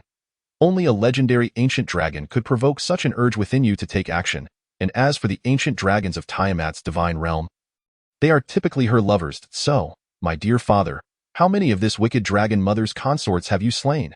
Chapter 46. Seething energy enveloped Muria's entire being, and his consciousness floated in a hazy limbo, caught between the realms of slumber and wakefulness. This sensation evoked memories of his earlier days in Alasia, when he resided within an egg. Yet, unlike the comforting warmth he once felt, akin to luxuriating in a perfectly tempered hot spring, he now perceived himself as being immersed in scalding, boiling water. Although devoid of any pain, the discomfort was palpable, preventing his consciousness from fully succumbing to slumber, leaving him in this state of disorientation. In this peculiar state, Muria sensed his body undergoing rapid and intense transformations.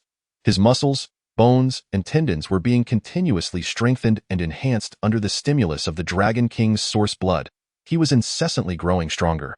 The ever-augmenting golden dragon bloodline similarly awakened the Titan lineage within Muria, which began to stir, gradually consuming all elements it could assimilate, thereby growing more formidable. Simultaneously, upon the platform of the five-colored dragon fortress, the chrysalis Muria had formed stirred to life, emitting an increasing gravitational pull. This pull, initially feeble, grew in strength. Elemental motes of azure, violet, and crimson began to converge upon Muria's chrysalis, drawn in by its allure.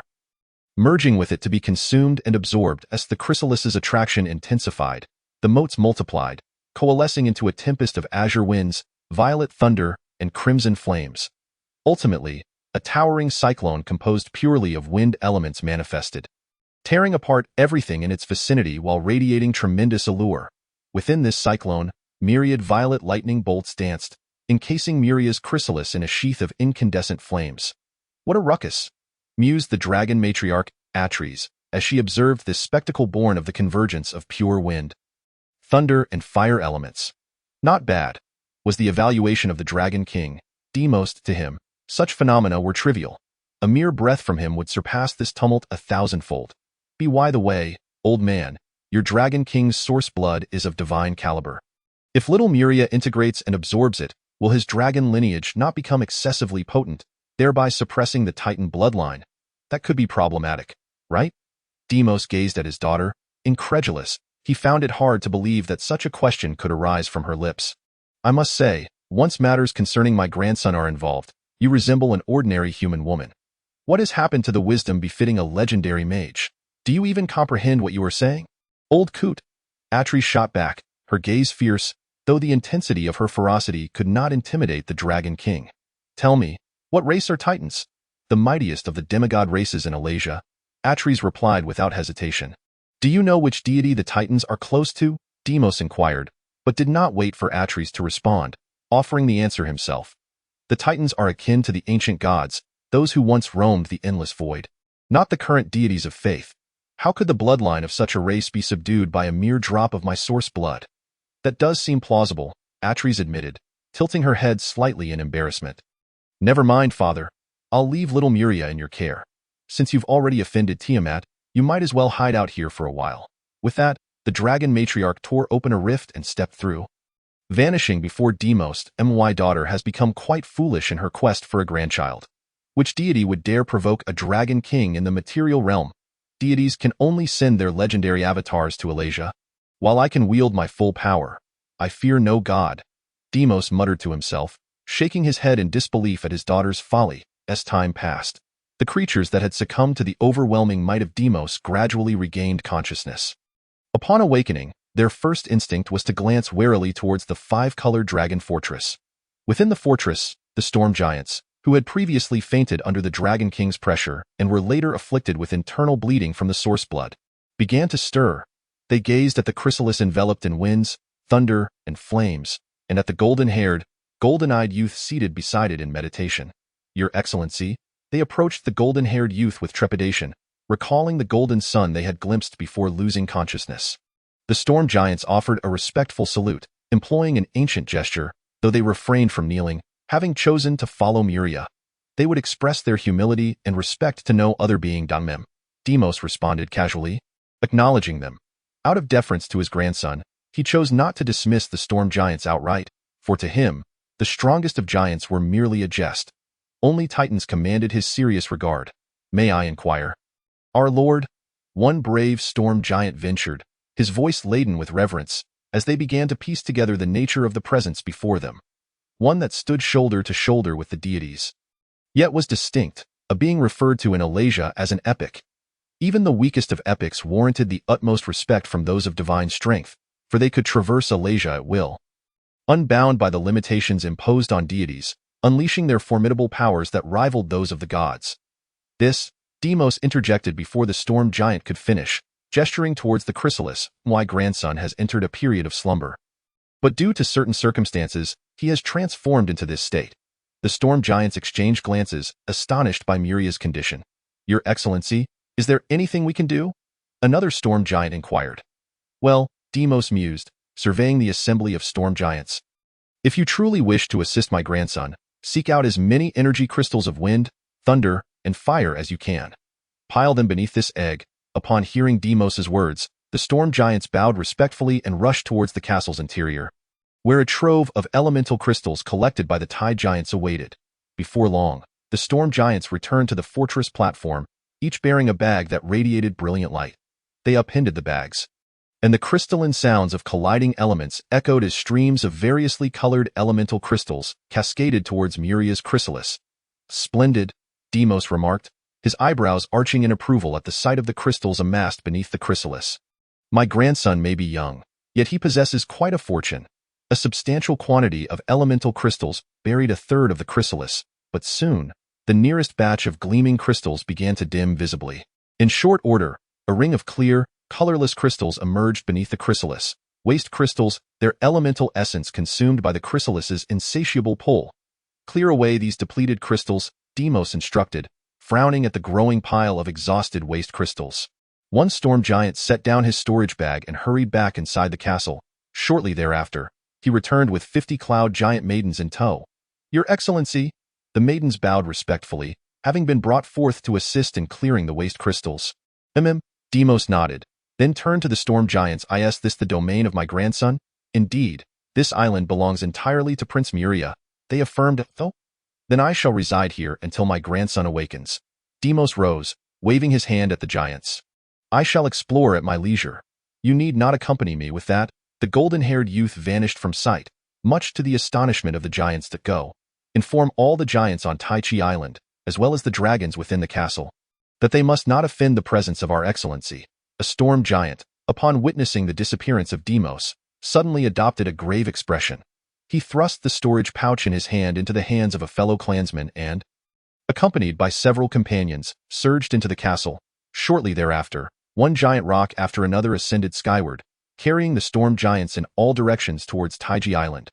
Simultaneously, a vast swarm of griffins, dark as a thundercloud, flapped their wings and soared out of the castle, bearing letters to the City of Giants. Chapter 47. In truth, Deimos had not ventured to any other part of Taiji Island. He had never left the Rainbow Dragon Fortress at all.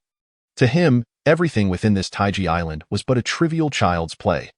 Deimos had traversed nearly every corner of Arathia throughout his life, witnessing countless astonishing phenomena, in the eyes of many giants. The magnificent City of Giants was the largest city in Arathia, with its resplendent white jade palace at the center, regarded as the most opulent castle in the land.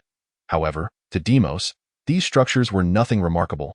Mere trifles unworthy of attention. In Arathia, there existed countless edifices in both scale and grandeur that could easily overshadow the White Jade Palace and the City of Giants. For instance, the Sky City, elevated by a formidable magical array, the City of Mages, adorned with tens of thousands of towering mage towers, and the City of the Dead, formed from a mountain of endless bones, within Taiji Island. The only thing that could genuinely captivate Deimos was the multitude of over 100 chromatic dragon hatchlings diligently studying magic within the dragon fortress. Standing in the study room of the dragon fortress, Deimos observed the hatchlings, who were earnestly memorizing spell models while perched atop spellbooks, smacking their lips in concentration. Atrus is even more relentless than I was in my youth. He has managed to gather so many wicked dragons for my grandson. Yet, his grandson was even more intriguing, having encouraged these wicked dragons to learn magic. Deimos watched with keen interest as the hatchlings swayed their heads, immersed in their studies. Deimos strolled about the study. Curiously, not a single dragon seemed capable of perceiving him, as if he were a phantom. Each dragon is studying different spells, he mused after glancing at a few spellbooks being memorized by the hatchlings. It appears my grandson has invested considerable effort into their education. Suddenly, Deimos halted beside a white dragon, who was vigorously swishing its tail while memorizing a spell. He lowered his gaze to the spellbook before it, a third circle spell. I speared a bronze-tier white dragon studying a third circle spell, Deimos remarked, scrutinizing this seemingly unique white dragon. Its aura did not align with that of a typical white dragon. It bore more resemblance to a crystal dragon, yet it was indeed of pure white dragon lineage. Have you managed to commit that third circle spell to memory? The voice of a gentle man interrupted the intense concentration of the hatchling. Clodia. Nearly finished, Clodia instinctively replied. Can you construct it within the sea of consciousness? As Clodia was about to articulate her final thought, she abruptly turned her head to see a golden-haired youth smiling at her. Upon seeing this diminutive human, Clodia's scales bristled, and the little white dragon instinctively recoiled a step, her tail betraying her unease. It was clear to her that this human was no ordinary being. Perhaps not even human at all. Clodia surveyed her surroundings and was horrified to discover that, aside from herself, no other dragon was aware of the presence of this human youth. Her voice trembled as she asked, "What are you?" Deimos did not respond immediately. Instead, he glanced at himself and then back at Clodia, whose body was now visibly trembling. I have clearly concealed my aura. How can you sense my power? I can't feel anything, Clodia stammered. The youth before her exuded no extraordinary power. He appeared to be an ordinary human. Yet only a fool would mistake him for such. Then why are you afraid of me? Please, could you not toy with me? I am but an ordinary little white dragon. With so many dragons here, why not seek out another? Clodia lamented. On the verge of tears, Deimos observed his surroundings and suddenly understood the reason. It was precisely because he seemed ordinary that he instilled fear in the white dragon. The unknown is indeed the most terrifying. Clever little white dragon, you are truly exceptional. You still haven't answered me. Can you construct a third circle spell model in the sea of consciousness? I can. This moment, Clodia's stutter vanished, and her fear gradually dissipated. She realized that a being of such caliber, should it truly wish to harm her, would render any of her efforts utterly futile. You are only a bronze-tier dragon, and yet you can cast a third circle spell?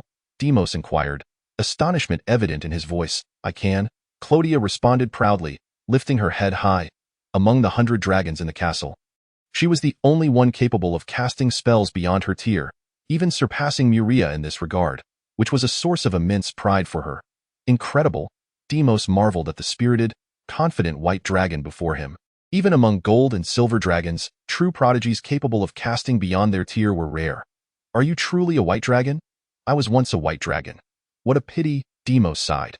Among the dragon species, the white dragon is the weakest, without exception. To have such a prodigy born among the weakest of dragons is a tragedy. Do you enjoy magic? I do. Why do you enjoy it? Because learning magic can compensate for my innate shortcomings. I am the weakest of the white dragons, but if I master magic, even a red dragon would think twice before provoking me. Clodia replied, then added a lesson Muria had imparted to her.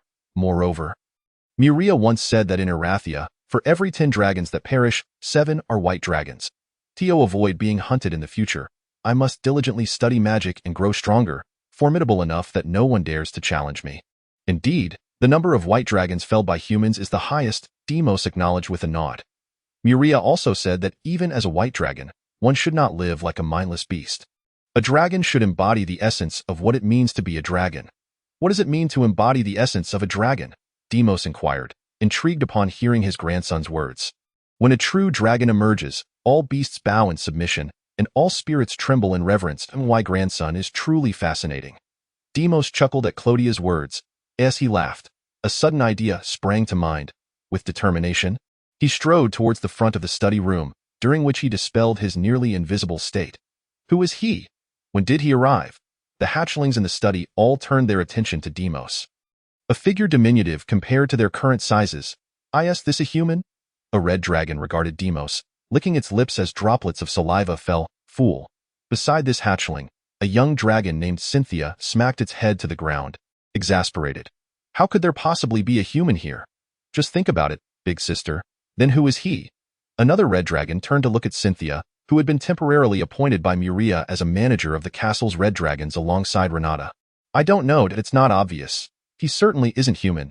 If you don't want to be taught a lesson, behave. At that moment, Deimos reached the forefront of the study room, successfully capturing the attention of all the dragons. He gazed at the rows of dragons staring at him, a smile playing on his lips as he prepared to announce something amusing. I hereby declare, due to my grandson Muria recently entering her slumber period, I will assume the role of your magic instructor starting today. Deimos proclaimed with a grin, articulating the very idea he had just conceived.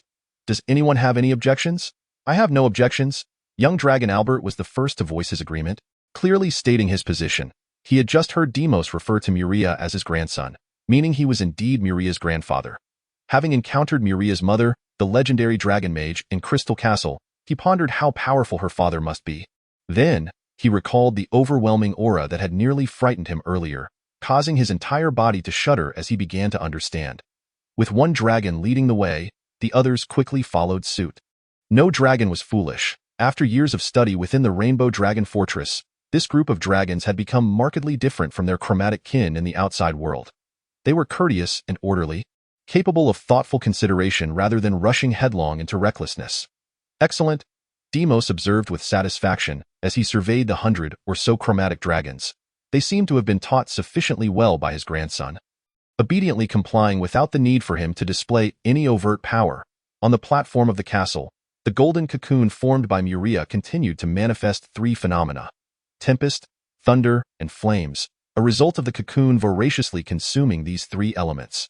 Meanwhile, dozens of cloud giants diligently complied with orders, pouring elemental crystals onto the golden cocoon, while a number of cloud giant maidens busily cleared away the remnants of the consumed elemental crystals. At the outermost perimeter stood hundreds of storm giants, clad in armor and wielding an array of heavy weaponry, loyally guarding the vicinity. Within the golden cocoon, Muria's form underwent intense transformation under the influence of the Dragon King's blood, with scales sprouting forth even as they receded under the Titan's bloodline. A symbiotic conflict unfolded within him as the blood of the golden dragon and the Titan clashed, resulting in Muria's continual growth, with bones, sinews, and muscles strengthening day by day. Within the castle, Deimos passionately instructed the young dragons in the art of magic, while above, Muria embarked on a crucial metamorphosis in his life journey. Chapter 48. 5 entire years elapsed. Yet Muria remained ensconced in the golden cocoon, showing no signs of awakening. During Muria's 5-year slumber, the 5-colored dragon castle underwent significant changes. Within the castle, more than half of the hatchlings had entered their dormant phase, maturing into young dragons capable of basic survival in the vast expanse of Eurasia, while the remaining few also succumbed to slumber. Agile young dragons soared in and out of the 5-colored dragon castle, infusing the stronghold with vigor. However, this rendered Muria's previous commands mere empty words. It was not that the giants disobeyed his orders, but rather, they lacked the capability to enforce them. These young dragons had a formidable backing: their magic instructor, the Dragon King Deimos. With Deimos's consent, the young dragons dared to disregard the giants within the castle, coming and going as they pleased, though they were mindful not to overstep. Initially, when a dragon sought to fly beyond the castle, storm giants intervened to prevent it. However, soon after, a dragon would complain to Deimos, and the Dragon King would decree dragons should soar in the boundless sky, not be confined within the castle. Thus, the young dragons frolicked with abandon. Yet they were acutely aware that their flying range was limited to Taiji Island, and none had ventured beyond. This was because within the castle, one dragon had compiled a set of data from the books borrowed by Muria from her mother. A truce, titled Analysis of the Age and Species of the 5-Colored Dragon Race Slaughtered. This report meticulously outlined the accidental mortality rates of the 5 wicked dragon species across various age brackets, as well as the probabilities of different dragon types facing extermination. Upon its release, the The report circulated wildly among the five-colored dragons, instilling fear in many, for it revealed that the accidental death rate was highest among the hatchlings and young dragons, gradually decreasing as age increased. The report's most significant impact was to invigorate the red and white dragons, greatly enhancing their motivation to learn. It indicated that the number of white dragons slain was the highest among the five-colored dragons, closely followed by the red dragons. For those individuals or organizations in Eurasia seeking fame through dragon slaying, white dragons were undoubtedly the prime target. As for the red dragons, their staggering death toll stemmed from their own hubris and greed, frequently leading underage red dragons to raid villages and cities. Such reckless behavior compelled neighboring races to pool resources to hire dragon slayers, resulting in the red dragon's astonishing mortality rate. Another effect of the report was to make all the five-colored dragons acutely aware of their current fortunate circumstances. Sheltered by Muria, they existed in an environment of absolute safety, free from danger, allowing them to grow without concern. Thus, no dragon wished to escape Taiji Island, where life, albeit somewhat arduous with daily magical studies, paled in comparison to the perils of the outside world. The report also catapulted its author, the white dragon Clodia, to fame. Her name and intelligence were well known even among the giants. Renata, when do you think Muria will awaken? On the parapet of the castle, two red-haired, red-eyed lowlies sat side by side, gazing at the golden cocoon closely guarded by the storm giants. I don't know, replied the dragon lowly Renata, tilting her head in mild distress as she stared at the cocoon. But it should be soon. Muria has been asleep for 5 years. Yawn. The dragon lowly Cynthia opened her mouth wide, appearing drowsy. By the time he wakes up, we'll be entering our dormant phase ourselves. If Muria takes any longer, we'll all become teenage dragons. Surely not. I feel that Muria is about to awaken. After pondering for a moment, Renata declared. How do you know Muria is waking soon? Cynthia asked curiously. Didn't you see? Renata's eyes sparkled as she pointed at the cloud giant girls clearing away the discarded crystals from around Muria. The number of crystals they clear out each day is decreasing. How do you know it's decreasing every day? Cynthia looked at her sister in astonishment. I'm here every day. Of course I know. Renata replied matter-of-factly. What do you come here for every day? Cynthia asked, puzzled. Muria is still asleep. He can't see you at all. What is the point? I just want Muria to see me the moment he wakes up, Renata said, lowering her head slightly, feeling a bit bashful. I can't stand you, Cynthia remarked, tugging at her lips in exasperation, unable to comprehend her sister's behavior. She then turned her gaze back to Muria's golden cocoon. But I'm really curious about what Muria will look like when he wakes up. I am equally curious. This golden cocoon has consumed so many elemental crystals over the past 5 years, continually growing larger. I really want to know how strong Muria will be upon awakening. At that moment, a whirlwind materialized, centered around the golden cocoon that had grown to a height of 25 meters. A tremendous gravitational force radiated outward, pulling in wind, fire, and lightning elements from a radius of 1,000 meters into the cocoon. This consuming power also affected the elemental crystals piled around the cocoon. Under the sudden increase in attraction, crystals that had covered a third of the cocoon swiftly transformed into discarded crystals. What is happening? The storm giants guarding the cocoon grew anxious upon witnessing this scene. They had never encountered such a situation before. Quickly replenish the elemental crystals.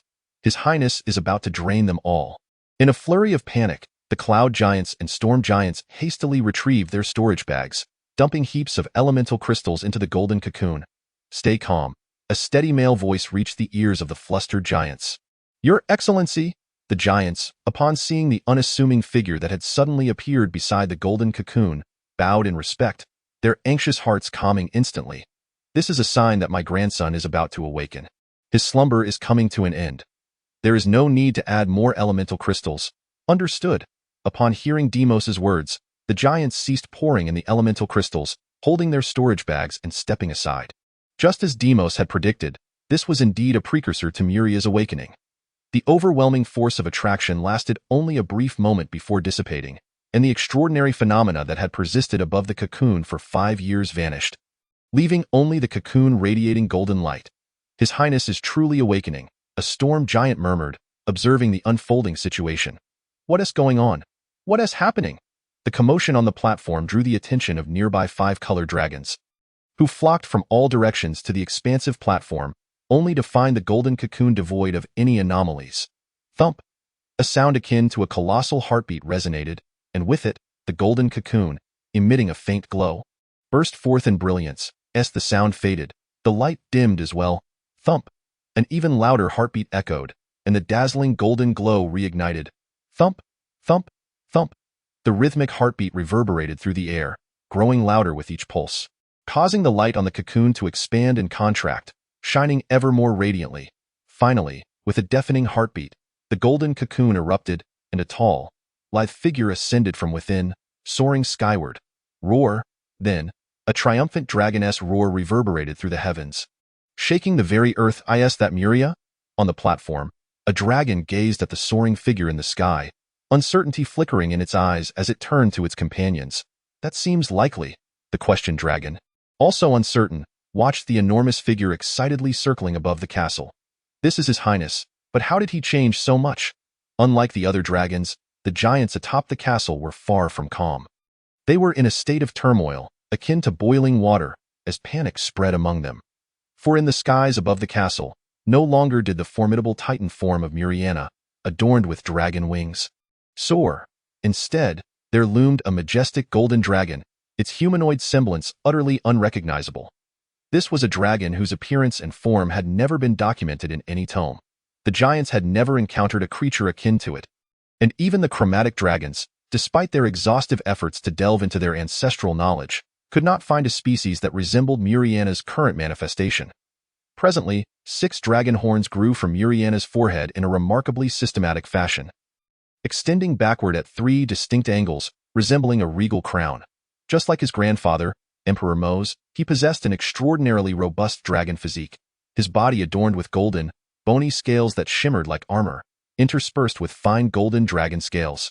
Akin to a suit of male Muriana, with a dragon body stretching a staggering 64 meters, unfurled his uniquely feathered dragon wings and circled above the dragon fortress, expressing his exhilaration and reveling in his newfound surging power. Lowering his head, filled with an aura of unending majesty, his radiant golden eyes beheld the panicked giants on the castle platform. They paused momentarily, only to grasp the situation swiftly. Did they think I had forsaken my titan lineage upon witnessing my current draconic form? How utterly laughable! Thus, the golden dragon descended with a mighty swoop towards the castle platform, unleashing a tempest of thunder and gales from his colossal frame. Boom! The dragon crashed onto the castle platform, sending shards of white jade scattering. Amidst the swirling dust emerged a 32-meter-tall youth titan, enveloped in golden thunder and tempest. Chapter 49. The youth titan with dark hair and golden eyes stood upon the castle platform, gazing down at the multitude of giants with a hint of discontent, for his stature now surpassed that of all the giants. His elongated, muscular form embodied the epitome of human perfection, with every proportion flawlessly aligned, rendering him an object of admiration for the many cloud giant maidens, whose hearts raced and minds were entranced. Meanwhile, the male cloud giants and storm giants felt a sense of inadequacy in his presence. Your Highness, upon witnessing Muriana's current visage, all the giants on the castle platform were overcome with excitement, kneeling in reverence. This incarnation of Muriana was the being they longed to follow, unyielding and unrepentant until death. Very impressive, Emperor Mose noted with satisfaction, observing Muriana's seamless transition between the forms of dragon and titan. It appears my bloodline has not been in vain. He discerned that his grandson was harnessing his own blood to effectuate these transformations. Devoid of any shape-shifting spells, this recent metamorphosis was an innate talent unique to Muriana. Thank you, grandfather. Muriana expressed his heartfelt gratitude upon seeing Emperor Mose, who had transformed into his humanoid form in midair. He could feel the overwhelming strength coursing through him, alongside a profound enhancement of his life's essence. The process of merging this drop of source blood had significantly augmented Muriana's mastery over his own body, forming the very foundation of his newfound capabilities. This realization deepened his appreciation for the preciousness of that drop of source blood. You are my direct descendant. It is only natural that I look after you. There is no need for thanks, Emperor Mose replied, slightly displeased at Muriana's gratitude. Understood, grandfather. I shall refrain from expressing my thanks again, Muriana responded awkwardly. Emperor Mose twitched his lips, sensing that his grandson's words sounded somewhat peculiar. After a moment of silence, he scrutinized Muriana's titan form. You must possess another form, do you not? Indeed, Muriana nodded. Subsequently, golden dragon flames erupted around him, merging with the thunder and swirling gales enveloping him, creating an awe-inspiring spectacle. 6 dragon horns jutted from his forehead, and a pair of broad wings, adorned with diamond-shaped scales, unfurled from his back. A long, whip-like tail, tipped with a razor-sharp edge, emerged, crackling through the air with explosive sounds. Concurrently, glimmering golden dragon scales burgeoned from every inch of his being, cloaking his skin entirely. Even his head was adorned with a bone helmet that featured a mask, leaving only his eyes and shoulder-length hair visible. In an instant, Muria transformed into a titan clad in golden dragon armor, a manifestation derived from his draconic lineage. This was the 3rd form he showcased, born of his dual heritage as both titan and dragon. The pure golden dragon form, the flawless titan form, combined with the current display of his hybrid existence as a dragon titan, elicited a genuine smile from Emperor Mose as he beheld Muriana's transformation. Dragon Titan, a most fitting appellation, he proclaimed. Muria nodded in agreement upon hearing his grandfather's designation for his present form. Very well, my grandson. I have lingered here for 5 years. Now that your slumber has concluded, it is time for me to depart. Grandfather, cannot you stay a while longer? This place is too small. Remaining here grows tedious. I have achieved the rank of Dragon King, and it is an opportune moment to explore other worlds. I have grown weary of Alasia. Other worlds? Muriana's curiosity piqued at Emperor Mose's words. Are there many alternate realms? Countless, beyond your wildest imagination. Are the alternate worlds akin to ours? Certainly not. Even similar life forms differ. How could the worlds be identical? Emperor Mose chuckled at Muriana's inquiry. Noticing the glimmer of further questions in Muriana's eyes, he raised a hand to halt him. No more questions. If you are truly curious, then strive to cultivate your abilities and become a being like me in due time. You shall witness for yourself the vastness of the universe and the wonders of existence. Upon hearing Emperor Mose's words, Muria begrudgingly ceased his inquiries. The prospect of traveling to alternate worlds felt distant. After all, he had yet to explore the boundless expanse of Alasia, finding himself confined to a small island. By the way, my grandson, I have taken the liberty of training the dragons you have raised. I hope they will surprise you. As Emperor Mose's figure began to fade under Muriana's gaze, just before his complete disappearance. The golden-haired youth left behind a parting remark. The dragons I have raised. Muriana's dragon horns, wings, tail, and golden dragon scales receded, reverting to his titan form as he gazed upon the castle platform, where the young chromatic dragons stood. Mouths agape in awe. What has transpired? I distinctly recall instructing you to keep watch over them before my slumber, forbidding any dragon from leaving the confines of the dragon fortress. Why are they now outside? Muria directed his inquiry towards the kneeling storm giants before him. Your Highness, we wish to obey your command. However, your grandfather insisted that dragons must soar in the skies, not remain confined within the castle. Thus, we were instructed not to impede any dragon that wished to take flight. The storm giant closest to Muria explained in a hushed tone. Is that so? Muria squinted at the young dragons, who trembled under his scrutiny. Did you voluntarily enter the castle, or shall I command the giants to seize you? We entered of our own accord, the young dragons replied, each taking flight towards the castle. Having been deeply intimidated by Muriana's earlier display of power, a dragon measuring 64 meters in length. What an astonishing concept! Among the chromatic dragons, even the weakest of the white dragons only achieved such a size upon entering the final stage of their life cycle. The ancient dragon phase. The white dragon, though weak, could only attain the legendary realm after reaching this stage, and even then, it would remain the weakest of the legendary dragons. Yet, despite their frailties, they were still legendary colossal dragons. In other words, Muria now possessed a physique comparable to that of a legendary ancient white dragon. This was an overwhelming revelation for the youthful chromatic dragons, who had yet to fully mature. Are there still dragons outside the castle? Muriana's golden eyes scanned the expanse beyond the fortress, on Taiji Island. Aside from the ever-expanding city of giants and chromatic dragon fortress, much of the land was teeming with vibrant, untamed wilderness. Amidst the azure skies and boundless forests, a few dragon-like beings could be seen gliding gracefully. Indeed, Your Highness, many dragons venture out to play on the island after completing their magical assignments each day. All storm giants mobilize. Those with giant mounts shall ride their great eagles. Those without shall run on foot. Search every inch of Taiji Island and bring back every chromatic dragon that has strayed from the fortress. At once, all the storm giants responded in hushed tones, rising to fulfill their orders. The giants with mounts mounted their great eagles, while those without leapt from the castle platform, plummeting rapidly to the ground. As the towering storm giants departed, only the mini cloud giant maidens, their skin tones ranging from creamy white to sky blue, remained crouched on the ground. Muria gazed upon the cloud giant maidens. Lowering her head to observe her own bare form, she then issued a command to the cloud giant maidens. My previous attire has been rendered unserviceable.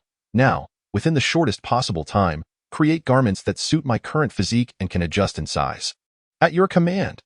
The numerous cloud giant maidens gazed longingly at Muria, whose figure was obscured by thunder and tempest, before reluctantly retreating, fueled by a sense of unfulfilled desire, to prepare her garments. Muria. Once the giants surrounding her had departed, two petite figures with scarlet hair and crimson eyes approached Muria, hand in hand, looking up at her and calling out, Muria lowered her gaze. Had it not been for her exceptional vision, she might have overlooked these two dragon maidens. Renata and Cynthia, who had transformed into human form, a dazzling aura of magical light enveloped Muria, and soon her towering titan stature of 32 meters rapidly diminished, until a diminutive figure with black hair and golden eyes stood in its place.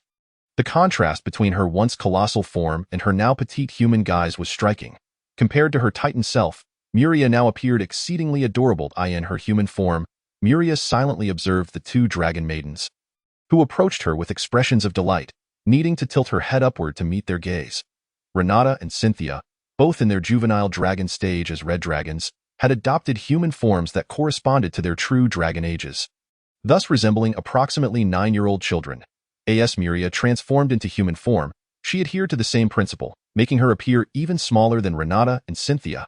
According to dragon age calculations, Muria had just entered the juvenile dragon stage, while Cynthia and Renata were on the verge of slumber, transitioning into their adolescent dragon phase. It is splendid that you have awakened. Renata, adorned in a predominantly red Gothic dress, rushed to Muria and embraced her tightly, her face radiant with joy. Ouch! Muria's face collided with Renata's chest, and after a moment, noticing that Renata showed no intention of releasing her, she finally spoke. Let go of me, Renata. Your ribs are rather uncomfortable. Hee. Only then did Renata release Muria, chuckling. Muria, I am about to enter slumber. I am so happy to see you awake before I do.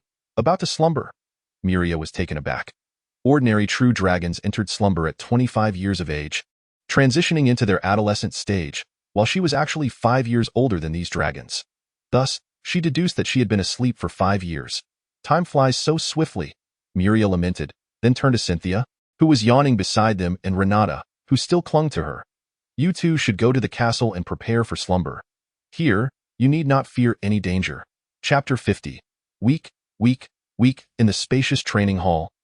Titan Muria seized a storm giant, forcefully slamming it to the ground. The white jade floor cracked spiderweb-like around the fallen giant, at Muria's side. Another storm giant wielded a heavy sword, mercilessly striking at Muria. Yet, despite her seemingly colossal form, she deftly evaded the blow, striking the thick blade with great force. Clang! The heavy sword, infused with a significant quantity of jade steel and cold iron, emitted a piercing sound upon impact. Akin to the desperate wails of a dying creature, with a resounding crash, a V-shaped sword, twisted and bloodied, fell to the ground. Simultaneously, a lightly armored storm giant let out a muffled groan.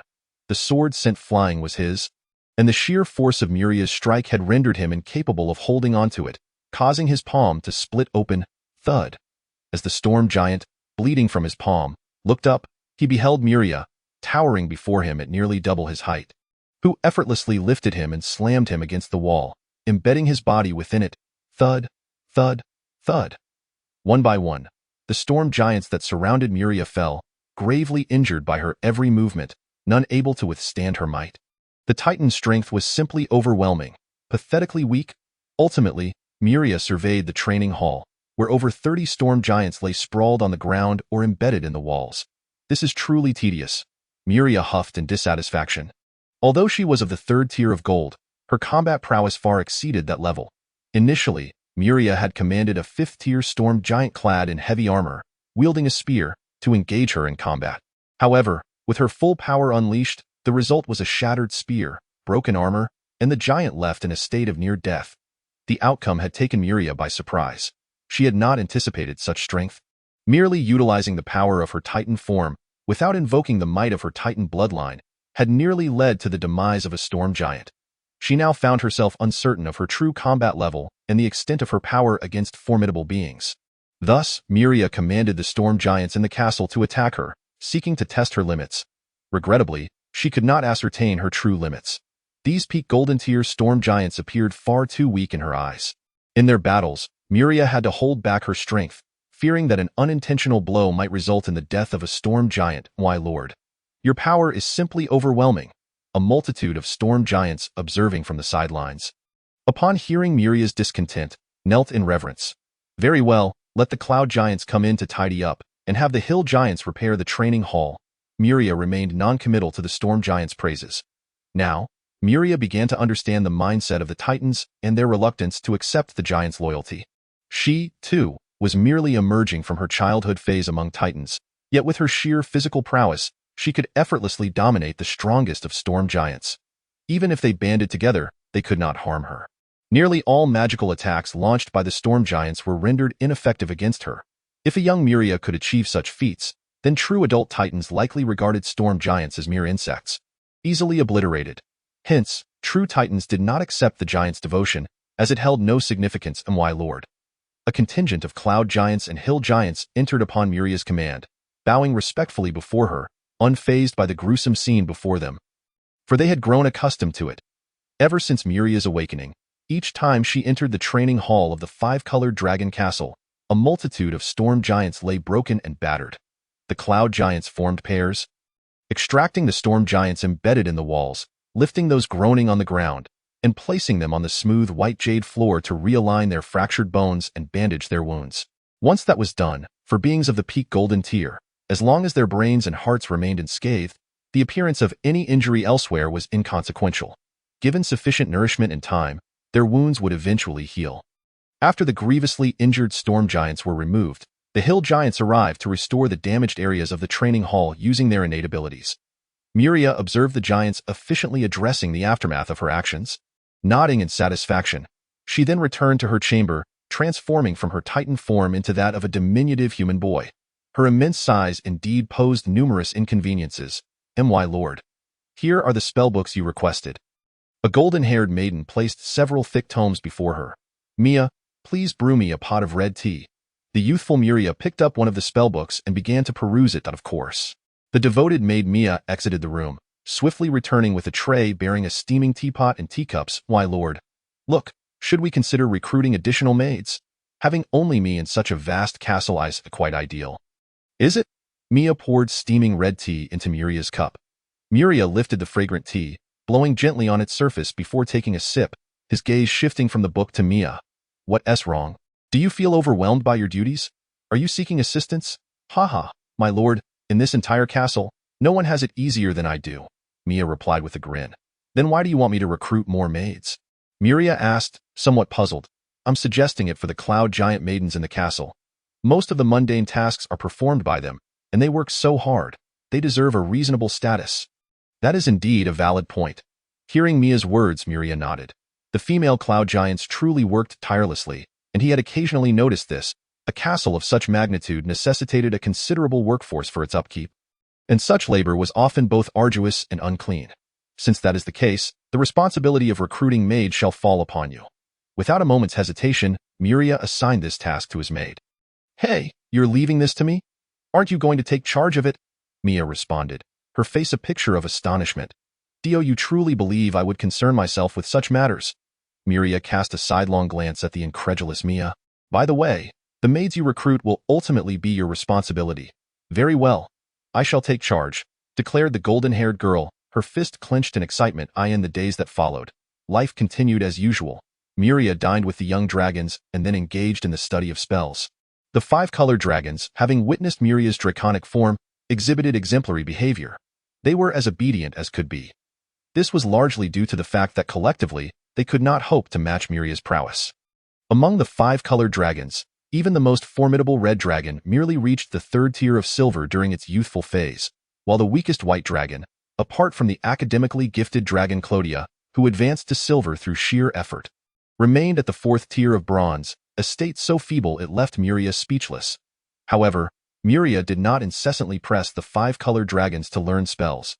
He now possessed the most formidable combat strength on Taiji Island, allowing him to adopt a much more relaxed demeanor. He implemented a sporadic study regimen for the five-colored dragons, practicing for 3 days and resting for 2. Compared to his pre-slumber routine, this represented a significant relaxation, and the five-colored dragons were naturally elated, voicing no objections. Your Highness, 6 red dragons from Lord Atres's castle have just entered their slumber phase. One day, while reclining on his bed in a languid posture and perusing a leisurely book, Muria received this report from his 2 cloud giant maids. I understand. Upon learning that the 6 red dragons had entered their slumber phase, Muria grew even more languorous. According to the knowledge passed down to him, even in their adolescent phase, red dragons appeared to reach merely the 5th tier of silver, posing no threat to him. Time slipped by quietly as Muria indulged in his daily leisure, reading and occasionally instructing the five-colored dragons. However, as Muria's strength increased, a phenomenon emerged that filled all creatures within the castle with uncontainable joy. Brother, have you noticed that the fierce wolves you keep seem to have grown substantially recently? In the wolf den of Dragon Castle, one cloud giant, busy grooming his ferocious wolf, whispered to a nearby companion. You too have sensed it? Replied the questioned cloud giant, his face a mixture of astonishment and delight. I thought it was merely my imagination, but I too have noticed that the fierce wolves I tend to seem larger. Not only the wolves, but even my fierce eagles appear to have grown a bit. As the 2 cloud giants conversed, others in the wolf den gathered around, sharing their observations. They soon discovered that their ferocious wolves had indeed increased in size. What could be the reason for this? I heard that His Highness Muria has broken through to the 3rd tier of gold, exhibiting combat strength that far exceeds the golden tier. Even those at the pinnacle of gold, the storm giants, cannot contend with him, being thoroughly bested each time. Everyone knows this, so spare us the roundabout talk. What is it you wish to say? I wish to suggest that since His Highness has become so powerful, perhaps the changes we have long awaited are imminent. Might we be on the verge of breaking through the limitations of our race? His Highness is still only at the golden tier. It is still too early, muttered one of the cloud giants under his breath. Chapter 51. Let us go, quickly to Griffin Castle. I hear a dragon-transformed griffin has appeared. Really? Why would I deceive you? Shall we go and see? Of course. In the subsidiary structure built for the griffins within the 5-colored dragon castle, a throng of cloud giants had gathered to witness the spectacle, with several towering mountain giants and storm giants mingling among them.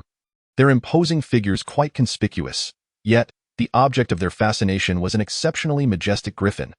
Unlike its counterparts that cowered in corners, terrified by the multitude, this griffin held its head high, welcoming the gaze of the giants with no hint of fear. With this alone, many giants were left in awe. Even the dullest could discern the griffin's uniqueness. Let me take a closer look. A storm giant stepped forward, reaching out to grasp the seemingly aloof griffin. Squawk! The griffin emitted a piercing cry as it faced the approaching massive hand. Displaying no trace of fear, it tilted its head back and released a resonant call, its wings, spanning 10 meters, unfurling forcefully. Instantly, several translucent blades of wind coalesced in the air, shooting toward the storm giant. Upon seeing these wind blades, measuring 4 to 5 meters in length, the storm giant displayed no sign of concern. Remaining utterly unperturbed, even ignoring the approaching blades, clang, clang. As the storm giant did not evade, the wind blade struck his pale hand, producing a sound akin to metal clashing against stone. Remarkably, the storm giant's hand bore no signs of injury. Not even a scratch. Squawk! In the face of the griffin's slightly fearful gaze, the storm giant's pale hand seized its form. Even when captured, the griffin did not yield. Instead, it struggled fiercely, attempting to break free from the storm giant's grasp. Yet, the storm giant paid no heed to the griffin's struggles. To him, its resistance was utterly futile. His attention remained fixed on the griffin's body. The storm giant extended his other hand, parting the griffin's brownish-yellow fur, revealing shimmering golden scales beneath. Witnessing this sight, a genuine smile spread across the storm giant's face. Rising to his full height, the storm giant raised the griffin aloft for all to see. I have observed it. This griffin has sprouted golden scales. What does this signify? I need not elaborate. The power of His Highness Muria has permeated the entire castle. At the very least, this place lies within his sphere of influence. Moreover, the power of His Highness has begun to infiltrate the creatures of the castle. A giant whispered amid the crowd. Our ferocious wolves, fierce eagles, and griffins have all exhibited signs of enlargement or transformation into dragons. Soon, it seems, it will be our turn. How long must we wait? Who knows, but it should be soon. The gathered giants displayed expressions of eager anticipation, their faces adorned with excited smiles as they engaged in hushed discussions. As time passed, within the five-colored dragon castle, an increasing number of animals began to exhibit signs of enlargement, with some even showing dragon-like transformations, sprouting scales or horns that were not typical for their kind. Eventually, the commotion reached Muria's ears, rousing him from his daily ennui. Thus, Muria, accompanied by Mia, traversed the various subsidiary structures of the dragon castle, observing the beasts that had begun to undergo transformations. Quite impressive. The youthful Muria stood atop a ferocious wolf whose length had grown to 9 meters. Surveying the scene, the formidable creature lay obediently on the ground, allowing Muria to prance upon its back. The color of its fur had begun to change. Muria crouched down, brushing aside the dark fur that concealed his ankles. Beneath the pelt, he discovered a series of delicate scales, while the dark fur exhibited a mixed coloration, the roots appearing golden. "Is this my vassal?" the youthful Muria pondered, stepping lightly upon the giant wolf. Feeling the solid musculature beneath him, the newly sprouted scales and the changing color of the fur were influenced by the bloodline of the golden dragon, while the gradually enlarging form and the burgeoning strength were likely the result of his own titan bloodline. "Ah, Mia!" Muria leapt down from the giant wolf, turning to his close maid. "These wolves, despite their distance from me, have undergone changes. You care for me daily, remaining so close. Logically, you should also be influenced by me. Yet, how come you show no signs of change, young Master Muria?" "I have changed," Mia responded, raising a hand to her forehead. "I have grown a bit taller recently. Is that all?" Muria looked at Mia, somewhat exasperated. "Such a minor change pales in comparison to that ferocious wolf. Of course, it's not just that." Mia bent down, a faint fragrance wafting into Muria's nostrils, reminiscent of a blend of scents from the golden dragon. "Albeit more subdued and distinct. Young master, you haven't allowed me to hold you while sleeping for a long time. You may not realize it, but my figure has improved significantly," the golden-haired girl whispered softly in Muria's ear. And he felt a warm current brush against his ear, causing a ticklish sensation. "You?" Muria raised his head in disbelief, then shook it, uncertain of what to say to his maid. "Let us return to our room. A brief tour is sufficient." Just as Muria and his maid, whose figure had notably improved, returned to their quarters, a graceful white dragon, exuding an air of intellect and elegance, arrived at their doorstep. "What brings you here?" "Clodia?" Muria regarded the petite white dragon before him, whose length scarcely reached 9 meters, with a hint of curiosity. The little dragon hesitated momentarily before timidly inquiring, "Muria, are you still in need of a maid?" "A personal one, that is." Piffed. Just as Muria was sipping his red tea, he inadvertently expelled it from his mouth, his expression one of bewilderment as he gazed at the white dragon. "Clodia, you wish to become my personal maid?" "Indeed," Clodia replied in a hushed tone upon hearing Muria's question. "Why?" Muria asked, somewhat puzzled. Clodia gazed at him with unwavering determination, stating, "Because I aspire to grow stronger." "Huh? I've sensed it. My power has been growing abnormally since your awakening." Clodia elaborated. "But haven't you been meditating daily? Your power should have been on a consistent rise. What's abnormal about it? The power I've been gaining has surpassed the bounds of my meditation. Even in my sleep, I can feel my body strengthening under a force that permeates the entire castle. Do you think this is due to my influence? Who else's could it be, if not yours?" Clodia retorted. "So, you wish to be my personal maid? To remain in close proximity to me?" "Precisely. It wouldn't be out of the question for you to have me as your maid." Muria stroked his chin, scrutinizing the white dragon before him. "But in your current form, that simply won't do." Without uttering a word, Clodia recited an incantation, her elegant white form vanishing in a flash of pure magical light, only to reappear as a small girl with white hair and white eyes, seemingly around 5 or 6 years old. Mia, witnessing Clodia's transformation into human form, felt no surprise. It was quite normal for a silver tier being to cast a fourth circle spell. What truly astounded Muria was Clodia's present appearance. He called out the name of his personal maid, and upon the swift arrival of a golden-haired girl, he pointed at the human form of Clodia, commanding, "Measure her dimensions at once and prepare a set of garments for her." "Yes, Master Muria." Mia initially stared in astonishment at the naked girl in the room, but upon receiving Muria's directive, she quickly responded with a smile. Through her aura, Mia had already discerned the identity of the little girl before her. Tell me, is this how you intend to serve as a maid? Muria scrutinized the white-haired little girl, who was seated comfortably in an opulent chair. Engrossed in a spellbook, is there a problem? Clodia lifted a cup of steaming red tea, infused with a chill, and took a sip. Muria smirked slightly. Although he was mentally prepared and had never expected this bookish dragon to be of much help, it was rather excessive for her to claim the role of a maid while indulging herself more than he did. Add ice for me. Muria gestured towards Clodia with his steaming cup of tea.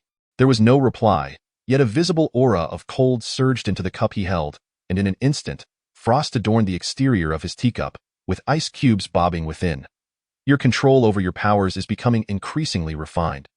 Muria mused as he observed the iced red tea in his hand, realizing that this was not mere magic, but rather Clodia's innate talent for manipulating cold. Perhaps this is what I ought to focus on now. He pondered briefly but soon decided it was too much trouble. I seem to have no need for precise control over my power. Whatever it is, a simple strike will suffice.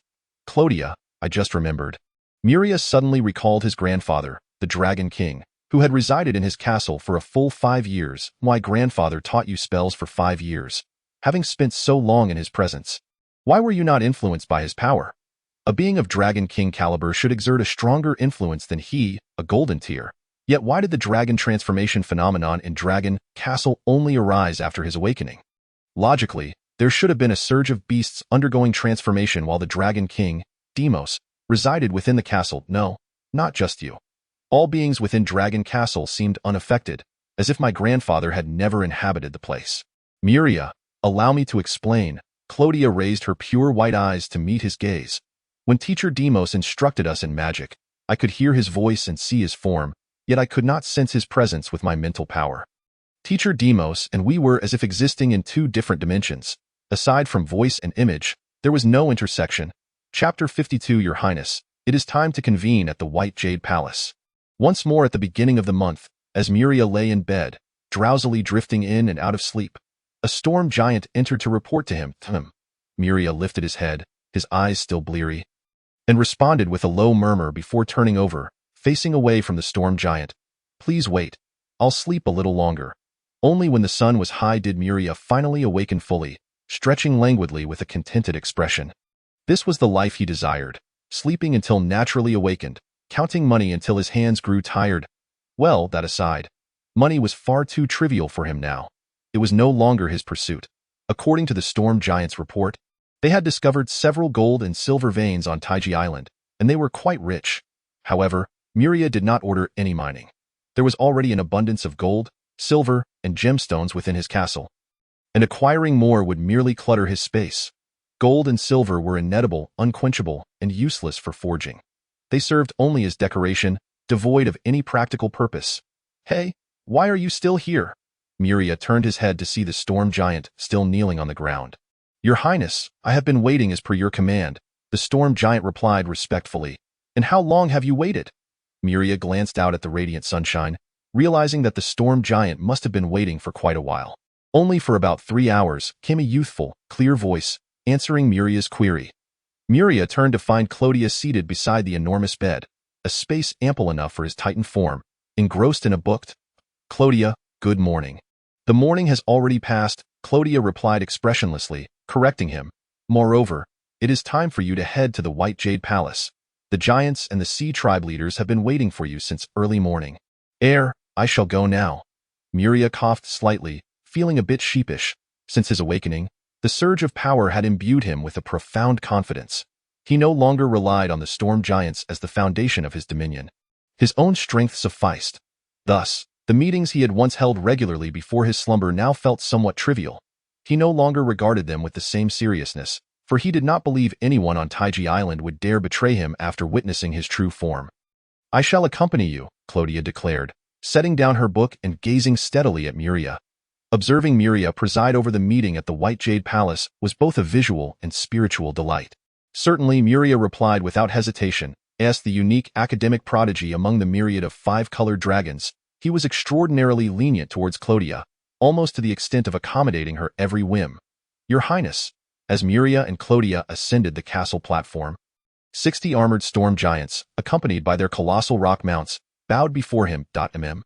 Muria nodded slightly in acknowledgement. Present. He commanded over 300 storm giants, of which only 60 possessed rock mounts, categorizing them as the elite among the storm giants. Thus, Muria decreed that these mighty beings would follow him whenever he ventured forth, serving as his honor guard. Let us depart. The 32-meter-tall young titan unfurled a pair of wings adorned with golden feathered scales and, bending down, cradled the comparatively diminutive white dragon. Release me. I can fly on my own. Clodia struggled in Muria's embrace. You are too slow.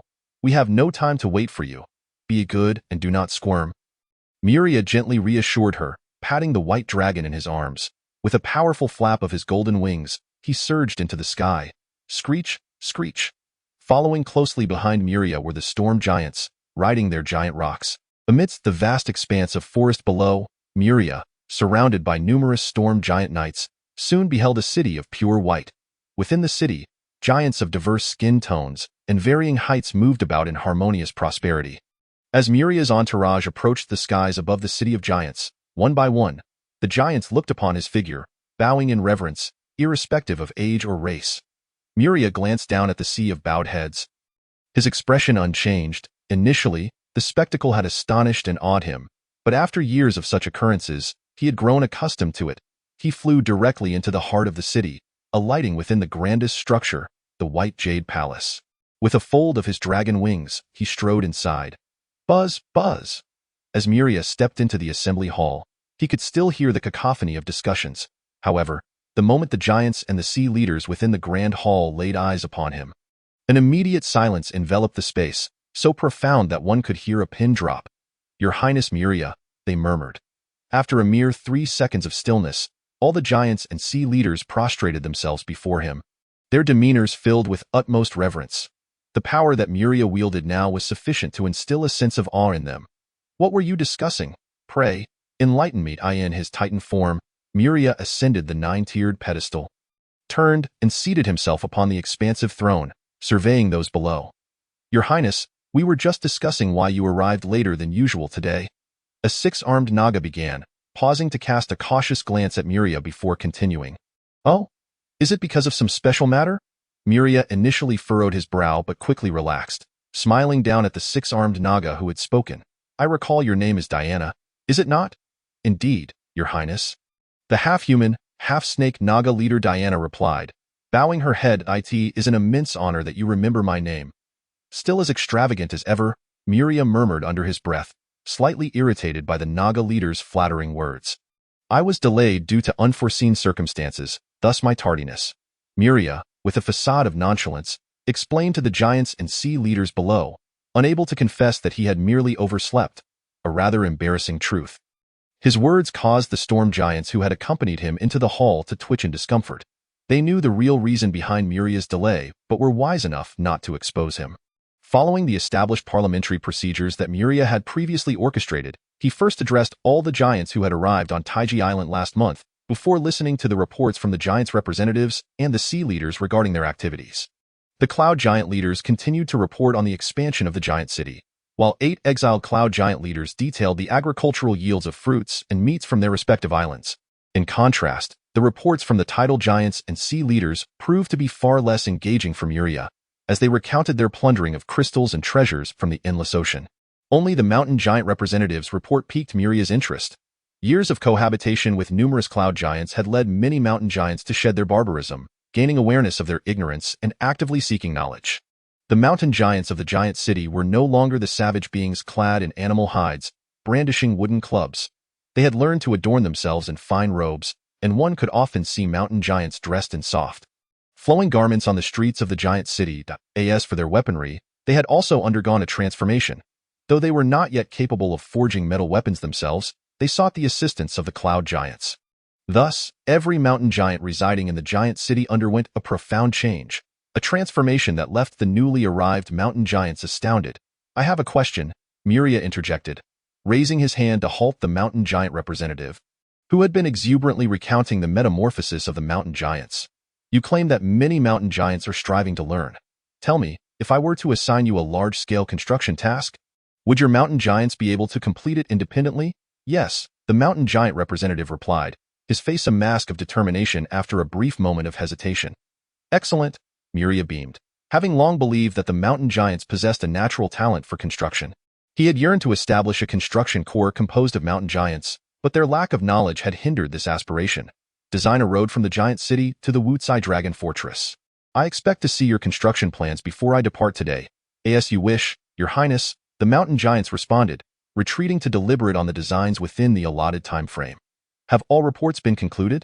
As nightfall descended, Muria rested his chin on his hand, his tone languid. All reports have been completed. Have the mountain giants not yet arrived? Muria inquired, furrowing his brow as he glanced at the assembly of sea leaders. There, floating in several azure spheres of water, were mermaids, exquisite in appearance, their upper bodies resembling humans. They hovered gracefully within the spheres. This innovative method, devised by the water-loving mermaids, allowed them to attend the meeting without the discomfort of transforming their tails into legs. Sirens of the sea, as well as the beloved of the ocean, mermaids. Muria observed the distinct mermaids below, his curiosity piqued by the tales recorded in his ancestral memories. I have heard that the sirens delight in perching upon rocks to sing, their voices enchanting all nearby creatures, often leading passing ships to their doom. Might I experience the mesmerizing song of the siren leaders? Your Highness, our melodies can bewitch the minds of most creatures. Singing here may not be appropriate, one voluptuous siren, her human upper body adorned with shells, replied, her expression conflicted. Siren leader, do you truly believe your enchanting voices could beguile me? Muria narrowed his eyes, his expression inscrutable as he regarded the beautiful mermaid before him. Those who feel they cannot withstand the siren leader's song should step aside now. Muria raised his hand to halt the siren leader, who had begun to sing with her vibrant, red lips. He cast a glance at the giants and sea leaders gathered for the meeting, warning them not to blame him should they embarrass themselves. Upon hearing Muria's well-intentioned caution, only a few of the mist giants chose to exit the hall. No other giants or sea leaders followed suit. After all, the least among them was a being of golden tier 3, and they all held themselves in high regard. The sea leaders in attendance, including the siren leader preparing to sing for Muria, were all at the pinnacle of golden tier strength, and naturally, none would retreat to avoid the song of a fellow sea creature of equal rank. Has no one chosen to withdraw? Do you all believe yourselves capable of withstanding the siren song? Muria rubbed his temples in exasperation, aware of the siren's notorious reputation throughout Eurasia. Esteemed cloud giant leaders, at that moment. A mermaid leader with fair skin turned to the 18 cloud giants present. Might I kindly request that you step aside? The song of leader Diana may be more formidable than you anticipate. With your current strength, you may find it difficult to resist the allure. Hemph! Cloud giant leader Borton scoffed. He perceived the mermaid leader's kind warning as an affront. I have heard the siren's song before. I am curious to experience the allure of a golden pinnacle sea creature's melody. While the other cloud giant leaders remained silent, their displeased expressions conveyed their interpretation of the mermaid's caution as condescension.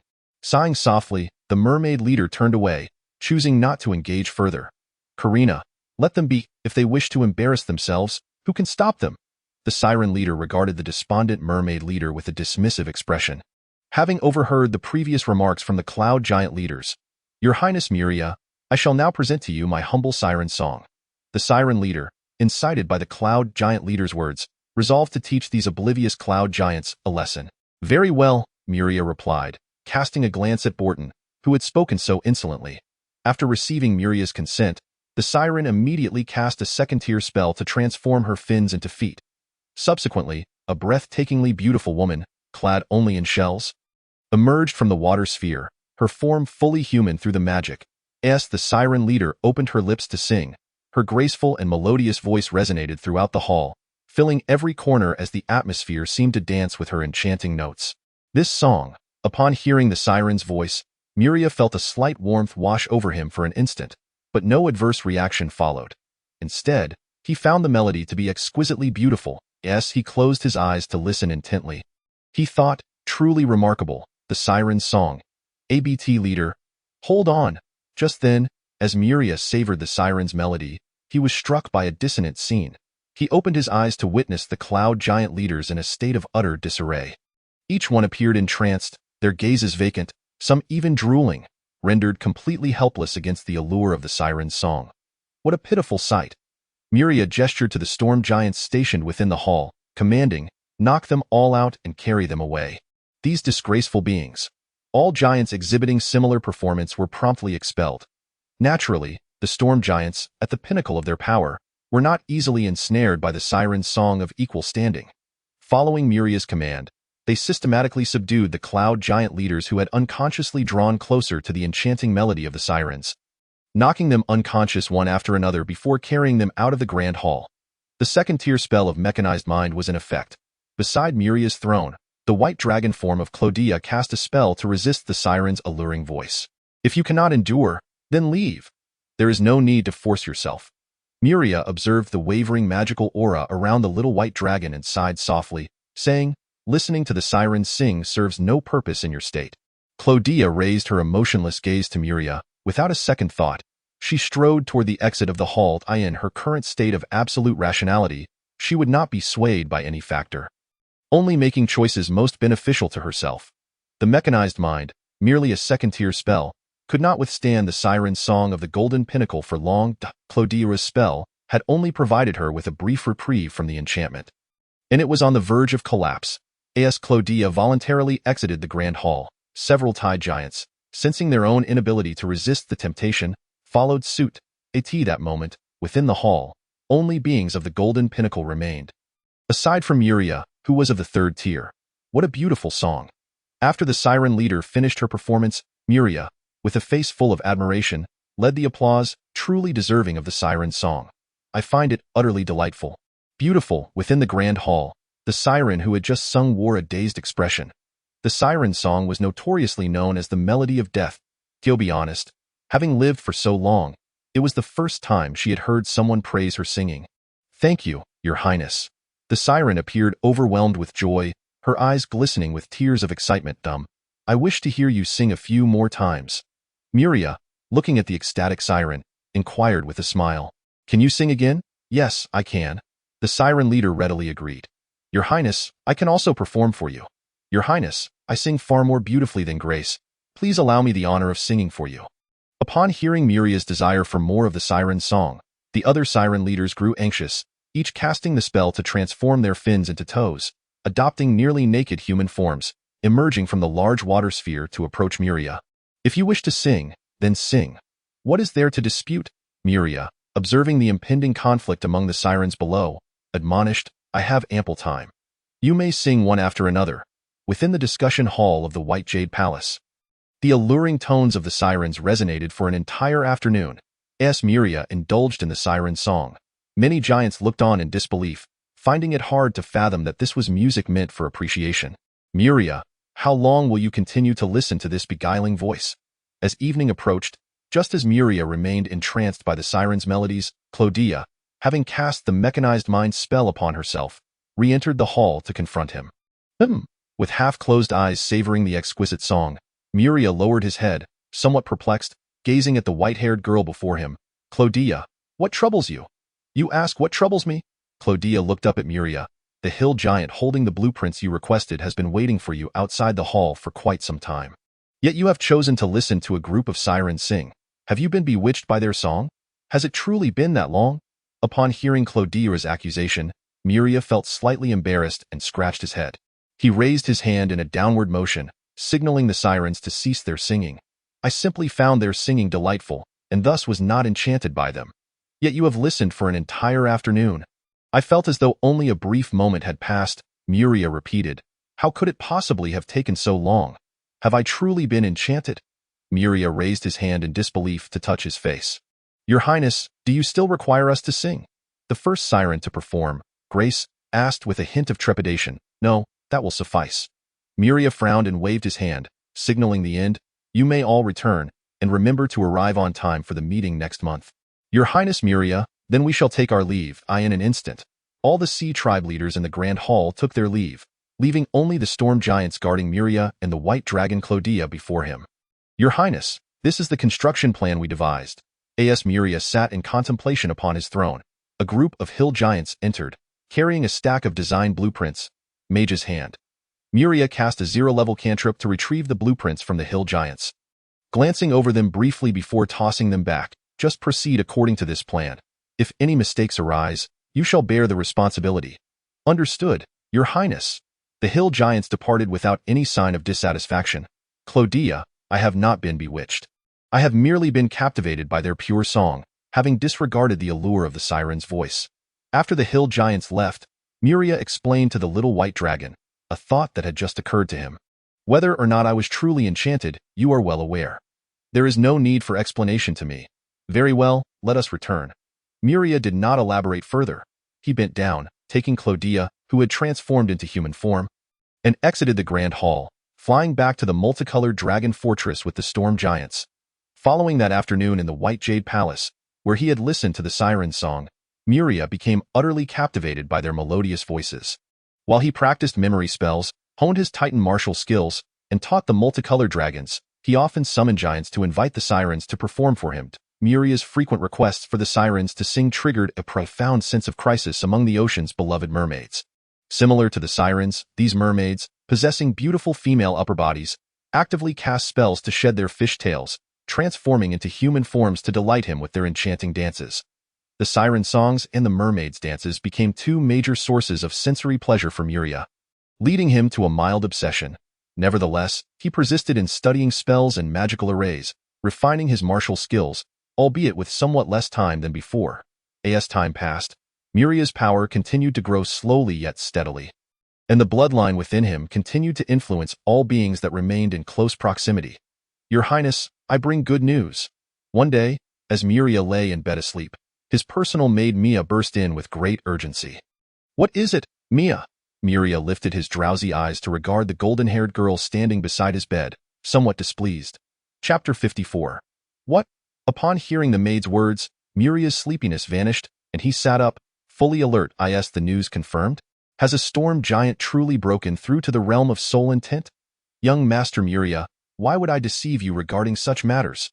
Very well, Muria, brimming with excitement, got out of bed and began pacing the room. The breakthrough of a storm giant to the soul intent level indicated numerous implications. For instance, his influence over the giants was no less potent than that of a true pure-blooded titan. Or perhaps the power level of those under his command would elevate directly by one tier. With one storm giant's promotion, there would surely be more to follow, suggesting that soon, additional storm giants would continue to ascend. Where is the one who has broken through to giant status? Take me to see. I am eager to witness the power of the soul intent level. Muria fixed an eager gaze on his personal maid. In the training hall, when Muria entered the training hall, he immediately spotted a 21-meter-tall purple-skinned storm giant engaged in combat with 10 ordinary storm giants. Subsequently, Muria raised his hand to halt the many giants who wished to bow upon seeing him, not wanting to disrupt the ongoing battle. This is the soul intent ring. Muria's gaze was drawn not to the combat occurring in the training hall, but to the faint azure halo beneath the storm giant's feet. Bronze level, silver level, golden level. These three power stages could, in strict terms, be considered a single stage. For melee professions, as long as one consistently enhances their physique, in theory, they could eventually reach the pinnacle of gold. The same holds true for spellcasting professions. With continual meditation and growth of mental strength, they too could theoretically break through to the pinnacle of gold. Therefore, conceptually, there is no significant difference among these three power stages. They are merely stages of power accumulation, and of course, this is merely theoretical. The breakthrough of power is not so simple, with numerous constraints. Many beings are limited by their bloodlines. They are powerful due to their bloodlines, but are equally confined by them. When their strength reaches the upper limit of their bloodline, they cannot break through. If they do not seek other methods, they will remain at the limit of their bloodline for a lifetime. How utterly despairing this is. Thus, many giants, disregarding life and death, have sought to cross the thunderstorm ocean to the Titan Isles, hoping to pledge their loyalty to Muria in exchange for the opportunity to break free from the constraints of their bloodlines. At this moment, a storm giant, ensnared by the pinnacle of gold, has long stood guard by Muria's side. Influenced by the Titan blood coursing through him, he has successfully broken free from the shackles of his lineage, transcending a realm that was previously deemed unattainable for storm giants. This is the realm of soul intent, distinct from the earlier three levels of power. It cannot be surpassed merely through training. It demands a profound understanding of one's own soul and the essence of true strength. The greatest emblem of this realm is the ring of soul intent, symbolizing the comprehension of both soul and power, and their harmonious union. Muria gazed intently at the pale blue halo beneath the storm giant's feet, and began to observe the combat of this storm giant, who had ascended to the first level of soul intent. His physique has been enhanced. He has grown larger and stronger, yet his speed has also increased.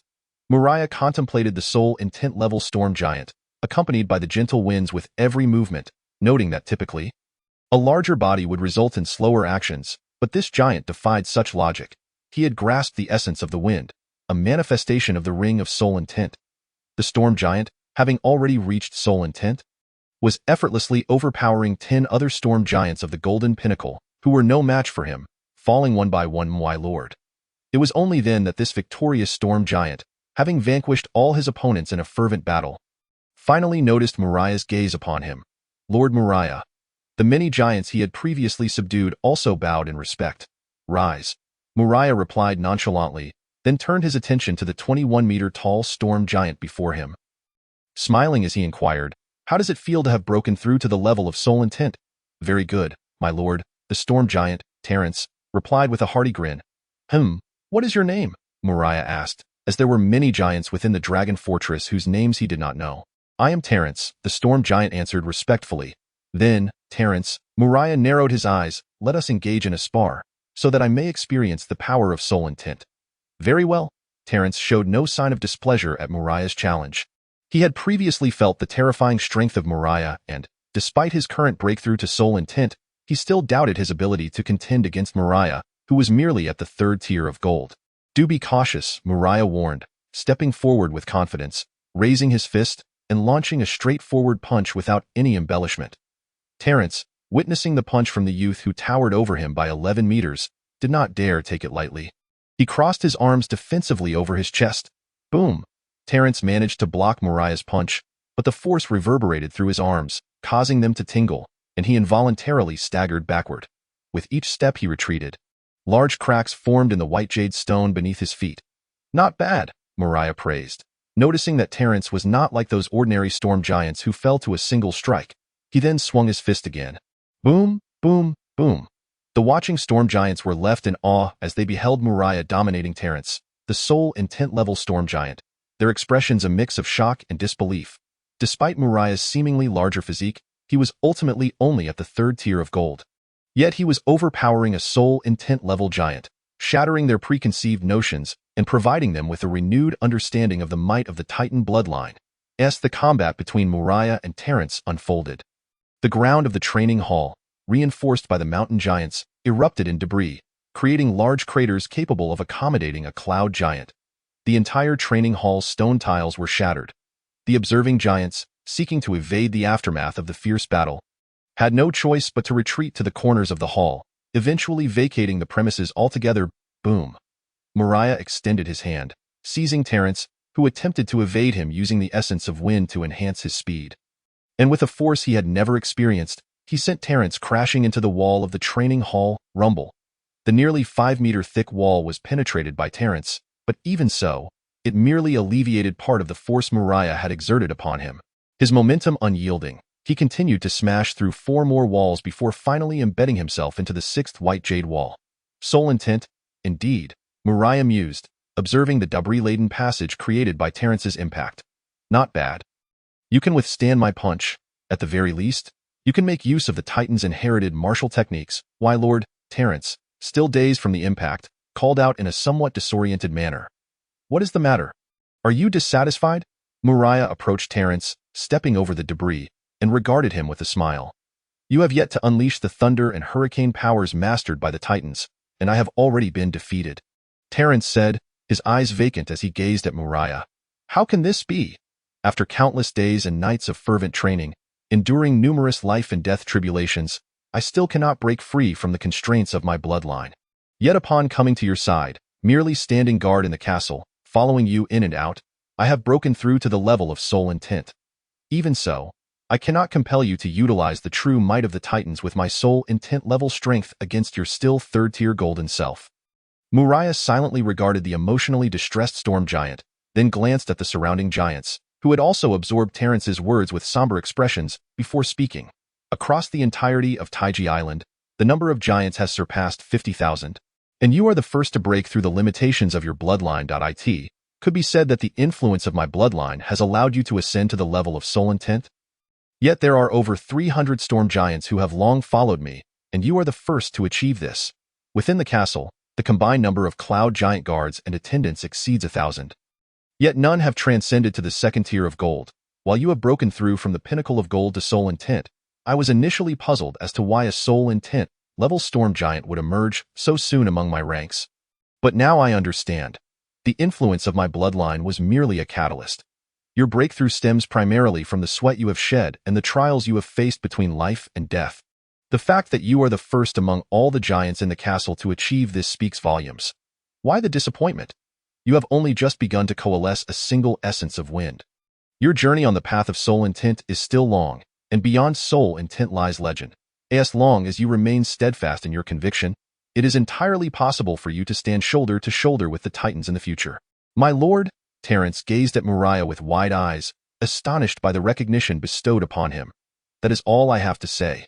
Muria observed the storm giant, whose eyes glistened with gratitude, and waved his hand, turning to leave, but suddenly recalled something and turned his head. My personal guard has long lacked a leader. From this day forth, that leader shall be you. Oh, and by the way, Muria glanced at the devastation of the training hall and the walls he had breached, instructing a group of mountain giants who hurried over. Please restore this place. The workload may be substantial. Not a problem, my lord. The mountain giants, accustomed to such tasks since their arrival at the five-color dragon fortress, replied in unison. Additionally, please inform the city of giants to trim a training ground sufficient for soul intent level combat. The dragon fortress's training hall is no longer adequate. Chapter 55. No matter how enchanting the song, or how mesmerizing the dance, one can grow weary of them with time.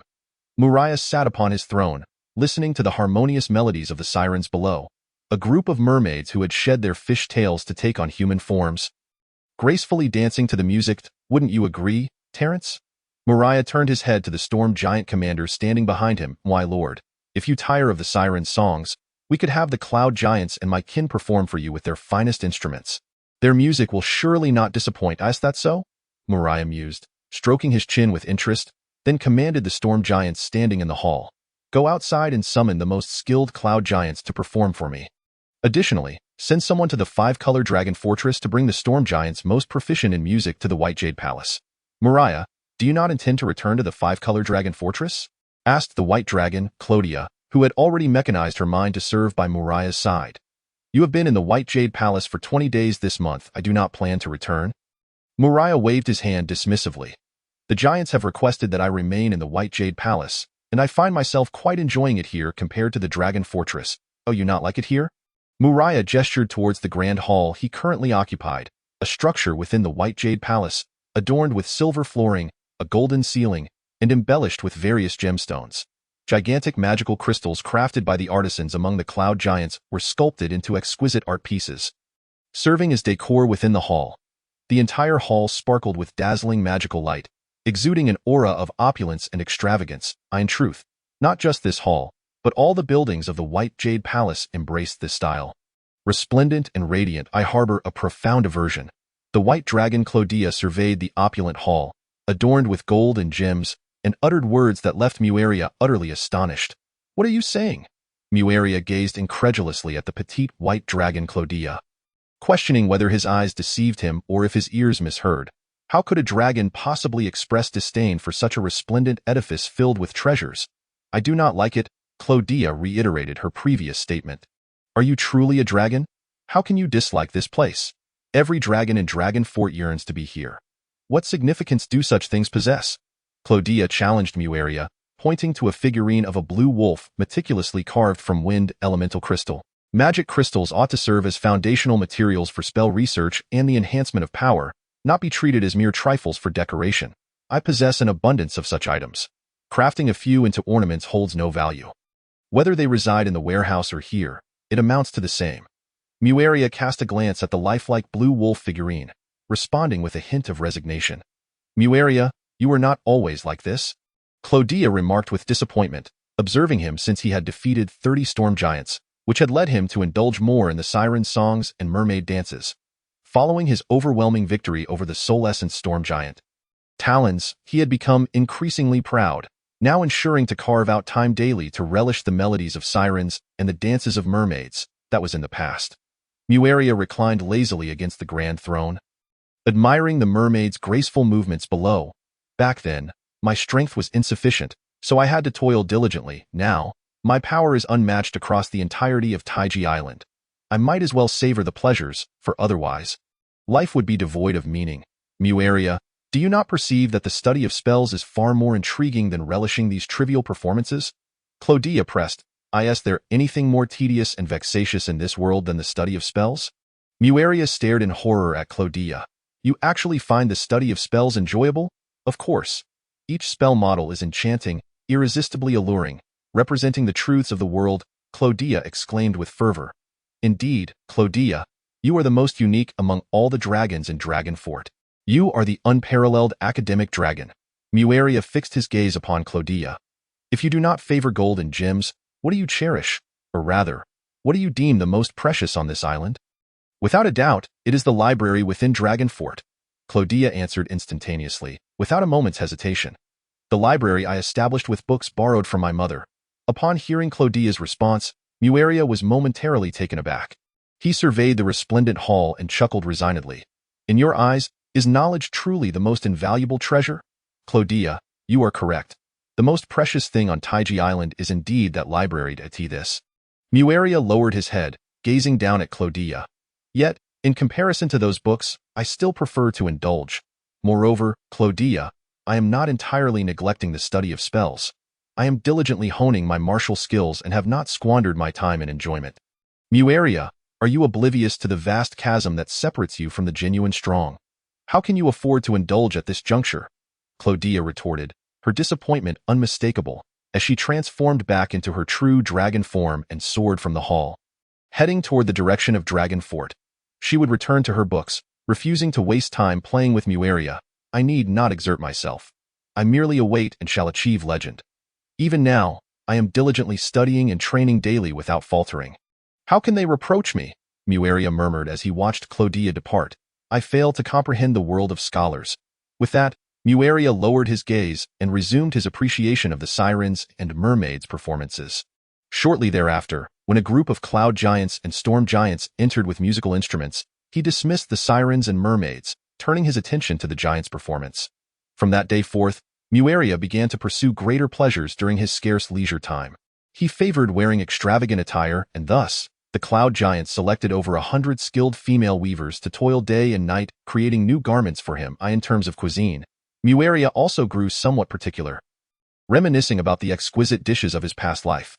Each time he recalled one, he would describe the flavors and certain cooking methods to the cloud giant chefs, urging them to replicate similar dishes. It mattered not if they could not perfectly recreate them.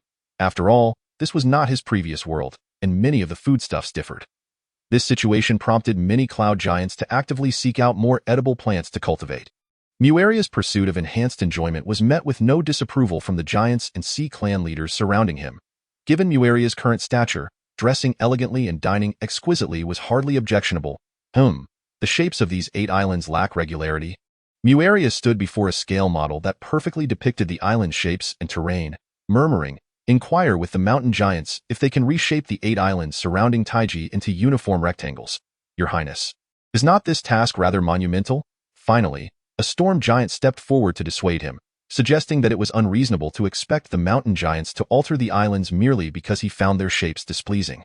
I am merely asking if the mountain giants can undertake this task.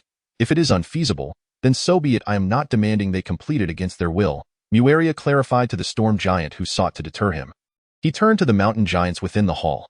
Can you transform the shapes of these 8 islands into identical, orderly rectangles? He wished to render Taiji Island and the surrounding 8 islands reminiscent of the Taiji Bagua diagram from his memory. Your Highness, if you grant us mountain giants sufficient time, we can achieve the transformation, a representative of the mountain giants responded quietly. Excellent, I shall leave this matter in your capable hands. I shall impose no time constraints. But I hope you can complete it at your earliest convenience. Upon hearing the mountain giant's reply, Muria issued a rather absurd command. After all, he could not help his slight obsessive tendencies in recent days.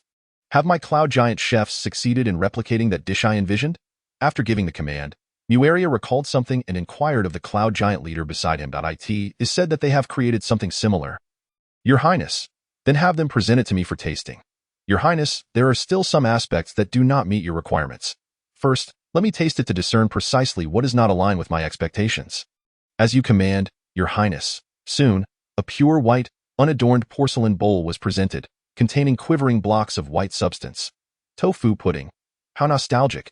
Muria gazed at the familiar dish, exclaiming in wonder, and then cast a transformation spell to assume a diminutive human form. To savor delicacies, one must adopt a human shape. In his Titan form, everything could be consumed in merely 2 or 3 bites, rendering the experience of enjoying food impossible. This, Muria scooped a piece of the white tofu pudding with a spoon, placing it in his mouth, where it melted instantly. The texture bore little difference from that of his past life, yet the flavor was overwhelmingly sweet. How much sugar did you add? Muria smacked his lips. Though he enjoyed sweet treats, this bowl of tofu pudding was excessively sugary, bordering on cloying. Your Highness, we did not add any sugar. The cloud giant chef who had delivered the tofu pudding knelt anxiously before him, visibly uneasy. Without sugar, how could it be this sweet? Your Highness, we tested all the plants on the island and discovered only one called sugar bean that could produce this white, jade-like, and tender food. Sugar bean, if I recall correctly, is what you use to make sugar. Muria slapped his forehead, realizing that this place differed entirely from his previous life. There were no soybeans, no sugarcane, yet here existed a plant that possessed traits of both. Indeed, Your Highness, the tofu pudding should only be mildly sweet. What you have created is excessively sugary. Find a way to reduce the sweetness. Each day, Muria diligently practiced the martial techniques from the Titan inheritance, constructed memory spells, and studied the knowledge of array studies without interruption. He entrusted the task of instructing the chromatic dragons to Clodia, for the current chromatic dragons had been thoroughly distorted in nature by their maternal grandfather, Emperor Mose, each possessing a robust capacity for autonomous learning. This was the delightful surprise bestowed upon Muria by the Dragon King. Whenever Muria felt fatigued from his training, he would summon the sirens to sing, the mermaids to shed their tails and dance for him, and the musically inclined giants to perform in his moments of leisure. He also had the cloud giants research gourmet foods for him, with the cloud giant maidens crafting various intricately designed robes. As time gradually passed, Mueria's power grew incrementally, and his bloodline's influence over the giants intensified. Following the storm giant leader talons, yet again, giants began to break through the shackles of their bloodlines. And not merely 1 or 2, like bamboo shoots after a rain, giants began to break through in large numbers, no longer remaining stagnant at their original levels. Even the storm giants are no longer limited to just Terrans at the soul intent level. They have begun to advance in pairs and threes. In Chapter 56, Your Highness, within Dragon Fortress, 6 dragons have awakened, 2 of which are clamoring to see you. Just as Muria and the White Jade Palace are admiring the grand symphony of the Cloud Giant and the Storm Giant. A Storm Giant from the Dragon Fortress approaches to convey a message. What kind of dragons? Red dragons? They are 2 female red dragons, I understand. Muria nodded and instructed the Storm Giant, have them come to the White Jade Palace to see me. And if the other 4 red dragons are willing, let them join as well. The White Jade Palace is akin to a sanctuary for dragons. Aside from the aberrant dragon Clodia, no dragon on Taichi Island would refuse to visit the White Jade Palace. Thus, Muria soon found himself at the entrance of the Grand Hall, where 6 resplendent red dragons, measuring between 24 to 27 meters in length, stood before him. Whoever dares to touch anything here shall have their scales flayed and their skin stripped. Muria's calm voice echoed before the 6 adolescent red dragons could steady themselves. Heh. The red dragons chuckled awkwardly, retracting their claws that had reached for various items. They understood that Muria's warnings were not to be taken lightly, for he was known to follow through on his words. Notify all the giants in the White Jade Palace that any sighting of a dragon attempting to steal must be reported to me immediately. A smirk graced Muria's lips as he fixed his gaze on the 6 red dragons. I shall ensure they learn the price of stealing from me. As you command. Your Highness, as soon as the order was issued. A giant stepped out of the Grand Hall to carry it out. Hey, Muria. Don't do that. One of the red dragons, feeling anxious, spoke up. I in the White Jade Palace, where giants were aplenty, how could they still manage to procure wealth under such orders? What is that, Jessica? Do you still wish to steal from me? Muria fixed his gaze on the adolescent dragon who had spoken. Heh, Muria. You have so much gold and gems that you can't possibly hold it all. Surely, letting us take a little is not too much to ask, Jessica boldly stated. Try touching it and I assure you, I will flay your scales. All right, I won't touch it. The red dragon Jessica glanced at the 15 towering storm giants standing in the hall, feeling a mix of dissatisfaction and fear. Muria, seated high above, observed the 6 strikingly red-scaled dragons with a furrowed brow. Transform into your human forms. Unless in battle, it would be best to maintain that shape. Upon hearing Muria's words, the 6 red dragons promptly utilized their transformation spells. Even Austin, who had only recently awakened his magical talent, had learned the art of transformation over the years. Thus, 3 handsome youths, exuding masculinity and appearing to be around 13 or 14 years old, alongside 3 enchanting maidens of the same age, graced the grand hall. Though still youthful, the boys radiated confidence and vigor, far from ordinary. The 3 maidens were each stunningly beautiful, with a nascent allure. This is the essence of the dragon race. Regardless of type, their human forms are unparalleled in beauty, physique, and presence among humanoid beings, leaving an indelible impression. Muria gazed at the tall dragon youths and the shapely dragon maidens below, momentarily silent. Thankfully, he preferred indulging in his titan form, as his human appearance paled in comparison to these 6 dragons. Find a place to sit.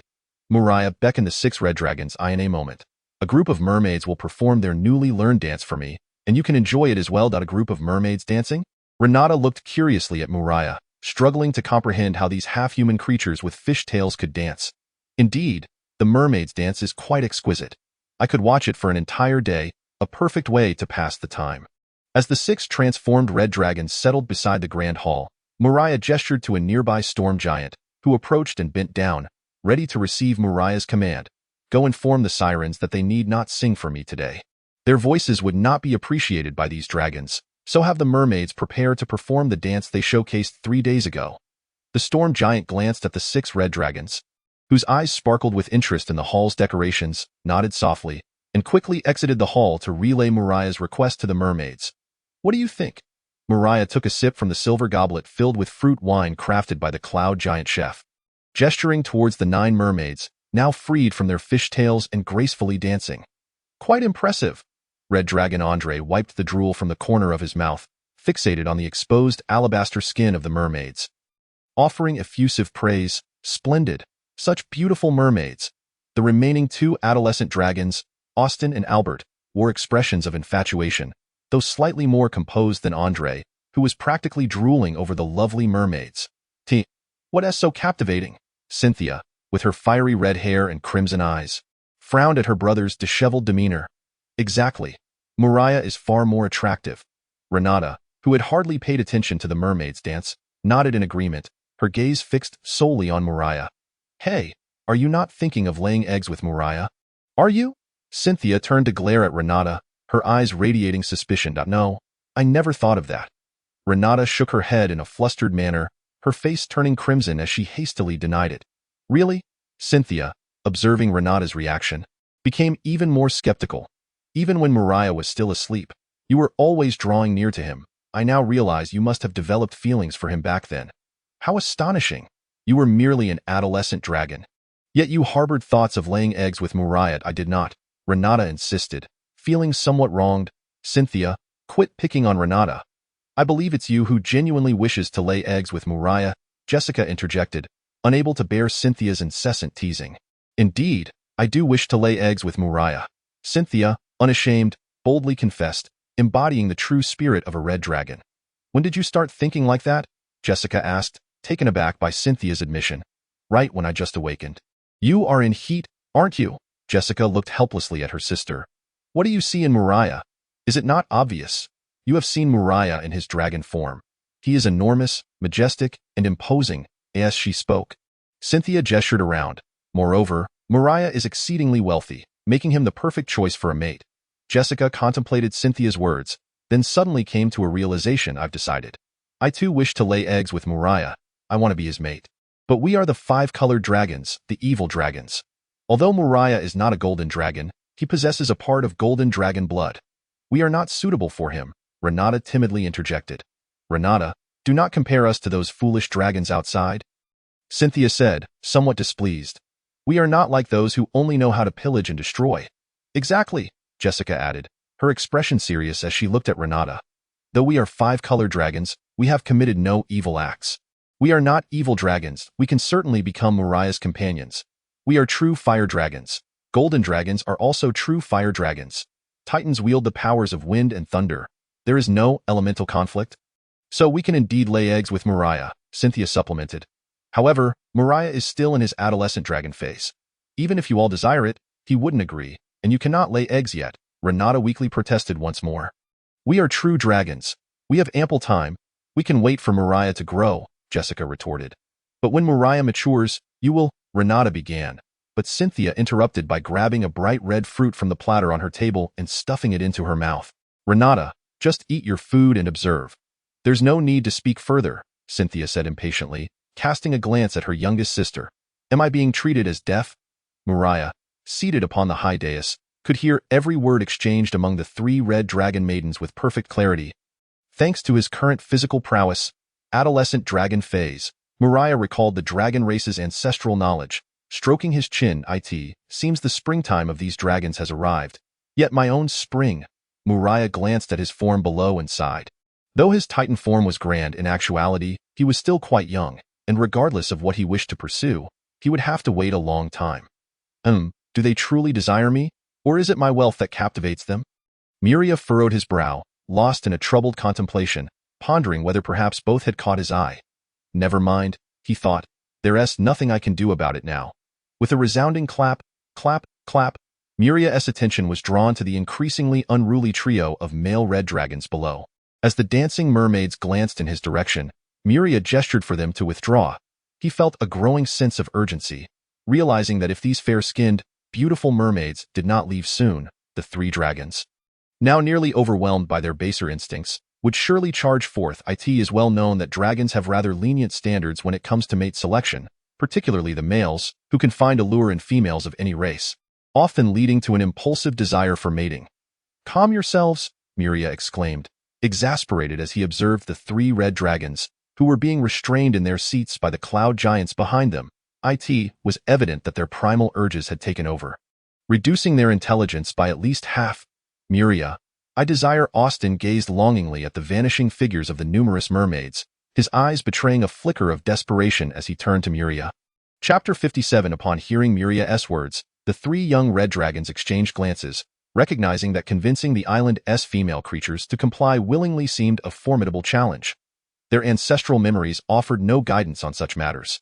After all, weren't these affairs typically enforced by sheer force? Muria, if you forbid us from interacting with the females on the island, what of the creatures outside its bounds? Or even those beyond the realm of Alasia? Andre, racking his brain, posed the question to Muria. Such matters are of no concern to me, Muria replied, eyeing the red dragon whose mind was clearly clouded by lust. What do you intend to do? Summon a demon, Andre declared with palpable excitement, eager to share his newfound idea. I wish to call forth a succubus from the abyss to serve my desires. Muria stared incredulously at the exuberant dragon, who seemed to dance with glee at the prospect of satisfying his physical cravings, all while hoping that Muria would refrain from intervening. Yet, demons are chaotic and malevolent beings. There was no way Muria could offer them sanctuary. Do you know how to summon a demon? Muria inquired. No, Andre replied, his enthusiasm deflating instantly. The dragonkin's ancestral knowledge lacked any relevant information on the summoning of demons. The proud dragons had no reason to include such knowledge in their teachings, as they had no need for the power of demons. Then what do you suggest? Beside him, both Austin and Albert, equally animated, were incensed by their brother's lack of knowledge. Had they not been in Muria's presence, they would undoubtedly have taken it upon themselves to discipline him. Summoning a demon, Muria mused, stroking his chin thoughtfully. I recall a fifth-tier spell. Perhaps it was summon quasits, but it is utterly useless. Quasits are the most numerous of demons, mere fodder amidst the abyss, with an abysmal level of power. The spell to summon them requires a master of gold rank to cast. This fifth-tier spell could only conjure 8 bronze-level demons, which seemed more suited for comedic relief than any serious endeavor in battle. Typically only 2 of the summoned quasits would heed the summoner's command, while the remaining 6 would likely engage one another in a chaotic melee. To Muria, it was an unequivocal farce. Demons could not be summoned solely by spell. One must also arrange a ritual circle to bring forth demons of sufficient caliber. Summoning a demon, I believe I might be able to assist you, Muria suddenly announced, observing the 3 young red dragons below who were on the verge of a brawl. Muria, you would assist us in summoning a demon? Austin exclaimed, his face alight with astonished delight, tinged with disbelief. After all, Muria's mother was a lawful good gold dragon, and his father a lawful neutral titan. Muria was a natural enemy of demons. Indeed, I have yet to encounter a demon. It seems a perfect opportunity for some amusement, Muria replied with a hint of interest. Having indulged in the revelry of song and dance for so long, he found himself yearning for a new source of entertainment. Your Highness, a storm giant beside Muria felt compelled to voice his concern over Muria's intentions, wishing to dissuade him. Prepare your weapons and ready yourselves for battle, Muria retorted, casting a sidelong glance at the giant who had spoken. It would not suffice to rely solely on the influence of my bloodline to break through. Combat assistance is the most effective means of achieving a breakthrough. Within the newly constructed training grounds of the giant city, Muria gazed at the summoning circle inscribed with the crimson blood of beasts, a faint sense of revulsion bubbling within him. He felt an overwhelming urge to destroy this malevolent circle radiating evil. Muria, is this circle truly effective? Can it genuinely summon a demon? Albert, the red dragon, questioned, skepticism evident in his gaze. You used blood drawn from those low-tier monsters nurtured by the cloud giants to create this circle. Is it truly capable of summoning a demon? If you doubt its efficacy, then be my guest, Muria shot back, lifting the dark tome he held. The summoning circle I have inscribed follows the instructions within this book of demons. It is infallible. Where did you acquire this book? Austin asked, uncertainty creeping into his expression. For some reason, he harbored a lingering suspicion regarding the reliability of the circle. This circle lacks the required level of filth. Muria retorted, I found it in my mother's library. You truly followed the summoning methodology as described? Not precisely. The book contained far too many grotesque and repugnant elements. I made some minor adjustments. Discarding all those aspects, Muria replied nonchalantly. Following the book's instructions would have branded him as an evil entity. Then let us, silence, shall we?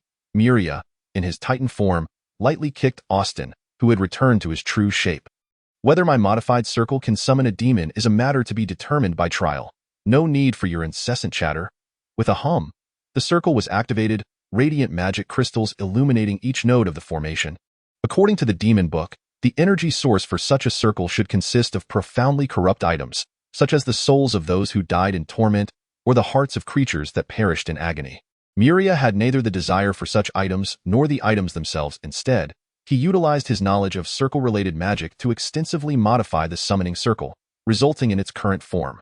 Crimson, sinister light radiated from the runes of the circle, casting an eerie glow upon everything nearby, as the roars of unknown demonic entities echoed from within the circle, causing the giants behind Muria to grip their weapons tightly. Hey, Muria, is your circle really meant to summon a succubus? This doesn't seem right. Aren't succubi merely silver-ranked entities? Ahem. My circle is not specifically designed for targeted summoning, Muria coughed. With my alterations, it can now only summon randomly. What type of demon will manifest depends on chance. For targeted summoning, my knowledge of circle magic is insufficient. Randomly summoning demons?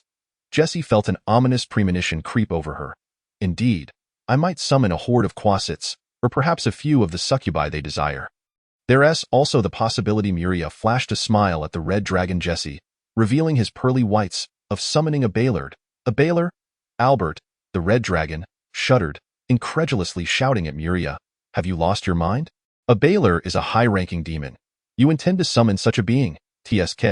I may have taken the jest too far, Muria replied, glancing around at the increasingly agitated giants, with a hint of exasperation. He indicated the summoning circle before him, which spanned no more than 20 meters. A circle of this scale cannot possibly summon a high-ranking demon. At most, I might conjure a soul reaver or a berserker demon.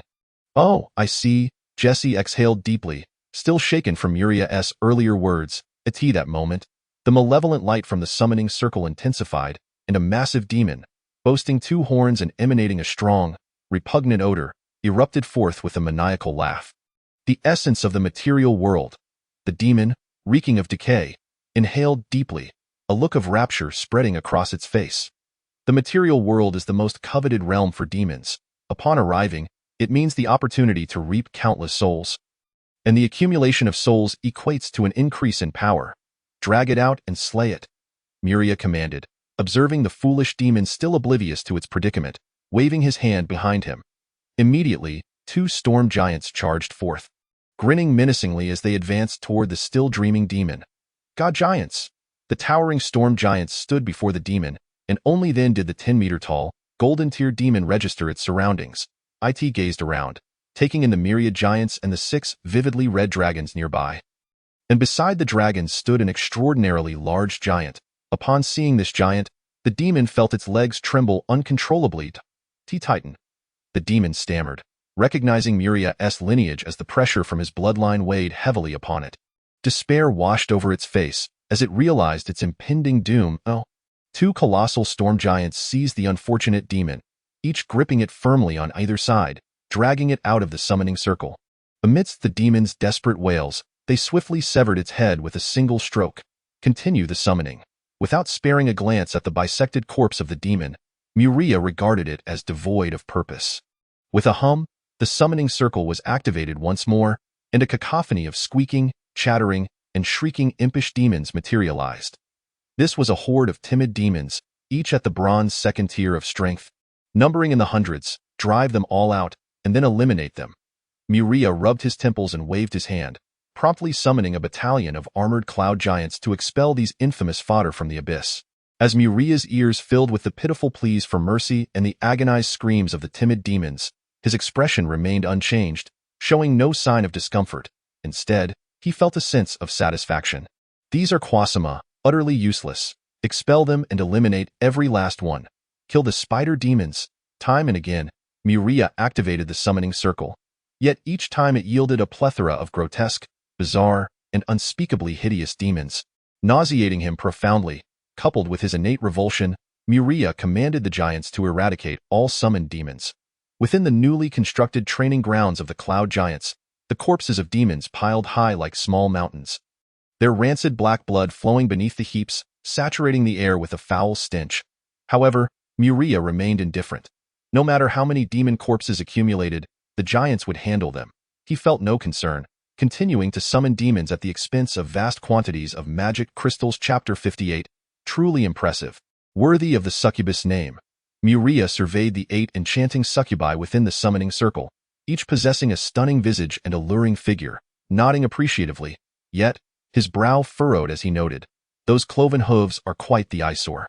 The succubi, as described in tomes, were humanoid demons. They boasted exquisite features and voluptuous forms, but adorned with sharp horns atop their heads and delicate black wings on their backs. What truly displeased Muria were their legs. Resembling those of beasts, which appeared rather distasteful, succubi. Beneath him, the red dragon Austin's eyes gleamed at the sight of the succubi, eager to rush forward and expend his exuberant energy upon them. Wait! As Austin prepared to be the first to charge. Muria stepped forward and stomped on his tail. What are you doing, Muria? Austin glared back, furious. Do not obstruct me. Let's clarify things first. Muria, still standing on Austin's tail, addressed the 2 other dragons eager to join the fray. As I previously agreed, each dragon is entitled to 1 succubus. 1. Upon hearing that he would receive only a single succubus, Andre's excitement turned to dismay. 8 have been summoned, though it's insufficient for the 3 of us. Surely each dragon should have at least 2. 1 succubus is ample for you. Do you wish to overexert yourselves with 2? Muria retorted dismissively, waving his hand imperiously. Each dragon shall claim but 1 succubus. Take it or leave it. The rest belong to me. Muria, what do you need the succubi for? Austin shot back, glaring at him. You already possess so many females. Why compete with us? Besides, you are still but a youth. Clearly incapable of much. Muria looked down at the 26-foot-long red dragon, asserting, I believe I am in need of a troop of succubi for dance. Is that unacceptable? You want the succubi to dance for you? Albert gazed at Muria in disbelief. How could you even think that? Not willing to comply. Muria smirked contemptuously. Come here and challenge me. If you dare, I'll even let you use 1 hand. Should you defeat me, all these succubi will be yours. What do you say? Upon hearing Muria's words, Andre wasted no time and marched toward the 8 trembling succubi in the circle. 1 succubus is sufficient for me. I concur. Albert followed suit, approaching the summoning circle alongside Andre. Muria, release me. The 2 most beautiful succubi are about to be chosen by those 2 ruffians. Austin exclaimed, seeing his brothers already selecting their choices. What's the matter? Do you not intend to challenge me? Even if my mind were scorched by fire, I would not challenge you again, Austin scoffed, boring. Hearing the response from what was once the most unruly of red dragons, Muria felt a wave of disinterest wash over him and released his foot. Instantly, Austin shot forth like an arrow, racing towards the succubi. Muria watched in disbelief as that raucous dragon pinned a succubus to the ground, clawing at her already scant attire, eliciting terrified shrieks from the exquisite creature from the abyss. "You insufferable beast!" Muria chided the brazen red dragon, preparing to intervene. "You lot, take your chosen succubi and get out of my sight." "Do as you please. Such nonsense," Austin grumbled under his breath, but as he turned to see Muria brandishing the thunder spear, he immediately cowered, seizing the succubus he had chosen and taking flight with powerful strokes of his broad wings. Soon, the other two dragons followed suit, each grasping their selected succubi, soaring out of the training grounds and vanishing from Muria's view. "Your Highness, how shall we deal with these 5 succubi?" a storm giant, wielding a bloodied greatsword, inquired after the red dragons departed. "No need to slay these ones." Muria glanced at the storm giant, whose stature was still reeking of bloodshed, realizing this fellow seemed to have developed a taste for demon slaughter. "Your Highness, these are demons. I am aware," Muria waved dismissively. "They are merely succubi lacking even golden tier strength. I plan to keep them for amusement. Well then, if these demons dare to act out of line, my sword will ensure they understand their fate." The storm giant begrudgingly retreated upon hearing Muria's reasoning for sparing them. "Take them away." Muria beckoned to the cloud giant maidens, urging them to escort the trembling succubi, who were on the verge of panic, away from the summoning circle. Unlike typical demons, succubi possessed a higher intellect. Many demons from the abyss were of a rather dim-witted sort, while succubi, although weaker, were among the few demon types with a semblance of intelligence. Thus, upon their summoning, they were understandably frightened by the multitude of giants surrounding them. 5 succubi are insufficient, Muria pondered, stroking his chin, and continued summoning, determined to amass at least 10 succubi. Roar! As the summoning circle activated once more, a crimson figure emerged, exuding a sinister crimson aura, and let out a displeased roar upon its arrival. "What is this?" Muria observed the newly summoned large feline with a hint of amusement. A blood lion demon. The creature, sleek of fur and sporting sharp fangs, roared in annoyance, its claws scratching against the summoning circle beneath. Adi loathed being in an unfamiliar place, even in the material realm. However, upon surveying its surroundings, it appeared somewhat bewildered. "Meow?" The blood lion demon seemed disoriented. There were far too many giants here that matched its strength. It timidly shrank back, glancing at the summoning circle, contemplating whether it could return home. "Your Highness!" A storm giant wielding an axe approached Muria, his eyes gleaming with eagerness. The blood lion demon was a formidable golden tier demon beast. "Capture it and tame it." Muria issued the command with a smile. The blood lion demon resembled a typical lion but was larger and bore blood-red fur, adorned with protruding bone spikes that rendered it all the more fearsome. To Muria, it appeared quite impressive. "As you command, Your Highness." The storm giants, somewhat puzzled by Muria's reluctance to eliminate the blood lion demon, complied with his orders. Within mere minutes, the blood lion demon's claws were securely bound, and it was presented before Muria. What a perceptive creature! Muria gazed down at the majestic blood-colored lion. Feline creatures are known for their high intelligence, both in the past and present. The forcibly summoned blood lion demon, upon seeing the storm giants approaching with ropes, made no attempt to resist, allowing itself to be restrained, understanding it was no longer in mortal danger. Perfectly, the blood lion demon relished the taste of demon blood and flesh. Muria glanced at the heaps of demon remains piled nearby. Pondering how best to dispose of them, crack! He summoned a blade of wind, severing the ropes binding the blood lion demon. It was far too compliant to necessitate restraining. Subsequently, within the perplexed gaze of the blood-red lion, Muria pointed towards a heap of demonic remains and commanded, "Go, consume every last bit of that." The blood lion demon let out a low growl, obediently rising to its feet, moving its 4 claws as it dashed towards the pile of corpses indicated by Muria. It seemed that a single blood lion demon was insufficient for the task at hand. Muria muttered, "I need to summon a few more. This one's too ugly. Kill it. It stinks. Eliminate it." What is this? A fire demon. Muria observed the newly summoned demons within the summoning circle, his interest piqued by the sight of these humanoid demons engulfed in flames, their appearance quite impressive. No need to kill this one. Let it submit to me, he instructed, gesturing towards the flaming demons. Yes, your highness. The cloud giants grinned wickedly and approached the fire demons, whose flames flickered uncertainly, instilling fear within them. Although many demons were rather dim-witted, not all were so. Some possessed considerable intelligence, albeit rarely utilized, as their combat primarily relied on brute force, an approach that often led to death. To demons, strength was always more reliable than intellect. O great being, we are willing to sign a contract and become your servants. Soon, the 9 summoned fire demons, trembling, knelt before Muria after receiving a thorough lesson from the cloud giants. Sign a contract with me and become my servants? Muria looked disdainfully at the fire demons. You are far too pathetic. If you wish to become my servants, you must at least evolve into flame demons. As it stands, you are unworthy. Get aside, and if you are hungry, go dispose of those corpses for me. Muria scolded. He then instructed the giants beside him. These demons may only remain in the training ground. Should any of you see them attempt to leave, you need not report to me. You may slay them on the spot. The slender, skeletal-winged demons obediently made their way toward the giant's pile of demonic corpses, carefully circumventing the blood lion demoness' warning gaze. Before proceeding to devour the remains, continue summoning. Muria glanced briefly and lost interest, seeking amusement elsewhere in the training ground. The number of demon corpses accumulating on the ground increased, yet Muria's enthusiasm for summoning only grew. As he was unaware of what demon would appear next, this sense of the unknown invigorating him, Muria felt as if he were indulging in a particularly addictive game from his past life. Previously, his character summons were limited, but now, he could summon as many times as he desired, no longer constrained by numbers. He planned to keep the demons he found pleasing and eliminate those he did not. Thus far, only 3 types of demons had caught Muria's eye: succubi, fire demons, and bloodline demons.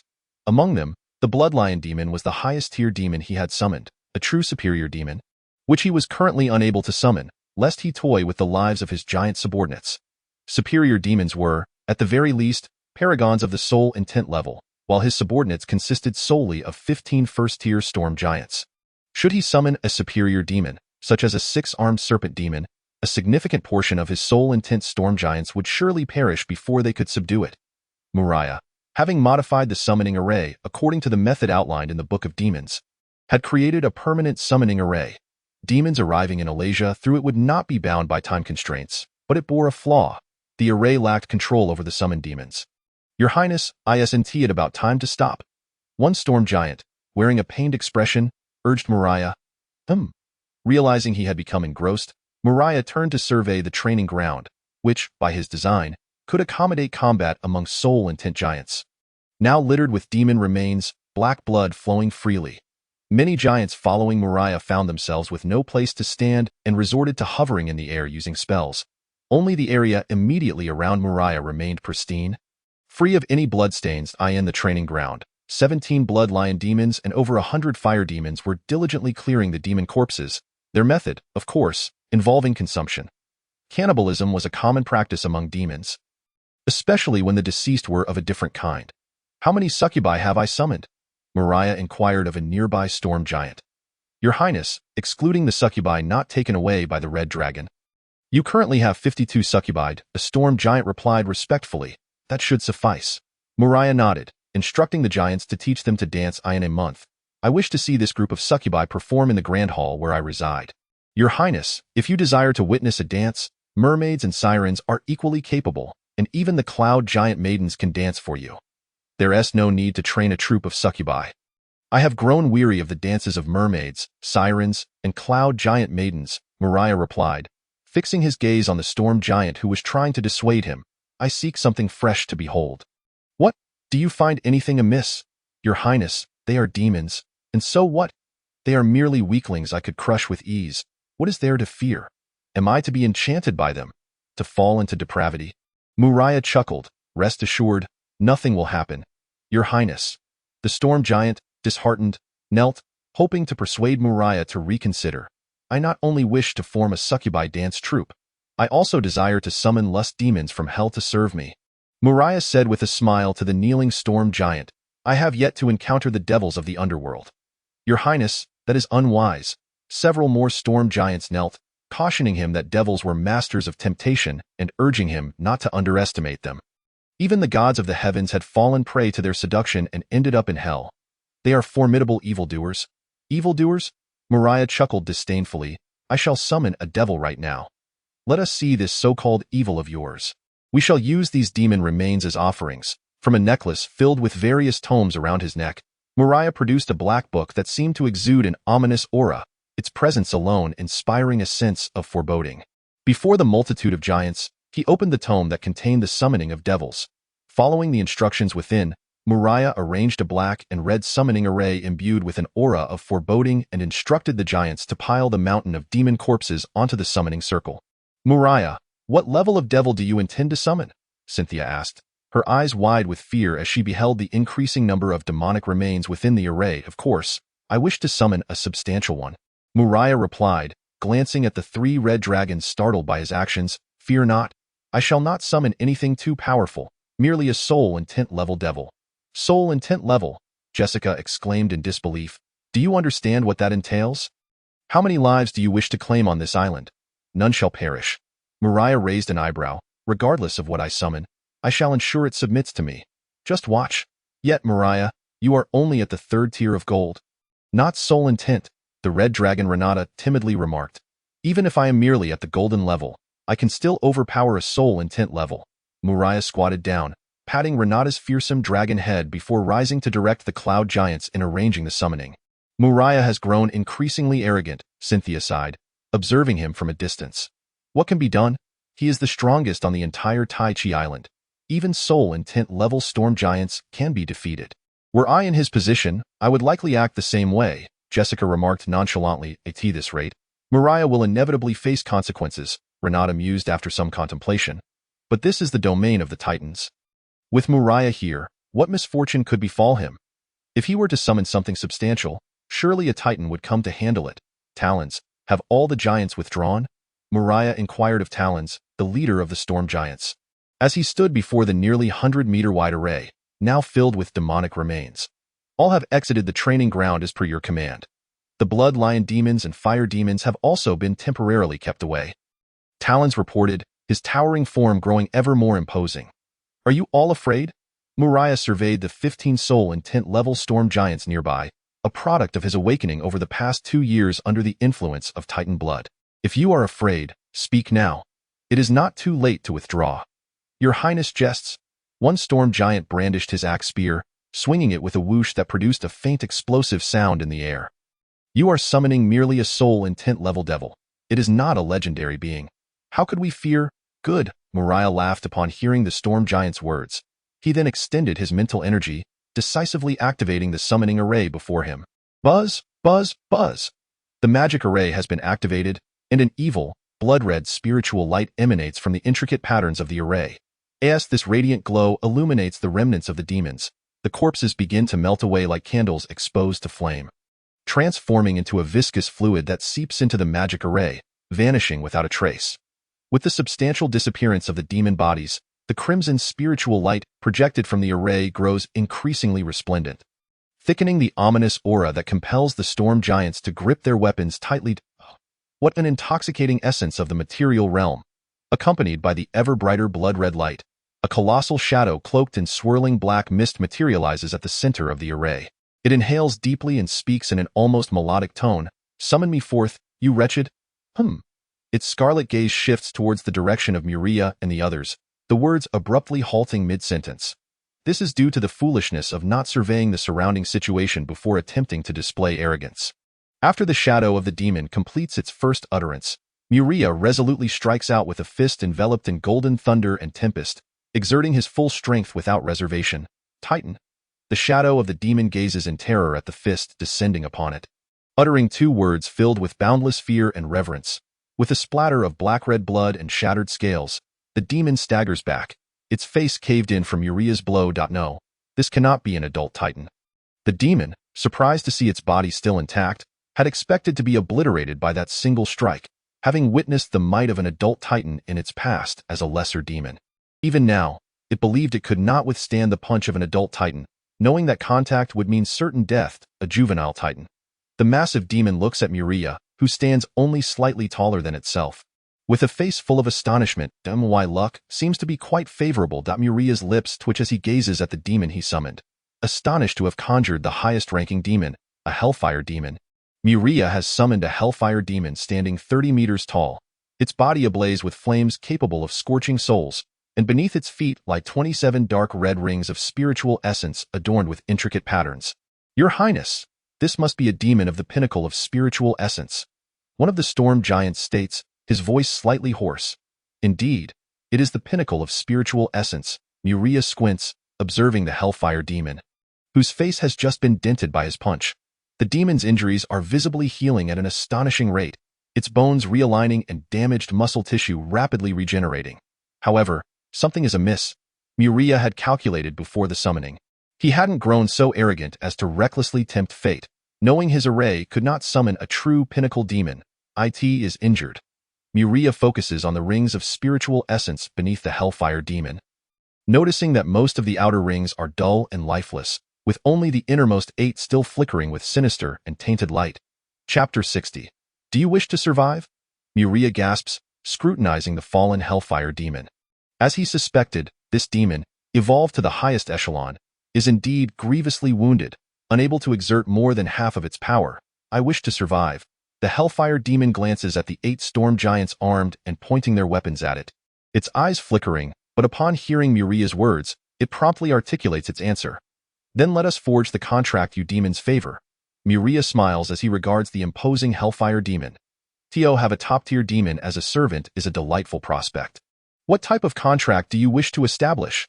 The hellfire demon's eyes brighten at the mention of a contract, evaluating the juvenile titan who had brought it down with a group of giants. Naturally, a servant contract, impossible.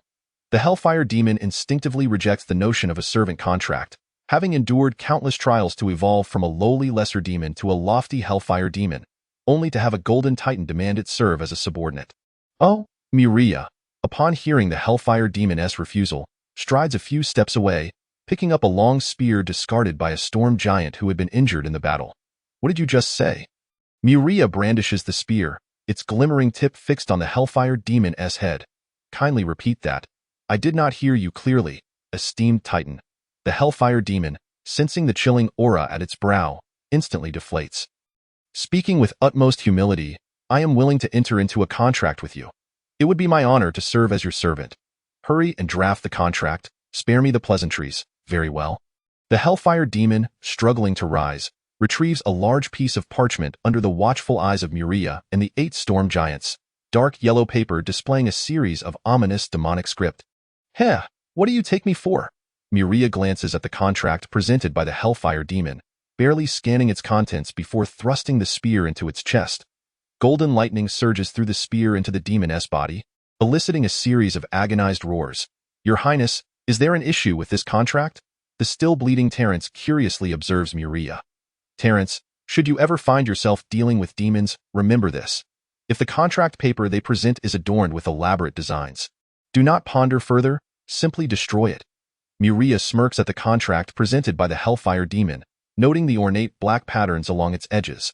Such patterns are also a form of script, a common tactic employed by demons. Once signed, the deal is nearly irrevocable. Behave yourself, do not attempt any further tricks. My patience is limited. Muria withdraws the spear that had pierced the demon, skillfully flicking it to shake off the tainted blood. I will draft a new one, the hellfire demon groans, clutching the gaping wound in its chest, smiling obsequiously at Muria as it hastily rewrites the contract, then presents it for Muria's review. Are you jesting? The witness to this contract is Asmodeus. Muria glances at the contract and without hesitation, thrusts his spear again. The spear pierces through the demon's body, which had just begun to heal.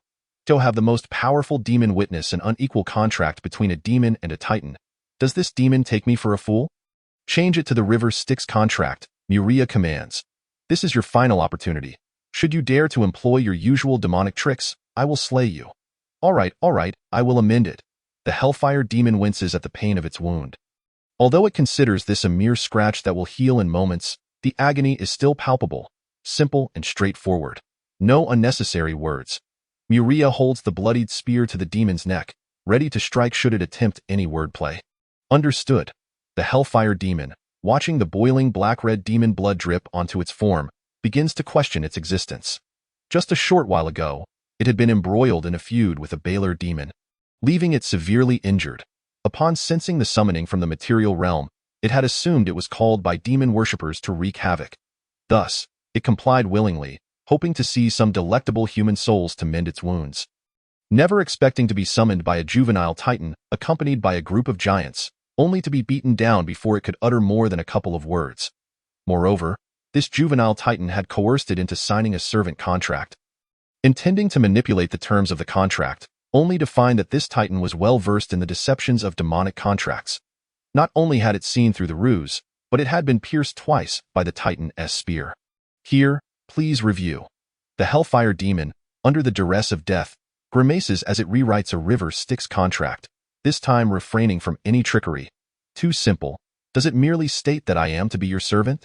Add a time limit. For how long? The Hellfire Demon gazes hopefully at Muria. Many demons often sign contracts with humans, willingly becoming their servants in exchange for their souls, and these contracts typically conclude with the death of the human. Trading decades of life for a human soul is seen as a lucrative deal by many lower-tier demons. Yet, the one seeking a servant contract now is a titan, renowned for their longevity. The Hellfire Demon realizes that if it comes to a battle of lifespans, it would surely perish first. What dream are you indulging in? Muria gazes incredulously at the Hellfire Demon, still lost in thought. Of course, you shall serve me for as long as you live, until your very end. Isn't that a bit too long? The Hellfire Demon pleads, its expression one of desperation as it looks at Muria. Unwilling? I am willing. The Hellfire Demon nods vigorously, akin to a chick pecking at grain, for the 8 storm giants beside it have already raised their weapons, ready to strike if it hesitates further. Now that sounds reasonable. Muria observes the third contract he has drafted, noting that the Hellfire Demon has inscribed its true name upon it. Your name is rather lengthy. For convenience, I shall henceforth call you Males. Muria, with an air of undeniable authority, selected a passage from the true name of the Deep Abyss Demon, which he would henceforth adopt as his own designation.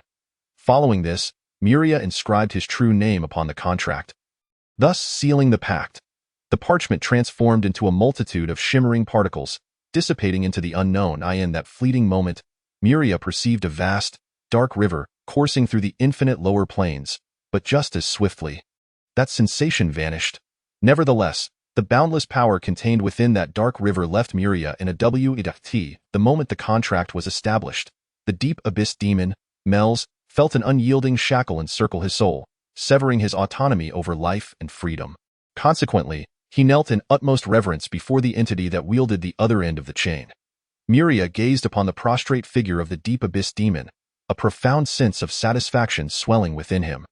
Let all the giants outside enter and tend to these grievously wounded warriors, Muria commanded.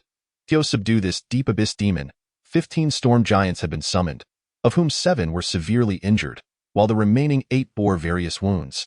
Only Muria himself remained relatively unscathed, albeit fatigued. When the giants and demons returned to the training ground, they were struck with astonishment at the sight of the arena, which resembled a field freshly plowed. Their shock deepened further upon witnessing the imposing figure of the high-ranking demon, prostrated at Muria's feet, radiating an aura of malevolence. Is this what you deem evil? Muria inquired, placing his foot upon the head of the Deep Abyss Demon. Mels, while casting a playful glance at the 2 storm giants who had previously cautioned him. The 2 giants, rendered speechless by the sight before them, remained motionless, their emotions swirling tumultuously within them. Ultimately, they fell silent. Kneeling in acknowledgement, the reality had spoken for itself. Upon his lofty throne, Muria surveyed the scene below, where a cadre of succubi, their lower limbs transformed into elongated legs, danced provocatively, inciting fervor among the male onlookers. Indeed, Mels, I did not anticipate your proficiency in dance, Muria remarked, directing his gaze towards a striking young human with black hair and eyes, who stood beside the throne. I once served a hedonistic mage.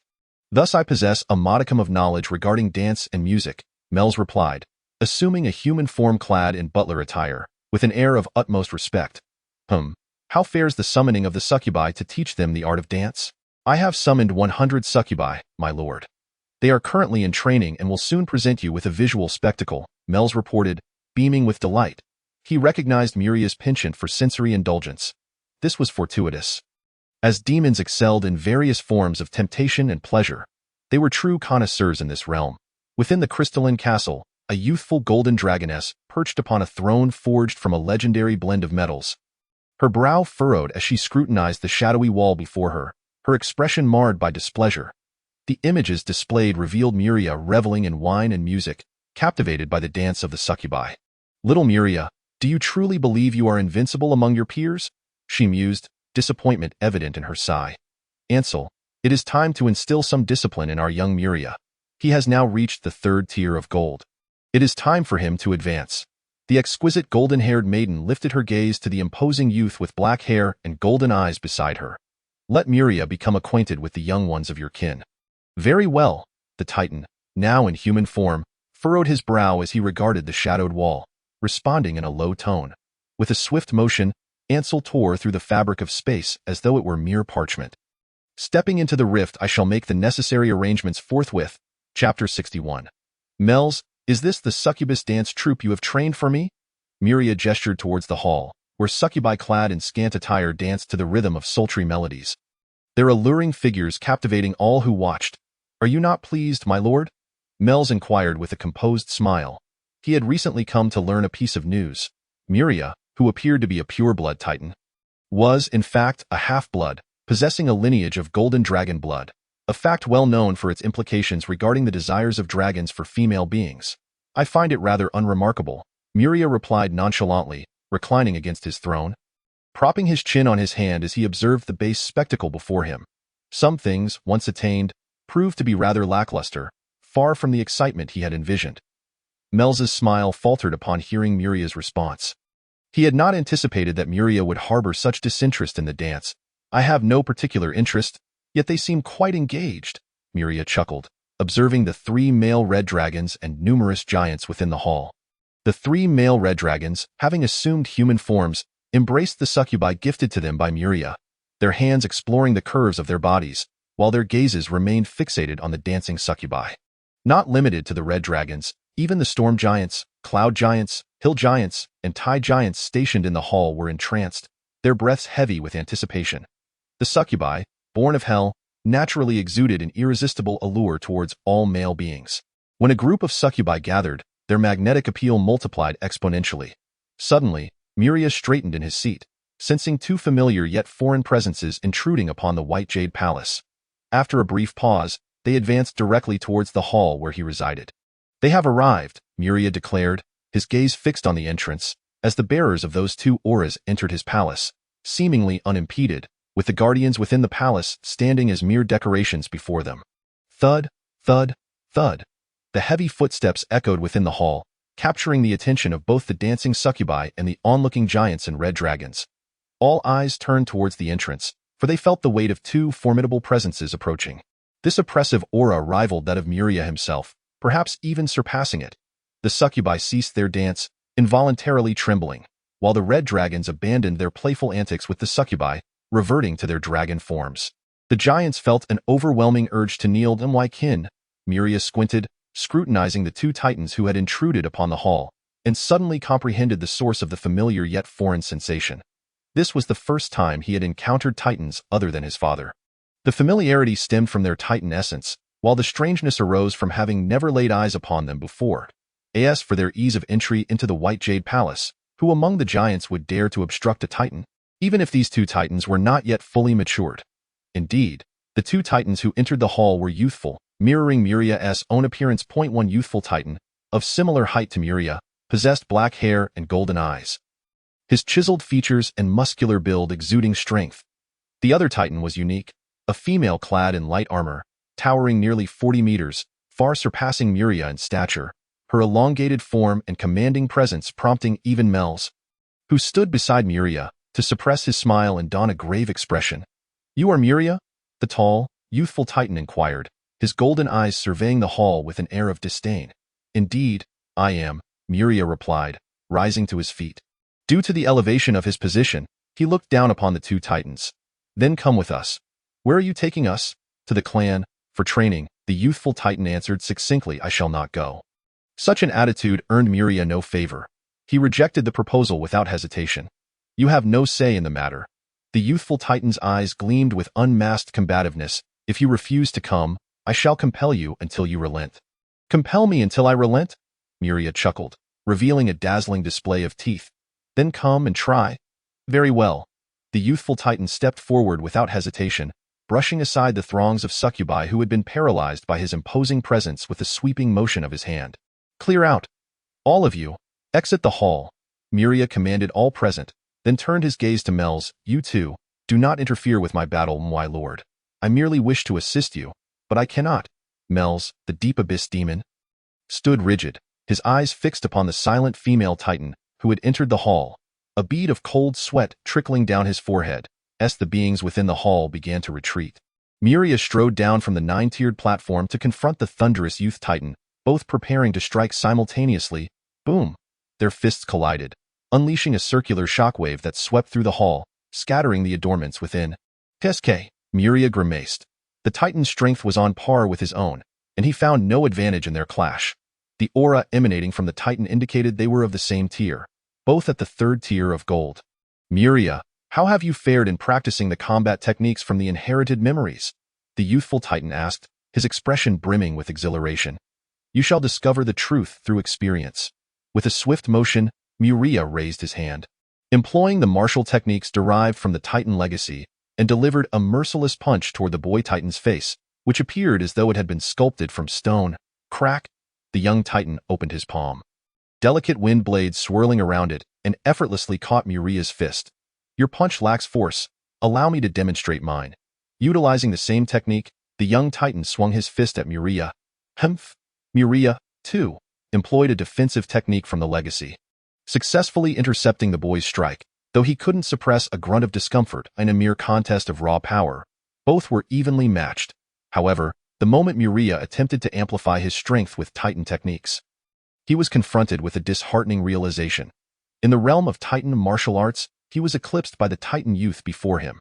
Muria struggled to withstand the boy's repeated strikes, while the young titan effortlessly diminished the impact of his attacks using defensive techniques.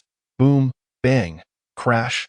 The two young titans, each towering at 32 meters, were enveloped in a tempest of golden thunder and swirling winds, exchanging blows within the grand hall, leaving a path of devastation in their wake. Exquisite decorations lay shattered, the floor and walls marred with craters and scattered debris. "Muria, I have heard tales of your mixed heritage as a titan and a dragon. Yet you appear undeniably as a titan. Where is your draconic bloodline? Allow me to witness its power." The boy titan teased with a grin, having gained the upper hand, convinced the outcome of the battle was already sealed. Muria fell silent. Aside from their initial exchange of blows, he had been consistently suppressed by the young titan. Should this continue, he would face his first defeat in life. Ha ha. Surely your draconic blood cannot be overshadowed by our titan lineage, rendering it completely dormant? The young titan jested. Humph, if you wish to see it, then behold. A surge of defiance ignited within Muria. Golden dragon flames erupted around him, incinerating the tattered remnants of his battle-worn robes. Gradually, golden-scaled dragon armor materialized upon his muscular frame, enveloping his tall and robust physique, even encasing his head within a helmet of dragon-like design. What in the world is this? The young titan stared in awe as Muria donned a magnificent and imposing suit of golden armor, contrasting sharply with his own lightweight leather garb, leaving him momentarily bewildered. Once more, Muria's voice, altered by the dragon-patterned faceplate, rang out. Clang! Hearing Muria's provocation, the young titan launched another attack, skillfully evading Muria's defense and striking the dragon armor on his chest with a resounding blow, producing an echoing metallic clash. How solid! This is no mere fade. The young titan recoiled, his hand twitching slightly from the impact. How could one breach such formidable defense? It was akin to striking a steel column infused with precious metals. Clang, bang, crash! The battle raged on, the destruction escalating as the Grand Hall's support pillars shattered under the strain, the entire structure teetering on the brink of collapse, yet neither combatant paid it any heed. Despite their fierce appearance, the experience of combat for both was lacking. Muria's full-strength punches inflicted only a fraction of their intended impact upon the young titan, with much of his power diffused. This sensation was profoundly disheartening. Conversely, the young titan, initially reveling in the encounter, found each of his strikes against Muria akin to striking a legendary metal column. Only after delivering a relentless barrage of blows to the same spot on Muria's armor could he hope to create a barely perceptible crack, which, to his dismay, would promptly heal. This was indeed a humiliating ordeal. The watching female Titan observed the battle with an impassive expression. While the young Titan's martial skills surpassed Muria's, he was unable to penetrate the defenses of Muria's dragon armor. Whereas Muria, despite his less refined techniques, still managed to deal damage. Chapter 62. Muria and the young Titan clashed amidst the heavens, waves of colossal force creating gales that ravaged the exquisite flora and shrubs within the White Jade Palace. Clash! The young Titan's fingers, sharp as blades, crackled with thunder and wind, slicing through the air as he struck Muria's arm. The collision resonated with a metallic sound. Yet, Muria felt little impact. Since revealing the dragon armor derived from his golden bloodline, his defensive capabilities had reached an unfathomable level. The young Titan's attacks were diminished significantly by the armor, leaving Muria able to withstand the remaining force with ease. You are destined to lose. Muria's golden eyes gleamed through the faceplate as he gazed at the young Titan, his dragon wings unfurling as he charged forward, abandoning defense in favor of relentless assault. Boom! Muria's fist collided forcefully with the young Titan's face, disregarding his elbow strike, before delivering a powerful kick to his chest, sending him plummeting from the sky and crashing through a smaller structure within the White Jade Palace. Ah! The young Titan roared in fury. Rising from the ruins of the palace, propelled by wind and thunder, soaring back into battle against Muria. Kill him. Muria's martial skills seemed clumsy, relying solely on his golden dragon bloodline to contend with him. Yet now he sensed an alarming shift in the tide of battle. Boom, boom, boom. They fought from the skies to the ground, and then back to the skies again, as entire sections of the White Jade Palace crumbled under the relentless onslaught. The grand and majestic structure was reduced to ruin. The intensity of the battle escalated, and Muria lost count of how many times the young Titan had shattered his dragon armor. It felt as if every part of him had been fractured yet healed repeatedly, a defense and recovery power that felt almost akin to cheating. Meanwhile, the young Titan could hardly recall how many of his bones had been broken in his struggle against Muria clad in dragon armor. The disadvantage he faced was overwhelming. Foe maintain his combat effectiveness. His energy expenditure far exceeded Muria's. Time slipped away, and within the ruins of a palace, Muria stood while the young Titan lay defeated. I have won. The fragments of his shattered dragon armor gradually began to mend, though the speed of recovery had diminished from its initial rapid pace. Were it not for this armor, the young Titan gasped, his chest heaving with exertion, a hint of unwillingness evident in his voice. Losing to someone who indulged in pleasure was a bitter pill to swallow. Defeat is simply defeat. There is nothing more to say. This armor is a product of Muria's own lineage, not an external object. A cold, crisp female voice interjected, prompting Muria to turn. You have lost. Do you wish to challenge me? Muria asked, a hint of defiance in his tone, fully aware that facing the Titan girl would inevitably lead to another defeat. You wish to fight me? Ha! The Titan girl smirked slightly at Muria's words, her graceful figure disappearing from his sight in an instant. As Muria lost sight of her, an ominous premonition crept upon him. Before he could react, a slender yet powerful feminine hand appeared before him, so close that he could see the intricate lines of her palm. Boom! The Titan girl materialized before Muria as though by teleportation, pressing her hand against his faceplate before he could react, sending him crashing into the remnants of a shattered white jade wall. Fragments of golden dragon armor flew through the air as Muria stared in astonishment at the Titan girl. Utterly defenseless as he was struck against the wall, the impenetrable dragon armor encasing his head shattered under her palm, yet his visage bore no marks of injury, nor could he feel any pain. Such overwhelming power was contained entirely within his armor, a testament to her terrifying control over strength. You think you can challenge me with this armor? You are far from ready. The Titan girl regarded Muria with an expressionless gaze. Come with me to the clan grounds for training. Your mastery of power is woefully inadequate. The strength of a Titan is not wielded in such a manner. I lack the strength to move. Perhaps you could carry me?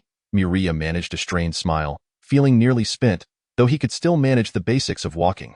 His words were merely a final act of stubbornness. Even in defeat, he wished to maintain some semblance of pride.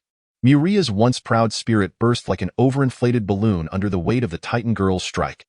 Now, he was eager to journey to the Titan clan grounds, to discover how to attain strength akin to that of the Titan girl. And for that, Muria was willing to forsake indulgence in favor of rigorous training.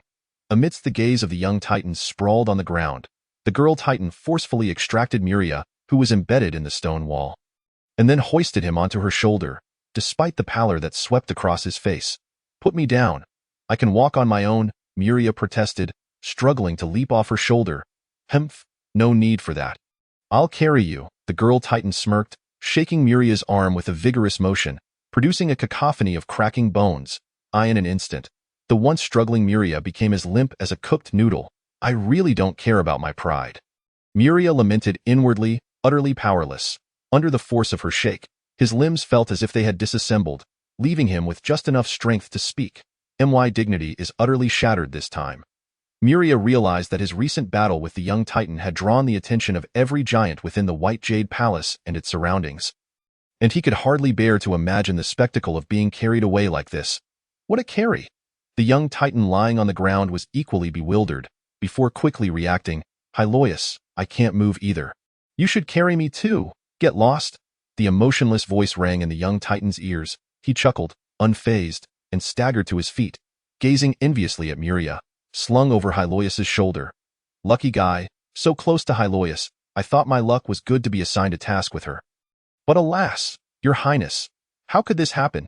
Your highness has been defeated." Muria, as the girl Titan, Hyloius, emerged from the ruins with Muria on her shoulder.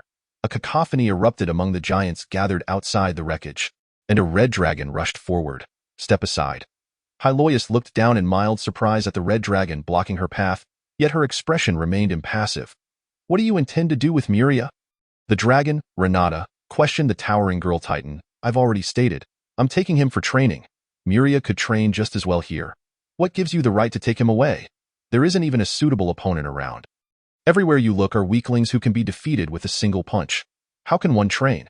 How can one grow stronger?" Hyloius countered. "Moreover, it is Muria's father, Lord Ansar, who instructed this, Muria's father's command." The young dragon Renata fell silent. Under such circumstances, she had no grounds to obstruct them. "How long will Muria be training at the clan's place before he returns?" "I do not know." Hyloius cast a glance at Muria, feigning unconsciousness on her shoulder. "That depends on his own efforts. He will return when he earns Lord Ansar's recognition. Hurry and leave." Muria roared inwardly, his eyes tightly shut, seemingly lost to unconsciousness, causing a wave of concern among the nearby giants. In truth, Muria simply wished to avoid revealing his pitiful state to his subordinates, but he had no choice. He had provoked Hyloius, knowing full well he could not defeat her. This was the consequence of his actions. "Oh, I see." Renata, upon hearing Hyloius's words, despondently stepped aside, then looked up again. "Could you please relay to Muria that I will wait here for his return?" Hyloius nodded softly, choosing not to expose Muria's act of feigning unconsciousness, thus preserving his last shred of dignity. Just as Hyloius carried Muria a few steps under the watchful eyes of numerous giants in the White Jade Palace, "Wait for me," the young Titan, who had been turned to rubble in the aftermath of the battle, staggered out, having fought Muria for quite some time, and weakly called out to Hyloius, "Your Highness, did we lose?" "It seems so. Your Highness has lost consciousness. Yet this esteemed Titan still stands. Indeed, your Highness only possesses half the Titan bloodline. As a hybrid, he cannot compete with a true Titan. I thought your Highness would not lose. After all, he is so powerful. He has never fought us with his full strength, but the facts speak for themselves. Your Highness is inferior to a true Titan." Upon seeing the young Titan, the giants gathered around the ruins began to murmur among themselves. They had only witnessed the aerial battle between Muria and the young Titan, unaware of the final outcome. The young Titan, slightly unsteady on his feet, overheard the giants' discussions and felt a flush of heat rise to his face as he caught sight of their admiring gazes. Clearing his throat, he drew the attention of most giants, then proclaimed, "Though I am reluctant to admit it, my battle with Muria resulted in my defeat. I am the loser. Muria is the victor. But why are you conscious now while His Highness Muria is in a faint?" A giant raised a question. It was she who struck down Muria. The young Titan pointed at the receding figure of Hyloius. "Oh, that's how it is. Given her size, it is not unjust for His Highness Muria to be defeated. That implies His Highness is not weaker than other Titans of his age. Of course, that esteemed individual only triumphed over His Highness due to her age advantage. Once His Highness grows to her height, he shall surely not lose." Chapter 63. Are you still angry? As Hylois was about to exit the White Jade Palace, she inquired of Muria, "Are you still angry?" Muria chuckled awkwardly upon hearing the giant's murmurs. He had been seething with rage, wishing to scream, "I did not lose." Yet the young titan had candidly admitted his defeat to the giants. Victory is victory, defeat is defeat. It is what it is. Titans never conceal their failures. Hylois regarded Muria. Moreover, Gerald is a very proud titan. Though he is discontent, he would never deny the truth. "His name is Gerald?" Muria mused, "I will remember this favor." Unbeknownst to him, the young titan Gerald, who had caught up, heard Muria's words and immediately responded, "If you truly wish to repay me, then practice your martial skills diligently. Your grasp of the titan techniques is far too scant. Fighting with you is rather dull.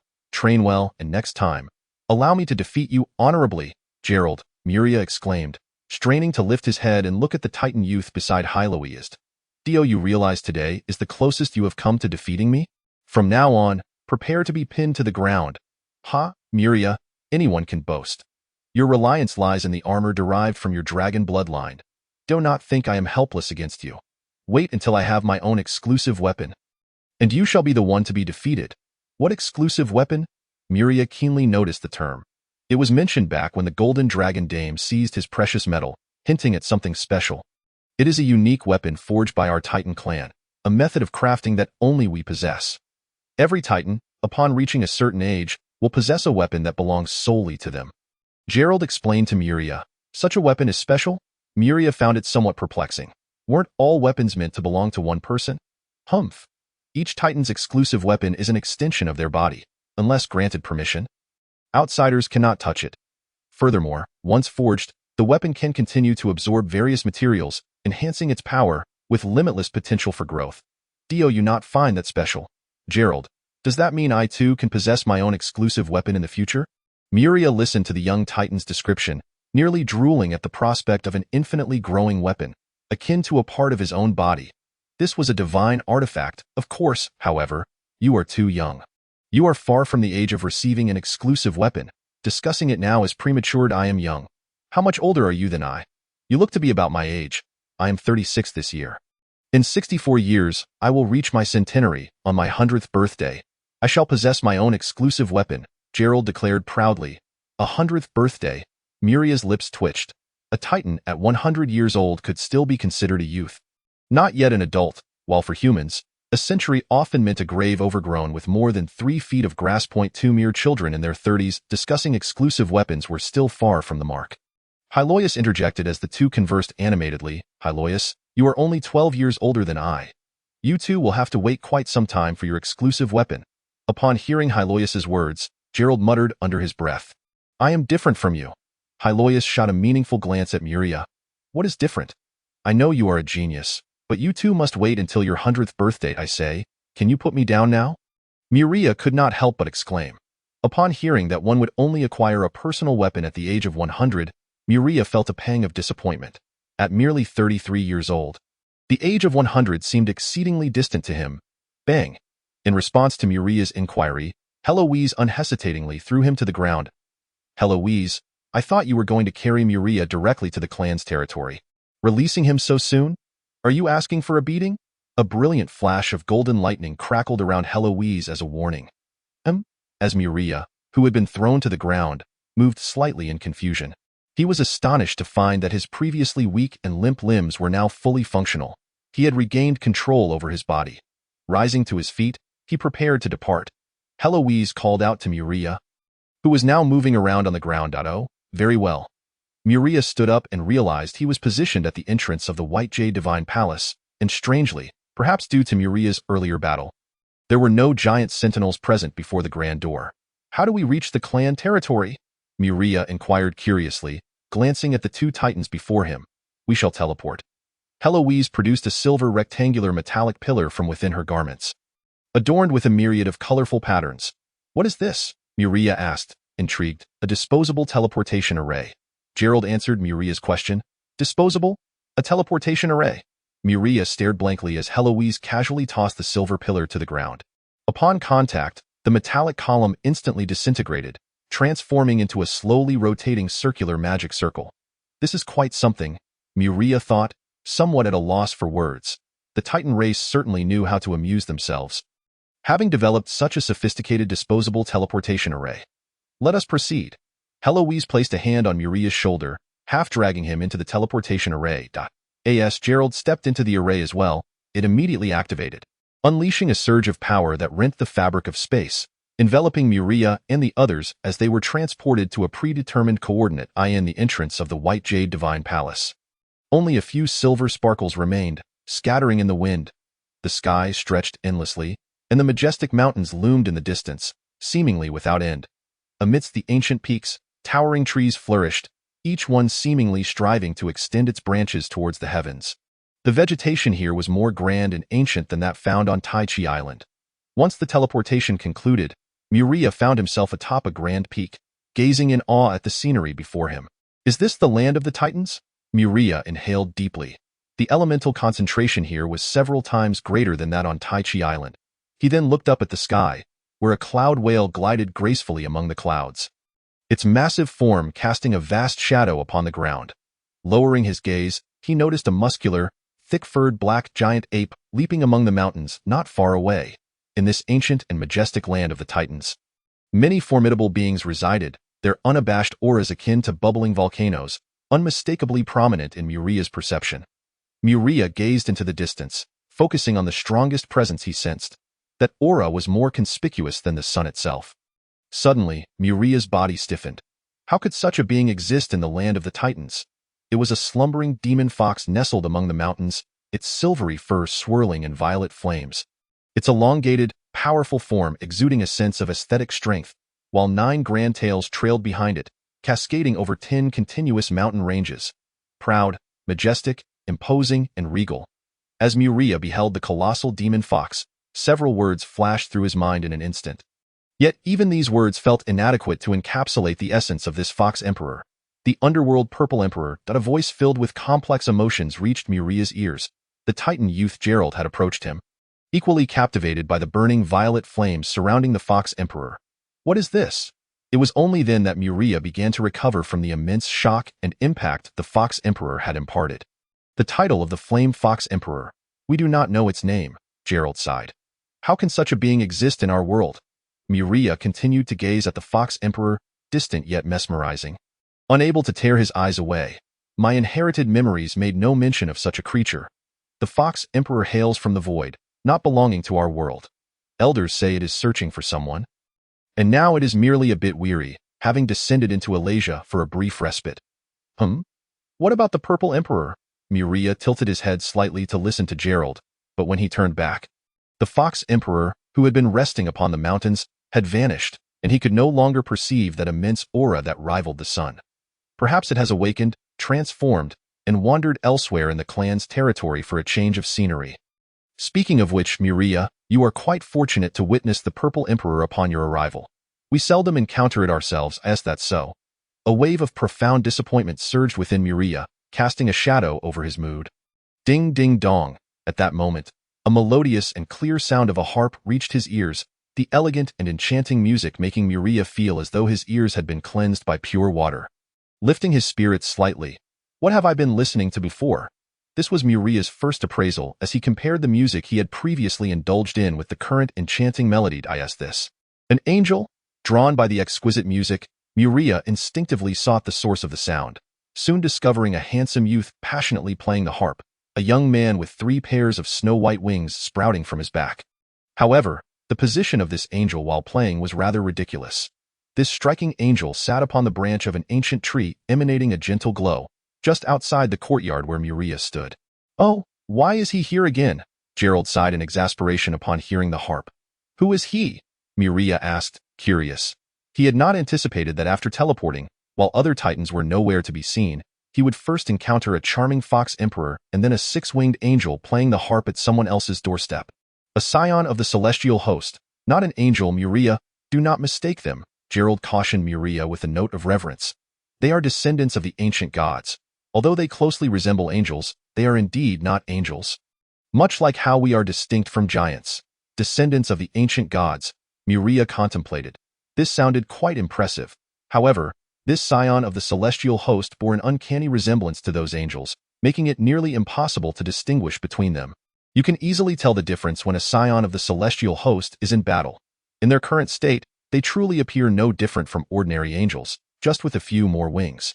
So, what about this descendant of the ancient gods? Why is he up in the tree playing the harp? Muria inquired with curiosity. Listen closely to the music he plays, Gerald remarked with a playful smile. This music, Muria tilted his ear to listen, finally realizing that he had been captivated by the Fox Emperor, diverting most of his attention. Even after the Fox Emperor's disappearance, he had not focused on the music's essence. It expressed love. Truly, Muria gazed at the celestial host scion still playing the harp outside the courtyard, somewhat speechless. Then, he surveyed the ancient and grand courtyard, devoid of any ornamentation, pondering whose abode this might be. Who else could it belong to? Of course, it is Heloise's. This fellow pursues Heloise, and he comes here every day to play a self-composed song atop this tree, unwaveringly to SK.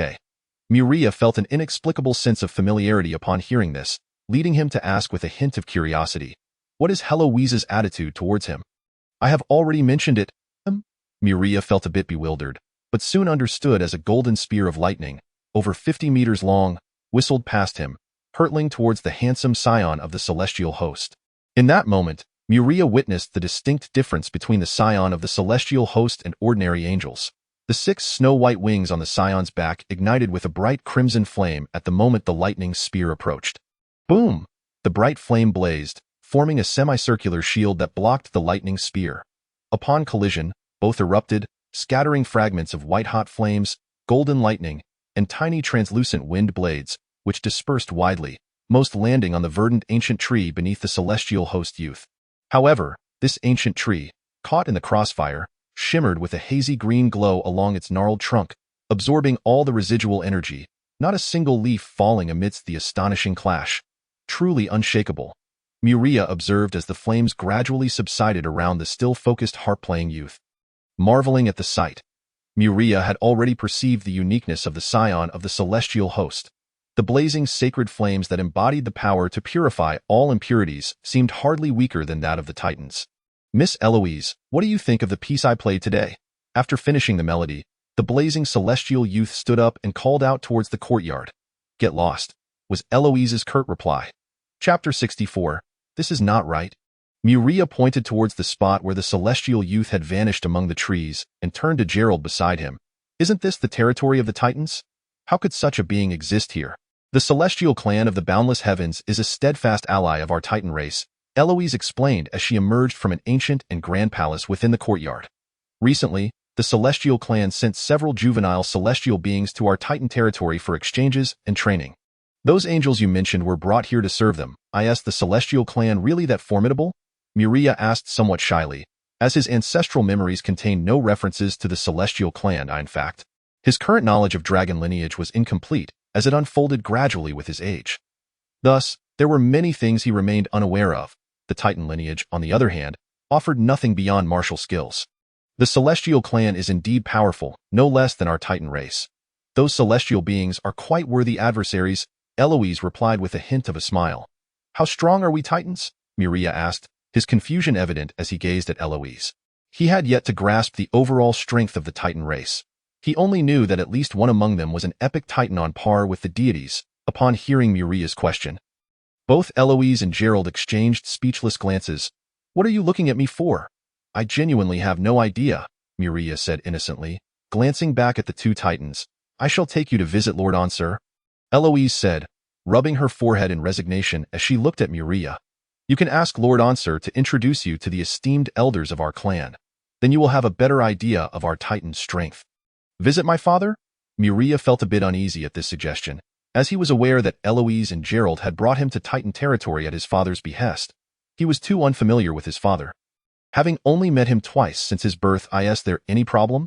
If not, I can teleport you there right away, Eloise addressed Muria. No, Muria replied, forcing a smile as he recalled his father's imposing figure. One that could tear through space with its strength. Number 7. Construct a teleportation array leading to Lord Ansur's residence, Eloise commanded into the void. Please wait a moment, a soft and warm feminine voice echoed in the air. And soon a myriad of colorful lights appeared on the ground, forming a large teleportation array autonomously. Muria watched in astonishment as a female Titan apparition, dressed in a flowing gown and strikingly similar to Eloise, manifested beside her. "What is this?"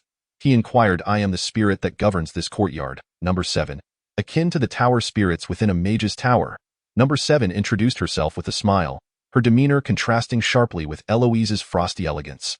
Muria observed his surroundings in silence. The courtyard, lacking any remarkable features aside from its size and scale, paled in comparison to his white jade palace, resembling a mere hovel. Yet, this structure boasted an advanced, almost AI-like spirit. The presence of such a spirit elevated the courtyard's grandeur in Muria's eyes, making his own residence seem utterly inferior. "Well then, Muria, my task is complete. I shall not accompany you to meet Lord Ansur," Gerald said, patting Muria on the shoulder. "Focus on your training and do not neglect the Titan martial arts. When we meet next, I hope you will be ready to spar with me." "I will," Muria replied with a smile, knowing that without the drop of source blood gifted by his grandfather, he would have certainly lost that battle. Number 7. Please assist me in constructing a teleportation array back to my residence. "Of course, Lord Gerald," the ethereal and gentle Number 7 responded, and soon, vibrant beams of magical light appeared, forming a smaller teleportation array. Muria could not comprehend the principles behind this construction. Although Eloise's residence appeared simple and devoid of opulence, the technological sophistication embedded in its architecture far surpassed that of his white jade palace. "The construction is complete, Master. Lord Gerald and Lord Muria, you may proceed at any time," Number 7 reported with a slight bow. Muria did not have to wait long. Within a mere few minutes, both the large and smaller teleportation arrays were ready, leaving him utterly astonished at the speed of their construction. "Let us go." Gerald stepped onto the smaller array, waving farewell to Muria and Eloise as he vanished amidst a dazzling display of teleportation light. "Shall we depart as well?" Eloise asked Muria after Gerald's disappearance. When Muria followed Eloise's teleportation to the summit of a majestic mountain, arriving at the entrance of another grand and ancient structure, a dragon with shimmering scales lay lazily at the doorway. "You are looking for Ansur? He is not here. May I inquire where Lord Ansur has gone and when he shall return?" Eloise asked with composed assertiveness. "I do not know. That madman has gone deep into the abyss again. As for when he will return, how could I possibly know? He will come back when he has had his fill of slaughter." The dragon, adorned with diamond-like scales, replied dismissively. "This dragon, is it not the one my father brought back? The one with the power of the dragon of force?" Muria recognized the familiar dragon, recalling the vivid scene etched in his memory. "Is this a guard?" Indeed. At that moment, the languid dragon raised its massive head, its translucent eyes focusing on Muria. "What is your relation to that fellow Ansur?" The dragon inquired with a chilling gaze, its legendary might gradually enveloping the air, causing it to feel dense under the immense pressure. Muria felt his blood boil, his heart racing loudly. Behind him, a golden dragoness head apparition with 8 horns began to materialize, defying the legendary might of the dragon before him. "He is my father." With blood surging through his veins, Muria lifted his gaze to meet the towering dragon, showing no sign of fear. "Do you intend to act against us?" Eloise, equally unperturbed by the dragon's presence, spoke calmly. "Ah, a descendant of the Dragon King. How intriguing. It appears that Ansur's son is not a pure titan," the dragon mused, observing the spectral dragon head behind Muria with keen interest, then, gradually retracting its overwhelming presence. The dragon merely sought to intimidate them. Any notion of confrontation was non-existent. This was Titan territory, and attacking the offspring of their kin here would be tantamount to courting death. "Ansur's progeny, would you like me to serve as your sparring partner? I could help you hone your martial skills," the dragon inquired with a mischievous glint, recalling how Ansur often sought its assistance in practice. "Heh?" Muria took a subtle step back, sensing the blatant malice in the dragon's words, particularly the last one, which brimmed with resentment. "Let us depart, Muria. I shall return later to accompany you in seeking Lord Ansur," Eloise said, ignoring the legendary dragon's taunt as she grasped Muria's arm to leave. "Do you dare disregard me?" The dragon's scales bristled with indignation as it watched Muria and Eloise attempt to walk away. Suddenly, from the distant skies, a bird engulfed in crimson flames soared upward. Trailing a long plume of fiery feathers, its call resonating through the heavens, igniting half the sky before Muria's eyes. "Is that a phoenix?" Muria turned, astonished, to witness the divine avian spiraling overhead. "It is the companion of one of our esteemed lords within the clan," Eloise explained, gazing at the phoenix in the sky. Humph! The dragon lifted its gaze toward the circling phoenix, feeling a wave of heat wash over it. With a huff, it realized the phoenix was watching it closely. Then, casting one last glance at the retreating figures of Muria and Eloise, the dragon lay back down, closing its eyes to doze off. That moment, the phoenix completed its circle before descending swiftly, soon vanishing from Muria's sight. Muria, since this is your first visit, allow me to show you around our clan territory, Eloise said after the phoenix's disappearance. Certainly, Muria answered, his curiosity piqued as he surveyed the surroundings. The scenery here was entirely unlike that of his Tai Chi island, as towering ancient trees, several hundred meters tall, loomed everywhere like the one in front of Eloise's home, each emanating a soft glow, pulsating with vibrant life energy. Amidst these remarkable ancient trees, a plethora of vibrant and rare flora flourished. Drawing upon the knowledge bestowed by her dragon lineage, Muria discerned some of these extraordinary plants. This is the immortal herb. As she trailed behind Eloise, pausing intermittently, Muria suddenly halted, her gaze fixed upon a sprawling patch of what appeared to be mere weeds. A closer inspection revealed that these seemingly inconspicuous plants were, in fact, a highly valuable species, integral to the creation of the elixir of immortality. The concoction derived from this herb could sustain the physical form and appearance of humanoid beings in perpetual youth until the very moment of their demise. Consequently, this plant was fervently sought after by the elite and valiant warriors within the realms of humanity, where even a single leaf was a treasure beyond measure. Yet here, in this realm, the very herb that incited such fervor among human women and formidable fighters lay disregarded like common weeds, trampled underfoot by Eloise without a second thought, prompting Muria to shake her head in disbelief. How much wealth was squandered with that step? Muria pondered, her lips pursing in thought, yet she swiftly followed Eloise. Equally indifferent as she stepped over the verdant foliage in this realm, where precious plants were as commonplace as weeds, there existed even rarer species that surpassed the immortal herb in value. After wandering for quite some time, Muria observed the astonishing sparsity of life within the domain of the Titans.